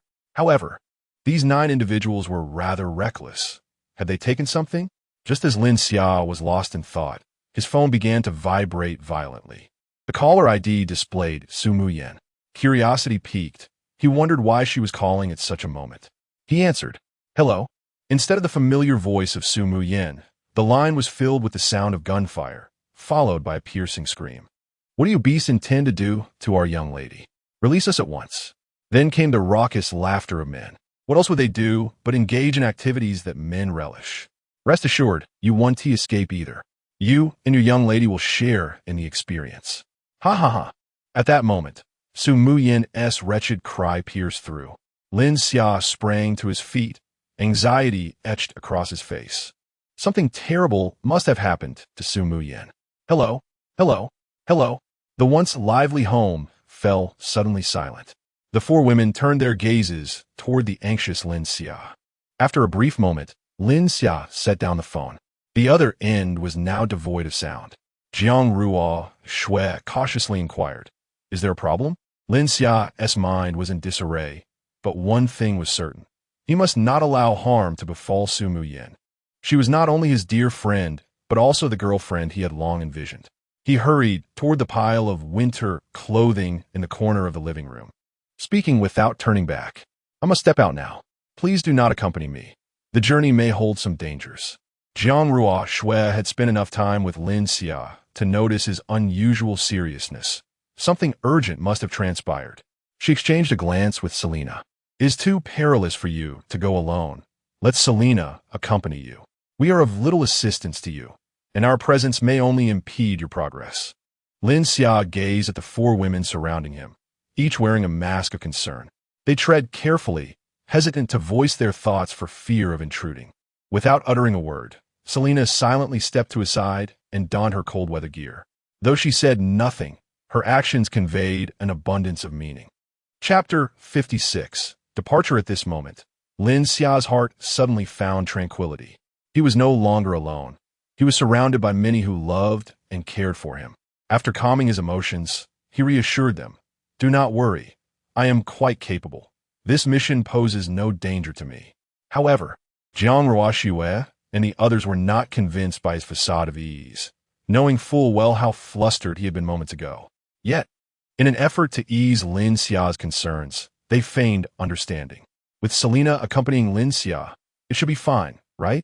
Jiang Ruo felt an overwhelming sense of frustration at her own helplessness, realizing she could offer no assistance. Not even the privilege of standing by Lin Xia's side as he prepared to leave. Perhaps sensing Jiang Ruo's inner turmoil, Lin Xia gently patted her head, saying, rest assured, everything will be fine. Just wait for me to return home. Upon hearing these words, Jiang Ruo could no longer contain her emotions. Tears streamed from her eyes like pearls liberated from a broken string as she nodded repeatedly, wiping her tears with her hands. She feared that her choked voice would cause Lin Xia undue worry. After donning his attire, Lin Xia suddenly recalled something important. The supplies for the 9 individuals had nearly slipped his mind. He casually gathered a handful from his space, not bothering to count, but knowing it exceeded 300. He then opened a portal at the entrance of the safe house's basement. The supplies cascaded from the space's exit, forming a small hill. Lin Xia and Selena had already dressed and armed themselves, while the other women followed closely behind as they entered the elevator. To their surprise, the elevator ascended rather than descending towards the garage. Selena looked perplexed. Xia, aren't we supposed to go outside? The garage is below. Did you accidentally press the wrong floor? Lin Xia explained, the place we are heading to is the frigid expanse outside. Jiang Ruoxue, momentarily setting aside her worries, widened her eyes in curiosity. But there's 10 meters of ice and snow out there. It's already at the height of our 3.5 floor. How can you possibly go out? With a chime, the elevator doors opened, revealing they had reached the 4th floor. Lin Xia smiled slightly, preparing to reveal his true self. Although this opportunity was not ideal, it was not the scene he had envisioned. However, circumstances had aligned, and he had to unveil a small part of his hidden cards. Clearing his throat, he said, I had hoped to interact with you all as a regular person, but alas, the situation does not permit it. It seems I must lay my cards on the table. Indeed, I am the earthly representative of Doryman. The 4 women stared at him in confusion, their expressions filled with question marks, unable to comprehend Lin Xia's declaration. An awkward silence enveloped the room as Lin Xia sheepishly touched his nose, realizing the impact of his revelation did not align with his expectations. Is this reference too old? Allow me to demonstrate. Lin Xia led them to the window. Outside, the earth was already blanketed in an endless expanse of snow, a pristine white canvas. The sky remained shrouded in a gray haze. Even at noon, the sun's rays could not penetrate the thick clouds, rendering the sun's outline invisible. Tiny ice crystals continued to fall from the sky, while the wind swirled them in the air. The scene before them resembled a documentary of the Arctic, perfectly transposed into reality. This world had descended into profound silence. Noticing that they were captivated by the external scenery, Lin Xia gently cleared her throat, redirecting their attention towards her. Pay close attention, for the moment of witnessing a miracle is at hand. With a snap of her fingers, an enormous object suddenly materialized outside the window. It landed with a resounding thud on the snow, compressing the once even surface by a meter. With the temperature outside plunging below 70 degrees, the snow had transformed into ice crystals, resembling sand. Thus, the hovercraft did not sink upon landing. As the hovercraft appeared before them, they began to comprehend Lin Xia's earlier words. They were astounded. Such power was beyond the realm of human capability. Lin Xia glanced at their expressions and nodded in satisfaction. This was the reaction she had anticipated. She walked over and ruffled Jiang Ruoxue's hair. Wait for my return, and I will explain everything. Rest assured, there is no danger. I possess formidable powers that render me impervious to harm from ordinary individuals. Jiang Ruoxue, unfazed by the concerns, embraced Lin Xia tightly for a moment before quickly releasing her. You all should set off now. We will remain here and patiently await your return. Lin Xia said no more and, along with Selena, turned to head toward the prearranged exit on the 4th floor. The temperature difference between indoors and outdoors was so vast that jumping out of the window directly would surely spell disaster for them. As Lin Xia prepared to leave the safety of the shelter, Jiang Ruoxue called out loudly, You must return safely. Lin Xia turned and nodded in acknowledgement before boarding the hovercraft with Selena. For Jiang Ruoxue, who had grown up in the southern regions of Huagua, she had never witnessed such extreme weather conditions.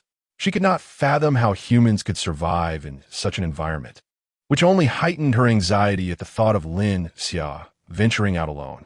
She had always held a deep respect for the forces of nature, yet her current abilities felt woefully inadequate to assist Lin Xia, leaving her to silently pray for his safe return. In that moment, Jiang Ruoxue was devoid of her usual vivacity, quietly seated at the table, her gaze fixed on the hovercraft as it gradually shrank and ultimately vanished into the distance.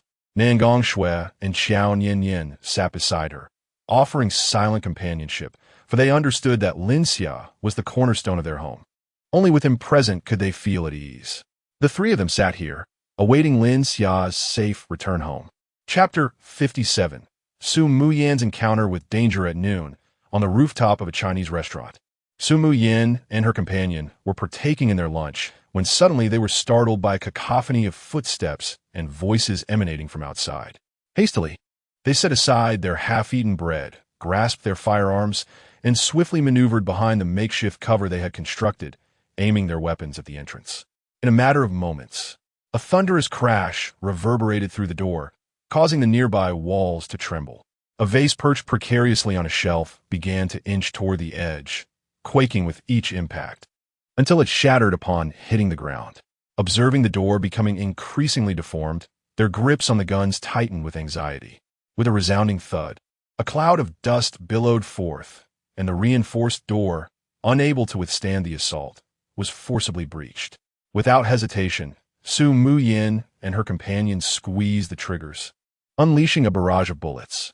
However, despite emptying the magazine, no cries of anguish echoed from the other side. A sense of foreboding washed over Su Muyan. Their audacity suggested they were well prepared. Acting quickly, she pressed the emergency contact button preset on her phone. Although she had not spoken with Lin Xia the previous day, the recent series of events had left her deeply unsettled. Ultimately, she designated Lin Xia's contact information as her emergency contact, ensuring that in the event of an unforeseen situation, a mere press of the button would automatically dial the designated first contact. As the smoke cleared from the doorway, a yellowish light membrane materialized before Su Muyan's eyes. The bullets became embedded within this membrane, unable to advance further. With a tremor, the membrane caused the bullets to cascade to the marble floor like a shower of glass beads, scattering in all directions. Meanwhile, Xiao Zhan, positioned behind the bulletproof shield, exhaled a sigh of relief. He had never previously employed the membrane to deflect bullets, leaving him uncertain of its efficacy. To be prudent, he had also erected a full-body bulletproof shield behind the membrane, with vital areas protected by a bulletproof vest. He had believed that even if the membrane faltered, he would remain unscathed. This time, he thought, if things went awry, there would always be another chance to win the heart of the fair maiden. After all, a fierce woman fears a persistent suitor. To his astonishment, the membrane proved exceedingly formidable, with the bullets having no effect whatsoever, allowing his tension to dissipate. Everyone advance. With the distance being so short, Xiao Zhan and his team quickly moved to the position in front of Su Muyan. Grasping her firearm, he deftly pulled it from her hands and then seized her collar, dragging her from behind the cover. Her phone slipped from her grasp and clattered to the ground. Beside Xiao Zhan stood his subordinate, who, taking advantage of Su Qian's moment of inattention, employed the same method to disarm her and restrain her limbs. Su Qian immediately began to struggle, exclaiming, "You beasts! What do you intend to do to my lady? Release us at once." Upon hearing her words, Xiao Zhan erupted into hearty laughter, relishing the thrill of his audacious endeavor. He then gently caressed the captivating visage of Su Muyan, which resembled exquisite jade. His laughter grew even more unrestrained. What else could we possibly do? Naturally, we shall indulge in the pleasures that men so adore. Fear not, you won't escape this time. You and your lady shall both savor the experience together. Ha ha ha. Su Muyan, turning her head to shake off his hand, glared at him with fierce disdain. She had never endured such humiliation in her life. She would rather choose death than allow this filthy man to tarnish her precious body. Xiao Zhan, undeterred, found satisfaction in her spirited resistance. It made the game all the more exhilarating. With the prize so tantalizingly close, how could it possibly slip away? He turned to his subordinates, commanding, "Take them away." Aware that her opportunities were dwindling, Su Muyan, though uncertain whether Lin Xia had received the earlier phone call, realized that escaping this place left her with little hope. Her fate lay in a precarious balance. Summoning all her strength, she cried out, "Lin Xia, save me!" Xiao Zhan, on high alert, scanned the surroundings as a yellowish light barrier re-emerged. Moments passed without incident, and he dismissed the barrier, spitting on the ground in contempt. What of Lin Xia or Lin Dong? Were they to me? Let him come before me. I assure you, I will orchestrate his demise with elegance. Their group proceeded to the mid-level base, where Xiao Zhan audaciously settled into the boss's chair and, addressed Su Yen. The kitchen is fully stocked with ingredients, and I haven't had the chance to eat lunch yet. Quickly, prepare your signature dish for me. I wish to savor the tastes of the elite. Once you have satisfied my hunger, I shall personally ensure that you and your sister are well fed. Ha ha! His lewd laughter echoed as he instructed his subordinates. You lot, gather in the kitchen and keep a close watch on them. They must not suffer even the slightest harm, nor should they be allowed to taint the food with anything suspect. Should anything go awry, you will pay with your lives. Of course, the subordinates, visibly anxious, surrounded Su Yen in the kitchen, fearful she might take drastic measures. Holding a knife firmly in one hand, Su Qian assisted her. Stealing a glance out the window, she saw an expanse of white desert, where fierce winds whipped up the falling ice crystals, battering against the glass. In her heart, she silently resolved to fight against her fate. If Lin Xia has not arrived before the dishes are completed, she will use the knife in her hand to extinguish her own life. Lin Xia. Xiao Zhan gazed out the window, where the landscape remained a frozen tableau of ice and snow. Surely, no one could approach from outside.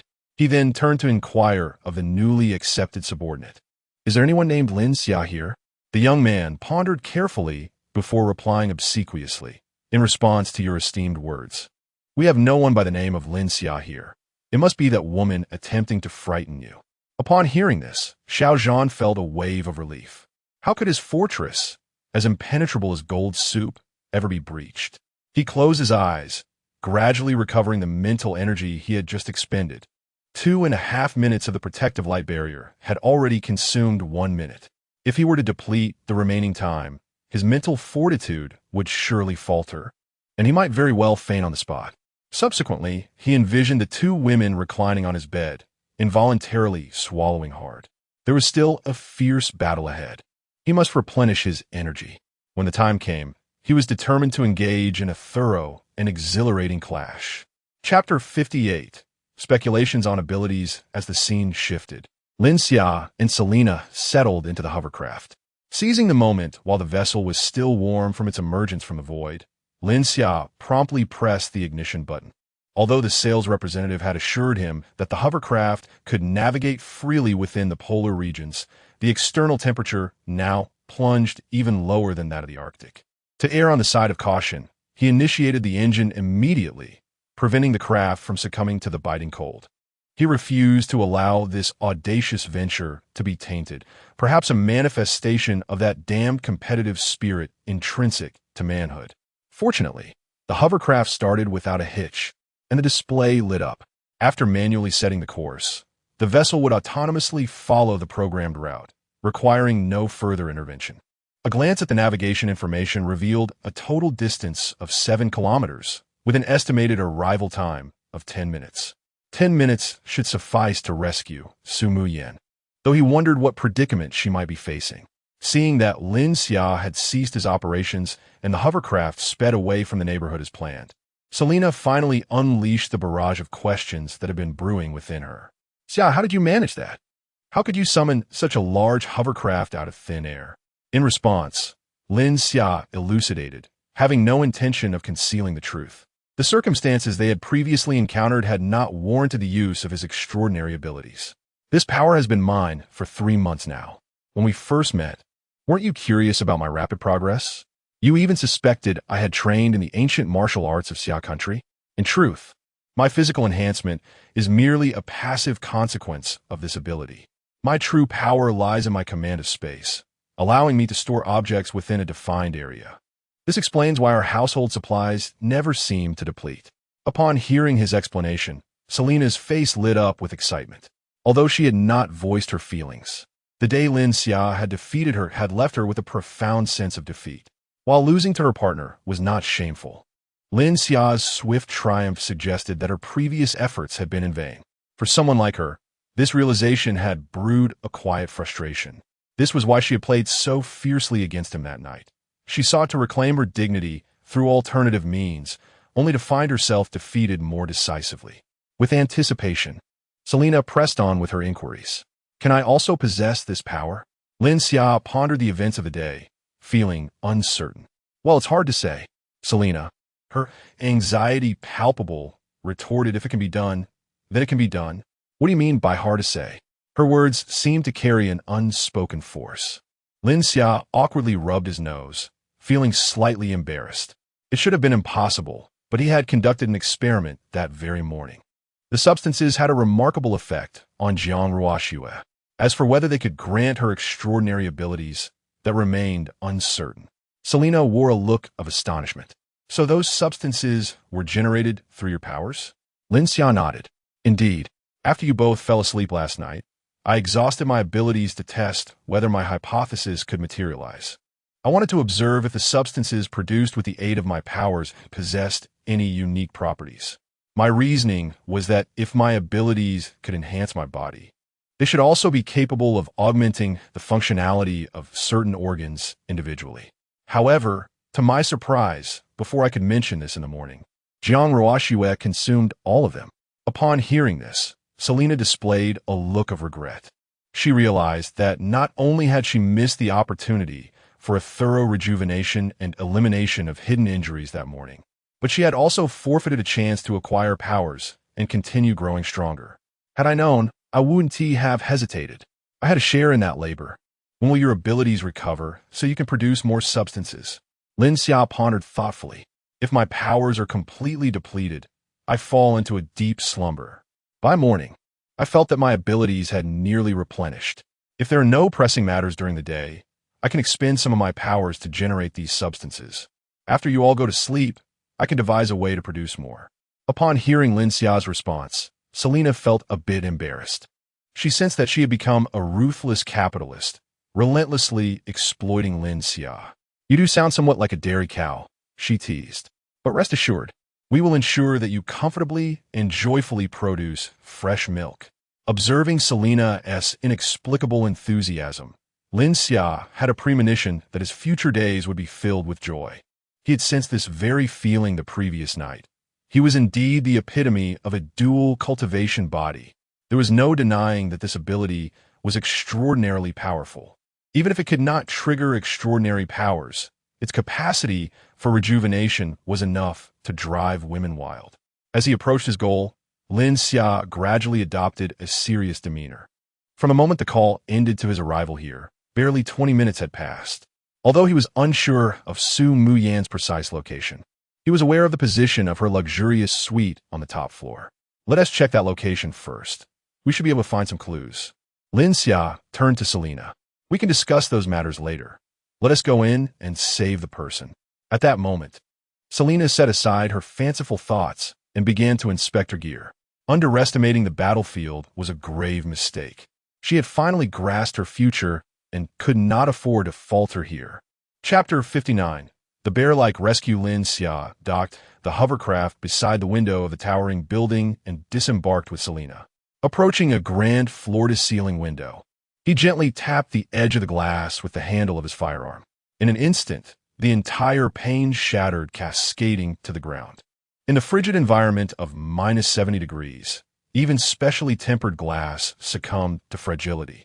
Subsequently, he and Selena leaped through the broken window. Once they landed and regained their composure, Lin Xia glanced back at the hovercraft, still idling outside. Enveloping it with his spatial abilities, a flash of white light flickered in his eyes. The entire hovercraft vanished amidst the vast expanse of snow, leaving only the traces of its passage behind. Though Selena had anticipated this spectacle, she was nonetheless captivated by the display of power. Her gaze deepened as she looked at Lin Xia, silently resolving to no longer rely on her physical advantages or indulge in frivolity in video games. She should earnestly learn from Jiang Ruoxue, continuously honing her card-playing skills and techniques. Observing Lin Xia lead the way with an air of familiarity, Selena followed cautiously, vigilant of their surroundings, lost in thought. Lin, I didn't get the chance to ask earlier. Are we rescuing a girl this time? Suddenly confronted by Selena's question, Lin Xia found himself at a loss for words. Well, she is indeed a girl, he replied, turning to Selena with caution. Noticing his sheepish demeanor, Selena couldn't help but chuckle. This man indeed resembled the description Jiang Ruoxue had given. He was utterly charming. Oh, there's no need to be embarrassed. From the very beginning of our acquaintance, I told you that I do not share the traditional views held by women in your country. As long as you hold a place for me in your heart, that is enough. Sister Jiang Ruoxue feels the same. She would love for her home to be lively. Just a few of us would not suffice, even if we were to exhaust ourselves. As she observed Lin Xia visibly relax, Selena wore a playful smile. However, a man like you, who sends his woman to rescue another woman, would provoke anger even in a girl as generous as I am. Lin Xia, upon hearing this, appeared anxious. He recognized that his actions were indeed somewhat excessive. Just contemplating it made him feel rather inconsiderate. Yet, he seemed to forget entirely that Selena had not questioned him at all before he ventured out, willingly accompanying him into peril. I admit my mistake, and I apologize. Once we return, I will grant you whatever you desire, he responded earnestly. Upon hearing this, Selena smiled with satisfaction. I'm sorry, sisters. Do not blame me for resorting to tactics. I genuinely require these items. Once I have satisfied my hunger, I shall devise a means to compensate you. I desire to possess the exclusive right to utilize the mysterious substance for the forthcoming week. Lin Xia breathed a sigh of relief, initially anticipating that she would present some arduous conditions, only to realize she was merely frightening herself. After listening to Jiang Ruoxue's remarks, he had intended to assist Selena in addressing her internal injuries. Her request aligned perfectly with his intentions. Thus, Lin Xia responded with confidence, "No problem. I assure you will be well fed. You shall not go hungry." Just as Lin Xia was poised to continue, Selena grasped him from behind, signaling for silence with her finger before her lips. Lin Xia, too, grew serious, glancing at the floor indicator.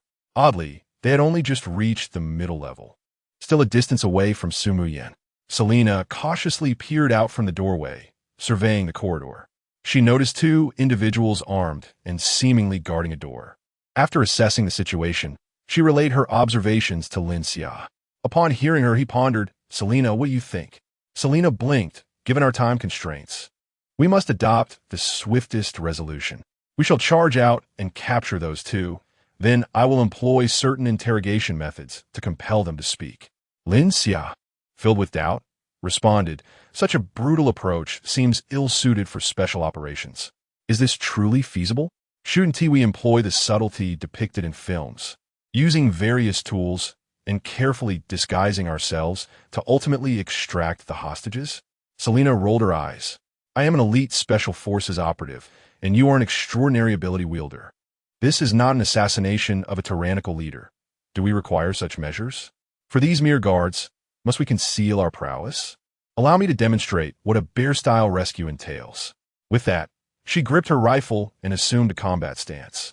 In a flash, she emerged from behind the door into the corridor. Before the guards could react, she fired several rounds. For clean bullet holes appeared in their limbs, non-lethal, yet sufficient to incapacitate them with pain. The corridor echoed with their anguished cries. Selena grinned confidently, captive secured. Lin Xia, exasperated, followed Selena to interrogate the captives. They approached, guns pressed against the captives' heads. "Tell us, do you know where Su Muyan is? Speak, or I shall end both your lives." The two subordinates, in their misfortune, could only weep silently, having been left in the cold to guard the door while their companions reveled inside. Suddenly, an enigmatic foreign beauty emerged, effortlessly incapacitating them with just a few shots. Now, they find themselves at the mercy of a gun pointed at their heads. An unfortunate turn of events indeed. They were, after all, staff members familiar with Su Muyan's identity. Their faces turned pale, trembling as they stammered, "It's right here in this room." Lin Xia and Selena exchanged astonished glances, not expecting to locate their targets so easily.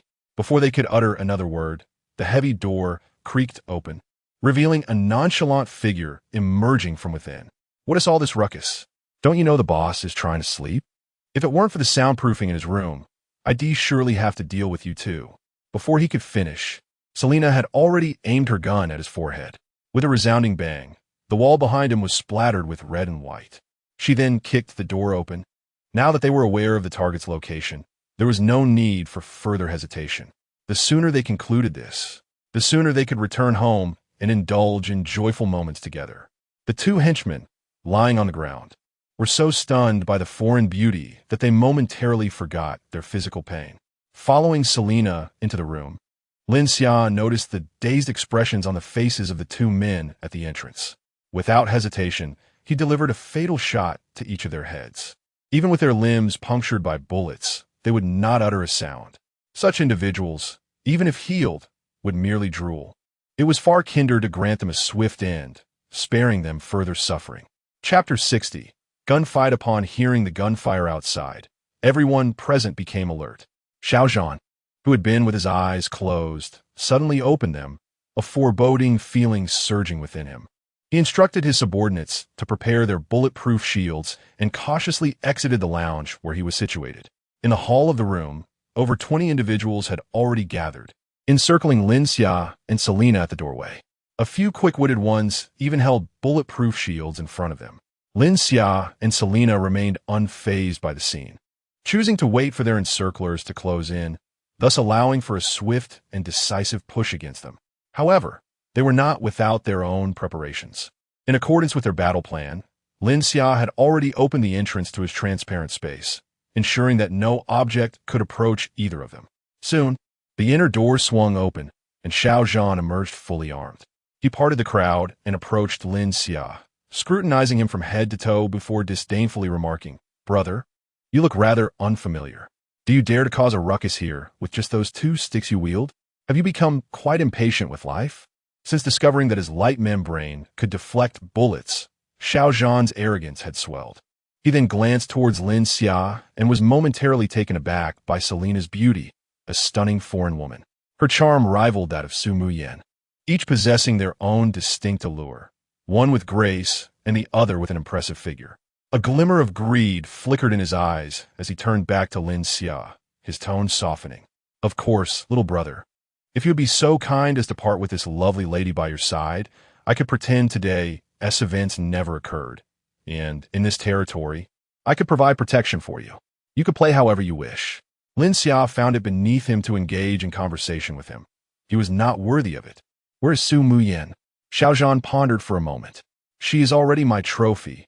You need not concern yourself with her. Are you the one called Lin Xia?" Lin Xia remained silent, surveying the gathered people. Apart from a few individuals near Xiaozhan, he did not spot anyone else armed.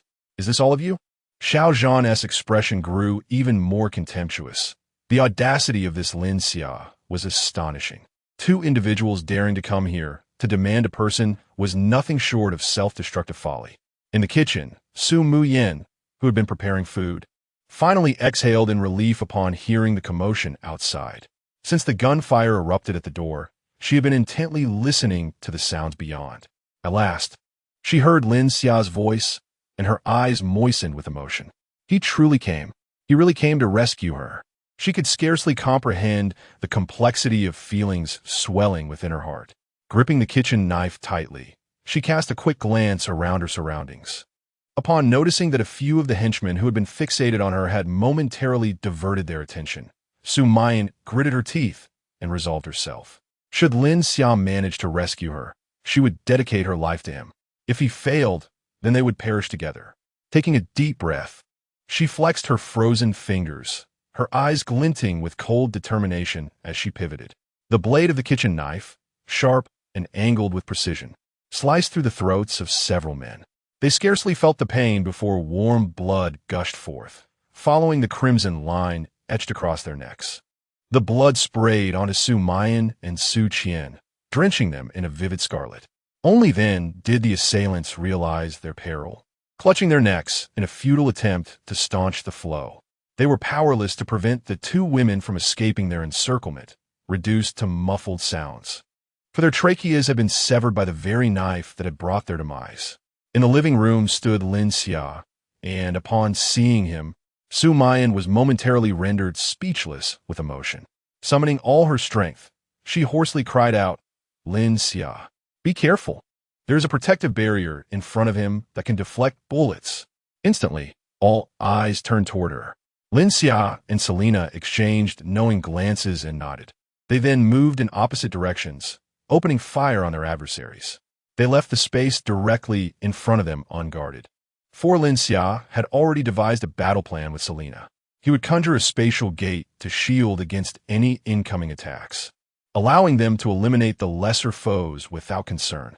Upon hearing the gunfire, Xiao Zhan's tense demeanor shifted as a yellowish barrier flared to life before him. But as the gunshots rang out and his subordinates fell, Lin Xia and his allies had not even aimed at him, causing his composure to shatter. He hastily sought refuge behind the bulletproof shield of his men, retrieving the weapon he had confiscated from Su Mayan. With a cruel expression, he lowered the barrier and pulled the trigger. From a distance, Su Mayan witnessed this harrowing scene, her heart nearly ceasing in terror. She had warned Lin Xia of the barrier, yet she had not anticipated leaving that man unchecked. As she saw Xiao Zhan raise his gun, aiming at the gaping opening where Lin Xia stood, despair overwhelmed her, and she shut her eyes, unable to bear the impending bloodshed. The gunfire echoed her mind, conjuring memories of their shared moments, filling her with profound regret. She should never have made that call. She should never have asked Lin Xia to come to her aid. That fool, risking his life in such a brutal world for her sake. Why couldn't he learn from others, using sweet words to placate her instead? Shouldn't one embrace hope and face death with a sense of joy? Alas, I can only accompany him in his burial. In the next life, I shall be your beloved once more. She felt as if she had been steeped in remorse for an eternity. The gunshots in the living room had ceased. Yet why was there still no sound of Lin Xia's anguished cries? Gathering her courage, she slowly opened her eyes. Lin Xia stood unharmed in place, showing no signs of having been struck by a bullet. Meanwhile, Xiao Zhan and the others remained frozen, like statues, staring blankly at Lin Xia and her companions. It has been 3 days in the dark room. My mental state has crumbled, and I cannot escape. Sigh. Chapter 61. Swift demise of the Shao Station. Lin Xia stood before Shao Station, donning an air of indifference. Having previously experimented with firearms, he was confident that the bullets could not penetrate this transparent portal. However, he was somewhat taken aback by Selena's demeanor. As Shao Station raised his gun and aimed at them, Selena calmly set her weapon down, her countenance adorned with a playful smile, gazing at herself rather than anywhere else. Lin Xia could even see his own reflection in her crystalline azure eyes. He had envisioned numerous reactions from Selena, even fearing that she might instinctively flinch away. Therefore, he had expanded the portal to its utmost limits. This portal, entirely transparent, opened into another dimension, perceptible only to him while remaining invisible to others. Yet, he never anticipated Selena's response. Was she, in her final moments, intent on revealing her most exquisite side to him? He could not help but feel profoundly moved by her gesture. This transcended mere trust. Her feelings for him had conquered her instinctive reactions. This foolish girl, usually so carefree and devoid of romantic words, had delivered a heartfelt blow to his inner self with this action. Taking a deep breath, Lin Xia turned his gaze towards the crowd before him. Shao Station's eyes instantly filled with panic as he hastily exclaimed, "Are you also an ability user? Spare my life. Please, whatever you desire, I can grant." Before he could finish his plea, a flash of white light flickered in Lin Xia's eyes as he snapped his finger softly. The bullets he had previously stored within the portal suddenly materialized behind Shao Station's group. This was a technique he had mastered during his experiments with firearms. The bullets, having retained their kinetic energy, could be redirected by altering the exit point of the portal. Hundreds of bullets erupted forth like beans spilling from a bamboo tube. Instantly, the cacophony of bullets piercing flesh filled the air. Shao Station's group barely had time to scream before being riddled with bullets. Thus, the entire faction was annihilated, leaving only Lin Xia and his 3 companions standing amidst the chaos. Lin Xia gently patted Selena's head before turning to Su Muyan. She wiped the blood from her hands with her clothing and tidied her disheveled hair. As Lin Xia approached, her hands lifted slightly only to fall back down, her gaze dimming. She had never appeared before Lin Xia in such a disheveled state. She had always showcased her most glorious self, presenting herself with nobility and grace. Each encounter had been meticulously curated with her subtle schemes in mind. Even after Lin Xia departed from her presence, she had already begun to prepare for their next encounter. At that time, she felt confident and proud. Although she harbored fond feelings for Lin Xia, she could still perceive a hint of insecurity in his gaze throughout their interactions. Now, however, the roles had reversed entirely. She found herself tainted with filth and blood, while Lin Xia had grown so formidable that she could only look up to him in admiration. At this moment, she was the one brimming with self-doubt. Lin Xia disregarded her concerns and enveloped her in his embrace. "I have arrived." Su Mu Yin averted her gaze from Lin Xia, her small hands feebly pushing against their chests. "My clothes are stained with blood, filthy. I haven't bathed in days, and I smell." She lamented her disheveled appearance, fearing it would tarnish the image he held of her, leading him to no longer harbor feelings for her. Lin Xia offered no reply, only tightening his hold on this pitiful soul in his arms. "Come with me. Let us return home." His warm breath brushed against her ear. Gradually, Su Mu Yin relinquished her struggle, nodding gently. "All right, I will accompany you. For the rest of my life, I shall never leave your side." Selena slowly approached the two, her eyes sparkling with delight, wearing a motherly smile as she exclaimed, "Wow, you both are so romantic." This scene of hero rescuing the damsel is far more captivating than anything in the movies. Lin Xia and Su Mu Yin hurriedly released their embrace, stepping back from one another. Lin Xia, feeling slightly awkward, rubbed his nose, uncertain of how to articulate the nature of their relationship. However, both women were considerate and did not allow the atmosphere to become strained. They were all intelligent individuals, and it was evident to them what had transpired. Selena then extended her hand. "Hello, I am Selena, one of Lin Xia's women." Su Mu Yin reciprocated the gesture, shaking her hand.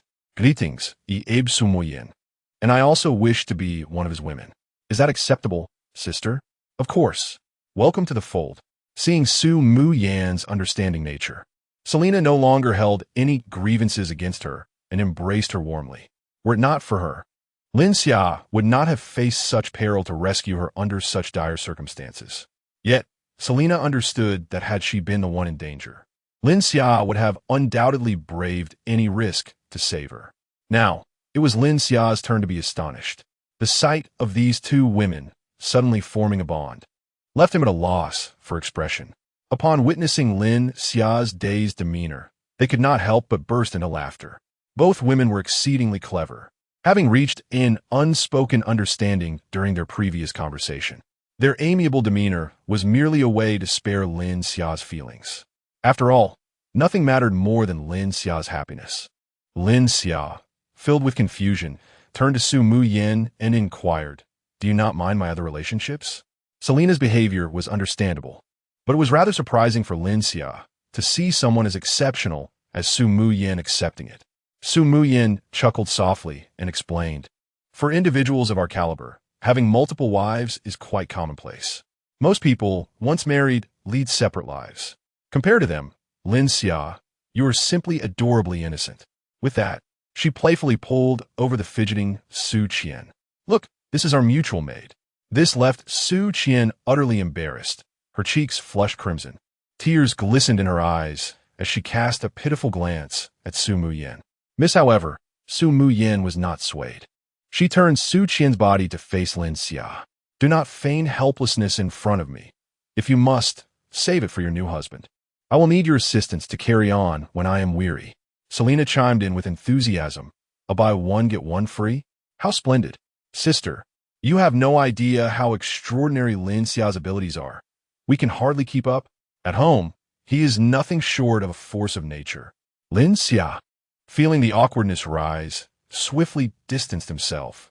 These women treated him as if he were one of their own, showing no concern for his discomfort, boldly uttering the most outrageous remarks. Chapter 62. Su Mu Yan's speculation. Lin Xia approached the lifeless bodies, casually picking up a firearm. Indeed, under the recent barrage of fire, the weapon bore numerous bullet holes, its components scattered haphazardly, rendering it utterly inoperable.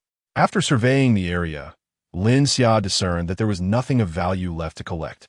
He then retrieved his mobile phone from his spatial storage and dialed Su Mu Yin, informing her that the situation had been resolved without incident, ensuring no one was harmed, alleviating Jiang Ruo Shue's worries at home.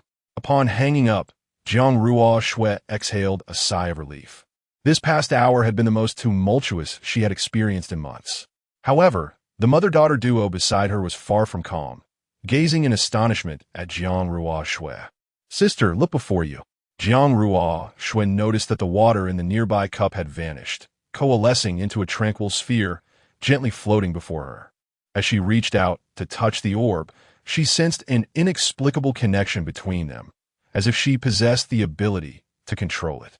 When Lin Xia returned after his inspection, he found them deeply engrossed in conversation, their excitement palpable. He promptly interjected, "Is there anything you need to tidy up here? Once we've organized, let us head back. It's exceedingly cold outside."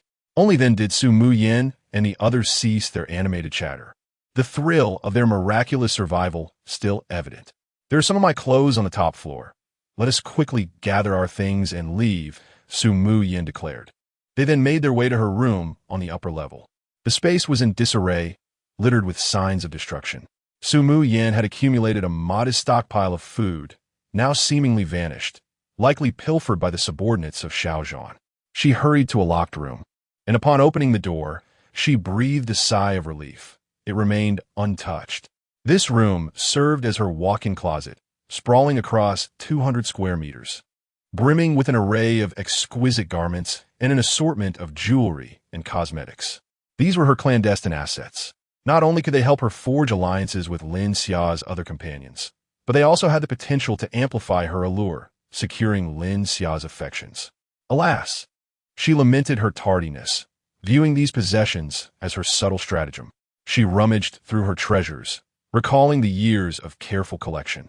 Regrettably, she could not take them all, expressing her disappointment. "If only circumstances permitted, I would dearly love to carry all of these away." Meanwhile, Lin Xia surveyed the space, noting that the closet's expanse surpassed that of his former residence, marveling at Su Muyin's undeniable opulence. The garments within were remarkably luxurious, particularly the exquisite evening gowns displayed prominently, which were nothing short of breathtaking. Even a man like himself could not resist stealing a few glances. If she were to don such attire and join him in gaming, those days would be utterly decadent. As Lin Xia indulged in this fantasy, a joyous chuckle escaped his lips. Hearing Su Muyin's complaints, he smiled subtly, determined not to let these pearls gather dust. Who said the conditions were prohibitive? Of course, he could take them all away. Su Muyin regarded Lin Xia with a look of bewilderment, as if to say he must be jesting. Lin Xia shrugged, a glimmer of light flashing in his eyes, and with a gentle snap of his fingers, the items before them vanished in swathes. Selena was aware of the phenomenon and thus felt no surprise. However, Su Muyin was a different story. She was utterly astonished by the scene unfolding before her.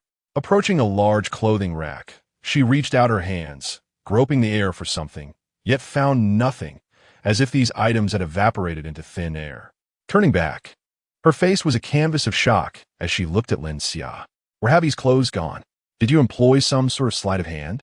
Lin Xia chuckled and clarified, "It is certainly not an illusion. This could be referred to as a supernatural ability. That light membrane, impervious to bullets, is also a manifestation of such power." With another snap of his fingers, he retrieved the evening gown that had previously adorned the center of the room, placing it before them. "This is my ability. I can manipulate the forces of space." Su Muyin, still in a state of awe, cautiously reached out to touch the gown.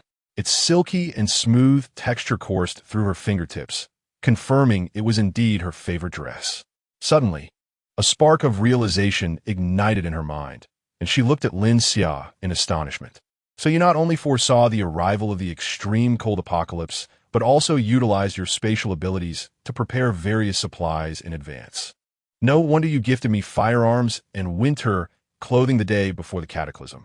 It's no wonder you were unfazed by the sudden drop in temperature that night, and even urged me to prepare supplies ahead of time." Su Muyin was no fool. Connecting these clues, everything began to make sense. "So you actually had the opportunity to take me away beforehand, sparing me from such peril?" Lin Xia scratched his nose, feeling quite embarrassed. He had intended to find a suitable moment to confess later, never anticipating she would piece it all together so swiftly. "Well, this..." Su Muyin glanced at Selena, then back at herself, suddenly struck by an epiphany. You were concerned that my elevated status and perspective would make me a ticking time bomb if you brought me along. It would be better to let me endure some hardships, allowing me to recognize the difficulties of the apocalypse. Then, you could heroically rescue me, winning my heart and seamlessly bringing me back to your home, transforming me into your trophy, right? Observing Lin Xia's increasingly awkward demeanor, Su Muyin realized her conjecture was accurate, and she smiled knowingly. I must admit, your plan has been remarkably successful. Indeed, this approach is undoubtedly the wisest choice. Had you taken me directly home, I would have felt that all you provided was truly deserved by me. Even if I were to ultimately be with you, I would never permit you to seek the company of another woman. My pride simply would not allow such a transgression. However, having genuinely experienced the apocalyptic realities, particularly the essence of life and death, my perspective has undergone a profound transformation. In this merciless world, strength is the very foundation of all.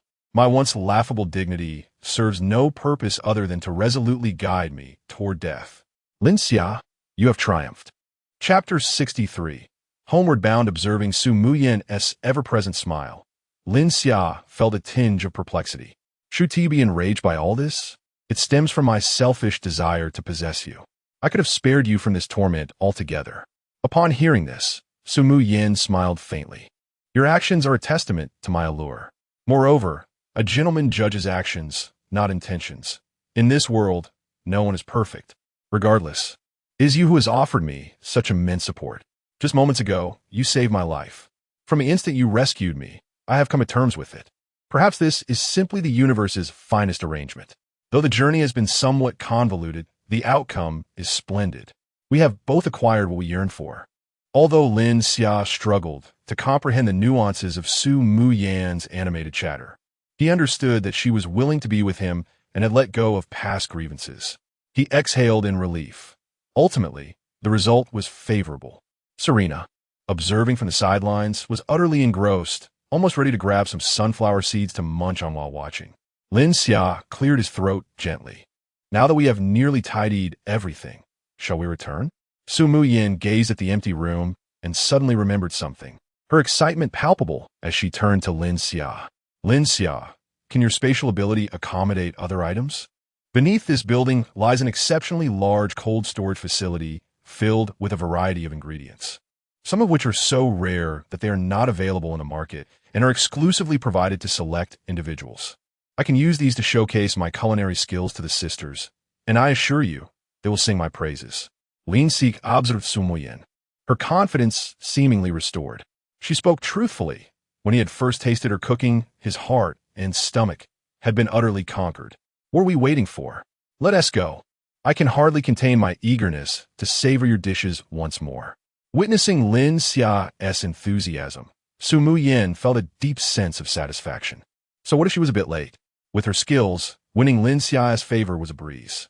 My apologies to my sisters, but I must claim Lin Xia's affection. Upon arriving at the cold storage, Lin Xia was taken aback by its sheer size. The facility was brimming with an array of ingredients. Conservatively speaking, the original value of these items was worth several million. If prepared and sold, it could easily yield billions. The extravagance of the wealthy is astonishing. I must take some of these back for a thorough critique. As they organized the items, the sky began to darken. Lin Xia glanced at the time, realizing it was already 5 o'clock. He anticipated that sorting these things would consume so much time. Thus, the hovercraft was summoned anew upon the snow-laden ground. The engine continued to hum, unchanged since its departure. Once everyone was seated, Lin Xia activated the automatic navigation. Let's return home. Shortly thereafter, the hovercraft glided into the community. From a distance, a house illuminated with a warm orange glow stood out like a beacon, eagerly awaiting Lin Xia's return. Su Muyin, who had just moments ago exuded confidence, now felt a swell of anxiety within her. After all, she was the newcomer in this scenario. She wished to avoid incurring the disdain of Lin Xia's other companions. Yet, no prior education had equipped her with the means to win the favor of other women. Lin Xia, are they easy to get along with? Before Lin Xia could respond, Selena gently entwined her arm. Rest assured, they're all amiable. There is no need for you to feel anxious. With a nod of uncertainty, Su Mu Yin settled herself. Soon, Lin Xia piloted the hovercraft to the window, glowing with orange light. From the cockpit, he could see Jiang Ruo Shui and the others peering eagerly through the glass. Lin Xia waved at them before disembarking the hovercraft and proceeding to the designated passage. After a series of maneuvers, the four successfully returned to the safe house. The hovercraft seamlessly stowed away. Before Lin Xia could fully comprehend the situation, Jiang Ruo Shui leapt into his embrace. "I was so worried about you." Lin Xia hastily extricated himself. "I've just come in from the cold." Jiang Ruo Shui shook her head, preparing to leap at him once more. Lin Xia quickly shed his jacket and gently enveloped Jiang Ruo Shui in his arms. "See, I'm perfectly fine. You need not worry." Jiang Ruo Shui turned her head to see Gong Shui and Xiao Nian standing nearby, looking as if they wished to embrace yet hesitated. After a brief moment, she released Lin Xia and nudged them both into his embrace. She then approached Selena, eyeing the disheveled Su Mu Yin and Su Qian with a gentle smile. Extending her hand, "Hello, I am Jiang Ruo Shui. These are Gong Shui and Xiao Nian." Su Mu Yin also extended her hand in greeting. "Hello, I am Su Mu Yin, and this is Su Qian." Despite the disarray of the woman before her, Jiang Ruo Shui could still sense an unmistakable air of distinguished grace about her. The manner in which she extended her hand was impeccable, exuding elegance and nobility. She resembled a fallen queen, currently in a lowly state, yet unable to conceal the pride inherent in her being. Her visage was nothing short of exquisite, a masterpiece crafted by the heavens, flawlessly merging allure and sophistication. Even as a fellow woman, Jiang Ruo Shui felt a complex mix of admiration and a desire to submit. This one was indeed a true paragon of grace. On the other hand, Su Mu Yin was equally captivated by Jiang Ruo Shui. Lin Xia must dine exceedingly well. To have such a stunning foreign beauty by his side is almost enough to invoke feelings of inferiority. In this household, there exists an ethereal and elegant beauty, a paragon of grace. The delicate and almost celestial aura she exudes has, at times, rendered her own self-confidence somewhat fragile. As she sifted through her memories, she realized she had never encountered such a breathtaking figure in the realm of mortals. Such an extraordinary presence could undoubtedly not be cultivated by an ordinary family. The thought of this celestial maiden, destined to accompany her in spirited games of do di zhu, caused a delightful flush to rise to Jiang Ruoshui's cheeks, her heart fluttering with excitement. Alas, not only had she been influenced by Lin Xia's peculiar musings, but she also found herself somewhat reveling in the notion. Thus, she hastily endeavored to quell the incessant train of thoughts racing through her mind. Welcome. From now on, we shall all be the best of sisters. Chapter 64. Jiang Ruoshui's extraordinary ability. Su Muyao heaved a sigh of relief. Selena had indeed spoken the truth, and they were quite easy to get along with. I wonder if Lin Xia has ever mentioned me to you before? I am quite adept at cooking, and I would love to showcase my culinary skills this evening. Jiang Ruoshui shook her head. There is no rush with the cooking. You should first take a good bath. I have already prepared hot water for you. It must be uncomfortable for you not to have the opportunity to wash up outside. Upon hearing the prospect of a hot bath, Su Muyao's eyes sparkled with excitement, and she was instantly invigorated. For someone like her, who typically bathes several times a day, the past half-month in the aftermath of the apocalypse had felt like an endless ordeal. Not only was a hot bath a luxury, but even access to ordinary drinking water had to be rationed carefully. She began to grumble internally about Lin Xia, questioning why he had taken so long to come for her. Had she known it would be like this, she would have been more proactive initially, which might have spared her from enduring so much hardship. Thank you so much, sister. Su Muyao expressed her gratitude, already looking forward to her future life. At this moment, Jiang Ruoshue could not help but admire Lin Xia's foresight. Initially, when it was just the two of them living in such a spacious villa, it felt somewhat empty. Unbeknownst to them, those vacant rooms had nearly been filled to half capacity. After Lin Xia and the others tidied up, they returned to the living room. Su Muyao and Su Qian were still diligently bathing in their rooms. Observing their fully armored appearance, it seemed unlikely they would emerge anytime soon. At that moment, Jiang Ruoxue approached Lin Xia, carrying a bucket of water, her face alight with excitement. Lin Xia, could you please tell me if this is an extraordinary ability? She pointed at the bucket, and the water within began to defy gravity, slowly rising into the air. As she gestured with her hands, the water took on various shapes, much like modeling clay. Selena, unable to contain her astonishment, exclaimed, "This supernatural power could only be classified as an extraordinary ability." Jiang Ruoxue had indeed acquired this remarkable force. It turned out that the mysterious substances created by Lin Xia could truly endow individuals with extraordinary abilities. Her gaze towards Lin Xia brimmed with anticipation. Lin Xia, too, was taken aback, never having anticipated that Jiang Ruoxue would gain such abilities in just a single day. The results far exceeded his expectations. He tentatively reached out to poke the floating water sphere, moving his hand within it. The sphere seemed to possess its own will, and the sensation was utterly fascinating. When he withdrew his hand, not a single drop of water clung to him. Lin Xia nodded affirmatively. This was indeed an accomplishment achievable only through extraordinary abilities. While Jiang Ruoxue's power was vastly different from his own spatial abilities, it was undeniably a capability that one could only possess after becoming an extraordinary being. Subsequently, Jiang Ruoxue returned the water to the bucket, expressing a hint of disappointment. Although I possess this extraordinary ability, I remain uncertain of its utility. Lin Xia chuckled. Now you truly resemble a water faucet. No longer need you worry about damp sheets. Jiang Ruoxue playfully nudged him. I already have plenty of water. This ability isn't particularly necessary for me. I was merely jesting. In truth, your power is quite formidable. Ning Xia gently clasped her jade-like hand resting on his chest. In this frigid apocalypse, water is the one thing in abundance. Outside, snow blankets everything.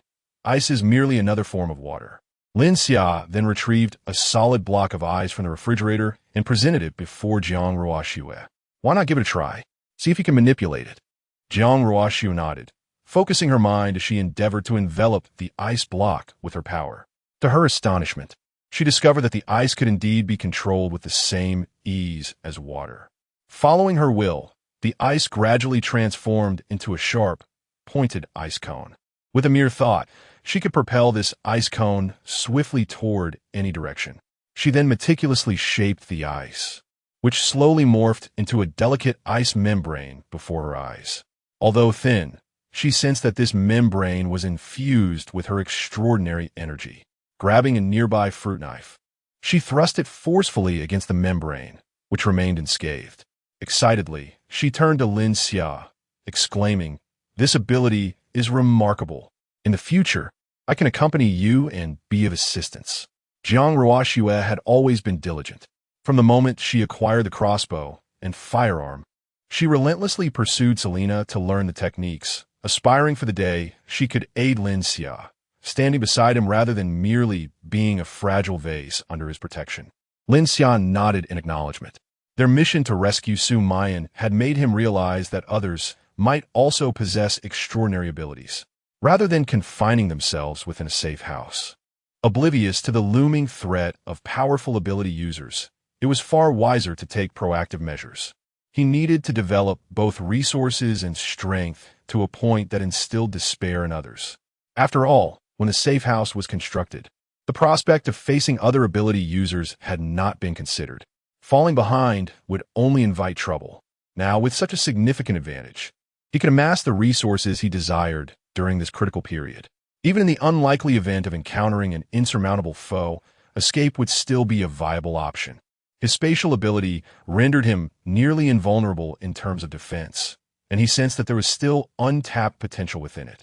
Such growth could only be achieved through real combat experience. Shortly thereafter, Su Mayan and Su Qian emerged from their baths, even clad in simple, loose garments. Their enviable figures remained unmistakable, especially Su Muyan.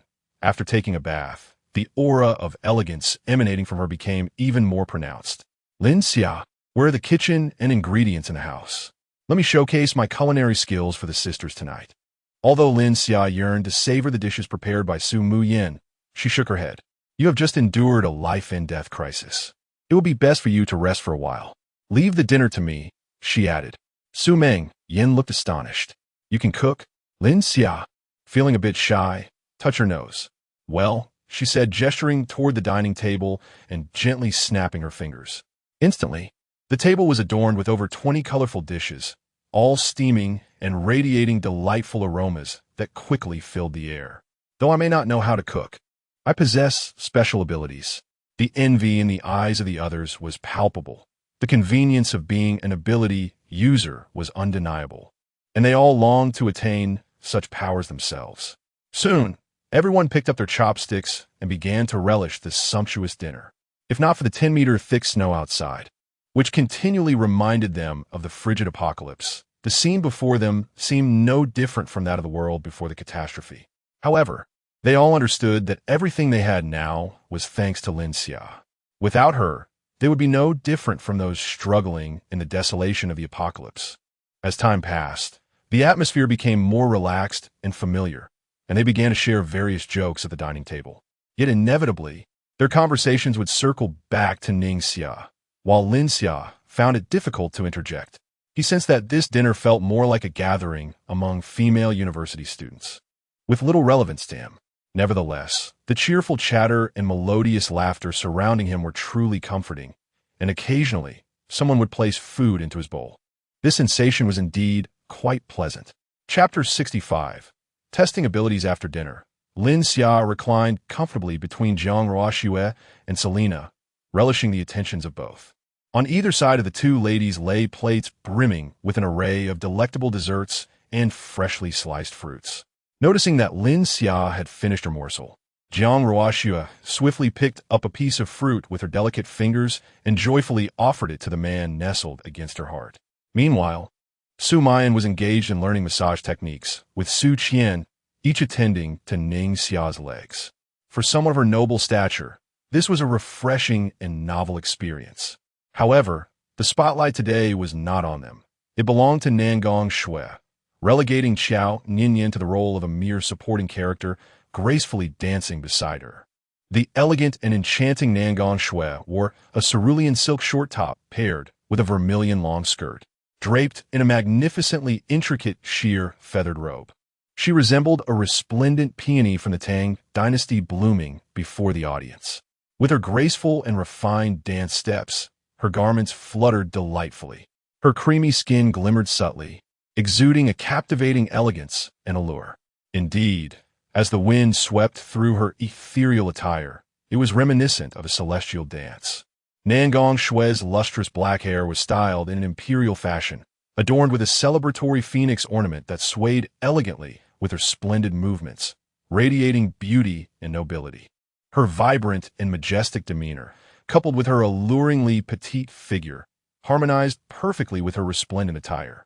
As the dance concluded, Nangong Shui's lips tinted a rosy hue, parted slightly as she breathed softly, beads of perspiration glistening on her forehead and a blush illuminating her cheeks, imbuing her with an indescribable grace and charm.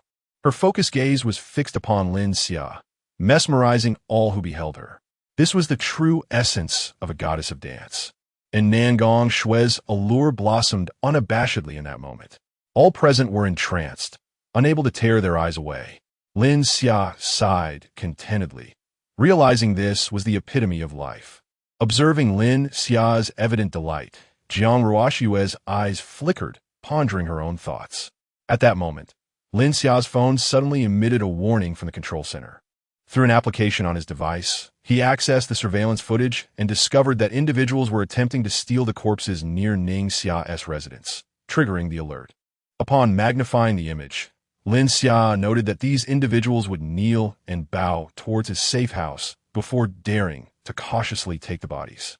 After a cursory glance, Lin Xia lost interest. Their removal was fortuitous, sparing him the sight of them. However, it subtly indicated that the living resources of others outside had nearly been depleted. What once inspired trepidation had gradually become a familiar occurrence. Humanity had been reluctantly reduced to a form of sustenance. Jiang Ruoxue, standing behind Lin Xia, also witnessed the unfolding scenes, a chill running down her spine. She understood that their current existence was reliant upon Lin Xia, their safe and warm home, the endless provisions, and the countless good sisters with whom they could share both joy and hardship. Had it not been for Lin Xia, she would have likely succumbed to the torment inflicted by those from the land of the kidney long ago. Such a life was one she dared not even envision. Occasionally, she would awaken in a fright from dreams where that band of thugs came knocking at her door. Fortunately, upon opening her eyes, Lin Xia was right there beside her. The gratitude she felt toward Lin Xia was immeasurable. She vowed to strive for greatness beyond her current self. As long as she could bring joy and happiness to Lin Xia, she would go to any lengths. Time swiftly passed, and it was already 11 in the evening. Jiang Ruoxue noticed that everyone seemed somewhat fatigued and suggested that they retreat to their rooms for a well-deserved rest. However, having just awakened her extraordinary abilities that day, she was eager to learn from Lin Xia how to wield this newfound power effectively. Selena, too, gazed at Lin Xia with eager eyes, anticipating the fulfillment of the promise made earlier in the day. Seeing Jiang Ruoxue acquire such powers only fueled her envy. Lin Xia, feeling a sense of helplessness, realized he had barely begun to relish his respite before being thrust back into work. By day, he toiled like a beast, and by night, he continued in the same vein. There was no choice but to learn to find joy amidst the hardship. He then hurried to the basement, selecting several outfits suited to the tastes of Jiang Shuaying and Selena. After Su Mingyan and the others tidied up, they returned to their respective rooms. As they passed Lin Xia's room, envy was evident on their faces. Just as Su Qian was about to head to her room, Su Muyan, her face flushed with embarrassment, pulled her aside. "Let's sleep together tonight. I have some secrets to share with you." Alas, she had no experience in such matters, and even Su Qian seemed more knowledgeable than she.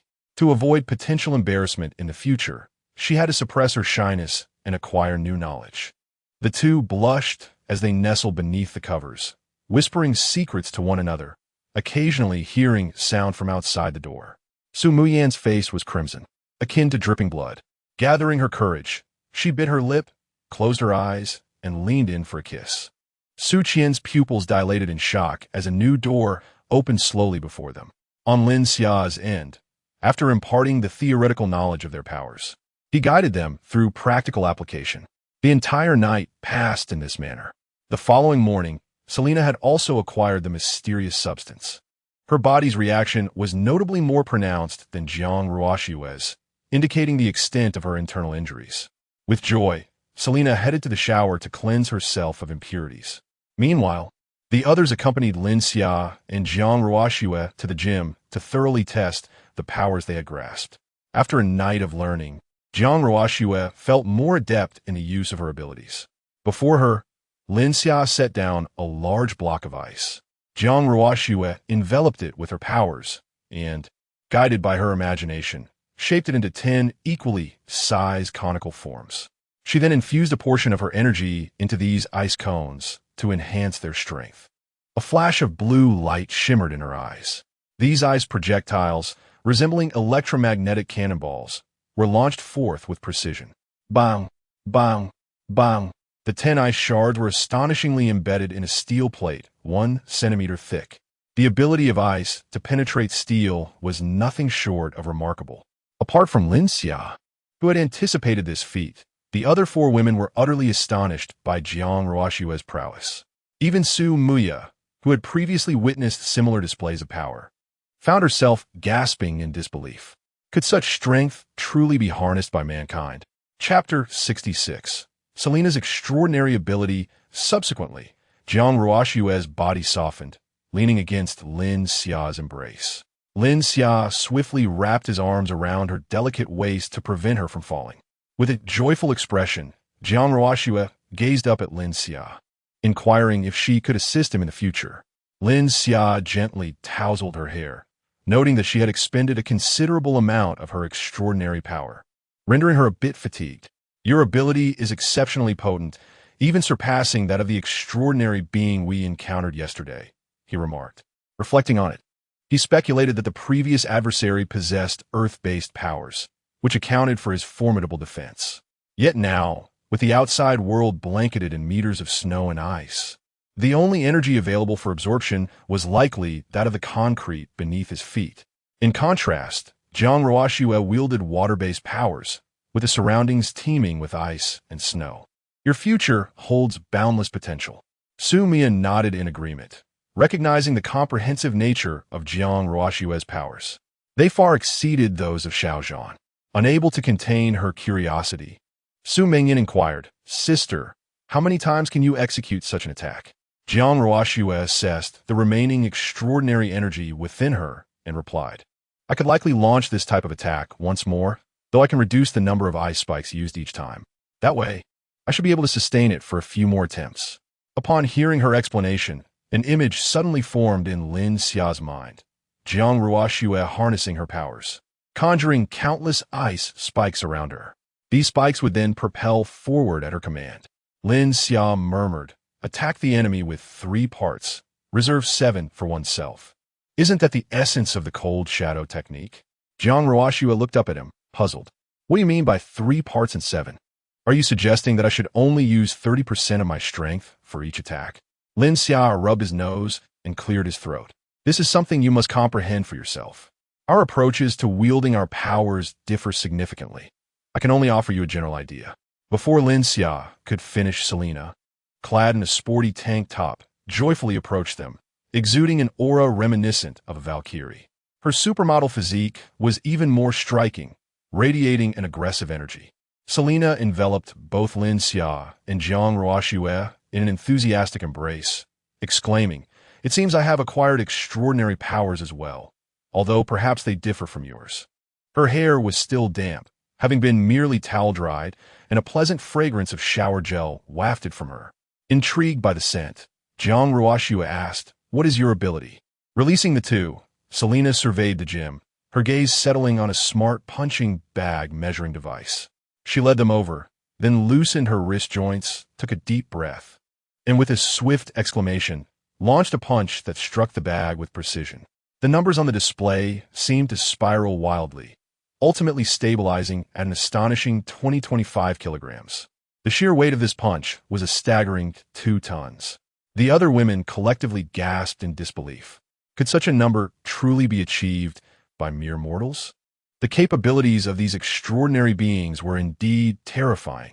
Selena gazed at the figure before her, a smile of joy illuminating her face. It was precisely as she had anticipated. "Xia, the substances you created are truly remarkable. In my prime, I could only muster a force of 600 kilograms. After absorbing those mysterious materials this morning and awakening my abilities, I have nearly quadrupled that strength. Moreover, I can sense that this is not yet my ultimate potential." Jiang Ruoxue incredulously touched the muscles on Selena's arm. With a gentle exertion, Selena's muscle instantly transformed into something as unyielding as steel. Despite Jiang Ruoxue's every effort, she could not dent it in the slightest, though her exterior remained as fair and delicate as soft tofu. The underlying muscle tissue was utterly transformed from what it had been just a day prior. Was this the magic of extraordinary powers? Selena, brimming with excitement, continued, "My abilities enhance not just my muscles, but every function of my body. I can even discern the droplets of water lingering on a cup from 10 meters away. My brain's reaction speed has accelerated remarkably. This sensation is simply wondrous. Initially, I was apprehensive about what sort of abilities I might awaken. If they were akin to yours, sister, I might struggle to adapt. However, I have grown to adore the powers I have now awakened." She then turned her gaze, filled with exhilaration, towards Ningxia. "I can now command the muscles throughout my entire body, anywhere, mind you. Prepare to be defeated. I feel extraordinarily formidable." This familiar declaration caused Jiang Ruoxue's cheeks to flush with embarrassment. She had uttered similar words just the day before. That evening, she had eagerly charged into battle, only to be utterly vanquished. Although her abilities had granted her strength, it seemed that all they had done was amplify her volume. Lin Xia chuckled nonchalantly. "Will you win?" Selena responded with confidence, "I will win." The atmosphere was filled with a buoyant spirit. Su Mian reined in her envious gaze, biting her lip. Secretly, she resolved to attempt awakening her own powers that very night, for this newfound strength was undeniably alluring. Unfortunately, she remained a novice in this realm, and she feared the process might demand a hefty price.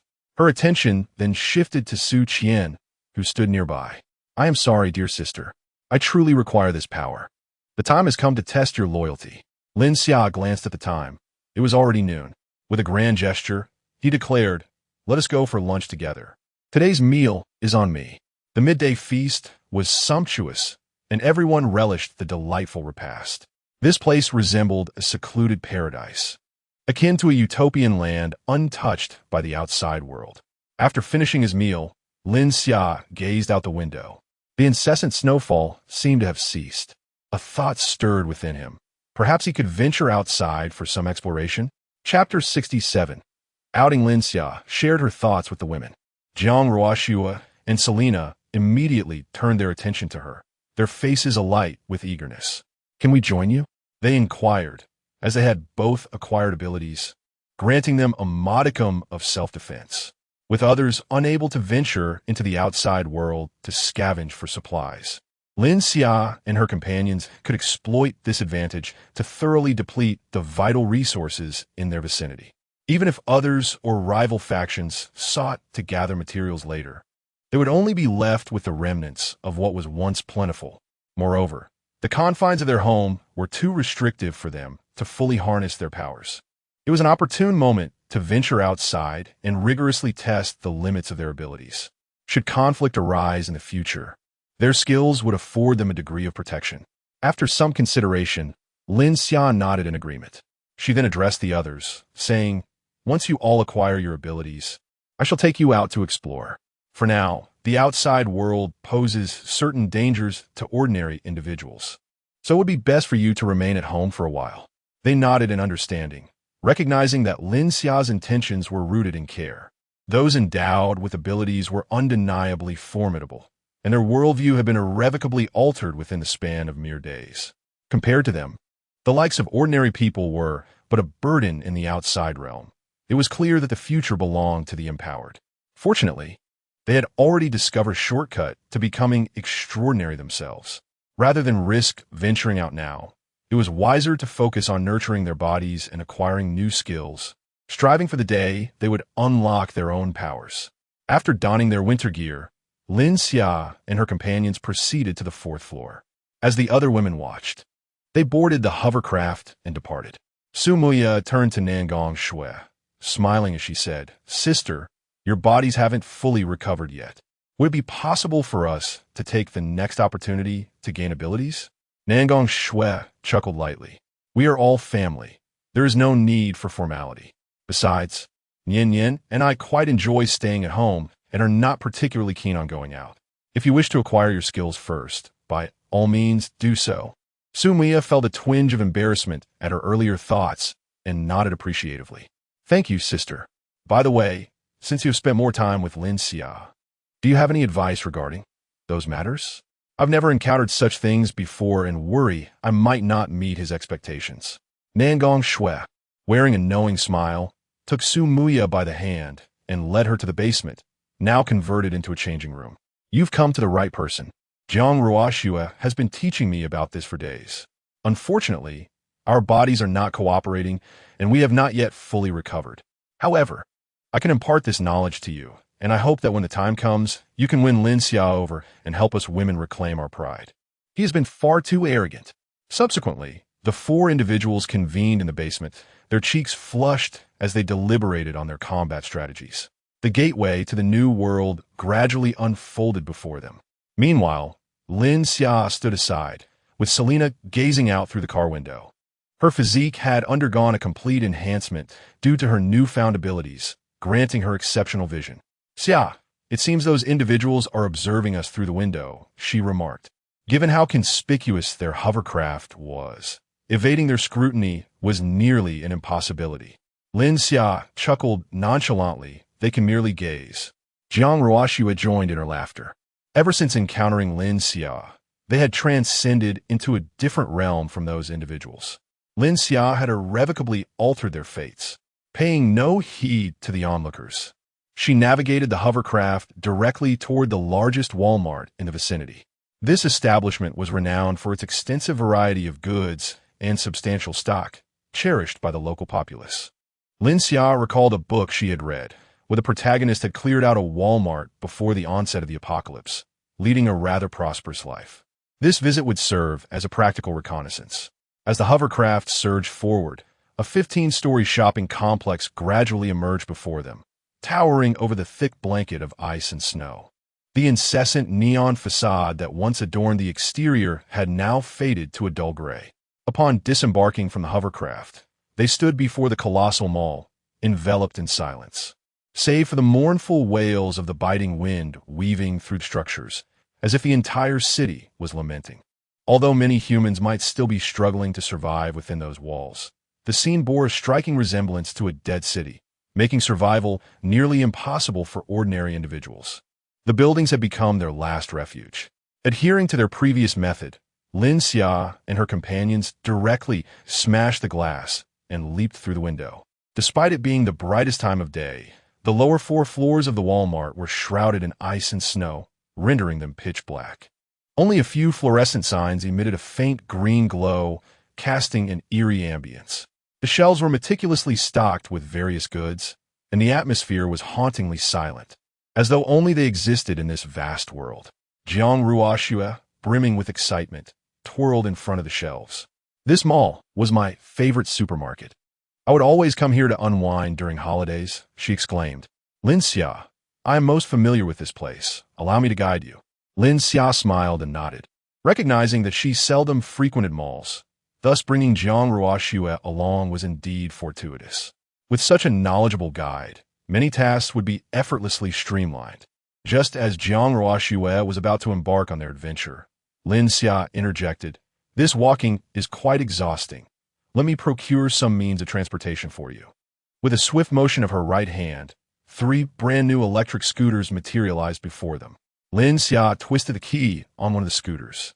This way, exploring the mall will be much more enjoyable. Jiang Ruoxue giggled in delight. Just like Selena, each of them rode an electric scooter. This mall spans several floors, each covering tens of thousands of square meters. Simply traversing it on foot would be exhausting. The presence of electric scooters indeed proved to be exceedingly convenient. Following Jiang Ruoxue's guidance, Lin Xia began to explore for items available at no cost. Whenever he encountered something useful, he collected it into his space. According to Jiang Ruoxue's description, although the mall boasts 15 floors, the entertainment areas above the 7th floor bear little value for collection. Thus, he resolved to commence his scavenging from the 7th floor, descending layer by layer. As Jiang Ruoxue explained, the entire 7th floor is dedicated to an array of women's clothing stores. This notion invigorated Lin Xia. While he might not have been particularly enthusiastic about collecting energy weapons, his reserves of energy resources in his space were already quite ample. With just a few of them, it would take centuries to deplete their supplies. In terms of weaponry, he possessed an abundance of light arms, sufficient to equip several regiments. For heavier weaponry, however, he would need to venture to large armories to find them. Although he had prepared in advance, knowing the locations of those places, they were rather distant. Moreover, the structures there were typically not very tall, and the weapons might well be buried beneath layers of ice and snow. Collecting such substantial weaponry would undoubtedly require considerable effort. Therefore, he intended to postpone that endeavor until he had gathered the essential resources in the vicinity. Before he could fully contemplate his subsequent strategic planning, Jiang Ruoxue had already led him to a secluded corner with an air of mystery. Upon glimpsing the names of the shops, Lin Xia's previous thoughts evaporated instantly, and he couldn't help but swallow hard. Night Charm, Secret Garden, Whispers of Love. This entire street was lined with boutiques specializing in intimate apparel.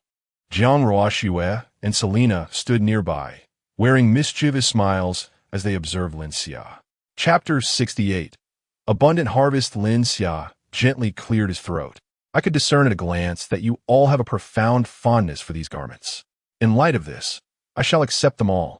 Jiang Ruoxue and Selena remained silent throughout, merely exchanging mischievous glances as they observed Lin Xia meticulously scouring these supplies. It was not only the items displayed on the shelves. He even rummaged through the inventory stored in the back of the shop. Before long, Lin Xia approached Jiang Ruoxue with a look of contentment. His space was filled with thousands of outfits of various styles. Some of these garments exuded an air of reverence merely by their appearance. He was eager to return home and have the ladies try on these exquisite pieces. Noticing Lin Xia's joyful expression, Jiang Ruoxue tossed him a flirtatious glance. "Are you satisfied?" Lin Xia nodded enthusiastically. "This may well be the greatest reward of our excursion." With a smile gracing her lips, Jiang Ruoxue continued to lead Lin Xia to other locations. "Not so fast. There is more to come." Soon, rows of neatly arranged bridal shops came into view. Lin Xia's eyes sparkled with excitement. How could he have overlooked this? Glancing at the pure and noble wedding dresses within the store, he turned to observe the two stunning goddesses beside him, and he couldn't help but regret his earlier bravado. His experience was indeed limited. Jiang Ruoxue cast him a flirtatious look. Those previous garments might have been too mundane. Shall we explore something more alluring? Lin Xia found himself utterly captivated. The allure of Jiang Ruoxue, enhanced by her abilities, was beyond verbal description. His mind, seemingly beyond his control, nodded in agreement, and his body reacted instinctively, leading him to enter the bridal shop ahead of the others. With his powers in full swing, he gleefully collected these precious items into his space. In a remarkably brief span, he had cleared the shops of their treasures. Jiang Ruoxue, brimming with confidence, then guided him to the next destination, a Cheongsam store, a JK uniform shop, a Lolita boutique, a lingerie store, and a hosiery shop. The array of clothing left Lin Xia in awe. Who says men cannot enjoy shopping? He was thoroughly delighted. Of course, their endeavor was not solely focused on collection. While Lin Xia was diligently attending to business, he also took care of other less significant tasks. He did not overlook various everyday menswear, womenswear, cosmetics, and luxury items. Anything pointed out by Jiang Ruoxue and the others was promptly and thoughtlessly stored away in his space. Lin Xia paid little heed to the specifics. He was already immensely satisfied with the spoils of this journey. Jiang Ruoxue and the others shared satisfied smiles. An entire mall's worth of women's goods had been secured. Each had their needs met, and a bright future lay ahead for all. After gathering these items, they finally arrived at the ground floor of the mall, where an array of gold, silver, and gemstone jewelry, along with various luxury brand items, was displayed. In the days preceding the apocalypse, this place could undoubtedly be deemed the most valuable location within the entire shopping mall. However, now that the end has arrived, these possessions cannot even be exchanged for a mere loaf of bread. Food possesses the power to save lives, while luxury items serve what purpose? Merely as offerings for burial? The adage that antique treasures shine in times of prosperity, while gold reigns in chaos, holds true only when society maintains a semblance of order. Yet, we have now descended into an icy apocalypse, where the very survival of humanity hangs in the balance. Gold, in reality, bears no distinction from ordinary metals. One might argue that gold holds significant importance in industrial applications. However, for solitary individuals like Lin Xia, the revival of industrial civilization on a grand scale is beyond reach. Collecting gold in this desolate world is akin to a child amassing beautiful stones. What people cherish is not the gold itself, but the wealth it symbolizes. Even Jiang Ruoxue and her companions quickly lost interest after a mere glance. Adorning oneself in gold does not command respect from others. In her eyes, these items pale in comparison to a bottle of perfume. Perfume could even enhance Lin Xia's allure. In this harsh environment, strength forms the very foundation of existence. Following Jiang Ruoxue's guidance, Lin Xia selected only a few aesthetically pleasing accessories that might pique his interest, placing them into his space. Most of the items remained untouched. Should the need for gold arise in the future, it would be far more efficient to retrieve it directly from the bank's vault. Ultimately, only 2 levels of the underground space remained unexamined. The first basement housed daily necessities, while the second contained various foodstuffs. Lin Xia, however, was not lacking in either category, as these were among his primary reserves before the end. Nevertheless, adhering to the principle of making the most of his presence, he continued to scour the area alongside Jiang Ruoxue and the others. It was now 4 in the afternoon, and the sunlight was dwindling. The group stood at the entrance of the escalator leading underground, peering down into the darkness, reminiscent of a gaping maw of a demon poised to devour. A shiver ran through Jiang Ruoxue, prompting her to take a step back. Lin Xia produced an exceptionally bright flashlight from his space. This flashlight emitted a beam capable of illuminating an entire football field. As he switched it on, the eerie atmosphere of the underground passage dissipated entirely. The mall was bathed in light, transforming the ambience into one of warmth. Jiang Ruoxue rolled her eyes at Lin Xia, remarking that such a bright flashlight had extinguished any thrill of exploring the unknown. Selena chuckled nearby, confirming that all fears stemmed from insufficient firepower. With a twist of the throttle, Lin Xia led the way down, his tone becoming more relaxed. "Come, my princess, let us embark on a delightful adventure. Indeed, my noble knight, you must protect me well.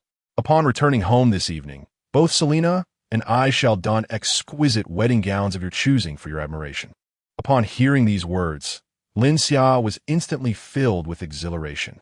He could hardly contain his eagerness to return home and indulge in joyful revelry with them. The ensuing events unfolded with remarkable ease. Wherever Lin Xia ventured, it was as if a swarm of locusts had swept through.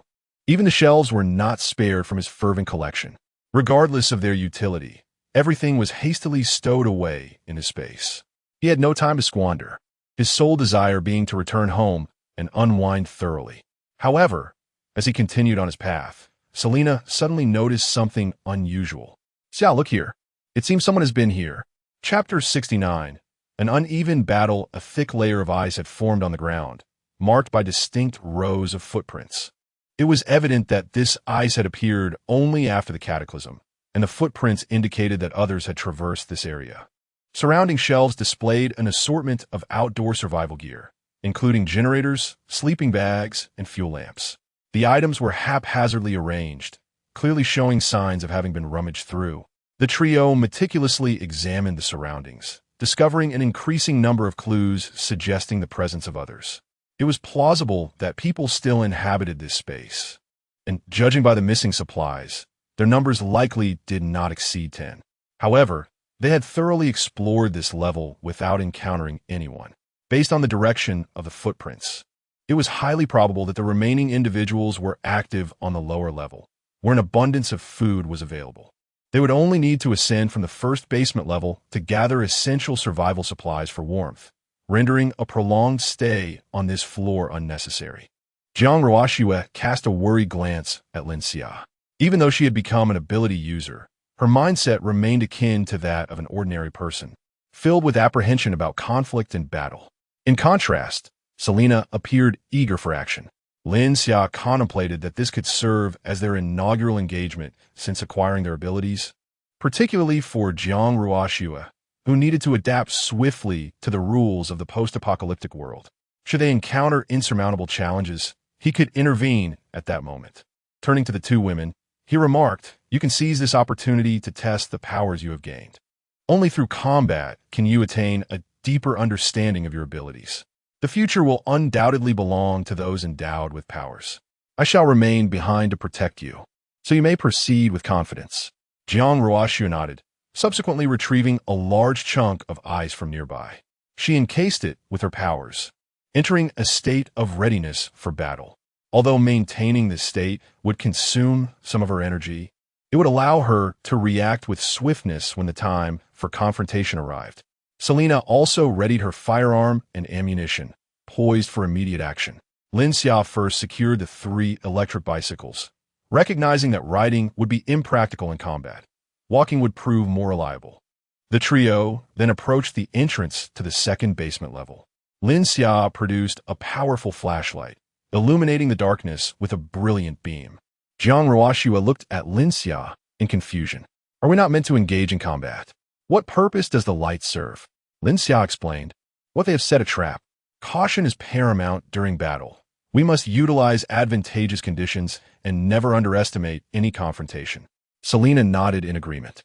"Let us proceed, sister. Our primary objective this time is to familiarize ourselves with the use of our abilities. The light will also aid us in swiftly identifying our foes." Hastening to conclude their business, Jiang Ruoxue turned to Lin Xia with a dawning realization. She let out a soft hum, having almost been deceived by Ning Xia's serious demeanor. Forgetting that Lin Xia was, after all, a notorious flirt. Was he not eager to return home early to engage in some bridal gaming with them? Thus they set off. Due to the glaring beam emitted by Lin Xia's flashlight, there was no need for them to exert effort in searching for anyone. Soon, a group of ruffians appeared before them. Encircling the group, Lin Xia directed the flashlight at them, the intense beam rendering them unable to open their eyes. "Damn it! Turn off that blinding flashlight," one of the thugs shouted, fuming. The brightness of Lin Xia's flashlight left them unable to discern the situation of Lin Xia and his companions, while Jiang Ruoxue and the others could clearly observe the thug's movements. One thug had turned his back, retrieving a finely crafted crossbow. Squinting as he unsteadily aimed it towards the source of the light, the others raised their arms, preparing to hurl the knives they held. Selena exchanged glances with Lin Xia, who nodded. Jiang Ruoxue swiftly expanded a shard of ice into a curved shield, enveloping them. Meanwhile, Lin Xia quietly opened a portal behind the ice shield. The crossbow bolt struck the icy membrane, while the other weapons failed to even cast a shadow upon them. Unfortunately, the bolt could not inflict the slightest harm on Jiang Ruoxue's ice shield. With a sigh of relief, Jiang Ruoxue acknowledged the shield's greater strength than she had anticipated. She wondered if it could withstand bullets, pondering seeking Lin Xia's assistance for future experiments. Subsequently, she detached a small piece of ice from the shield, reshaping it into an ice spike with her abilities, which shot straight towards the crossbow wielder. The thug, still facing away, seemed poised to fire again. But before he could prepare, the ice spike pierced through his body. The crossbow and bolt slipped from his grasp as he collapsed to the ground, having been struck down by Jiang Ruoxue's powers. Her complexion paled slightly. She had expended considerable energy today, and the reserves within her were dwindling. After retracting her powers, she glanced at Selena, who lifted her gun and gently squeezed the trigger. In quick succession, the remaining thugs fell into a pool of blood, each shot finding its mark in their foreheads. Jiang Ruoxue looked at her in bewilderment. "Aren't you going to test your abilities?" With a smile, Selena offered an explanation. "My powers enhance all my physical capabilities. My super brain tells me that it's time to employ my exceptional marksmanship. A band of petty ruffians scarcely merits the privilege of engaging in close combat with me." This lopsided confrontation swiftly reached its conclusion. They are merely a fortunate assembly of miscreants who have seized this territory prematurely. They lack the capacity to safeguard this treasure trove. Fortunately, the expanse here is vast, and they have only depleted a minuscule portion of the resources. Subsequently, Lin Xia and her companions mounted their electric scooters and initiated a sweeping operation. Chapter 70. The thoughts of neighbors before long. The supplies on this floor had largely been stored in Lin Xia's space. Unfortunately, many food items have been adversely affected by the low temperatures, rendering them inedible. For instance, certain vegetables had frozen solid, resembling fragile glass artifacts. A mere touch would shatter them into fragments. Likewise, bottled beverages had succumbed to the extreme cold, shattering into countless pieces. Such items, Lin Xia resolutely deemed unusable. Fortunately, the majority of the supplies remained unscathed, thereby enriching the previously lacking variety in Lin Xia's stockpile. Thus, a Walmart supermarket capable of sustaining the daily lives of tens of thousands had been thoroughly raided by Lin Xia and his companions. Lin Xia's expedition proved to be exceedingly fruitful, particularly with the women's clothing on the 7th floor, which brought him immense satisfaction. Jiang Ruoxue, through this brief skirmish, accumulated a wealth of practical experience regarding her supernatural abilities. She intended to meticulously document these insights upon her return, ensuring her sisters could benefit from them once they awakened their powers, thereby avoiding unnecessary detours. Regrettably, Selena did not acquire any practical combat experience, as her formidable strength rendered her abilities unnecessary against these ordinary individuals. Nonetheless, she appeared quite content, for no one could grasp the terrifying enhancement her powers provided better than she could. If she were to face her former self, devoid of such abilities, It was likely that her defeat would take less than 10 seconds. After Lin Xia and his companions had tallied their supplies, they prepared to embark on their journey home.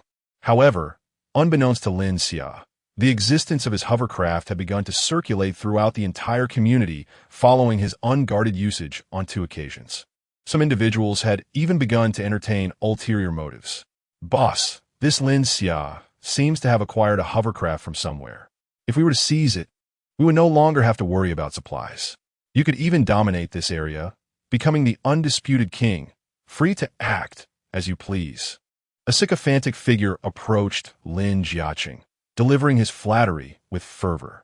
Lin Jiaqing, a businessman, had once thrived on his abundant resources, selling off significant Chinese assets to foreign entities, dreaming of making a quick fortune and escaping abroad to indulge in the unbounded game of capital. However, before long, war erupted across the globe.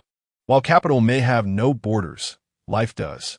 Consequently, he was forced to remain within China, struggling to survive.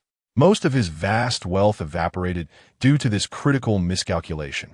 In just a few years, he transformed from a revered entrepreneur into a despised trader.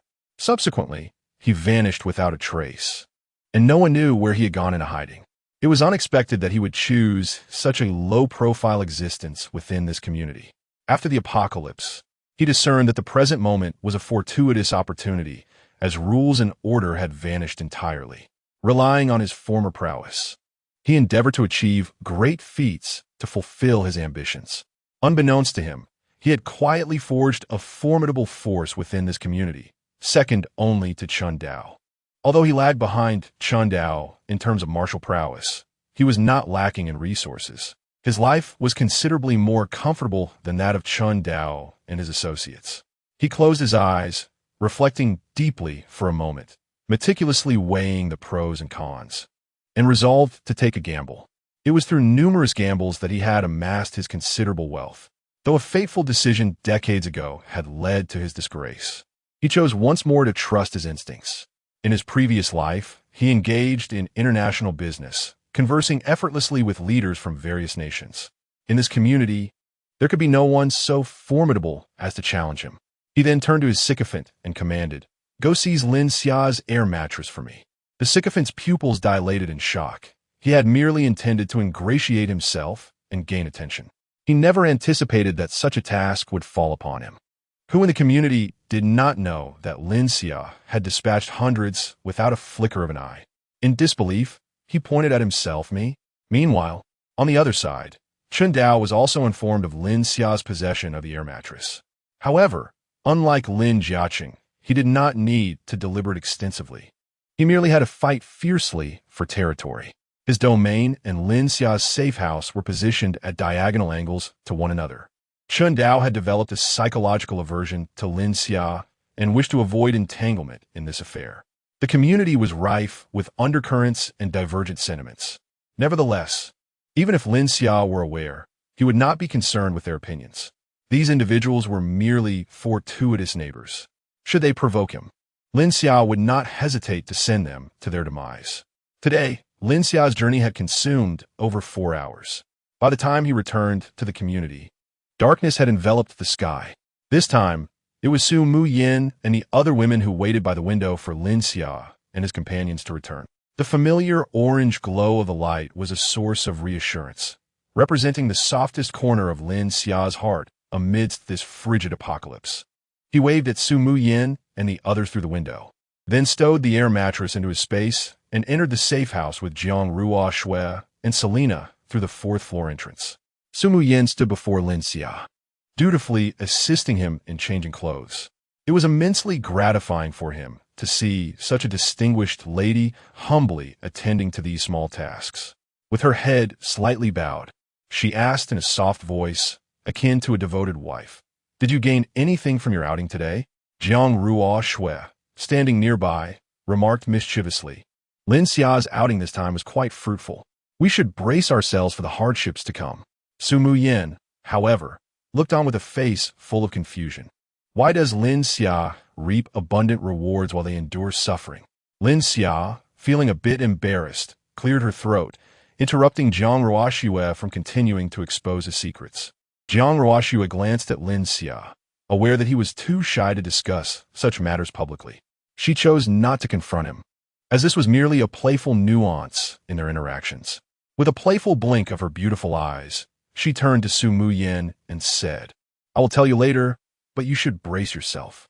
If we do not unite, Lin Xia will undoubtedly take us down one by one." Su Muyin nodded, somewhat understanding. Noticing Su Muyin's eagerness, Selena suddenly recalled something. She had previously made a private agreement with Lin Xia regarding the limited usage rights of the mysterious substances for the next 7 days. She then addressed the group. "I have awakened my abilities today. Therefore, the mysterious substances created by Lin Xia will be left for your use." Selena cast a glance at Lin Xia, signaling that the agreement no longer needed to be honored. Since she had already acquired her powers, it seemed pointless to monopolize Lin Xia any longer. It was sufficient for her to have enough to eat. As for the precious, mysterious substances, they should be reserved for the younger sisters who had yet to awaken their abilities. Su Muyin blushed, misinterpreting Selena's words as an implication for her to take action that night. Subtly, she glanced at Su Qian, thinking, "It is time for you to be loyal to your mistress."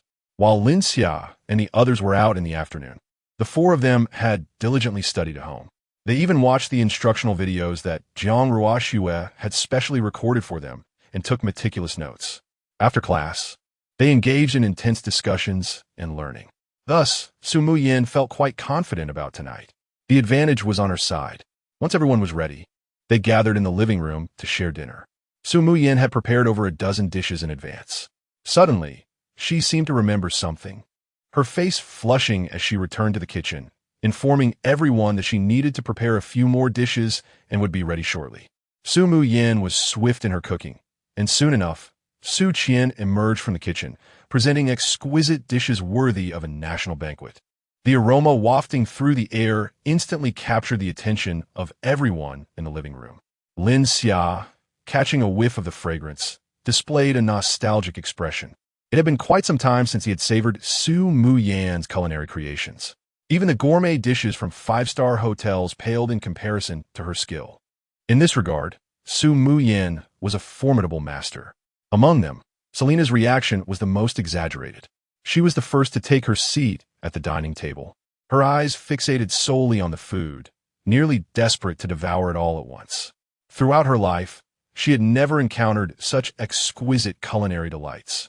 Had it not been for Lin Xia, who helped her cook and exercise to maintain her figure, akin to that of a top supermodel, will likely vanish without a trace in less than a month.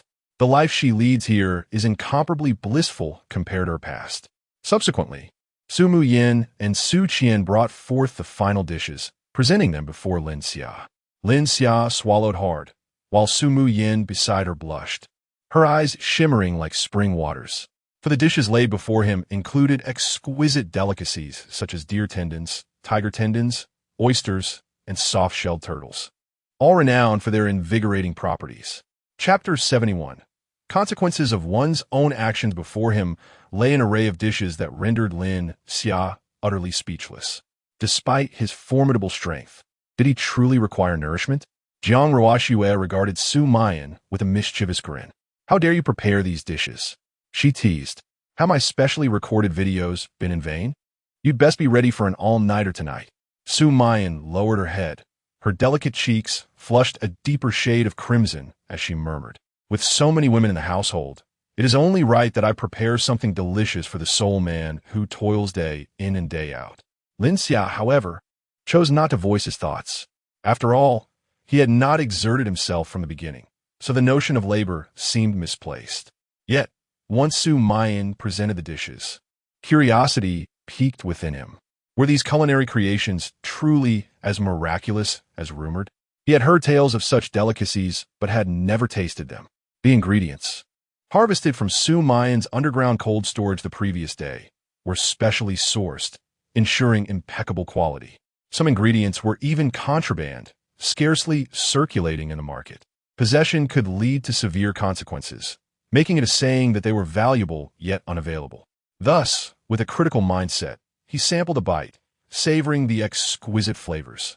The texture was tender and springy, the taste rich and delightful. Su Mayan's exceptional culinary skills, combined with these exclusive ingredients, created an unparalleled indulgence. The women observed Lin Xia devouring the food with amusement, unable to suppress their laughter. Though he verbally declined, his body betrayed him. Any dish labeled as invigorating would drive any man to obsession.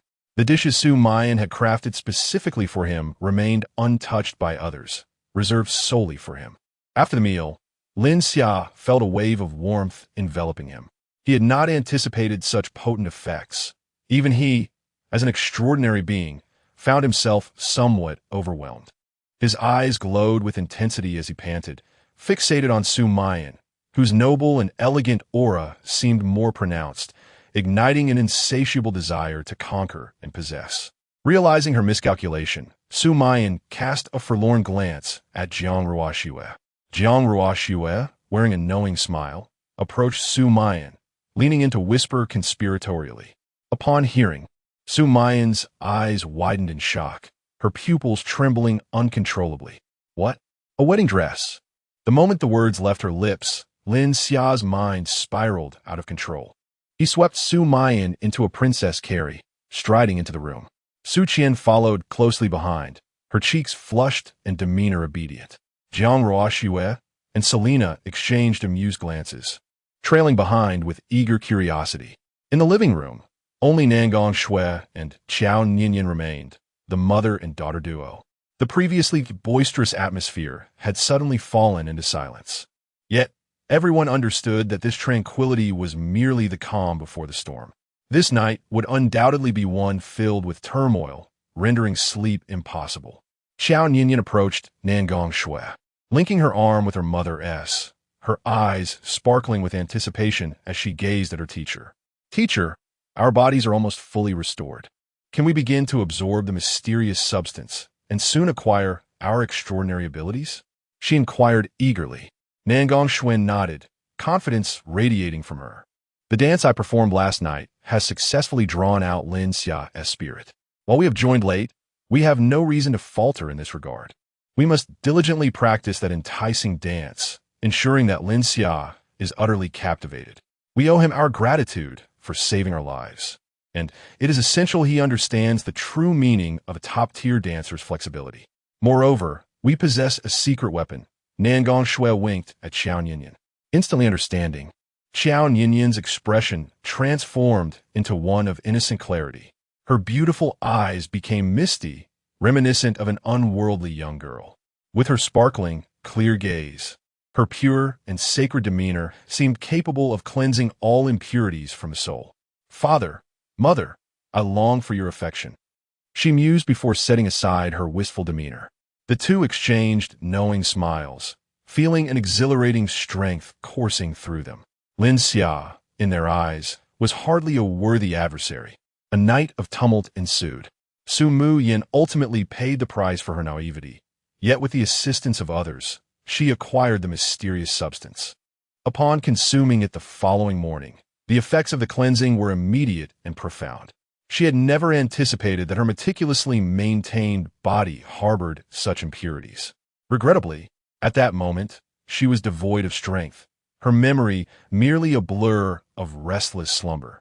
Like a leaf adrift on a tumultuous sea, she found herself powerless to control her body, surrendering to the currents. Ultimately, it was Selena and Jiang Ruoxue who carried the pair to bathe. After their refreshing wash, they returned to bed, lacking the appetite for even a meal. Meanwhile, Nangong Shui and Qiao Ninian also endured a sleepless night. Initially, they nestled under the covers, whispering secrets to one another. But the incessant sound of the rain outside compelled them to open the door and find a better position to listen to the symphony of nature.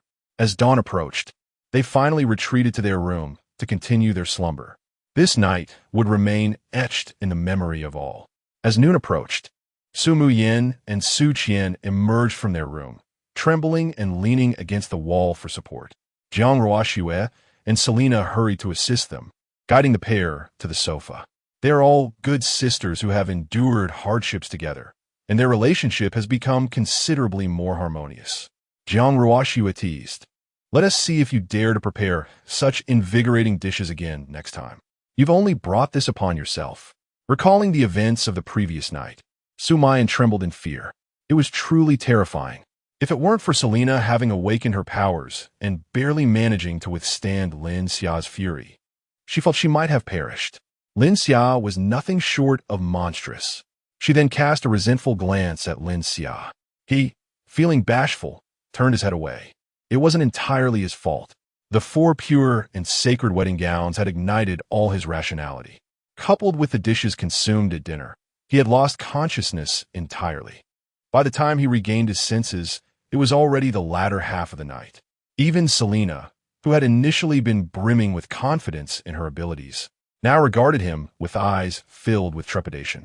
Lin Xia remained oblivious to the events that transpired during his unconsciousness. Witnessing Su Mayan in her companion's current state, Nangong Shui and her mother couldn't help but doubt whether they would manage when their time came. Fortunately, they still needed a few days for their bodies to fully recover. By that time, facing 6 against 1 should pose no significant problem, right? Chapter 72. The transformation of Su Mu Yin at this moment. Jiang Ruo Shui curiously inquired of Su Mu Yin, "Have you acquired any extraordinary abilities?" Su Mu Yin shook her head with a hint of regret. "Although my body has undergone a profound transformation and has become much more refined, I still have yet to sense the extraordinary energy you speak of. However, the overall enhancement of my physical constitution has left me quite satisfied."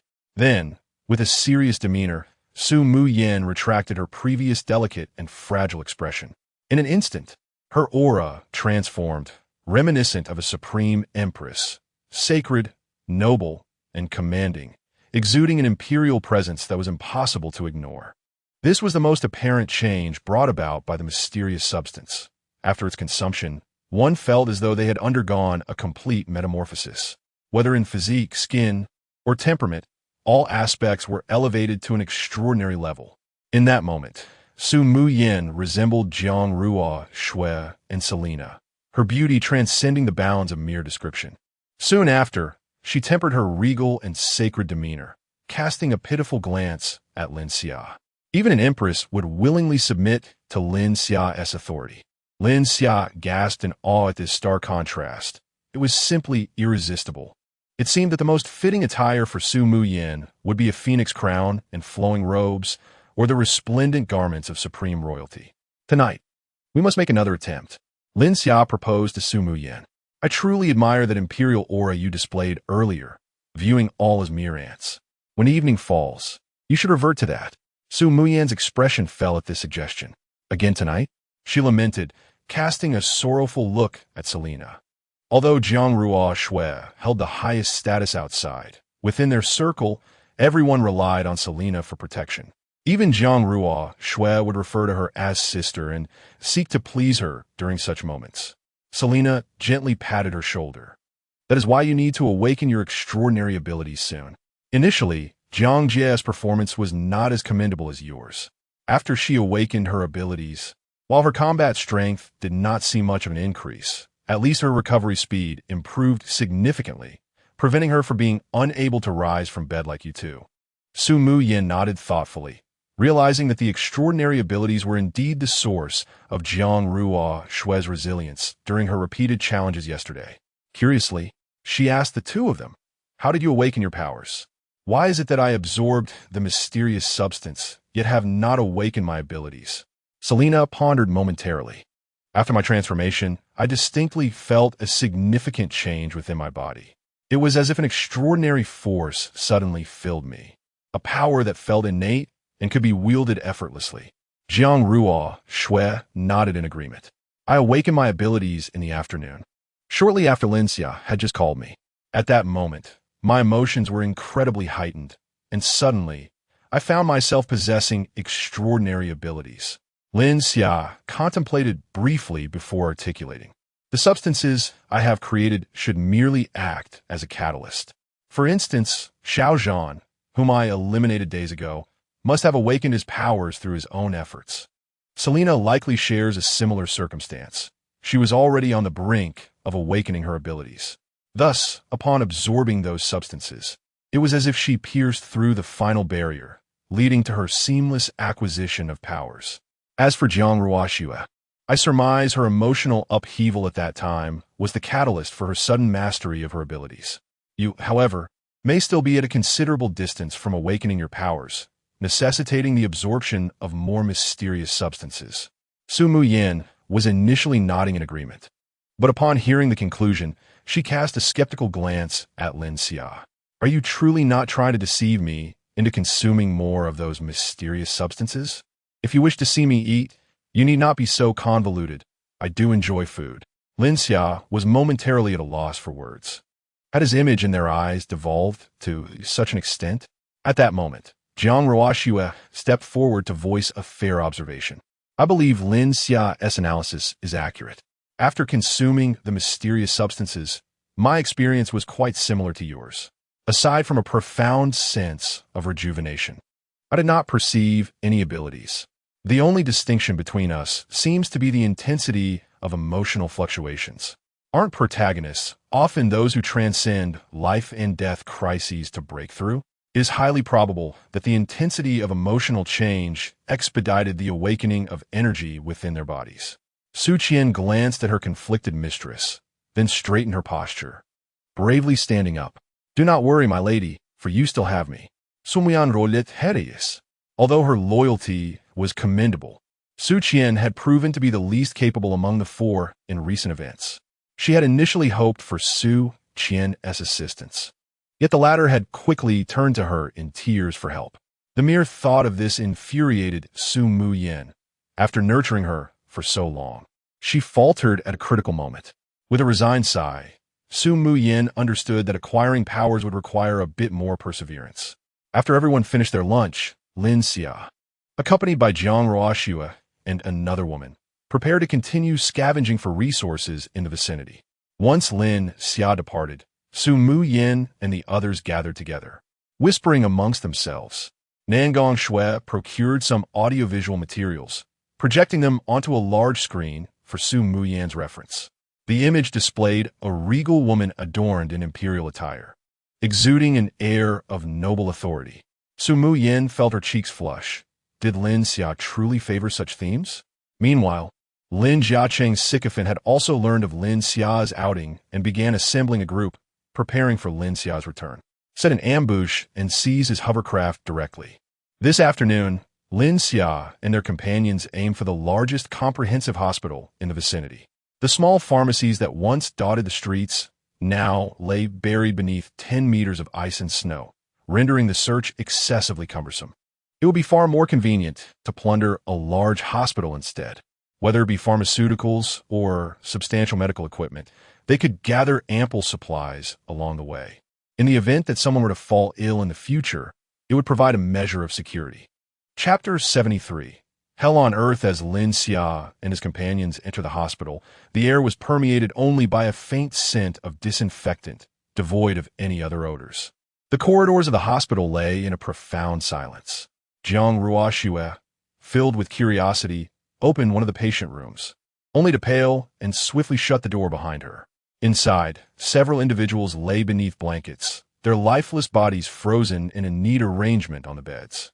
In the current frigid conditions, this hospital had transformed into an expansive morgue, with both patients and medical staff encased in their respective chambers of ice. Lin Xia gently embraced Jiang Ruoxue, offering her a moment of solace, for she had been merely an ordinary flight attendant before the apocalypse. Her mindset yet to fully adapt to the harsh reality. Following the directional signs on the walls, the group made their way to the storage area for pharmaceuticals. Selena, confident in her physical prowess, employed a crowbar to pry open the securely locked door. The trio stepped inside, and the room sprawled over several thousand square meters, filled with an array of traditional and Western medicines, a veritable cornucopia. Without hesitation, Lin Xia collected all the medicines, regardless of whether he recognized them or not, placing them into his designated space. Subsequently, Selena repeated her earlier feat, gaining access to the room housing large medical equipment. Lin Xia meticulously gathered the valuable devices, each one worth millions, with some being controlled items by the state, utterly unavailable in the market. Prior to the apocalypse, he had refrained from collecting such items. However, now, everything was available to him at no cost. After amassing a considerable amount of supplies from the hospital in just over an hour, much less time than spent in the mall the previous day, Lin Xia conferred with Jiang Ruoxue and the others, deciding to search for another hospital. Upon returning to their starting point aboard the air cushion vessel, Lin Xia opened the navigation map. With an increasing number of women at home, Jiang Ruoxue deemed it prudent to prepare additional supplies. Lin Xia shrugged in agreement with her suggestion. Guided by the map, he pinpointed a nearby maternity hospital. His safe haven was not to be breached by any male entities. Even a dog would have to be transformed into a female before being granted entry. Lin Xia activated the autopilot system, allowing the air cushion vessel to navigate towards their destination while he indulged in the attentive service of the two exquisite women accompanying him. Shortly thereafter, the air cushion vessel halted before the hospital. The group followed their previous protocol, entering the building. However, as soon as they stepped inside, Selena sensed something amiss and promptly halted the two. "Wait, there seems to be a peculiar scent in the air, almost like something is burning," she cautioned. Jiang Ruoxue, intrigued, inhaled deeply. "What burnt smell are you talking about?" The hospital was eerily reminiscent of the previous one, with only the scent of disinfectant permeating the air. Lin Xia, too, inhaled deeply, detecting no other odors. However, exercising caution, he retrieved his firearm from the spatial pocket. Each held a weapon, vigilantly alert for any unforeseen circumstances. Selena took the gun and carefully scented the air, earnestly discerning the direction from which the odor emanated. The scent was wafting from that direction. Let us proceed cautiously to investigate. With unwavering certainty, Selena pointed ahead. Following her lead, they traversed over 100 meters and ascended 3 floors. The acrid aroma of charred flesh grew increasingly pronounced, now unmistakable even to Lin Xia and his companions. Their expressions shifted to one of heightened wariness. This was decidedly not a scent one would expect in a hospital.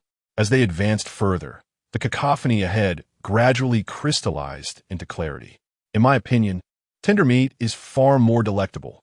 The tougher cuts can be quite a chore to chew," one voice remarked. "Indeed, it is a pity that the tender meat is becoming increasingly scarce. Our supplies are nearly depleted. We are left with only the tough cuts. We shall have to make do." A lament was cast for the beautiful nurses who had refused to partake in such flesh. Now they had all succumbed to the cold, depriving them of yet another source of amusement.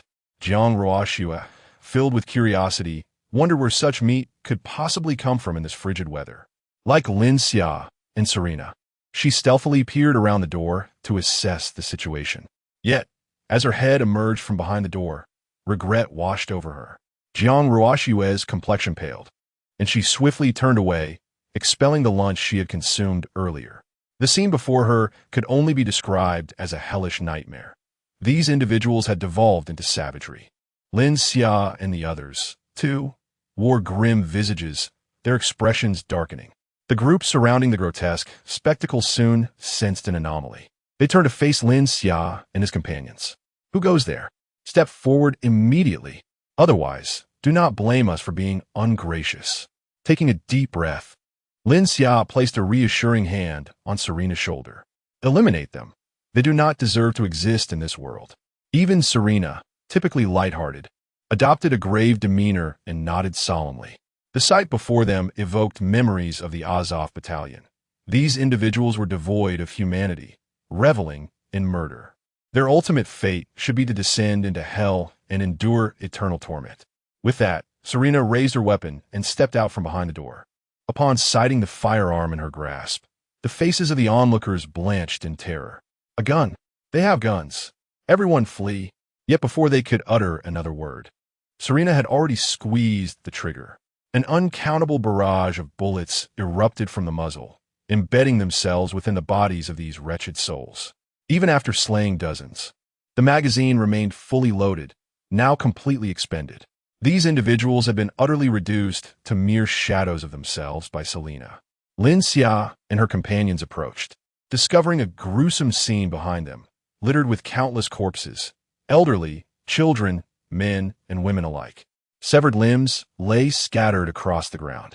In the pot before them, Unnameable chunks of flesh simmered. Lin Xia removed her hat and let out a deep sigh. This was the apocalypse. Any semblance of order or rules was nothing but nonsense. What sins had these deceased committed? Like their former selves, they had been brutally slain by those beasts. In such dire circumstances, the only path to survival lay in becoming stronger, lest they be reduced to mere sustenance for others. Only then could they continue to exist with dignity in this absurd world. Utilizing her spatial abilities, Lin Xia gathered the corpses and laid them upon a vacant patch of ground. Petrol rained down from above, soaking the lifeless bodies before flames erupted in a fierce blaze. As she gazed at the fire, Lin Xia silently wished for their peace in the next life, hoping they would no longer endure such suffering. Jiang Ruoxue and Selena also removed their hats, mourning for the souls before the raging flames. Subsequently, Jiang Ruoxue requested several buckets of water from Lin Xia, dousing the beasts that had been rendered helpless by Selena. In the frigid air, they quickly transformed into icy sculptures. Jiang Ruoxue then manipulated the ice surrounding their corpses, positioning them to kneel towards the fire. Lin Xia gently ruffled her hair. "Let's depart." Jiang Ruoxue nodded. Yet after taking a few steps, she turned back for one last glance at the burning flames and the kneeling ice figures. She wished to etch this scene into her memory, determined to document her experiences in her notebook upon returning home for the benefit of her sisters. It was Lin Xia who embodied gentleness, not this world. The world was harsh, and thus they needed to grow stronger, unwilling to hinder Lin Xia's progress. Had they not encountered her, what fate would await them? And how would it differ from the corpses beneath the flames? Chapter 74. The mantis stopping the chariot after Lin Xia and his companions finished gathering the medications and medical equipment from the hospital. The sky gradually darkened. The group returned to their hovercraft, embarking on their journey home. Throughout the voyage, silence enveloped them, as the events of the afternoon had stirred profound changes within their hearts. "Boss, Lin Xia and the others are back in the hovercraft," exclaimed a subordinate of Lin Jiaqing, a sycophant who had been stationed in a prime vantage point since Lin Xia's departure, monitoring his movements. Little did he expect that he would wait until nearly dusk for Lin Xia's return, enduring the bitter cold in vain. Upon receiving the news, he let out a sigh of relief, grateful to escape the frigid air. "Brothers, don your gear and let us catch him off guard. If he remains a coward, hiding in his safe haven, we would have little recourse. But since he dares to show himself, we possess the means to deal with him. Once we seize his vessel, Lin will reward us with endless provisions and an abundance of women. Charge with me." The attire of these men was layered to the point of resembling a ball, their hands clad in several pairs of gloves, wielding sharpened crowbars or steel pipes. They had fastened wooden planks to their feet to prevent sinking into the snow upon venturing outside. Despite their extensive precautions, the biting cold of over -70 degrees would not allow them to endure for long. Thus, the operation demanded swiftness. Soon, they surged towards Lin Xia's hovercraft, encircling it. Lin Xia halted the vessel before them, puzzled by their intentions. Did they truly intend to rob him with those makeshift toothpicks?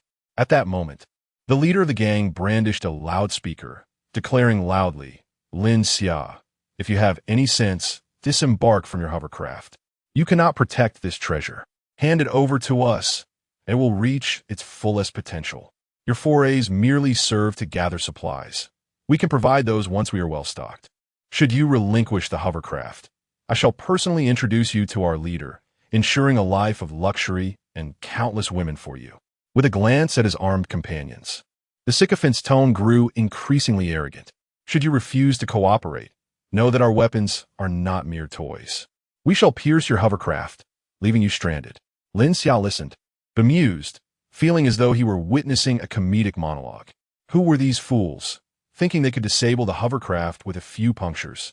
Ignoring them, he waved his hand. The kinetic bullets he had previously stored in his space now awaited their moment to shine. The portal to the void silently opened around the hovercraft, and a barrage of bullets swiftly erupted forth. There were no gunshots, only the sound of bullets striking flesh. The assailants who sought to rob Lin Xia could not even utter a cry of anguish before being transformed into a bloody mass, lifeless in the snow. Their meticulously crafted plan which had taken an entire day to devise, was utterly thwarted in mere seconds before Lin Xia. He regarded them with indifference, perceiving them as no more significant than ants. He activated the hovercraft and mercilessly rolled over their corpses. Given the secluded location of Lin Xia's villa, with no inhabitants nearby, he stored the hovercraft back into the void immediately after use, leaving the assailants oblivious to its whereabouts. After a busy afternoon, the three men finally returned home. Upon seeing the four women who awaited their return, a warmth enveloped their hearts. "Lin Xia, I've prepared dinner," Su Muyin said sweetly as she assisted Lin Xia in changing his attire. Nangong Shui and the others also helped Jiang Ruo Shui and Selena with their clothing. In contrast to the outside world, this was the true essence of home. Once Jiang Ruo Shui had changed, she couldn't help but embrace Nangong Shui, the warmth pulling her back from the hellish scenes of the afternoon. "Sister, what's wrong?" Nangong Shui asked, sensing her sister's low spirits as she held her close. Jiang Ruo Shui took a deep breath, gathering her thoughts, and slowly explained, "You have no idea the outside is truly." Meanwhile, within the same community, Chu Xinglan received a distress signal from her twin sister, Chueshi. Their household supplies were already dwindling, and had it not been for the box of glucose left behind by their family, she would have succumbed to starvation long ago. Receiving her sister's plea for help felt like adding insult to injury. Her already fragile psyche was on the brink of collapse. Chueshi was her only family in this world, and knowing she was in peril inflicted a pain greater than facing her own mortality. Despite her desperate cries for assistance, no one had come to her aid. Just as despair threatened to consume her, she heard shouting from below, a voice blaring through a loudspeaker. Peering out of the window, she witnessed individuals attempting to intercept Lin Xia's hovercraft. Yet, they soon fell in the snow, mercilessly crushed by the vehicle. "Hovercraft," Chu Xinglan murmured, recalling some messages exchanged in the group chat. A glimmer of hope ignited in her eyes. With great effort, she maneuvered her weakened body toward the bathroom, gazing into the mirror. Where has the once radiant self gone? She was once the most striking figure in the first municipal hospital, with suitors aplenty. Yet now, she appears gaunt and haggard. Even the lush locks she had once taken pride in have devolved into a tangled mess, resembling a bird's nest. Having gone nearly a month without bathing, an unpleasant odor clings to her. As she stares at her reflection, a self-deprecating smile escapes her lips. The woman once hailed as the goddess of the medical realm now finds herself in such disarray. In this state, even the thought of trading on her beauty seems utterly futile. However, the mere thought of her sister potentially facing danger ignites a fierce determination within her gaze. Her own plight is inconsequential. She must find a way to rescue her sister. If Lin Xia can save her sibling, she would willingly become a servant, a mere plaything for Lin Xia, without a second thought. Steeling herself, she opens the wardrobe and selects her most alluring nightgown to wear beneath her clothes. She prepares to step out and beseech Lin Xia for assistance. Chapter 75. The Genius Doctor. As she approached the door, she caught sight of her work identification card resting on the table nearby. The image displayed her in a white coat, her sleek black hair cascading down her back, exuding an air of aloofness and detachment. She grasped the card, hoping that the photograph within might persuade Lin Xia. She was willing to relinquish both her physical well-being and her esteemed career for Lin Xia's assistance, if only he could save her sister. Although she was acutely aware of the formidable risks Lin Xia was assuming on her behalf, the likelihood of his agreeing to help was exceedingly slim. Yet, she found herself devoid of alternatives.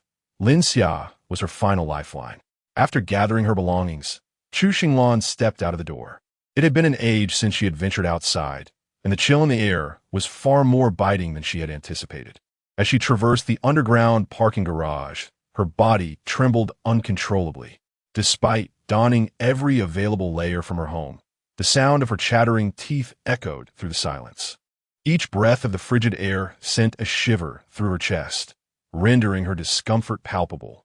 The cold was relentless, shaking with trepidation. Chu Xinglan arrived before Lin Xia's safe house. The ground nearby was littered with blood and crossbow bolts, a testament to the brutal struggles that had transpired there. Previously, she had only gleaned a vague understanding of the situation from discussions in her group, never imagining she would find herself in direct contact with him. This man was undeniably terrifying, and at this moment, life itself felt tragically inexpensive. Yet, for the sake of her sister, she was willing to bear such burdens. Taking a deep breath, she knocked on the door of Lin Xia's safe house.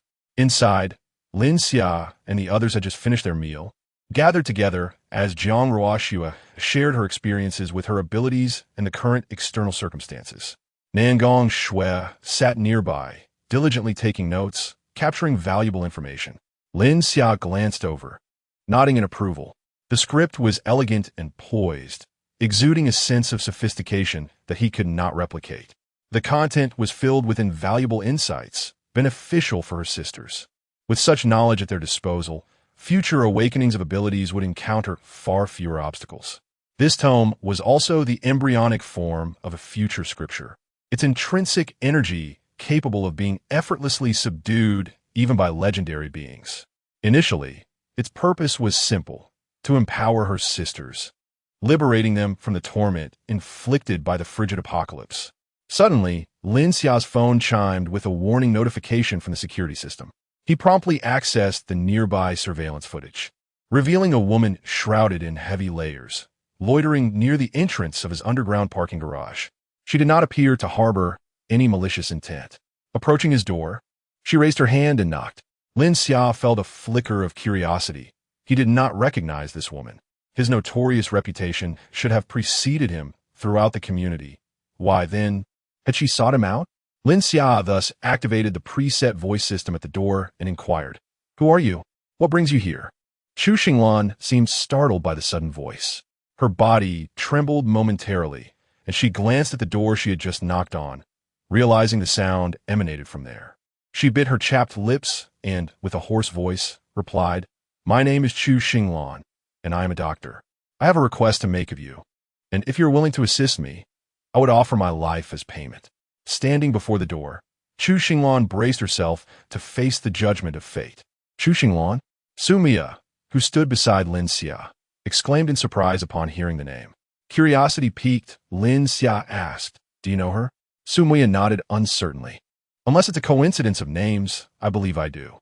She then settled onto Lin Xia's lap, nestling against him as they both gazed at the surveillance video on his phone. By magnifying the footage, Su Muya compared the image with her memories. Despite Chu Xinglan's current haggard appearance, her features remained distinct, confirming that the person in the video was indeed her. Excitedly, Su Muya turned to Lin Xia and exclaimed, "It truly is her. We've struck gold. Didn't you raid the hospital for a plethora of medicines and medical equipment this afternoon? With her around, those supplies will be put to good use." This Chu Xinglan might be the youngest and most skilled genius doctor in the entire nation. She had accompanied Su Muya during her annual health checkups, thus she was quite familiar with her.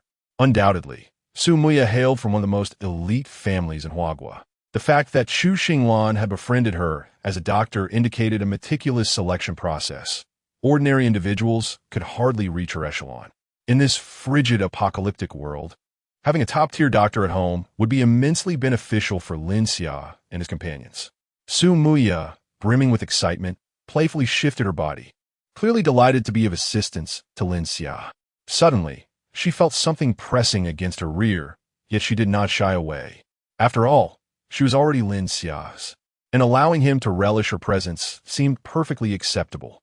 She merely turned her head, playfully rolling her eyes at Lin Xia. "I can't stand you. My body hasn't fully recovered yet."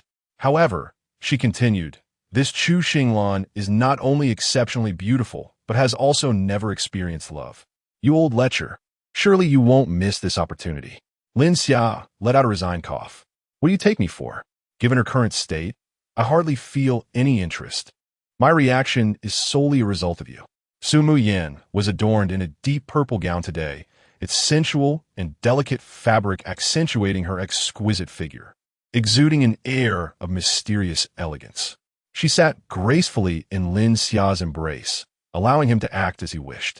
His lack of reaction would indeed be unusual. Soon after, Su Muyan let out a soft hum, revealing her profound delight. Lin Xia's current demeanor served as the finest compliment to her. Consequently, she adjusted her posture, aligning herself perfectly, inviting Lin Xia to hold her more comfortably. Lin Xia gently wrapped his arms around Su Muyan's alluring form, inhaling the enchanting fragrance that lingered in her hair as he contemplated deeply. He activated a more detailed scanning system, finding no dangerous items on her. Thus, he opened the door. "Come in. I shall await you in the living room on the first floor." Chapter 76. Chu Xinglan's sister. After Chu Xinglan introduced herself, a profound silence enveloped the room, her heart racing with anxiety. She contemplated whether to kneel and beseech Lin Xia for aid. Suddenly, the door swung open, and Lin Xia's voice beckoned her into the sanctuary. In mere moments, her emotions soared like a roller coaster, and she exhaled a sigh of relief, joy radiating from her being. She vowed internally that as long as Lin Xia could rescue her sister, she would endure any torment he devised without a hint of complaint. Cautiously, Chu Xinglan entered the legendary villa, enveloped in warmth and surrounded by an abundance of food, its formidable defenses untouched even amidst the onslaught of hundreds. Through fervent whispers among the residents, this place had become the most enigmatic locale in the community. The moment she stepped inside, she was enveloped by a wave of warmth. At that moment, all she could feel was heat, so intense that even in the basement near the exit, the temperature was astonishingly high. This villa defied all logic. Before she could take more than a couple of steps, she heard a soft click behind her.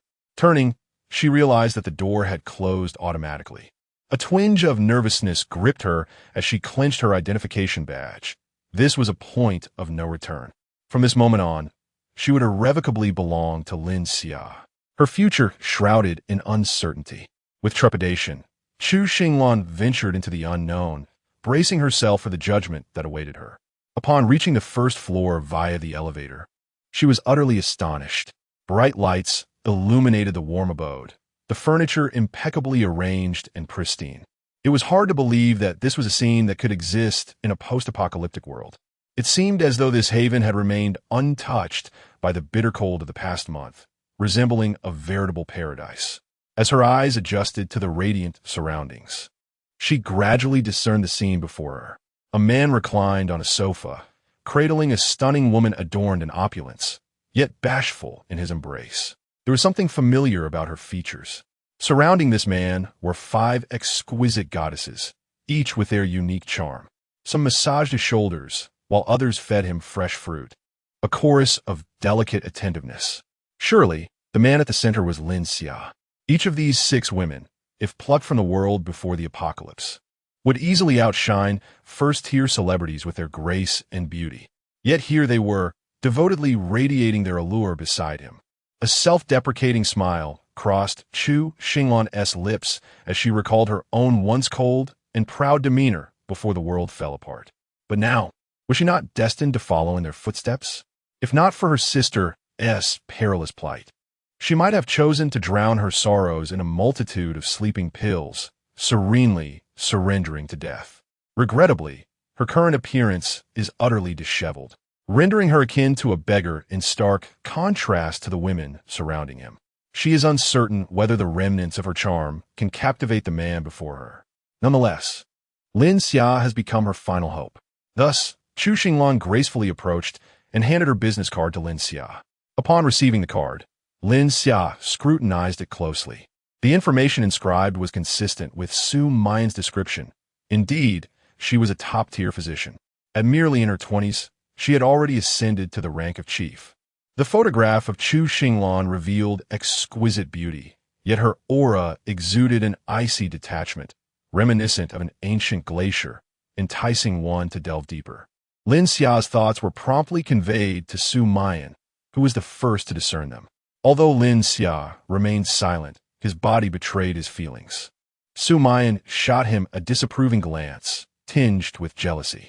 Moments ago, he had appeared innocent, but now a mere photograph had ignited a response within him. With a playful smirk, she suddenly sat up from his embrace and moved closer to Chu Xinglan. Lin Xia found himself in a precarious situation. Hastily grabbing a cushion to shield himself, Jiang Ruoxue and the others nearby struggled to stifle their laughter at the scene. Chu Xinglan, Do you not recognize me? You are the eldest young lady of the Su family? What brings you here? Chu Xinglan could scarcely believe her eyes. The image of Su Mayan in her memory finally aligned with the stunning beauty before her. In her recollection, Su Mayan was of comparable allure, yet now she radiated magnificence, exuding an air of nobility. Like an empress gracing the world, it felt sacrilegious to gaze upon her for too long. Even in her pre-apocalyptic state, she felt utterly incomparable to her. Her aura had become even more resplendent, which had deterred her from revealing her identity earlier. What was more chilling to contemplate was the fact that such a flawless paragon of nobility had just moments ago been cradled in Lin Xia's arms, as if she were a mere plaything. Clearly, like the women surrounding her, she too was under Lin Xia's dominion. Did that imply they were all? Nonetheless, the presence of someone familiar in this setting offered her a measure of comfort. She exchanged a smile with Su Mayan, acknowledging that this was not the opportune moment for reminiscing, for she had far more pressing matters to attend to. Gritting her teeth, Chu Xinglan approached Lin Xia and, bending her knee, knelt before him. I implore you, save my sister. If you can rescue her, my life shall be yours. Lin Xia was taken aback by her sudden display of vulnerability. Such a distinguished beauty now demeaned herself in this manner. What has happened to your sister? Lin Xia reached out to assist her, but she stubbornly refused to rise. Reluctantly, he listened as she continued. I have a twin sister who, on the fateful day of the apocalypse, was ensconced in her university laboratory conducting experiments, thereby becoming trapped within the confines of her school. This afternoon, she called me in a state of sheer panic, conveying that a group of individuals had suddenly appeared and taken her captive, demanding that she complete her research documentation to accompany them. Before she could relay further details, the call was abruptly seized from her grasp by her captors. I have reached out to everyone I know, yet not a single soul is able to rescue her. Chu Xinglan, overwhelmed by the perilous plight of her sister, wept profusely and then bowed her head before Lin Xia. Now, you are my only hope. I implore you. Chapter 77. Preparing for the rescue, Lin Xia contemplated the matter. With his current prowess, rescuing someone was hardly a daunting task. His team lacked a medical expert, and certainly, Selena's medical skills could not compare to those of a true professional. This afternoon, an abundance of medical equipment had been gathered in the space, yet none at home possessed the knowledge to utilize it. However, with Chu Xinglan's involvement, those tools could truly come to life. Moreover, she came with a scientist's sister. The risk those individuals were willing to take to abduct her indicated her considerable value. Overall, this was an investment from which he stood to gain significantly. Lin Xia nodded at Chu Xinglan. You may rise. Since you are a friend of Su Mayan, I will assist you with this endeavor. Chu Xinglan finally stood up, a wave of relief washing over her as she cast a grateful glance at Su Mayan, who had remained by her side. Thank you. Su Mayan shook her head. You need not thank me. It is Lin Xia you should express your gratitude to. Besides, I will undoubtedly require your assistance in the future. I hope you will not decline. Chu Xinglan nodded in response to Su Mayan, her eyes reflecting determination. Rest assured, I would brave any peril for this. Then, Su Mayan and Jiang Ruoxue exchanged a subtle glance, coming to a silent agreement. This new ally was a stabilizing presence. The three of them could hardly contend with Lin Xia alone, and having another to share the burden was indeed fortuitous. With Lin Xia's commitment to lend his aid, the atmosphere in the room became markedly more congenial. Noticing that Chu Xinglan was still clad in several layers of clothing, beads of sweat began to form on her forehead. Taking the initiative, Su Mayan assisted her in shedding her outer garments. Do not worry, your sister will surely be fine. I will take you to wash up shortly, and then we can have something to eat. Lin Xia will help you bring your sister back by tomorrow morning. Chu Xinglan felt a surge of joy. Her gamble had paid off. Her sister was finally saved. She paid little mind to Su Mayan helping her change clothes. The heat was stifling, and she had intended to remove a few layers herself. Suddenly, Su Mayan seemed to have discovered something and hurriedly fastened the clothing she had just loosened. To her astonishment, beneath it all, Chu Xinglan wore a piece of provocative lingerie. Realizing this, Chu Xinglan's cheeks flushed crimson, her gaze falling to the ground, unable to meet Lin Xia's eyes. Su Mayan playfully nudged her arm, a teasing expression upon her face. It appears you are quite prepared. Unfortunately, Chueshi had gone without food for many days, and her figure was somewhat diminished. With a mischievous smile, Su Mayan led her to the bathroom for a wash. At that moment, Chueshi felt a twinge of embarrassment. In her earlier elation, she had completely overlooked this detail. Initially, she had braced herself for the worst, contemplating using her body as a bargaining chip to assure Lin Xia of her worth before he would agree to rescue her sister. Yet, she had not anticipated the situation unfolding so favorably. Soon after, Chueshi emerged from the bathroom clad in Su Mayan-esque attire, her expression one of astonishment, which had not abated since she stepped into the bathing space. Here, not only is there electricity and a comfortable temperature, but there is also an ample supply of water for bathing. She had nearly forgotten the sensation of cleanliness. Were it not for her recent return from the outside world, she might have believed that the apocalypse had come to an end. This place is nothing short of paradise.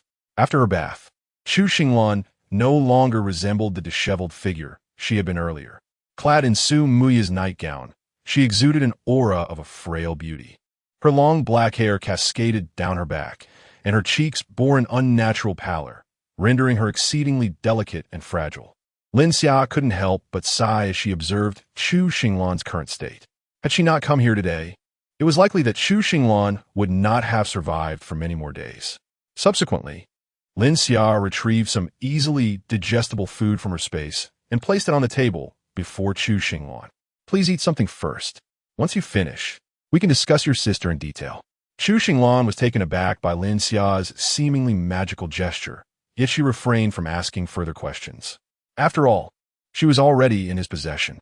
Regardless of how Lin Xia chose to treat her, she was willing to comply. With newfound courage, she picked up the food and took a bite. Her pupils trembled uncontrollably, and tears streamed down her face. This was indeed real food, not mere magical props. Soon, she disregarded the decorum she had previously maintained and devoured the food voraciously. In no time, the dishes before her were emptied, gleaming as if they had been meticulously washed, reflecting the light beautifully. It had been far too long since she had savored such exquisite cuisine. Nangong Shui and Qiao Ninian couldn't help but feel a pang of sympathy. When they first arrived here, they had mirrored Chueshi present demeanor. They glanced at Lin Xia, realizing that, were it not for him, they might have already become someone else's prey, utterly unable to lead the life they currently enjoyed. After the meal, Chueshi demeanor improved slightly. She surveyed the individuals seated around her, their eyes revealing compassion. She bore no resentment for having consumed so much. Her interactions with Lin Xia felt refreshingly free and easygoing. Chueshi sighed in relief. The situation here was far better than she had anticipated. She then turned her gaze to Lin Xia and began recounting her sister's circumstances. My sister is a true genius, although many have referred to me in similar terms. In comparison to her, I am no different from an ordinary person. She earned her doctorate in her teens, after which she vanished from the public eye. Were I not her elder sister, I would not possess such intimate knowledge of her. Based on the fragments of information she has shared, it can be inferred that her research project is extraordinarily formidable, a genuine national treasure. Had she not recently completed that project, she would not have returned to society at all. Yet, unexpectedly, she returned not long ago. The sudden onset of extreme cold has rendered her utterly trapped within the confines of the university laboratory.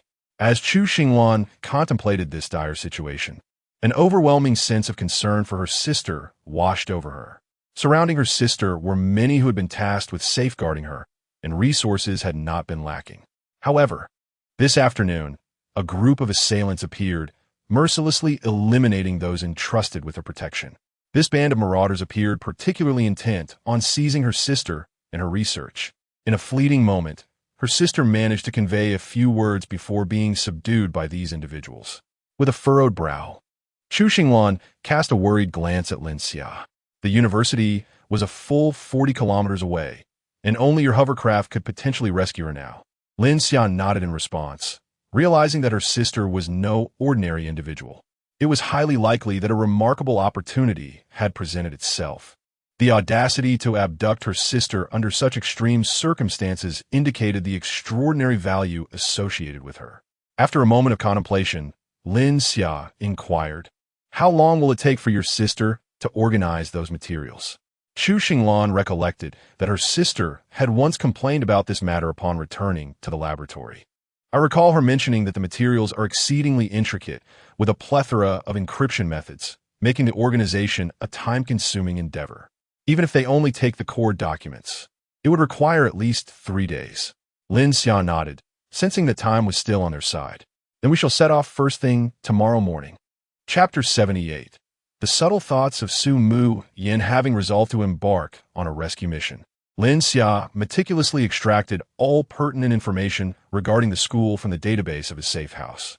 Subsequently, he projected a three-dimensional model of the institution onto the table before him, facilitating the formulation of the rescue strategy.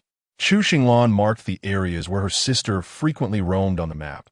Otherwise, searching for one individual within the vast expanse of the school would be akin to finding a needle in a haystack. Meanwhile, Selena inquired about various details from Chu Xinglan.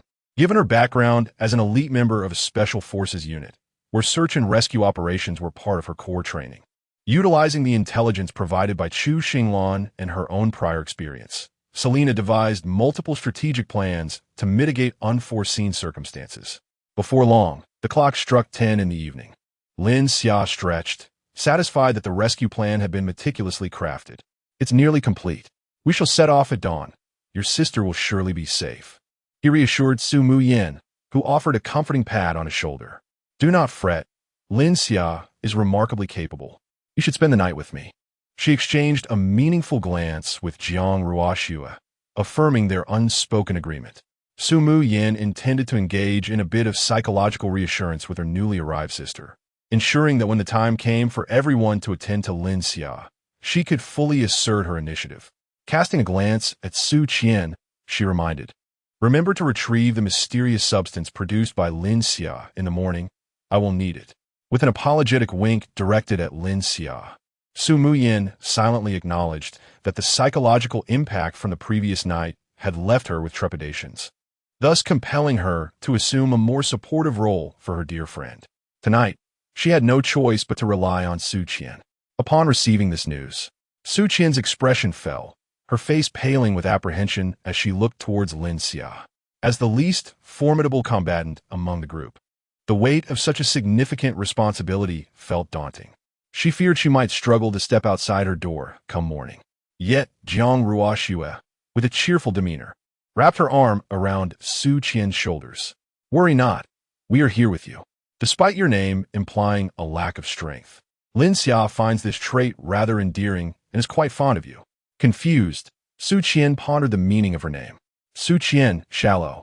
Realization dawned, and her delicate features flushed a deep crimson, leaving her flustered. Was this the true reason behind her lack of combat prowess? It seemed her new brother-in-law relished in teasing her for this very trait, creating a bittersweet dilemma of pain and joy. Su Qian could only hope to awaken her latent abilities soon, yearning to escape this sense of helplessness. Observing the charming Su Qian, both Jiang Ruoxue and Selena couldn't help but grow fond of her.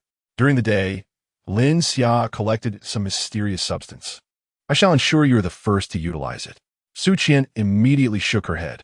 "Let it be for my dear miss, for she is the one who truly needs those items," Su Mu Yin graciously declared. "You need not worry. Simply ensure that the mysterious substance produced by Lin Xia tomorrow morning is reserved for me. We are good sisters, and there is no need for such strict divisions. I must also express my gratitude for your assistance in taking care of Lin Xia last night."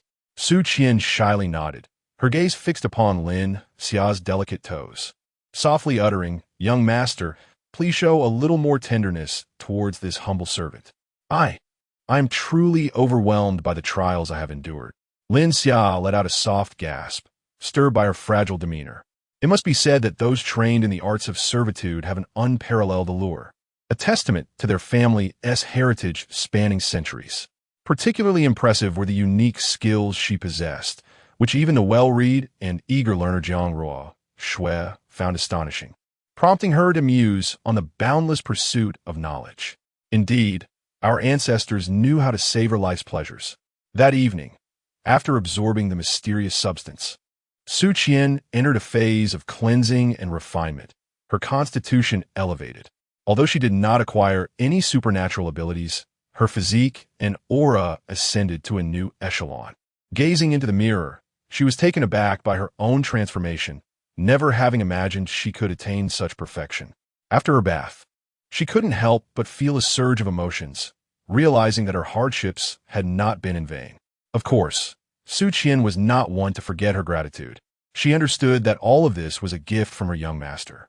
As the primary maidservant, when the eldest miss was absent, it was imperative to secure the young master's affections, ensuring he favored her lady even more. A drop of kindness must be repaid with a fountain of gratitude. Thus, Su Qian, drawing upon her family's ancient legacy, resolved to risk her very life to bring satisfaction to Lin Xia. However, calamity soon befell her. The eager gazes of Lin Xia, Jiang Ruo Shui, and Selena were unstoppable. They could only seize the brief moments of respite during the skirmish to replace her, lest Su Qian face dire consequences that night. The following morning, after collecting Lin Xia's mysterious substance, Su Qian immediately succumbed to unconsciousness, unable to move even a finger. She could only rely on Selena to deliver the materials to Su Muyin. Upon receiving the mysterious substance, Su Muyin wasted no time in joyfully utilizing it. Chu Xinglan, filled with questions, wondered what else this esteemed young lady of the Su family could possibly lack. Was it truly that desirable?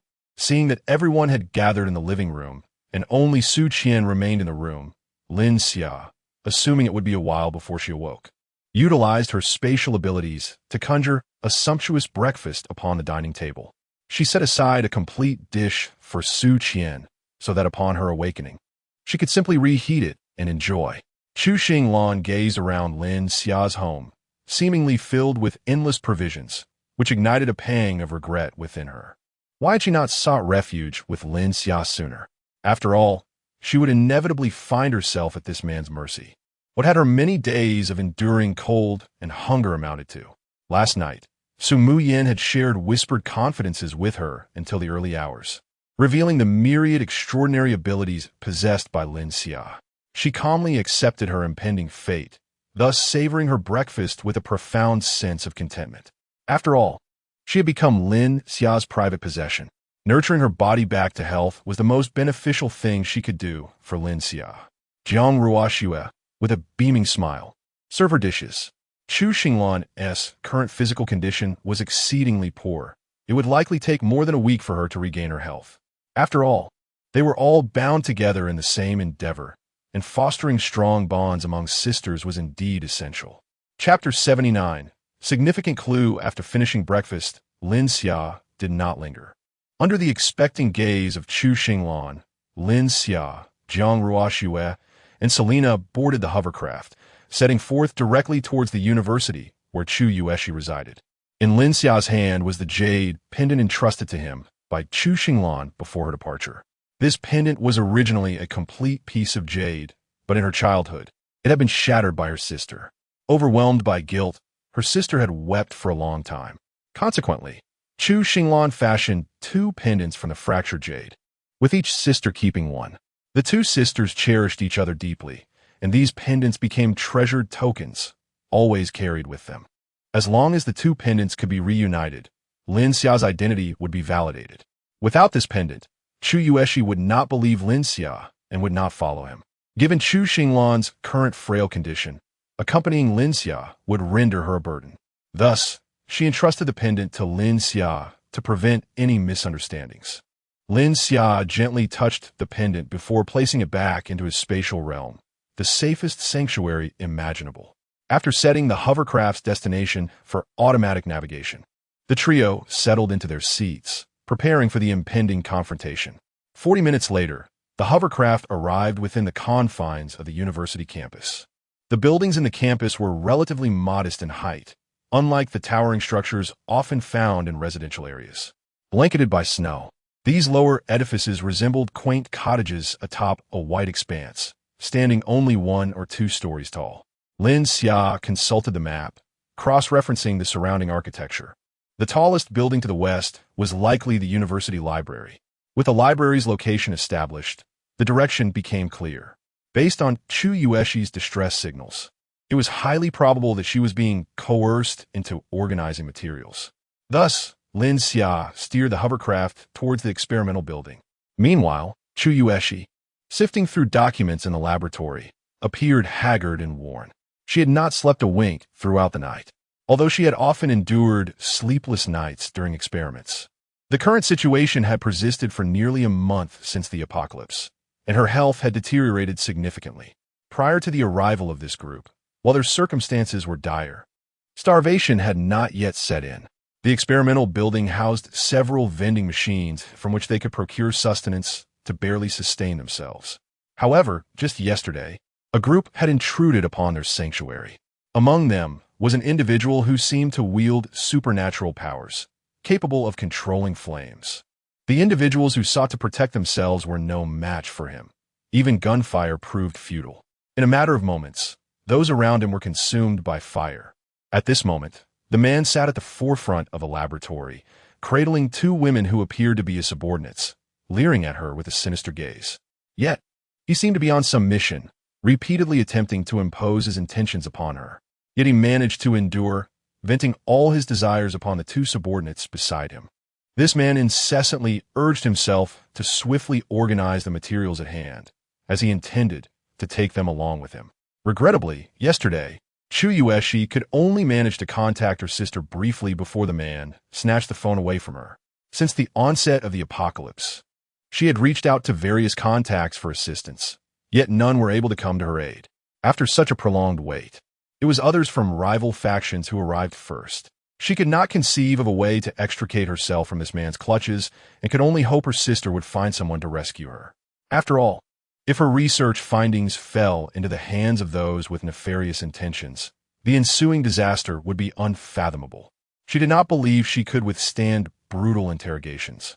Being merely a researcher, should it come to that, she would rather find a way to take her own life to spare herself from inhumane treatment before her demise. Glancing at the man seated in front of her, a wave of nausea washed over her at the thought of potentially falling into his grasp. He lounged on the sofa, tightly embracing the two women in his arms, treating them as substitutes for Chueshi, his hands roaming over their bodies as he pleased. The two women, suppressing their discomfort, forced smiles as they endeavored to please him. Observing Chueshi's relentless efforts to organize the incomprehensible materials, he grew increasingly impatient. Casting a glance at the electronic clock on the wall, he issued his final ultimatum. By midnight at the latest, I shall take you away. If you deliberately prolong the process and there are omissions in the materials taken, you will be the one to suffer. I might even request permission from my superiors to personally administer your punishment. His lascivious grin as he savored the woman in his embrace was unmistakable. Chueshi's face turned pale, her hands tightening around the materials she was sorting. Then, she noticed a scalpel for vivisection within the cabinet. Cautiously, she approached and discreetly concealed it in the pocket of her outer garment. No matter what, she had to try. Even if she could not slay this loathsome man, she would find a way to take her own life. She could not bear to be humiliated by such a person. Meanwhile, Lin Xia piloted her air-cushioned craft toward the laboratory building when she noticed several distinct tracks on the ground, clearly left by snowmobiles. Judging by the direction of these tracks, they too appeared to be heading toward the laboratory. Although snowmobiles could traverse snowy terrain, they paled in comparison to the comfort provided by an air-cushioned craft. The craft was enveloped by specially designed glass, impervious to even the slightest chill. Furthermore, it contained an independent heating module, ensuring warmth and comfort within, even in temperatures plunging below 70 degrees. In essence, a snowmobile resembled a motorcycle more than anything else. Riding it necessitated donning a somewhat thicker helmet and finding a way to dress in warmer attire. With their own resilience, they braved the frigid and snowy landscape. Upon observing the tire tracks, Lin Xia and his companions exhaled a sigh of relief. Fortunately, no snow had fallen the previous night, or else these marks would have been imperceptible. It seemed they had indeed arrived at the correct location and had not arrived too late. Following the trail of tire tracks, They navigated their hovercraft to the vicinity of a laboratory building. Indeed, several snowmobiles were parked outside, secured with specially designed locks, alleviating any fears of theft. However, it was evident that Lin Xia was not among those individuals. Once Lin Xia and his companions disembarked from the hovercraft, they stored it within their spatial dimension. He cast a glance at the nearby snowmobiles and effortlessly stowed them away as well. Subsequently, they approached a shattered window. Behind this broken window, a metal cabinet had been placed, presumably to shield against the cold winds penetrating from the outside. Lin Xia wielded his abilities to retrieve the cabinet into his spatial dimension. After entering the laboratory building, they intended to restore the cabinet to its original position to continue shielding against the external chill. Inside the building, it was not as chaotic as Lin Xia had envisioned. It was possible that due to the extreme cold, it was still the middle of the night. Moreover, in August, most students were on summer vacation. As they traversed the vast expanse of the laboratory, Lin Xia felt somewhat perplexed. The area was exceedingly large. Although there were directional signs along the corridor walls, Lin Xia had no idea on which floor Chueshi might be held captive. Just as Lin Xia was at a loss, Selena's ears perked up and she pointed toward a room ahead. "Xia, it seems there might be someone in there." Chapter 80. Finding Chueshi. Upon hearing this news, Lin Xia let out a sigh of relief. If a familiar face could guide them here, it would save them a great deal of trouble. He then approached the door alongside Selena and the others, lightly tapping on it. Before he could utter a word, a timid male voice emanated from within. "Please, do not kill me. I know nothing." Lin Xia glanced at Selena, realizing that rescuing the individual was of utmost importance, and he did not wish to squander time with idle conversation. Selena nodded and took a step back. Her long, slender legs tensed instantly, tracing a graceful arc through the air as she delivered a powerful kick to the metal security door. Bang! The door buckled under the force, leaving a substantial dent as if it had been struck by a vehicle and was violently flung open by Selena's ferocity.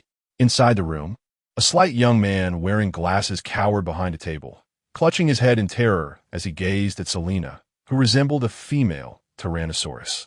Lin Xia approached, retrieving several bags of cookies from his pocket and tossing them onto the table before the man. He then pointed at the deformed metal door behind him. "I will ask questions, and you shall provide answers. If your responses satisfy me, all the food on this table shall belong to you. However, should I detect even a single lie, your fate will not be much better than that door." The man's eyes glimmered with greed as he fixated on the cookies.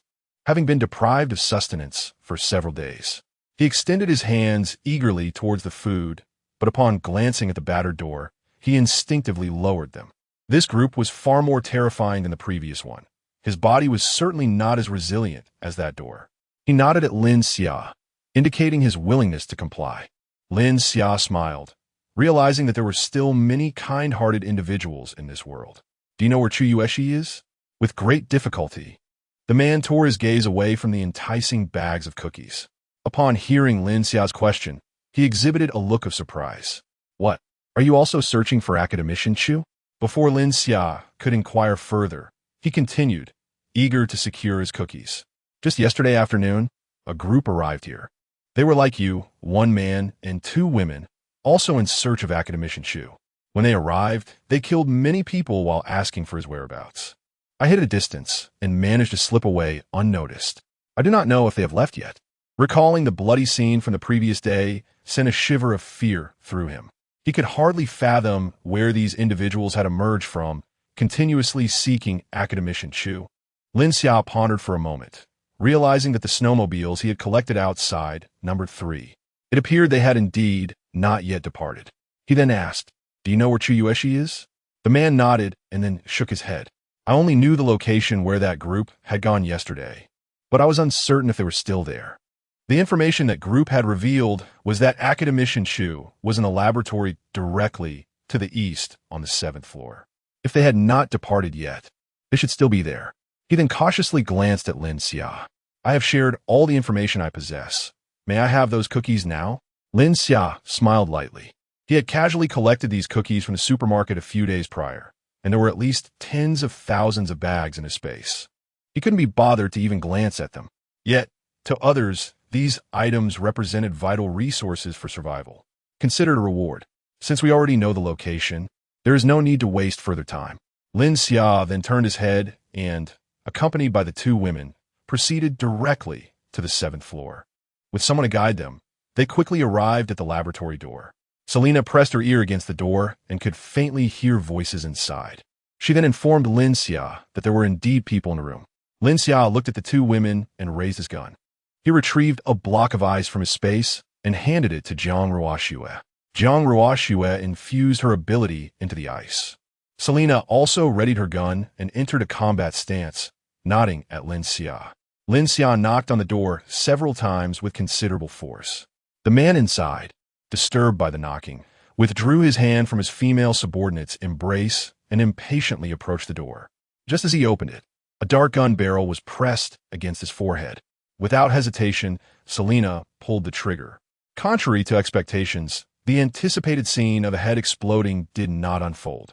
The man exclaimed in surprise, and a red light flickered around him as he swiftly retreated. Selena's gun seemed like a mere toy at that moment, unable to inflict any harm upon him. Another ability user. However, Selena remained composed, for she too was an ability user. This time, she would not be as powerless as she had been when first encountering an ability user. Ability users are not invincible. Their powers can be traced. Particularly for those like him, whose abilities are externalized, they cannot be sustained for long. The light membrane in front of them was impervious to bullets merely because the caliber of Selena's gun was too small. If she were to wield the anti-material sniper rifle from Lin Xia's space, this man would likely be unable to withstand it even with his abilities activated. At that moment, the two female subordinates beside the man finally reacted, hurriedly raising their handguns to aim at Lin Xia and the others. However, Selena did not afford them the opportunity to fire. Bang! Bang! 2 bullets struck precisely at the center of their foreheads. The man did not even glance at the two women, who had once shared intimate moments with him. Instead, he leered at Selena and Jiang Ruoxue with a lascivious grin. Before them stood 2 exquisite beauties, truly the epitome of perfection. He had never before encountered such stunning and graceful women. Licking his lips, he declared, "Put down your weapons. They are utterly meaningless to a being of my caliber. Rather than clutching them, you might as well explore the alternative I offer." At that moment, a sharp crack resonated from within the room, shattering the tense atmosphere. It turned out that Chueshi had inadvertently knocked over a beaker beside her. Everyone cast a glance in her direction. Upon seeing Chueshi, Lin Xia finally exhaled in relief. They had already perused her photograph prior to their departure, and the woman before them was indeed Chueshi, making the ensuing events considerably simpler. Chapter 81. Slaying Xiao Huahua. Just as Lin Xia was about to raise his gun to eliminate him, Jiang Ruoxue unexpectedly stepped forward, placing herself in front of Lin Xia. "Allow me to handle this," she declared. "I wish to test my current abilities. I do not wish to remain in your shadow, perpetually protected by you." Observing the unwavering determination in Jiang Ruoxue's eyes, Lin Xia and Selena exchanged glances and nodded in agreement. It appeared that the events from the hospital yesterday had deeply resonated within her. Jiang Ruoxue yearned to grow stronger, refusing to be a mere exquisite yet worthless ornament. Thus, Lin Xia and Selena holstered their weapons. After all, he had yet to utilize his extraordinary powers. Should he truly desire to deal with the man before him, Lin Xia could effortlessly obliterate him in an instant. As Jiang Ruoxue, resembling an ethereal goddess, stepped forward to confront him, Xiao Huahua's gaze became increasingly lustful. He was utterly unconcerned about the guns held by the 3 individuals. With his powers at his disposal, firearms posed no threat to him. What he truly desired was to turn this icy goddess into his trophy, subject to his whims and desires. Standing his ground, he shook his head and struck a pose he believed to be impressive. "Let me introduce myself. I am Xiao Huahua, one of the deities in the Pantheon. Of course, you may also refer to me as the Lord of Flames." A chill coursed through Jiang Ruoxue. This man was even more repugnant than the oily figure she had seen in ancient dramas. Consequently, she conjured a portion of the ice beside her into a shield and another portion into ice spikes, which floated gracefully before her, poised for battle. Seeing Jiang Ruoxue employ her powers, Xiao Huohua's expression shifted from surprise to insatiable greed. He had not anticipated that such a simple task would yield unexpected rewards. If he could take this woman as well, his status would ascend rapidly. Thus, Xiao Huohua spoke earnestly, "I did not expect you to be an extraordinary being as well. You must understand the disparity between us and ordinary people. The two beside you are unworthy of being your companions. Should you choose to abandon the shadows and embrace my offer, I would personally recommend you to the God King. In time, you could become one of the 12 deities, just like me." Xiao Huohua scrutinized Jiang Ruoxue from head to toe, finding her increasingly appealing. Not only was she beautiful, but she also possessed extraordinary powers. She seemed to be the divine woman crafted specifically for him. He was instantly smitten. "I believe the title of Ice Sovereign suits you perfectly. Together, we could establish ourselves as the most formidable force in the Pantheon, second only to the God Lord." Ha ha ha. At that moment, Jiang Ruoxue was thoroughly disgusted by this insipid man. She hastily launched the ice spike before her toward him. The spike collided with the red light membrane he had conjured, creating ripples, yet ultimately failing to breach his defenses. Xiao Huohua licked his lips, his excitement growing ever more palpable. It is precisely such an ice goddess that bestows upon him a heightened sense of conquest. Allow me to demonstrate the true essence of extraordinary abilities and how they ought to be wielded. This is a technique of my own invention, which I have named the Flame Decision. To fall before its might is a defeat one cannot lament. Lin Xia regarded Xiao Huohua with an expression of utter bewilderment. What on earth is he doing? Is he attempting to engage in a renaissance of sorts? Is there truly no one in this world that he cares for? Subsequently, the layer of luminous film before Xiao Huohua began to converge around his body, as if donning him in a crimson armor. Gradually, a red longsword formed in his grasp, which he pointed menacingly at Lin Xia. "You, worthless scum, do not deserve such a perfect woman. Allow me to personally claim her." In Xiao Huohua's eyes, it was absurd that a mere ordinary person like Lin Xia could be accompanied by such ethereal beauties. He was clearly courting death. Although this state of his would not last beyond 3 minutes, he still yearned to vanquish Jiang Ruoxue with an overwhelming demeanor, to make her cognizant of the chasm that lay between them and compel her to willingly become his. Jiang Ruoxue was incensed by his words. This audacious wretch dared to insult her Lin Xia. This affront had crossed her threshold of tolerance, and she vowed to eradicate this scoundrel from existence. A blue light flickered in her eyes, transforming her exquisite irises into an icy azure. In an instant, she seemed to enter a heightened state of awareness. Her mind became crystal clear. Information from her surroundings flooded her consciousness, and she could even sense Lin Xia's anxious breaths behind her. Selena, too, tensed every muscle, poised to lend her aid. In this moment, Jiang Ruoxue's thoughts were ethereal and lucid, filtering through the myriad of information without a trace of burden. It was as if the entire world had been frozen, leaving her as the sole entity capable of rational thought. Thus, she shifted her gaze to the extraordinary weaponry of Xiao Huohua. The scene that had initially captivated her now lay bare, its simplicity painfully evident. She chuckled softly. The Flame Decision was nothing more than a crude manipulation. In the astonished gaze of Xiao Huohua, an ice shield began to coalesce around Jiang Ruoxue, forming an armor akin to his own. Grasping an ice-forged longsword, she mirrored his stance, yet the disparity between them was unmistakable. Xiao Huohua's equipment appeared as though it were a shoddy effect from a low-budget production, dull and coarse. In stark contrast, Jiang Ruoxue embodied a celestial deity of warfare, exuding an aura of frigid indifference.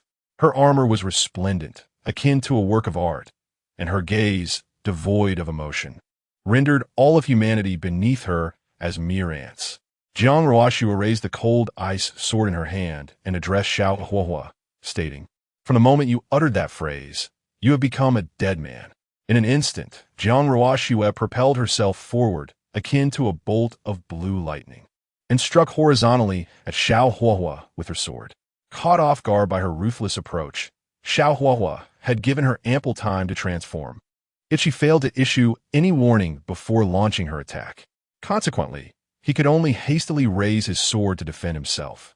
However, in her current state, Jiang Ruoxua paid little heed to his defensive maneuvers, for in her eyes, the abilities wielded by Xiao Huahua were laughably inept, riddled with flaws.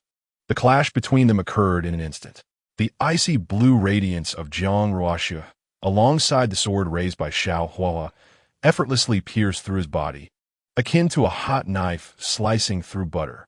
Jiang Ruoxua halted before him, her raven-black hair, having been whipped back by her earlier speed, now cascaded down her shoulders as she came to a standstill. Turning her head, she gazed at Lin Xia and offered a faint smile. In that moment, she resembled a celestial maiden descending from the heavens, the ancient and unyielding ice goddess blooming with tenderness solely for Lin Xia. Xiao Huahua remained frozen in his defensive stance, devoid of any movement. Gradually, a slender line of icy blue emanated from his waist. With a snap, his upper body finally fell to the ground, severed in two by Jiang Ruoxua's strike. The point of dismemberment was encased in a layer of frost, sealing it completely, with not a single drop of blood to be seen. Chapter 82. Moving after Jiang Ruoxua eliminated Xiao Huahua, she released her extraordinary powers and approached Lin Xia. With a smile, she looked at him, eager to hear his compliments. However, before she could utter a word, a sudden wave of weakness overcame her, causing her to collapse into Lin Xia's embrace. Hastily, Jiang Ruoxua assessed her condition and realized that her abilities had been completely exhausted. The state she had just entered, while displaying formidable combat prowess, had drained her powers significantly. In the brief span of 10 seconds, she had depleted all of her energy.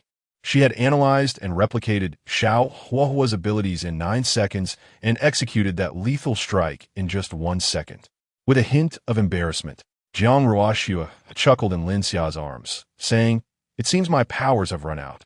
Lin Xia swallowed hard. He was in awe of her method of wielding her abilities, a skill he himself could not replicate. She might possess even greater talent than he had imagined. Embracing her delicate form, Lin Xia inhaled the unique, refreshing fragrance that wafted from Jiang Ruoxua, filling his senses. During the earlier skirmish, he had sensed that her powers had coalesced into an incredibly solid form in a remarkably short time. Although the total amount of energy she possessed was lesser than Xiao Huahua's, she could unleash such formidable strength in an instant, easily cleaving Xiao Huahua in two, rendering him a perfect imitation of Teacher Wu. Selena, standing beside Lin Xia, was equally captivated by Jiang Ruoxua's display. Her eyes sparkled with admiration as she leaned closer to Lin Xia, nearly pressing her lips against Jiang Ruoxua's cheek. "Sister, when you get back, will you teach me? I want to learn that." Meanwhile, not far off, Chueshi remained in a state of bewilderment. In the time it took to drop a cup, the formidable Xiao Huahua had been vanquished by these unexpected arrivals. Before she could grasp the situation, everything had already concluded. Nevertheless, she felt a sense of relief. At least on the surface, these individuals posed no threat to her. She cautiously approached Lin Xia and inquired, "Do we know each other?" Lin Xia then took the time to explain their identities to Chueshi. He had been too preoccupied with his concern for Jiang Ruoxua to address her earlier. After the explanation, he produced the jade pendant that Chu Xinglan had entrusted to him. "Your sister sent us to rescue you." At this moment, Chueshi's expression transformed into one of profound excitement. Trembling hands reached for the pendant from Lin Xia's grasp. She then retrieved her own pendant from her bosom. The two pendants fit perfectly together, revealing that the one Lin Xia held belonged to her sister. Trust blossomed within Chueshi as she asked, "Is my sister all right?" "She is well, but she must be quite worried about you," Lin Xia replied. Upon hearing this, a weight lifted from Chueshi's heart. As long as her sister remains safe, she is willing to do anything. Lin Xia, having seen that matters were nearly resolved, wished to take Jiang Ruoxua home early so that she could rest properly. At present, she felt utterly weak, as though her body were devoid of bones. Since the situation had been adequately addressed, it was time to return. Her sister was waiting for her at home. Chueshi nodded, casting a nostalgic glance at the laboratory. For her, there were only two things of significance in this world: her sister, and her experimental projects. Currently, she had invested considerable effort into the project at hand. If successful, it could profoundly alter the fabric of the world. Alas, the world had entered a frigid apocalypse, and it seemed unlikely that her research would ever come to fruition. With a hint of regret, Chueshi remarked that it would have been ideal to take all the experimental data with her. The individuals who came to capture her were presumably after these materials.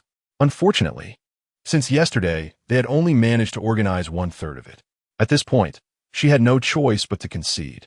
Upon hearing her words, Jiang Ruoxue and Selena exchanged knowing smiles with Lin Xia. When it came to moving, none were more adept than he. Lin Xia then cleared his throat lightly. I forgot to mention, I'm also an ability user. With that, a flash of white light flickered in Lin Xia's eyes. And a table beside Chueshi vanished in an instant. As Chueshi approached, she discovered that the space where the table had stood was now empty. She gazed at Lin Xia in astonishment. This is my ability, spatial manipulation. Just tell me what you need to take, and I can store it all in my space. Upon learning of the remarkable capabilities of Lin Xia's ability, Chueshi felt a surge of joy. If this were possible, transporting the experimental data would indeed be much simpler. She then led Lin Xia around to gather storage devices and essential instruments. Meanwhile, Jiang Ruoxue leaned against Selena's sturdy frame, nuzzling against her impressive physique, and couldn't help but marvel at it. No wonder Lin Xia was so fond of her. Her form was indeed exquisite and truly captivating. She mused that come evening, she too would have to indulge in the experience, lest all the advantages be bestowed upon Lin Xia. Watching the two busy individuals, Jiang Ruoxue suddenly recalled something and whispered to Selena, I almost forgot they are twins.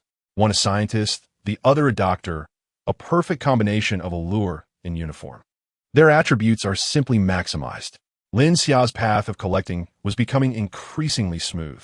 At that moment, Jiang Ruoxue felt an almost paternal pride, observing her children as they nurtured numerous exceptional specimens.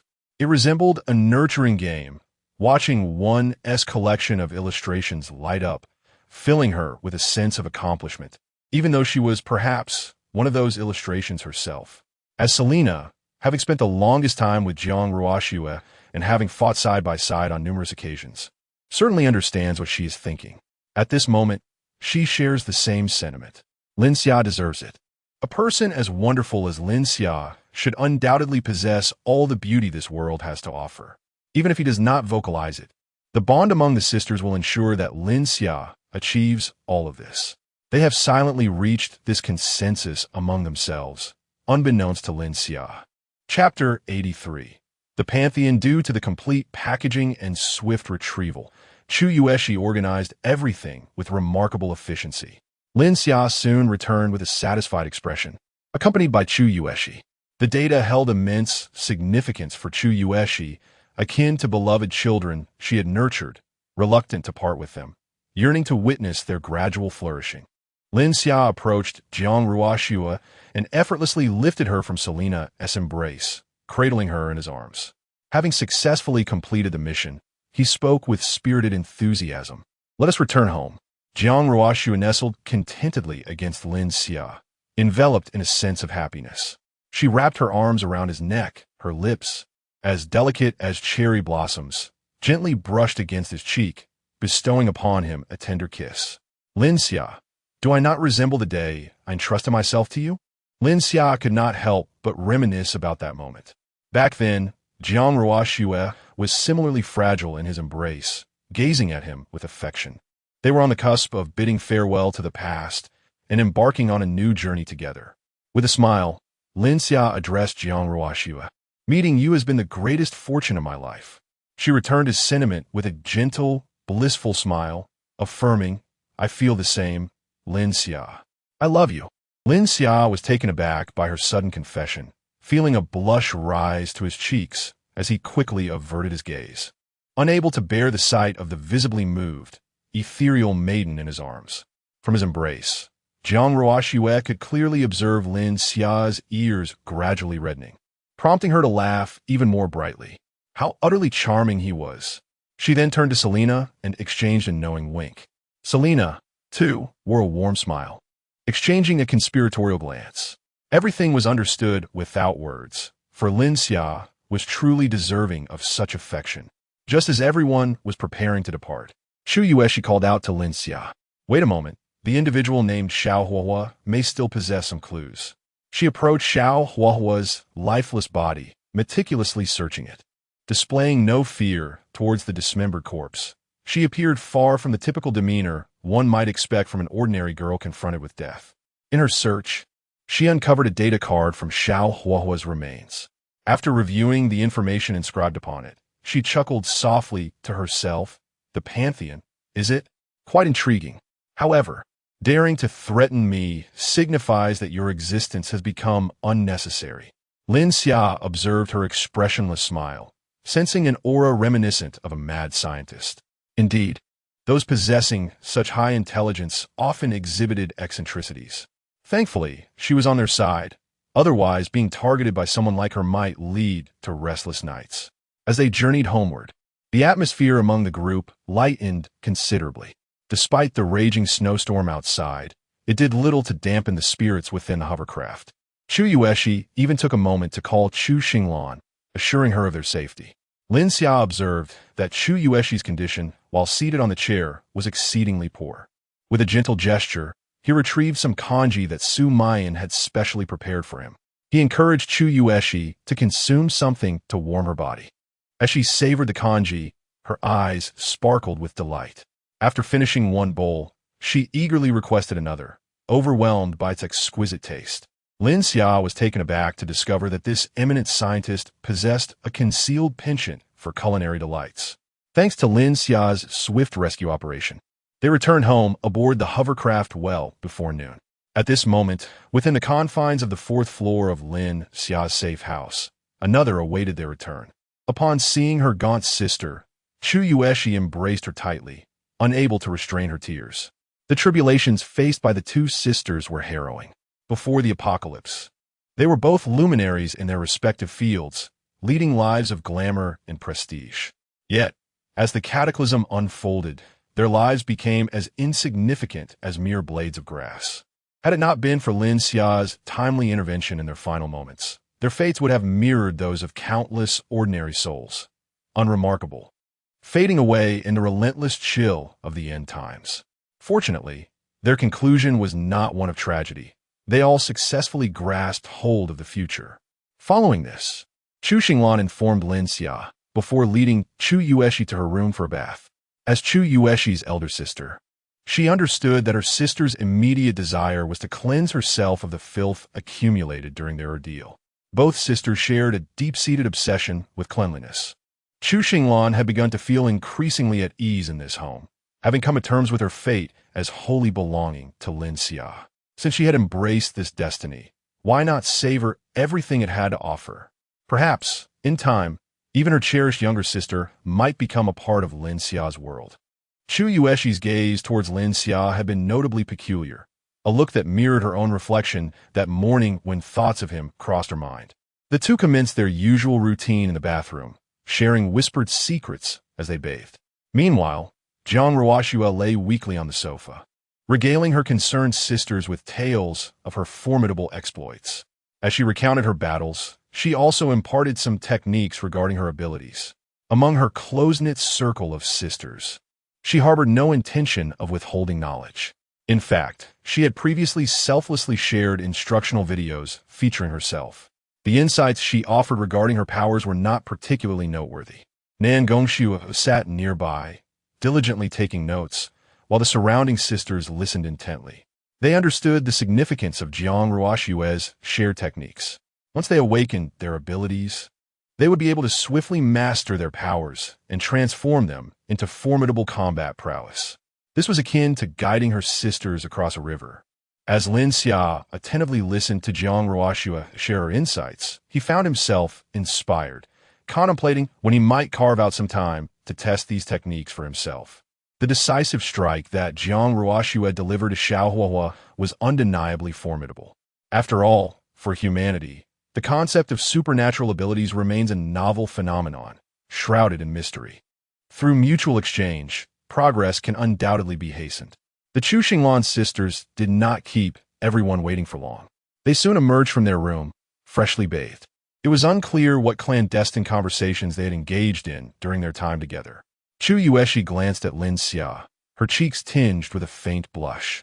Whether it was merely the result of their recent bath or the consequence of some secretive discussion, she seemed to be shyly flustered. As the group gathered, Su Muya and Su Qian emerged from the kitchen, presenting a sumptuous lunch that had been prepared in advance. The dining table at Lin Xia's home was increasingly filled with guests, yet the atmosphere remained delightfully warm and lively. Meanwhile, on the other side of the neighborhood, Lin Jiaqing found himself in a rather discontented mood. Just moments ago, he had witnessed Lin Xia's hovercraft brazenly glide through the community. Following the events of the previous night, his lackeys and their companions had completely vanished, evidently having fallen victim to Lin Xia's merciless actions.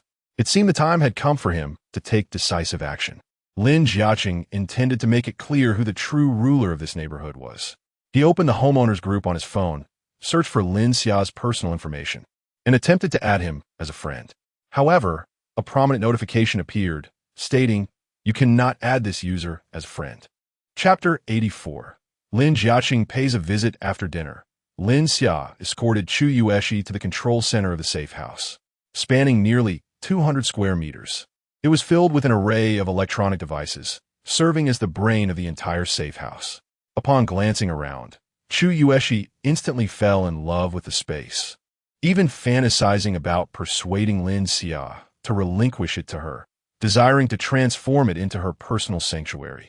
The room, spacious and inviting, stood in stark contrast to the frigid, sub-zero temperatures of a laboratory she had endured for days, where hunger was a constant companion.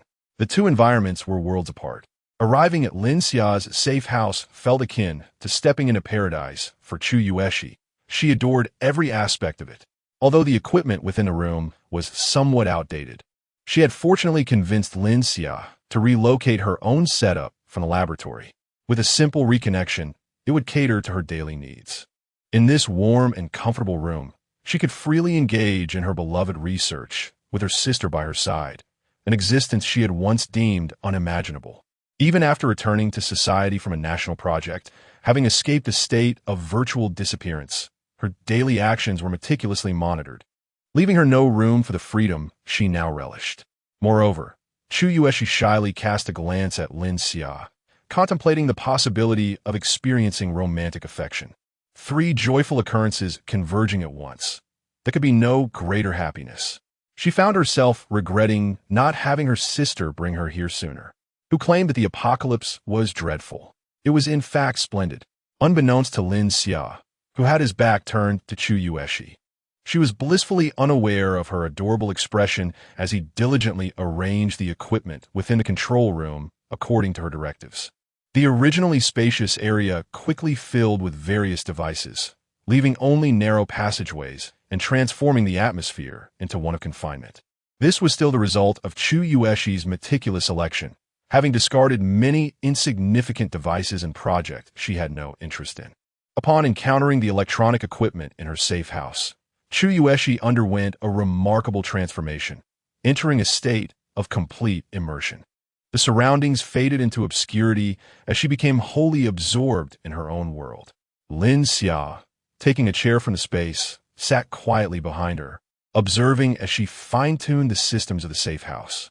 With deft fingers, Chueshi struck the keyboard with remarkable speed, swiftly retrieving various software and hardware data from within the safe house. The core computer, which typically operated at a mere 1% of its memory capacity, now surged to a full 100%. The whirring of fans echoed from the main unit, indicating that the devices were running at full capacity.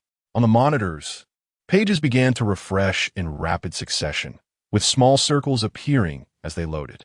Lin Xia was astonished by Chueshi's prowess. Her hand speed had reached an extraordinary level, creating the illusion of afterimages as her fingers danced across the keyboard. The screens displayed new pages, each appearing for less than a second before refreshing once again. Before Lin Xia could fully comprehend the situation, Chueshi had already navigated to the next page. Shortly thereafter, she ceased her operations, exhaling deeply. The fans within the control room, initially whirring at high speed to dissipate heat, began to slow their rotations, no longer emitting the earlier cacophony. Chueshi turned to Lin Xia with a joyful expression, stating, "I just conducted a thorough examination, and your system harbors 3 concealed vulnerabilities, alongside 180 unreasonable bugs. Fortunately, I have rectified them all. Moreover, I have eradicated your data from the entirety of the internet. No one will be able to trace you online." Lin Xia was utterly astonished. In a mere span of 10 minutes, Chueshi had accomplished so much. Having resided in this safe house for an extended period, he was oblivious to the multitude of security threats that loomed. It was ironic that he had been silently grateful to the construction company. Observing her adept maneuvers, Lin Xia could not help but inquire, "Are you specifically engaged in the field of computer research?" Chueshi shook her head. "In this regard, I can only consider a hobby. Although I have yet to encounter anyone more skilled than myself, the world is vast, and there must be some hidden experts out there." Lin Xia was impressed by her confidence. How could she, with her official backing, possibly seek out so-called grassroots experts to overshadow someone trained in the field? Such a notion underestimated the might of the national machinery. Even if such talents existed, they would likely have been discovered and absorbed into official ranks long ago. Her so-called hobby was already formidable to this extent. One could only imagine the astonishing capabilities she possessed in her area of expertise. Suddenly, a sharp alarm pierced through the atmosphere, interrupting Lin Xia's musings. Before he could explain to Chueshi the significance of the sound, the monitor abruptly magnified the feed from the external cameras, displaying it prominently in the center. Subsequently, various analyses began to emerge from the surveillance footage. The AI's advanced model had already commenced devising multiple defensive and offensive strategies. Lin Xia gazed at Chueshi in astonishment. "Was this also part of your earlier work? It appears far more convenient than the previous system."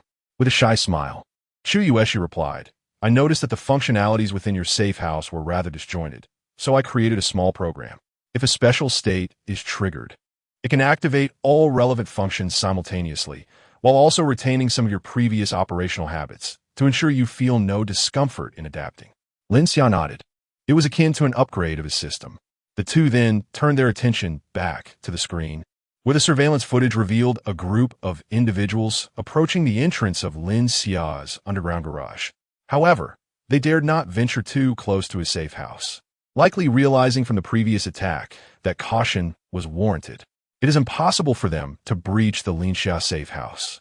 At the heart of this group stands a middle-aged man, cautiously sheltered behind several layers of shields, a megaphone clutched in his hand. Perhaps it is these very maneuvers that have bestowed upon him a sense of audacity. Chapter 85. Overestimating One's Abilities. Lin Xia. Since you dared to take the lives of so many innocent souls yesterday, do you not now possess the courage to step forward and explain yourself to everyone? Today, I shall seek justice on their behalf. While others may tremble before you, I am unafraid. I am acquainted with numerous high-ranking officials and leaders from various nations. This calamity shall inevitably pass, and when it does, you will undoubtedly face reckoning. However, should you choose to align yourself with me and relinquish the hovercraft, I assure you of your safety." After Lin Jiaqing finished speaking, he set down the megaphone. His adept manipulation of the void was a skill he had learned from the former founding president of a grand nation, and it was sure to leave this young man in a state of panic. In his youth, he had delved into renowned works such as The Man-Eating Tree, Dark Psychology, and the art of social maneuvering. It can be said that no one comprehends human nature better than he does. In the surveillance footage of Lin Xia, the smile on his lips could scarcely be contained, for he was already reveling in the prospects of a prosperous future. Lin Xia found himself at a loss for words. What affliction plagued these people that they dared to provoke him so audaciously? Yet, he had no desire to engage in conversation with them, fearing that ignorance might be contagious. Thus, he directly opened the exit of the spatial door outside the basement. The bullets within the space surged forth towards the group as if they were of no monetary value. Bang! Bang bang! Their screams echoed, only to quickly fade into silence. The rudimentary shields they wielded could not withstand such a barrage. In a matter of mere seconds, the so-called defenses were utterly obliterated by Lin Xia. The individuals lay strewn upon the ground, bloodied and devoid of life. Alas, Lin Jiaqing had remained vigilant against unforeseen circumstances. The moment the bullets struck the shields, his body had already reacted instinctively. The few seconds his subordinates had bought him were sufficient for him to evade the fatal trajectory of Lin Xia's attack.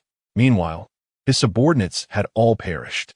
Crouched behind the wall, Lin Jiaqing's pupils dilated as he gasped for breath, adrenaline coursing through his veins. Had he truly come so close to death? He could scarcely believe the events that had just transpired.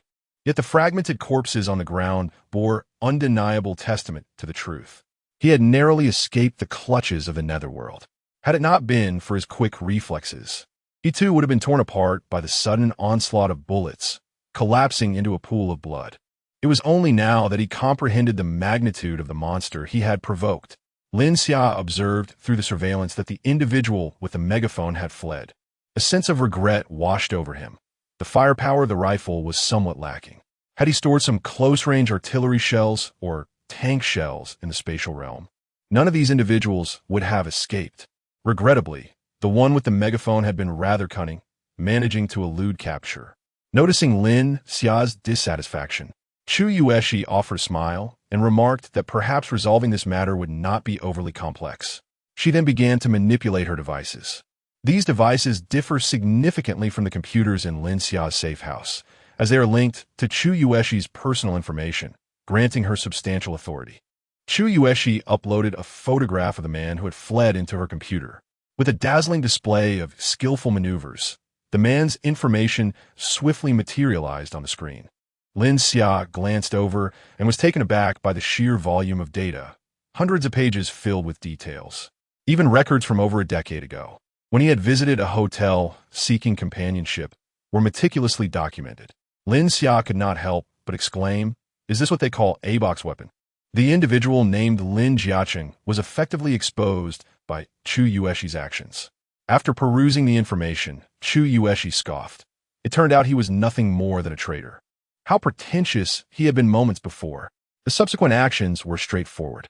Lin Xia promptly disseminated Lin Jiaqing's personal details to the residence group and announced a generous bounty.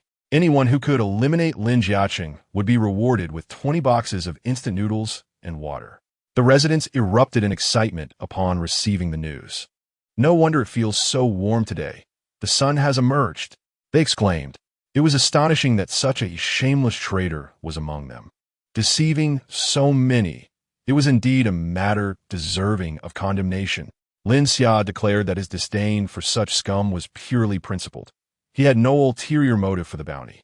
The previously silent residence group, which had languished in inactivity for days, suddenly buzzed with activity. It was impossible to ignore the allure of Lin Xia's offer. He had become a taboo figure within the community. Everyone was aware of the resources he possessed, yet no one dared harbor ill intentions. With a record of hundreds of victories, it was unclear what Lin Xia had done to provoke such animosity. However, the bystanders could hardly concern themselves with the details. Their only thought was that they needed to act swiftly. Lin Xia's bounty offered enough resources for a family to sustain themselves for several months, perhaps long enough for the impending disaster to pass. Meanwhile, even Shun Dao could not resist the allure of Lin Xia's rewards. The supplies Lin Xia casually offered surpassed what he had accumulated over a long period. He was also aware of Lin Jiaqing, who belonged to another faction within the community and likely possessed a significant stockpile of resources. Defeating Lin Jiaqing would not only allow him to claim Lin Xia's bounty, but also seize his resources, achieving a double victory. Henceforth, he would become the most powerful figure in the neighborhood, second only to Lin Xia.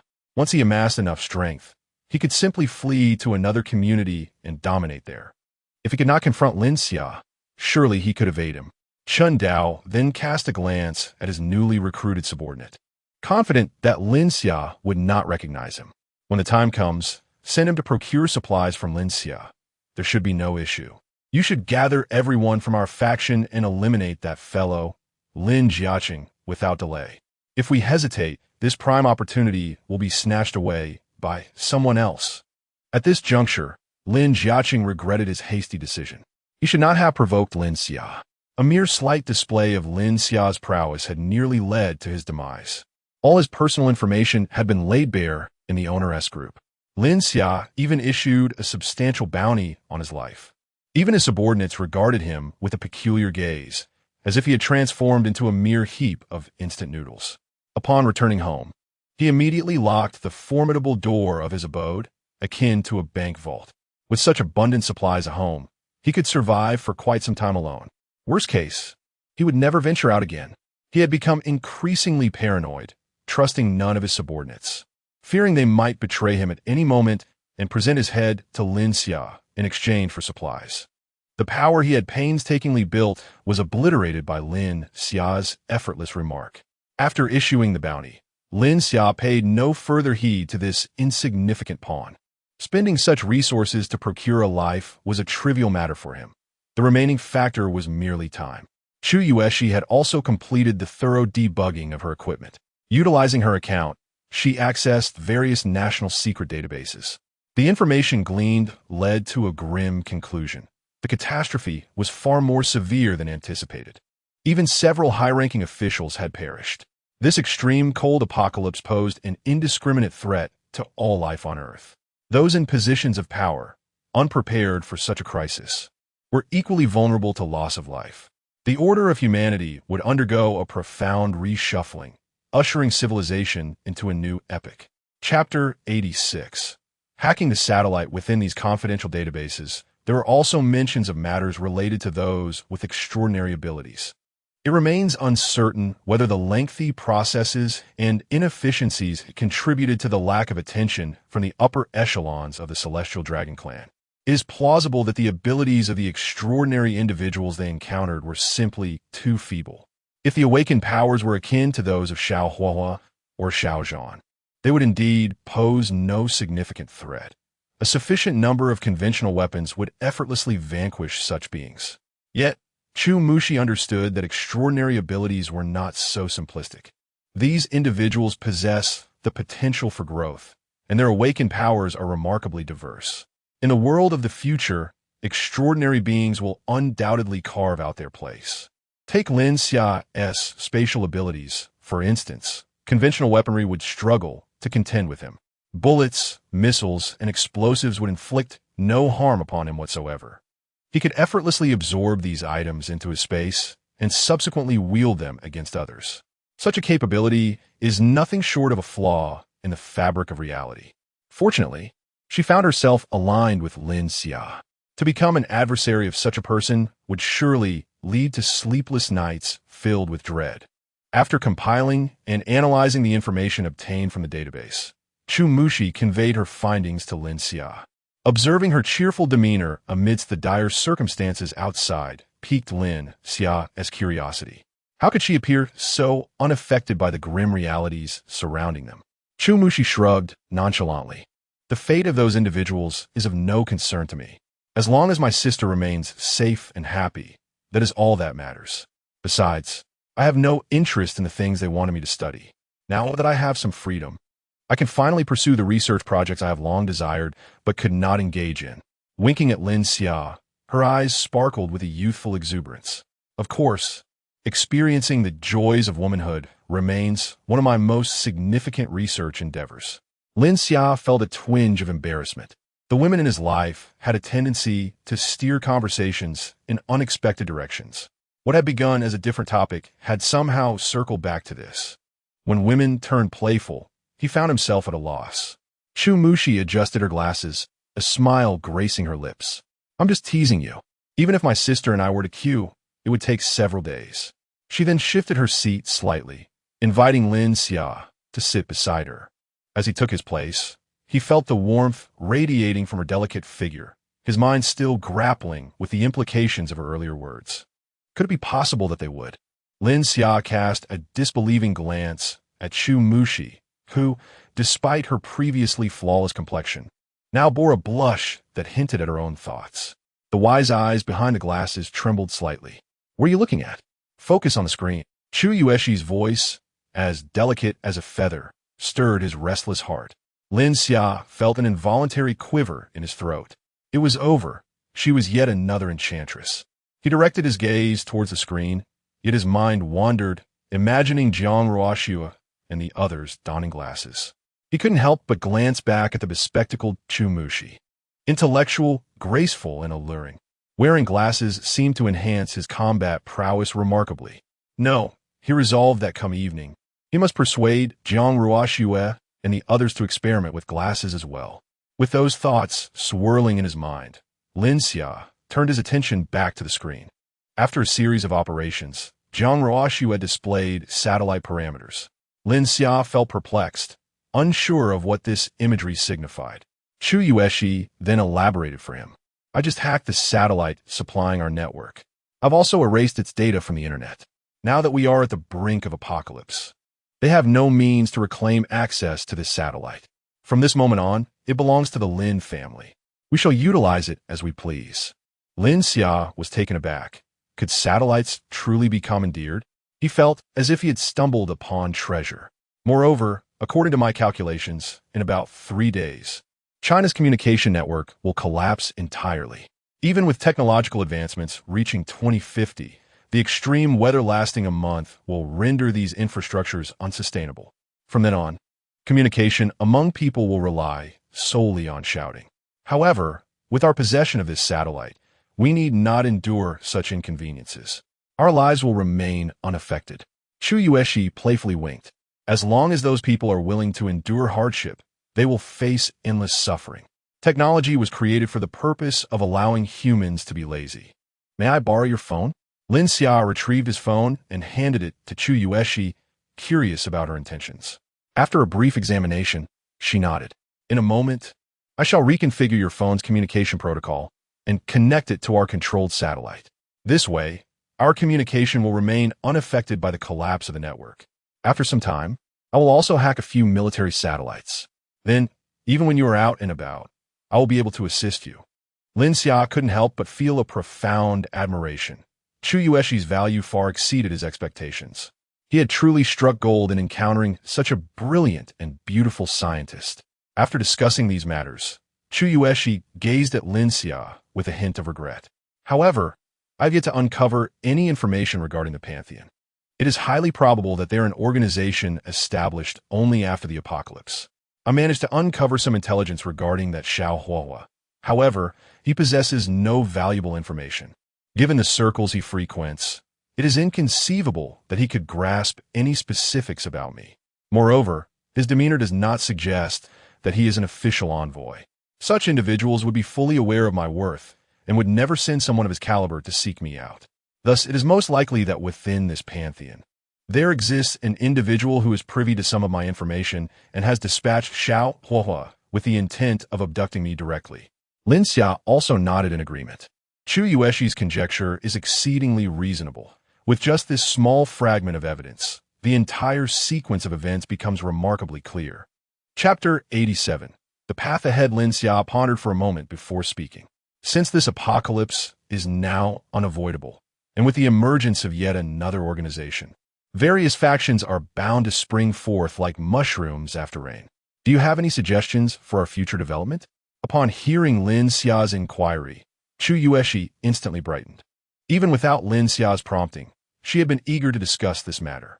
You have indeed come to the right person. In her spare time, during research, she had always delighted in playing strategic management games. After the apocalypse, with many projects rendered impossible, her boredom had led her to engage in imaginative exercises. If this frigid apocalypse were to persist, how could she unify the globe? Regrettably, her conquest plans had been interrupted before they could even commence, nearly costing her life at the hands of Xiao Huahua. Not to mention, she had barely managed to step out of the novice village to embark on her grand ambitions, let alone enter the game itself. Now, however, she had drawn Lin Xia, potentially the most elite character card in the entire server. Such a splendid beginning, in such a vast and immersive game, brought her immense joy. She could now freely pursue her once-held aspirations. Excited, Chueshi leaned closer to Lin Xia and maneuvered the mouse to bring up a detailed, high-definition 3D model of the entire city on the computer. She chattered eagerly, sharing her plans. Since the day the apocalypse began, I had envisioned this. Unfortunately, My grand scheme had yet to unfold before I was nearly starved to death.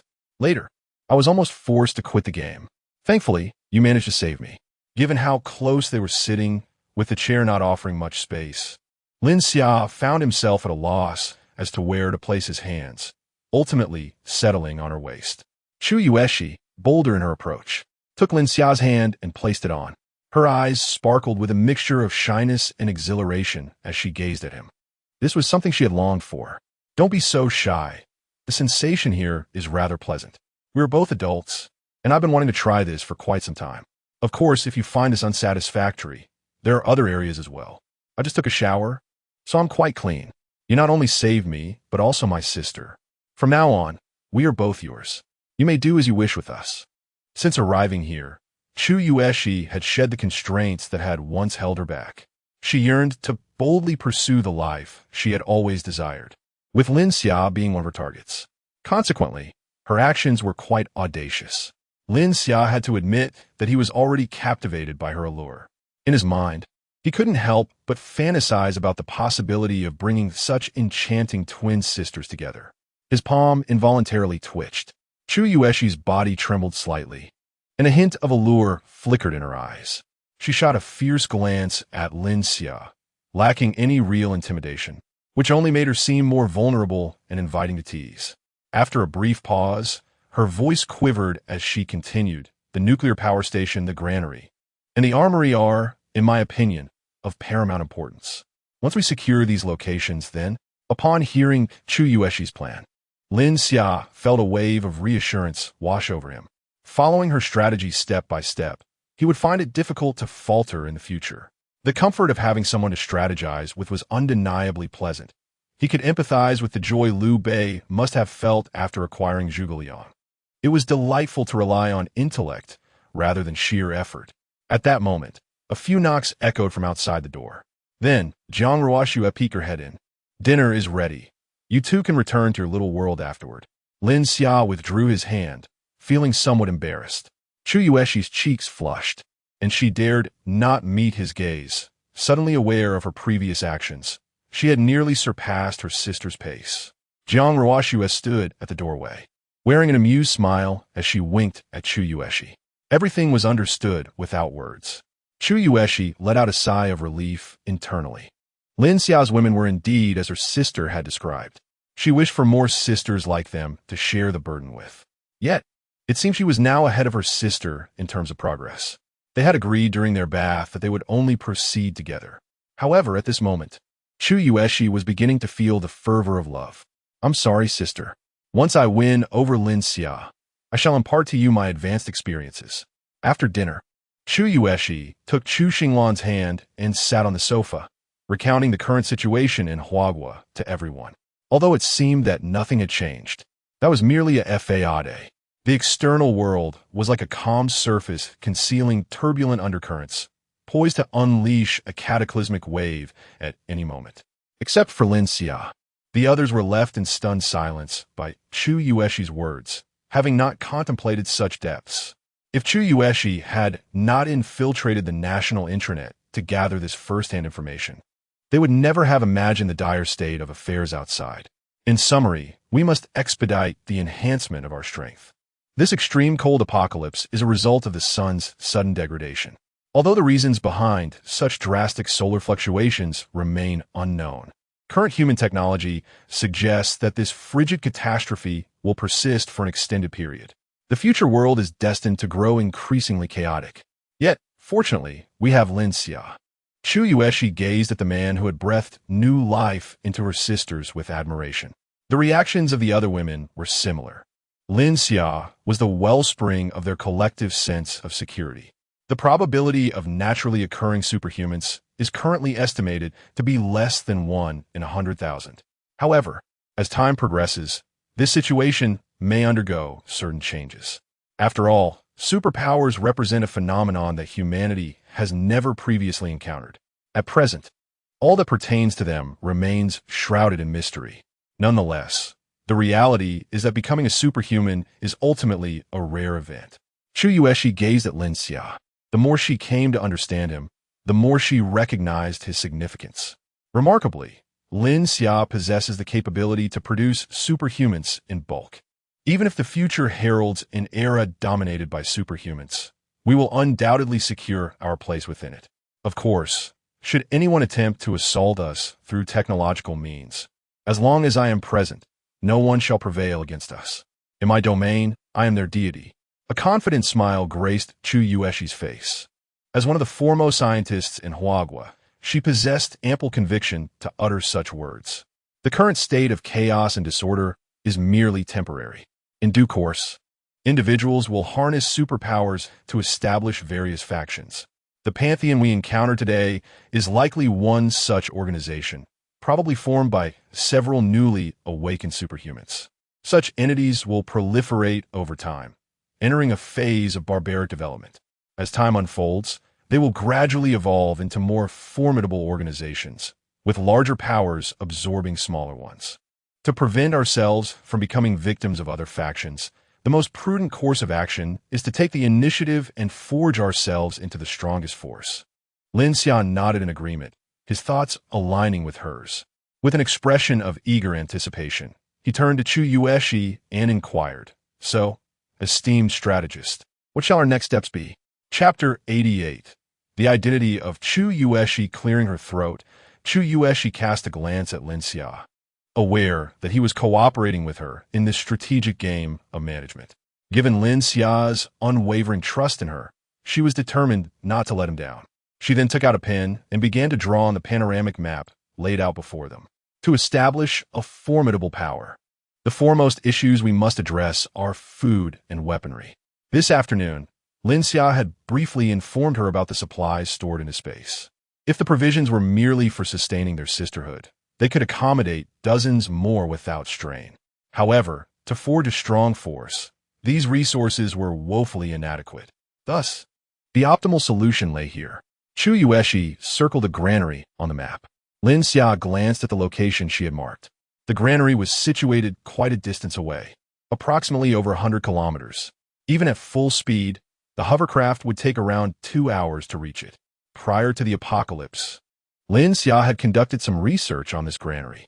It could be regarded as one of the largest in the nation, boasting a staggering 1 million tons of stored grain, sufficient to sustain a city with a population in the tens of millions for half a year. Furthermore, the variety of grains was remarkably comprehensive, covering nearly every type imaginable. Before the apocalypse, the value of these provisions soared into the hundreds of billions. Their worth after the end of days was incalculable, making them an indisputable strategic resource. Securing this location would effectively eliminate any concerns regarding food shortages. Next, they had to consider various energy sources and raw material storage sites. The importance of this was relatively lower, as their current circumstances made it improbable to develop large-scale metal smelting industries. Fortunately, Lin Xia's space was boundless, alleviating concerns about storage. In the absence of pressing matters, they could focus on gathering resources. Stealing another glance at Lin Xia, Chueshi continued, "As for weaponry, I recall there exists a super-large armory in the vicinity of Haitian City, established to guard against potential emergencies. The secrecy surrounding this armory is exceptionally stringent, far surpassing that of ordinary military depots. Even before the apocalypse, few within the entirety of Huagua knew its intricate details. Therefore, I will require additional time to unlock its specific information. The ammunition contained within this armory is sufficient to wage a medium-scale war of annihilation, easily capable of laying waste to a small nation." Upon hearing news of the armory, Selena became increasingly animated. Aside from her fondness for gaming with Lin Xia, she was particularly passionate about exploring advanced weaponry. With a curious expression, she looked at Chueshi. Does it truly possess everything? Will it contain Huagua's most advanced weapons? Chueshi smiled confidently. The weapons within that arsenal are undoubtedly more formidable than you can imagine. Not only are there the most advanced weapons known globally, but also numerous top-secret armaments deliberately concealed. Each of these classified weapons possesses the potential to alter the course of battle. Among them are several that I have developed, and their power will surely astonish you. Otherwise, I would not be so well acquainted with this weapons cache. Selena gasped in shock, covering her mouth. her eyes glimmering with anticipation as she looked at Lin Xia. As a military enthusiast, she fully comprehended the significance of Chueshi's words. The latest generation of weapons from Huagua is already categorized as extraordinarily advanced on a global scale. They can effortlessly sway the outcome of a localized conflict. No nation would shy away from desiring such power. Chueshi implied that such formidable weapons might not even rank among the most powerful, as there exist even more astonishing armaments within. Given the modest nature of the Chinese, it is reasonable to assume that the contents of this arsenal are at least 1 or 2 generations ahead of conventional weaponry. In the face of other nations, it would not be an exaggeration to describe it as a dimensional strike. This explains why Huagua can remain unscathed amidst the chaos of global warfare. Conflicts arise from the prospect of profit, yet engaging in war with Huagua could result in annihilation, rendering the effort futile. The military prowess of Huagua has reached a level capable of standing alone against the world. By 2050, even toys manufactured in Huagua for children could be repurposed as devastating weapons on foreign battlefields. The secrecy surrounding this arsenal raises immense curiosity in Selena. She could scarcely fathom what treasures lie within. Some of Huagua's cutting-edge technologies are so advanced that they would baffle other nations. The disparity in technological advancement is staggering. "Xia, you must take me there," Selena implored, her imagination running wild with visions of wielding those advanced weapons in a grand display of power. With the conventional weaponry currently at her disposal, facing off against ability users felt excessively passive. She cast flirtatious glances at Lin Xia, who solemnly nodded in agreement to her request. He was determined to acquire this top-secret weapons cache. Of course, he would never admit that a part of his motivation stemmed from his attraction to Selena. After all, she could command every aspect of her body and was remarkably resilient, making her an exceedingly intriguing companion. Lin Xia had many unexploited projects that could be realized through her. Then, Chueshi continued, as all eyes turned toward her. In this location, there exists a super-large nuclear fusion reactor. The energy it can produce is sufficient to power a super city with a valuation in the hundreds of billions. Within its confines lies an array of national treasure-level scientific equipment, unparalleled across the globe. This was also the last project I encountered before my vacation. Lin Xia felt a surge of curiosity.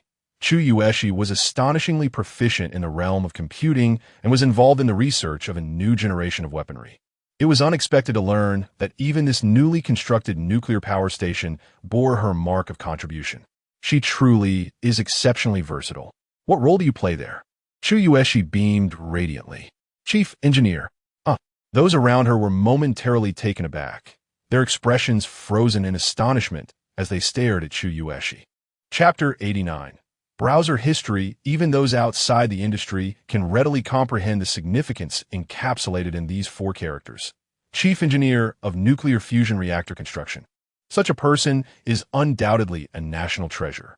Even if all the leadership were to perish, this individual must not experience any mishap. She could effortlessly serve as the foundation of a nation. Yet, it is perplexing why they would allow her to languish alone, left to fend for herself in a university laboratory. Lin Xia could not help but marvel once more at his extraordinary fortune in encountering such a gem.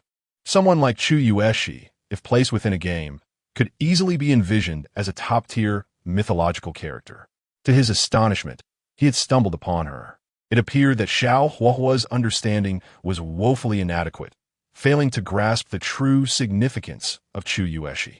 To put it plainly, had he known of Chueshi's capabilities the previous day, he would have likely foregone dinner that night, devising a way to bring her home. Her importance is paramount, leaving no room for error. Compared to the projects he typically engages in with Chueshi, the endeavors he undertook before the apocalypse resemble mere child's play. Akin to building blocks assembled by preschoolers, nothing more than trivial pursuits. As she noticed the astonished expressions of those around her, Chueshi smiled shyly. Those were mere remnants of the past, hardly worthy of mention. Now, I stand on equal footing with all of you. We are all women of Lin Xia. In the future, I shall seek the guidance and support of my esteemed sisters. Lin Xia rubbed his nose, suddenly feeling an overwhelming sense of unworthiness. Just the identities that Chueshi had inadvertently revealed made him apprehensive about his actions in the bedroom. Should he inadvertently cause her harm or discomfort, the repercussions would be too great to bear.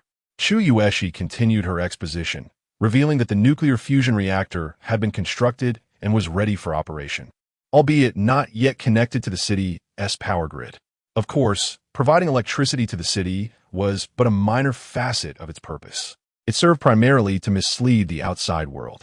Its true function is to power the super devices within, containing what could be described as the pinnacle of human civilization's technological achievements. The crowd had grown numb. This was indeed astonishing. Chueshi reveled in their awe. The feeling of revealing such marvels before an audience was exhilarating. Prior to the apocalypse, even her sister had been unable to discuss such matters with her. During my tenure as chief engineer, I discreetly left a backdoor in the system that no one could detect. Through this backdoor, I can wield the highest authority over it. Once I remotely control the system, I will thoroughly lock all mechanisms inside. When the time comes for us to utilize it, we shall simply seize control of the location. However, I anticipate that we will not need to access it in the immediate future. After I activate the ultimate defense system there, even nuclear warheads of immense yield will be incapable of inflicting any damage. Chueshi playfully glanced at Lin Xia, realizing that from this point forward, the surname would be Lin. It was no wonder that Chueshi exuded such confidence in technology. She possessed ample reasons to be proud. Lin Xia felt that she had been exceedingly humble in her demeanor. Just from the fragments of conversation that Chueshi had shared, one could easily surmise the immense value she held. She was merely in her 20s. Given sufficient time and resources, she could undoubtedly establish a superpower anew. Chueshi could very well be regarded as the embodiment of a nation's foundation. At this moment, Lin Xia truly felt hesitant to exert herself. After Chueshi discussed future plans with the group, time had slipped away. Su Mayan, her cheeks flushed with embarrassment, pulled Lin Xia into a room. It was time for them to shine. Su Mayan was determined to harness her extraordinary abilities. Everyone was tacitly aware of what lay ahead. It was merely a matter of time. Nangong Shui and Qiao Yin, the mother and daughter duo, also retreated to their room to prepare their secret weapons. Soon, it would be their turn to take the stage, eager to repay Lin Xia for her life-saving grace. Before long, peculiar sounds emanated from Lin Xia's room. Chueshi looked apologetically at her sister. "I'm sorry for dragging you into this predicament. I thought I could manage it alone." Before she could finish her sentence, Chueshi interrupted, laughing cheerfully. "What, dear sister, do you wish to keep it all to yourself? Your foremost priority should be to regain your health swiftly, so that we too can produce sounds as melodious as theirs." Chuexi's face turned crimson. It felt as though her sister was more enthusiastic than she was. Chueshi glanced at Lin Xia's room and continued speaking to her sister. "I have already showcased my value outside the room. However, if we wish to elevate our standing in Lin Xia's heart, we must unite our efforts to demonstrate our worth within her room as well." Chueshi, intrigued, inquired, "What value within the room?" Chueshi, observing her sister's identical visage, noted that they bore almost no difference in physique or temperament. Individually, they were already breathtakingly beautiful, and with a touch of unique charm, it was unlikely that any man could resist their allure. It's precisely that. Chueshi pointed toward Lin Xia's room. "Look, we already have a flight attendant, a soldier, a teacher, and a campus belle. Moreover, it appears that the latter two are a mother and daughter pair. I am a researcher, and you are a doctor, not to mention that we are twins. The situation is abundantly clear. If we wish to secure a place within this room, we must fully leverage our advantages. This will be a long-awaited opportunity for us sisters to fight side by side. Shoulder to shoulder, we shall surely not be outdone by those elder sisters." As she gazed at her sister, whose cheeks were flushed with excitement, Chueshi found herself at a loss for how to react. To her surprise, Chueshi had adapted even more swiftly than she had, already immersed in the intricate dynamics of courtly favoritism. With a determined grip on her sister's hand, she led her to the control room, where she powered on her computer and began to unveil her findings. "These are all of Lin Xia's browsing records that I inadvertently stumbled upon this afternoon. I have meticulously categorized them," she announced. Upon opening one of the files, a sultry melody filled the air, causing both sisters to blush deeply. The contents included all of Lin Xia's videos and game information related to the theme of sisterly bonds. "We must thoroughly study this," Chueshi insisted. Subsequently, Chu Xinglan pulled over a chair and settled herself earnestly at the desk, eager to absorb this newfound knowledge. Both were top scholars, fully aware of the significance of the material before them. They exchanged knowing glances and couldn't help but smile, recognizing the considerable advantage they possessed. Chapter 90. Su Mayan awakens her abilities the following morning, after an entire night of relentless effort from Su Qian. Su Mayan joyfully announced to everyone that she had also become an ability wielder. Upon hearing this news, Su Qian was overcome with emotion and wept tears of joy. Her tireless devotion the previous night, risking everything to assist the young lady in acquiring the mysterious substance, was not in vain. Such a daring endeavor earned her the unwavering respect of all present. Truly, as a favored maid, she possessed remarkable qualities. Thanks to Su Qian's perseverance, it was finally time for the young lady to share the burden of pressure. Although she was aware that Lin Xia had the capability to bestow abilities upon others, she was astonished that one of the sisters had acquired an ability so swiftly. Eagerly, she wondered what kind of powers she and her sister might possess in the future. "Sister Su, what is your ability like? Could you demonstrate it?" Su Mayan nodded in affirmation. "Of course. However, my ability is unlike theirs. It seems to be of the mental variety. The sensation of possessing such power within me is truly marvelous." She then gazed intently at a cup on the table, her eyes fixed upon it as she gradually unleashed her ability. Slowly, the cup began to levitate into the air. Chueshi approached the floating cup, inspecting it from all angles, yet she could not discern how it hovered without any visible support. This miraculous phenomenon defied all existing scientific explanations. Is this what ability is? Indeed, it is a wondrous force that transcends human comprehension. Is your power the ability to levitate objects? Chueshi inquired. Su Mayan shook her head. My ability appears to be a form of mental energy that can be applied to both objects and individuals. When directed at an object, I can momentarily control it, just as with this cup, allowing it to float. However, I can only manipulate relatively light objects. The true application of this ability lies in its capacity to instill dread within the minds of others. Subsequently, Su Mayan began to demonstrate her power. Although her exterior remained unchanged, those present suddenly felt an overwhelming sense of fear emanating from her, as if confronted by a tyrant who had slaughtered countless souls. A chilling aura of death and destruction seemed to radiate from her, as if she could effortlessly take their lives. The hearts and minds of the onlookers were gripped by her imposing presence, leaving them unable to control their bodies, as if they were resigned to their fates. Soon, Su Mayan retracted her ability, and everyone regained control of themselves. Among those present, only Lin Xia remained unaffected, while even the newly empowered Selena and Jiang Ruoxue felt a sense of discomfort. The reactions of the others were even more severe. They collapsed onto the sofa, their bodies feeling as though they had turned to jelly, utterly devoid of strength. Witnessing her sisters in such a state, Su Mayan was immediately filled with alarm. She had not anticipated the immense power of her ability, which had left everyone in a state of awe. "I sincerely apologize." Su Muyin hurriedly channeled her powers to help everyone regain their composure after the unsettling experience. "I'm truly sorry. My mastery of these abilities is still quite rudimentary. I never expected them to be so potent." Gradually, under Su Muyin's soothing influence, everyone began to calm down. Those who had yet to awaken their powers were consumed by a singular thought. The true terror of such abilities made them yearn to become gifted individuals themselves. It was only through experiencing these powers firsthand that one could comprehend the vast chasm between the empowered and the ordinary. Particularly for Chueshi, having personally felt the impact of these abilities, the value they brought forth was unmistakable, an epic-making revelation. She cast a grateful glance at Lin Xia, relieved that she had chosen the right path. Soon, she too would wield such extraordinary strength. Thus, she inquired of Su Muyen. Is this what it means to possess abilities? It is indeed wondrous. This power represented a novel system, previously undiscovered.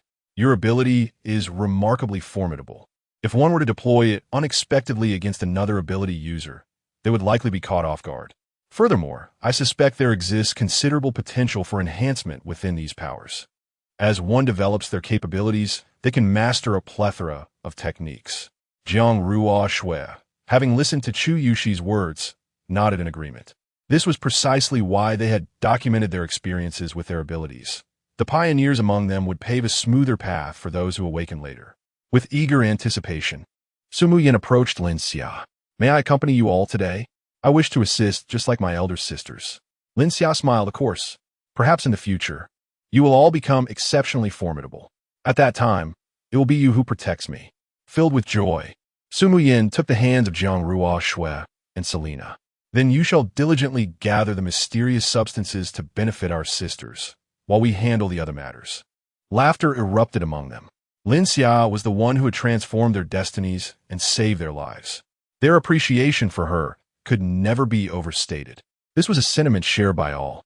As they boarded the air cushion boat, Su Muyen was brimming with excitement. This was her first time accompanying Lin Xia on a mission to collect supplies, and her emotions contrasted starkly with the last harrowing escape. With Lin Xia by her side, she felt akin to a noble princess on an outing. Her large eyes gazed out at the wintry landscape, exuding an adorable charm. Outside the vehicle, the world was blanketed in pristine snow, as if entrapped in ice. The entire realm was enveloped in a serene silence, devoid of any sound. The towering edifices resemble vast steel tombs, concealing the fates of countless souls within. As they navigated the hovercraft past the community entrance, the sight of frozen corpses, half buried in the surrounding snow, was all too evident. They had not ventured far from the confines of the neighborhood, nor was there anyone capable of retrieving supplies to bring home. Clearly, they had underestimated the peril of an apocalyptic cold. Haitian City, a quintessential southern metropolis, seldom experiences winter temperatures plummeting below freezing. Consequently, thick winter garments were rarely prepared. It is entirely understandable that they would meet such a grim fate by underestimating the ferocity of the extreme cold. Layering inadequate clothing offers little protection in an environment where temperatures dip below 70 degrees. Moreover, prolonged hunger has rapidly diminished their physical resilience. Faced with a myriad of adverse conditions, the prospect of venturing outside in search of resources becomes perilous. Once their strength is depleted, death is all but assured. In the face of such a cataclysmic disaster, the ordinary individual finds their options exceedingly limited. Regrettably, it seems that for these souls, death is the only available resolution. As Su Muyen gazed upon the ice-sculpted figures, she was reminded of her own precarious situation. Had Lin Xia not come to her rescue, she might well have succumbed that fateful afternoon. Her so-called wealth and lineage held no sway against the might of nature. This frigid apocalypse promises to indiscriminately extinguish the lives of all who cannot adapt.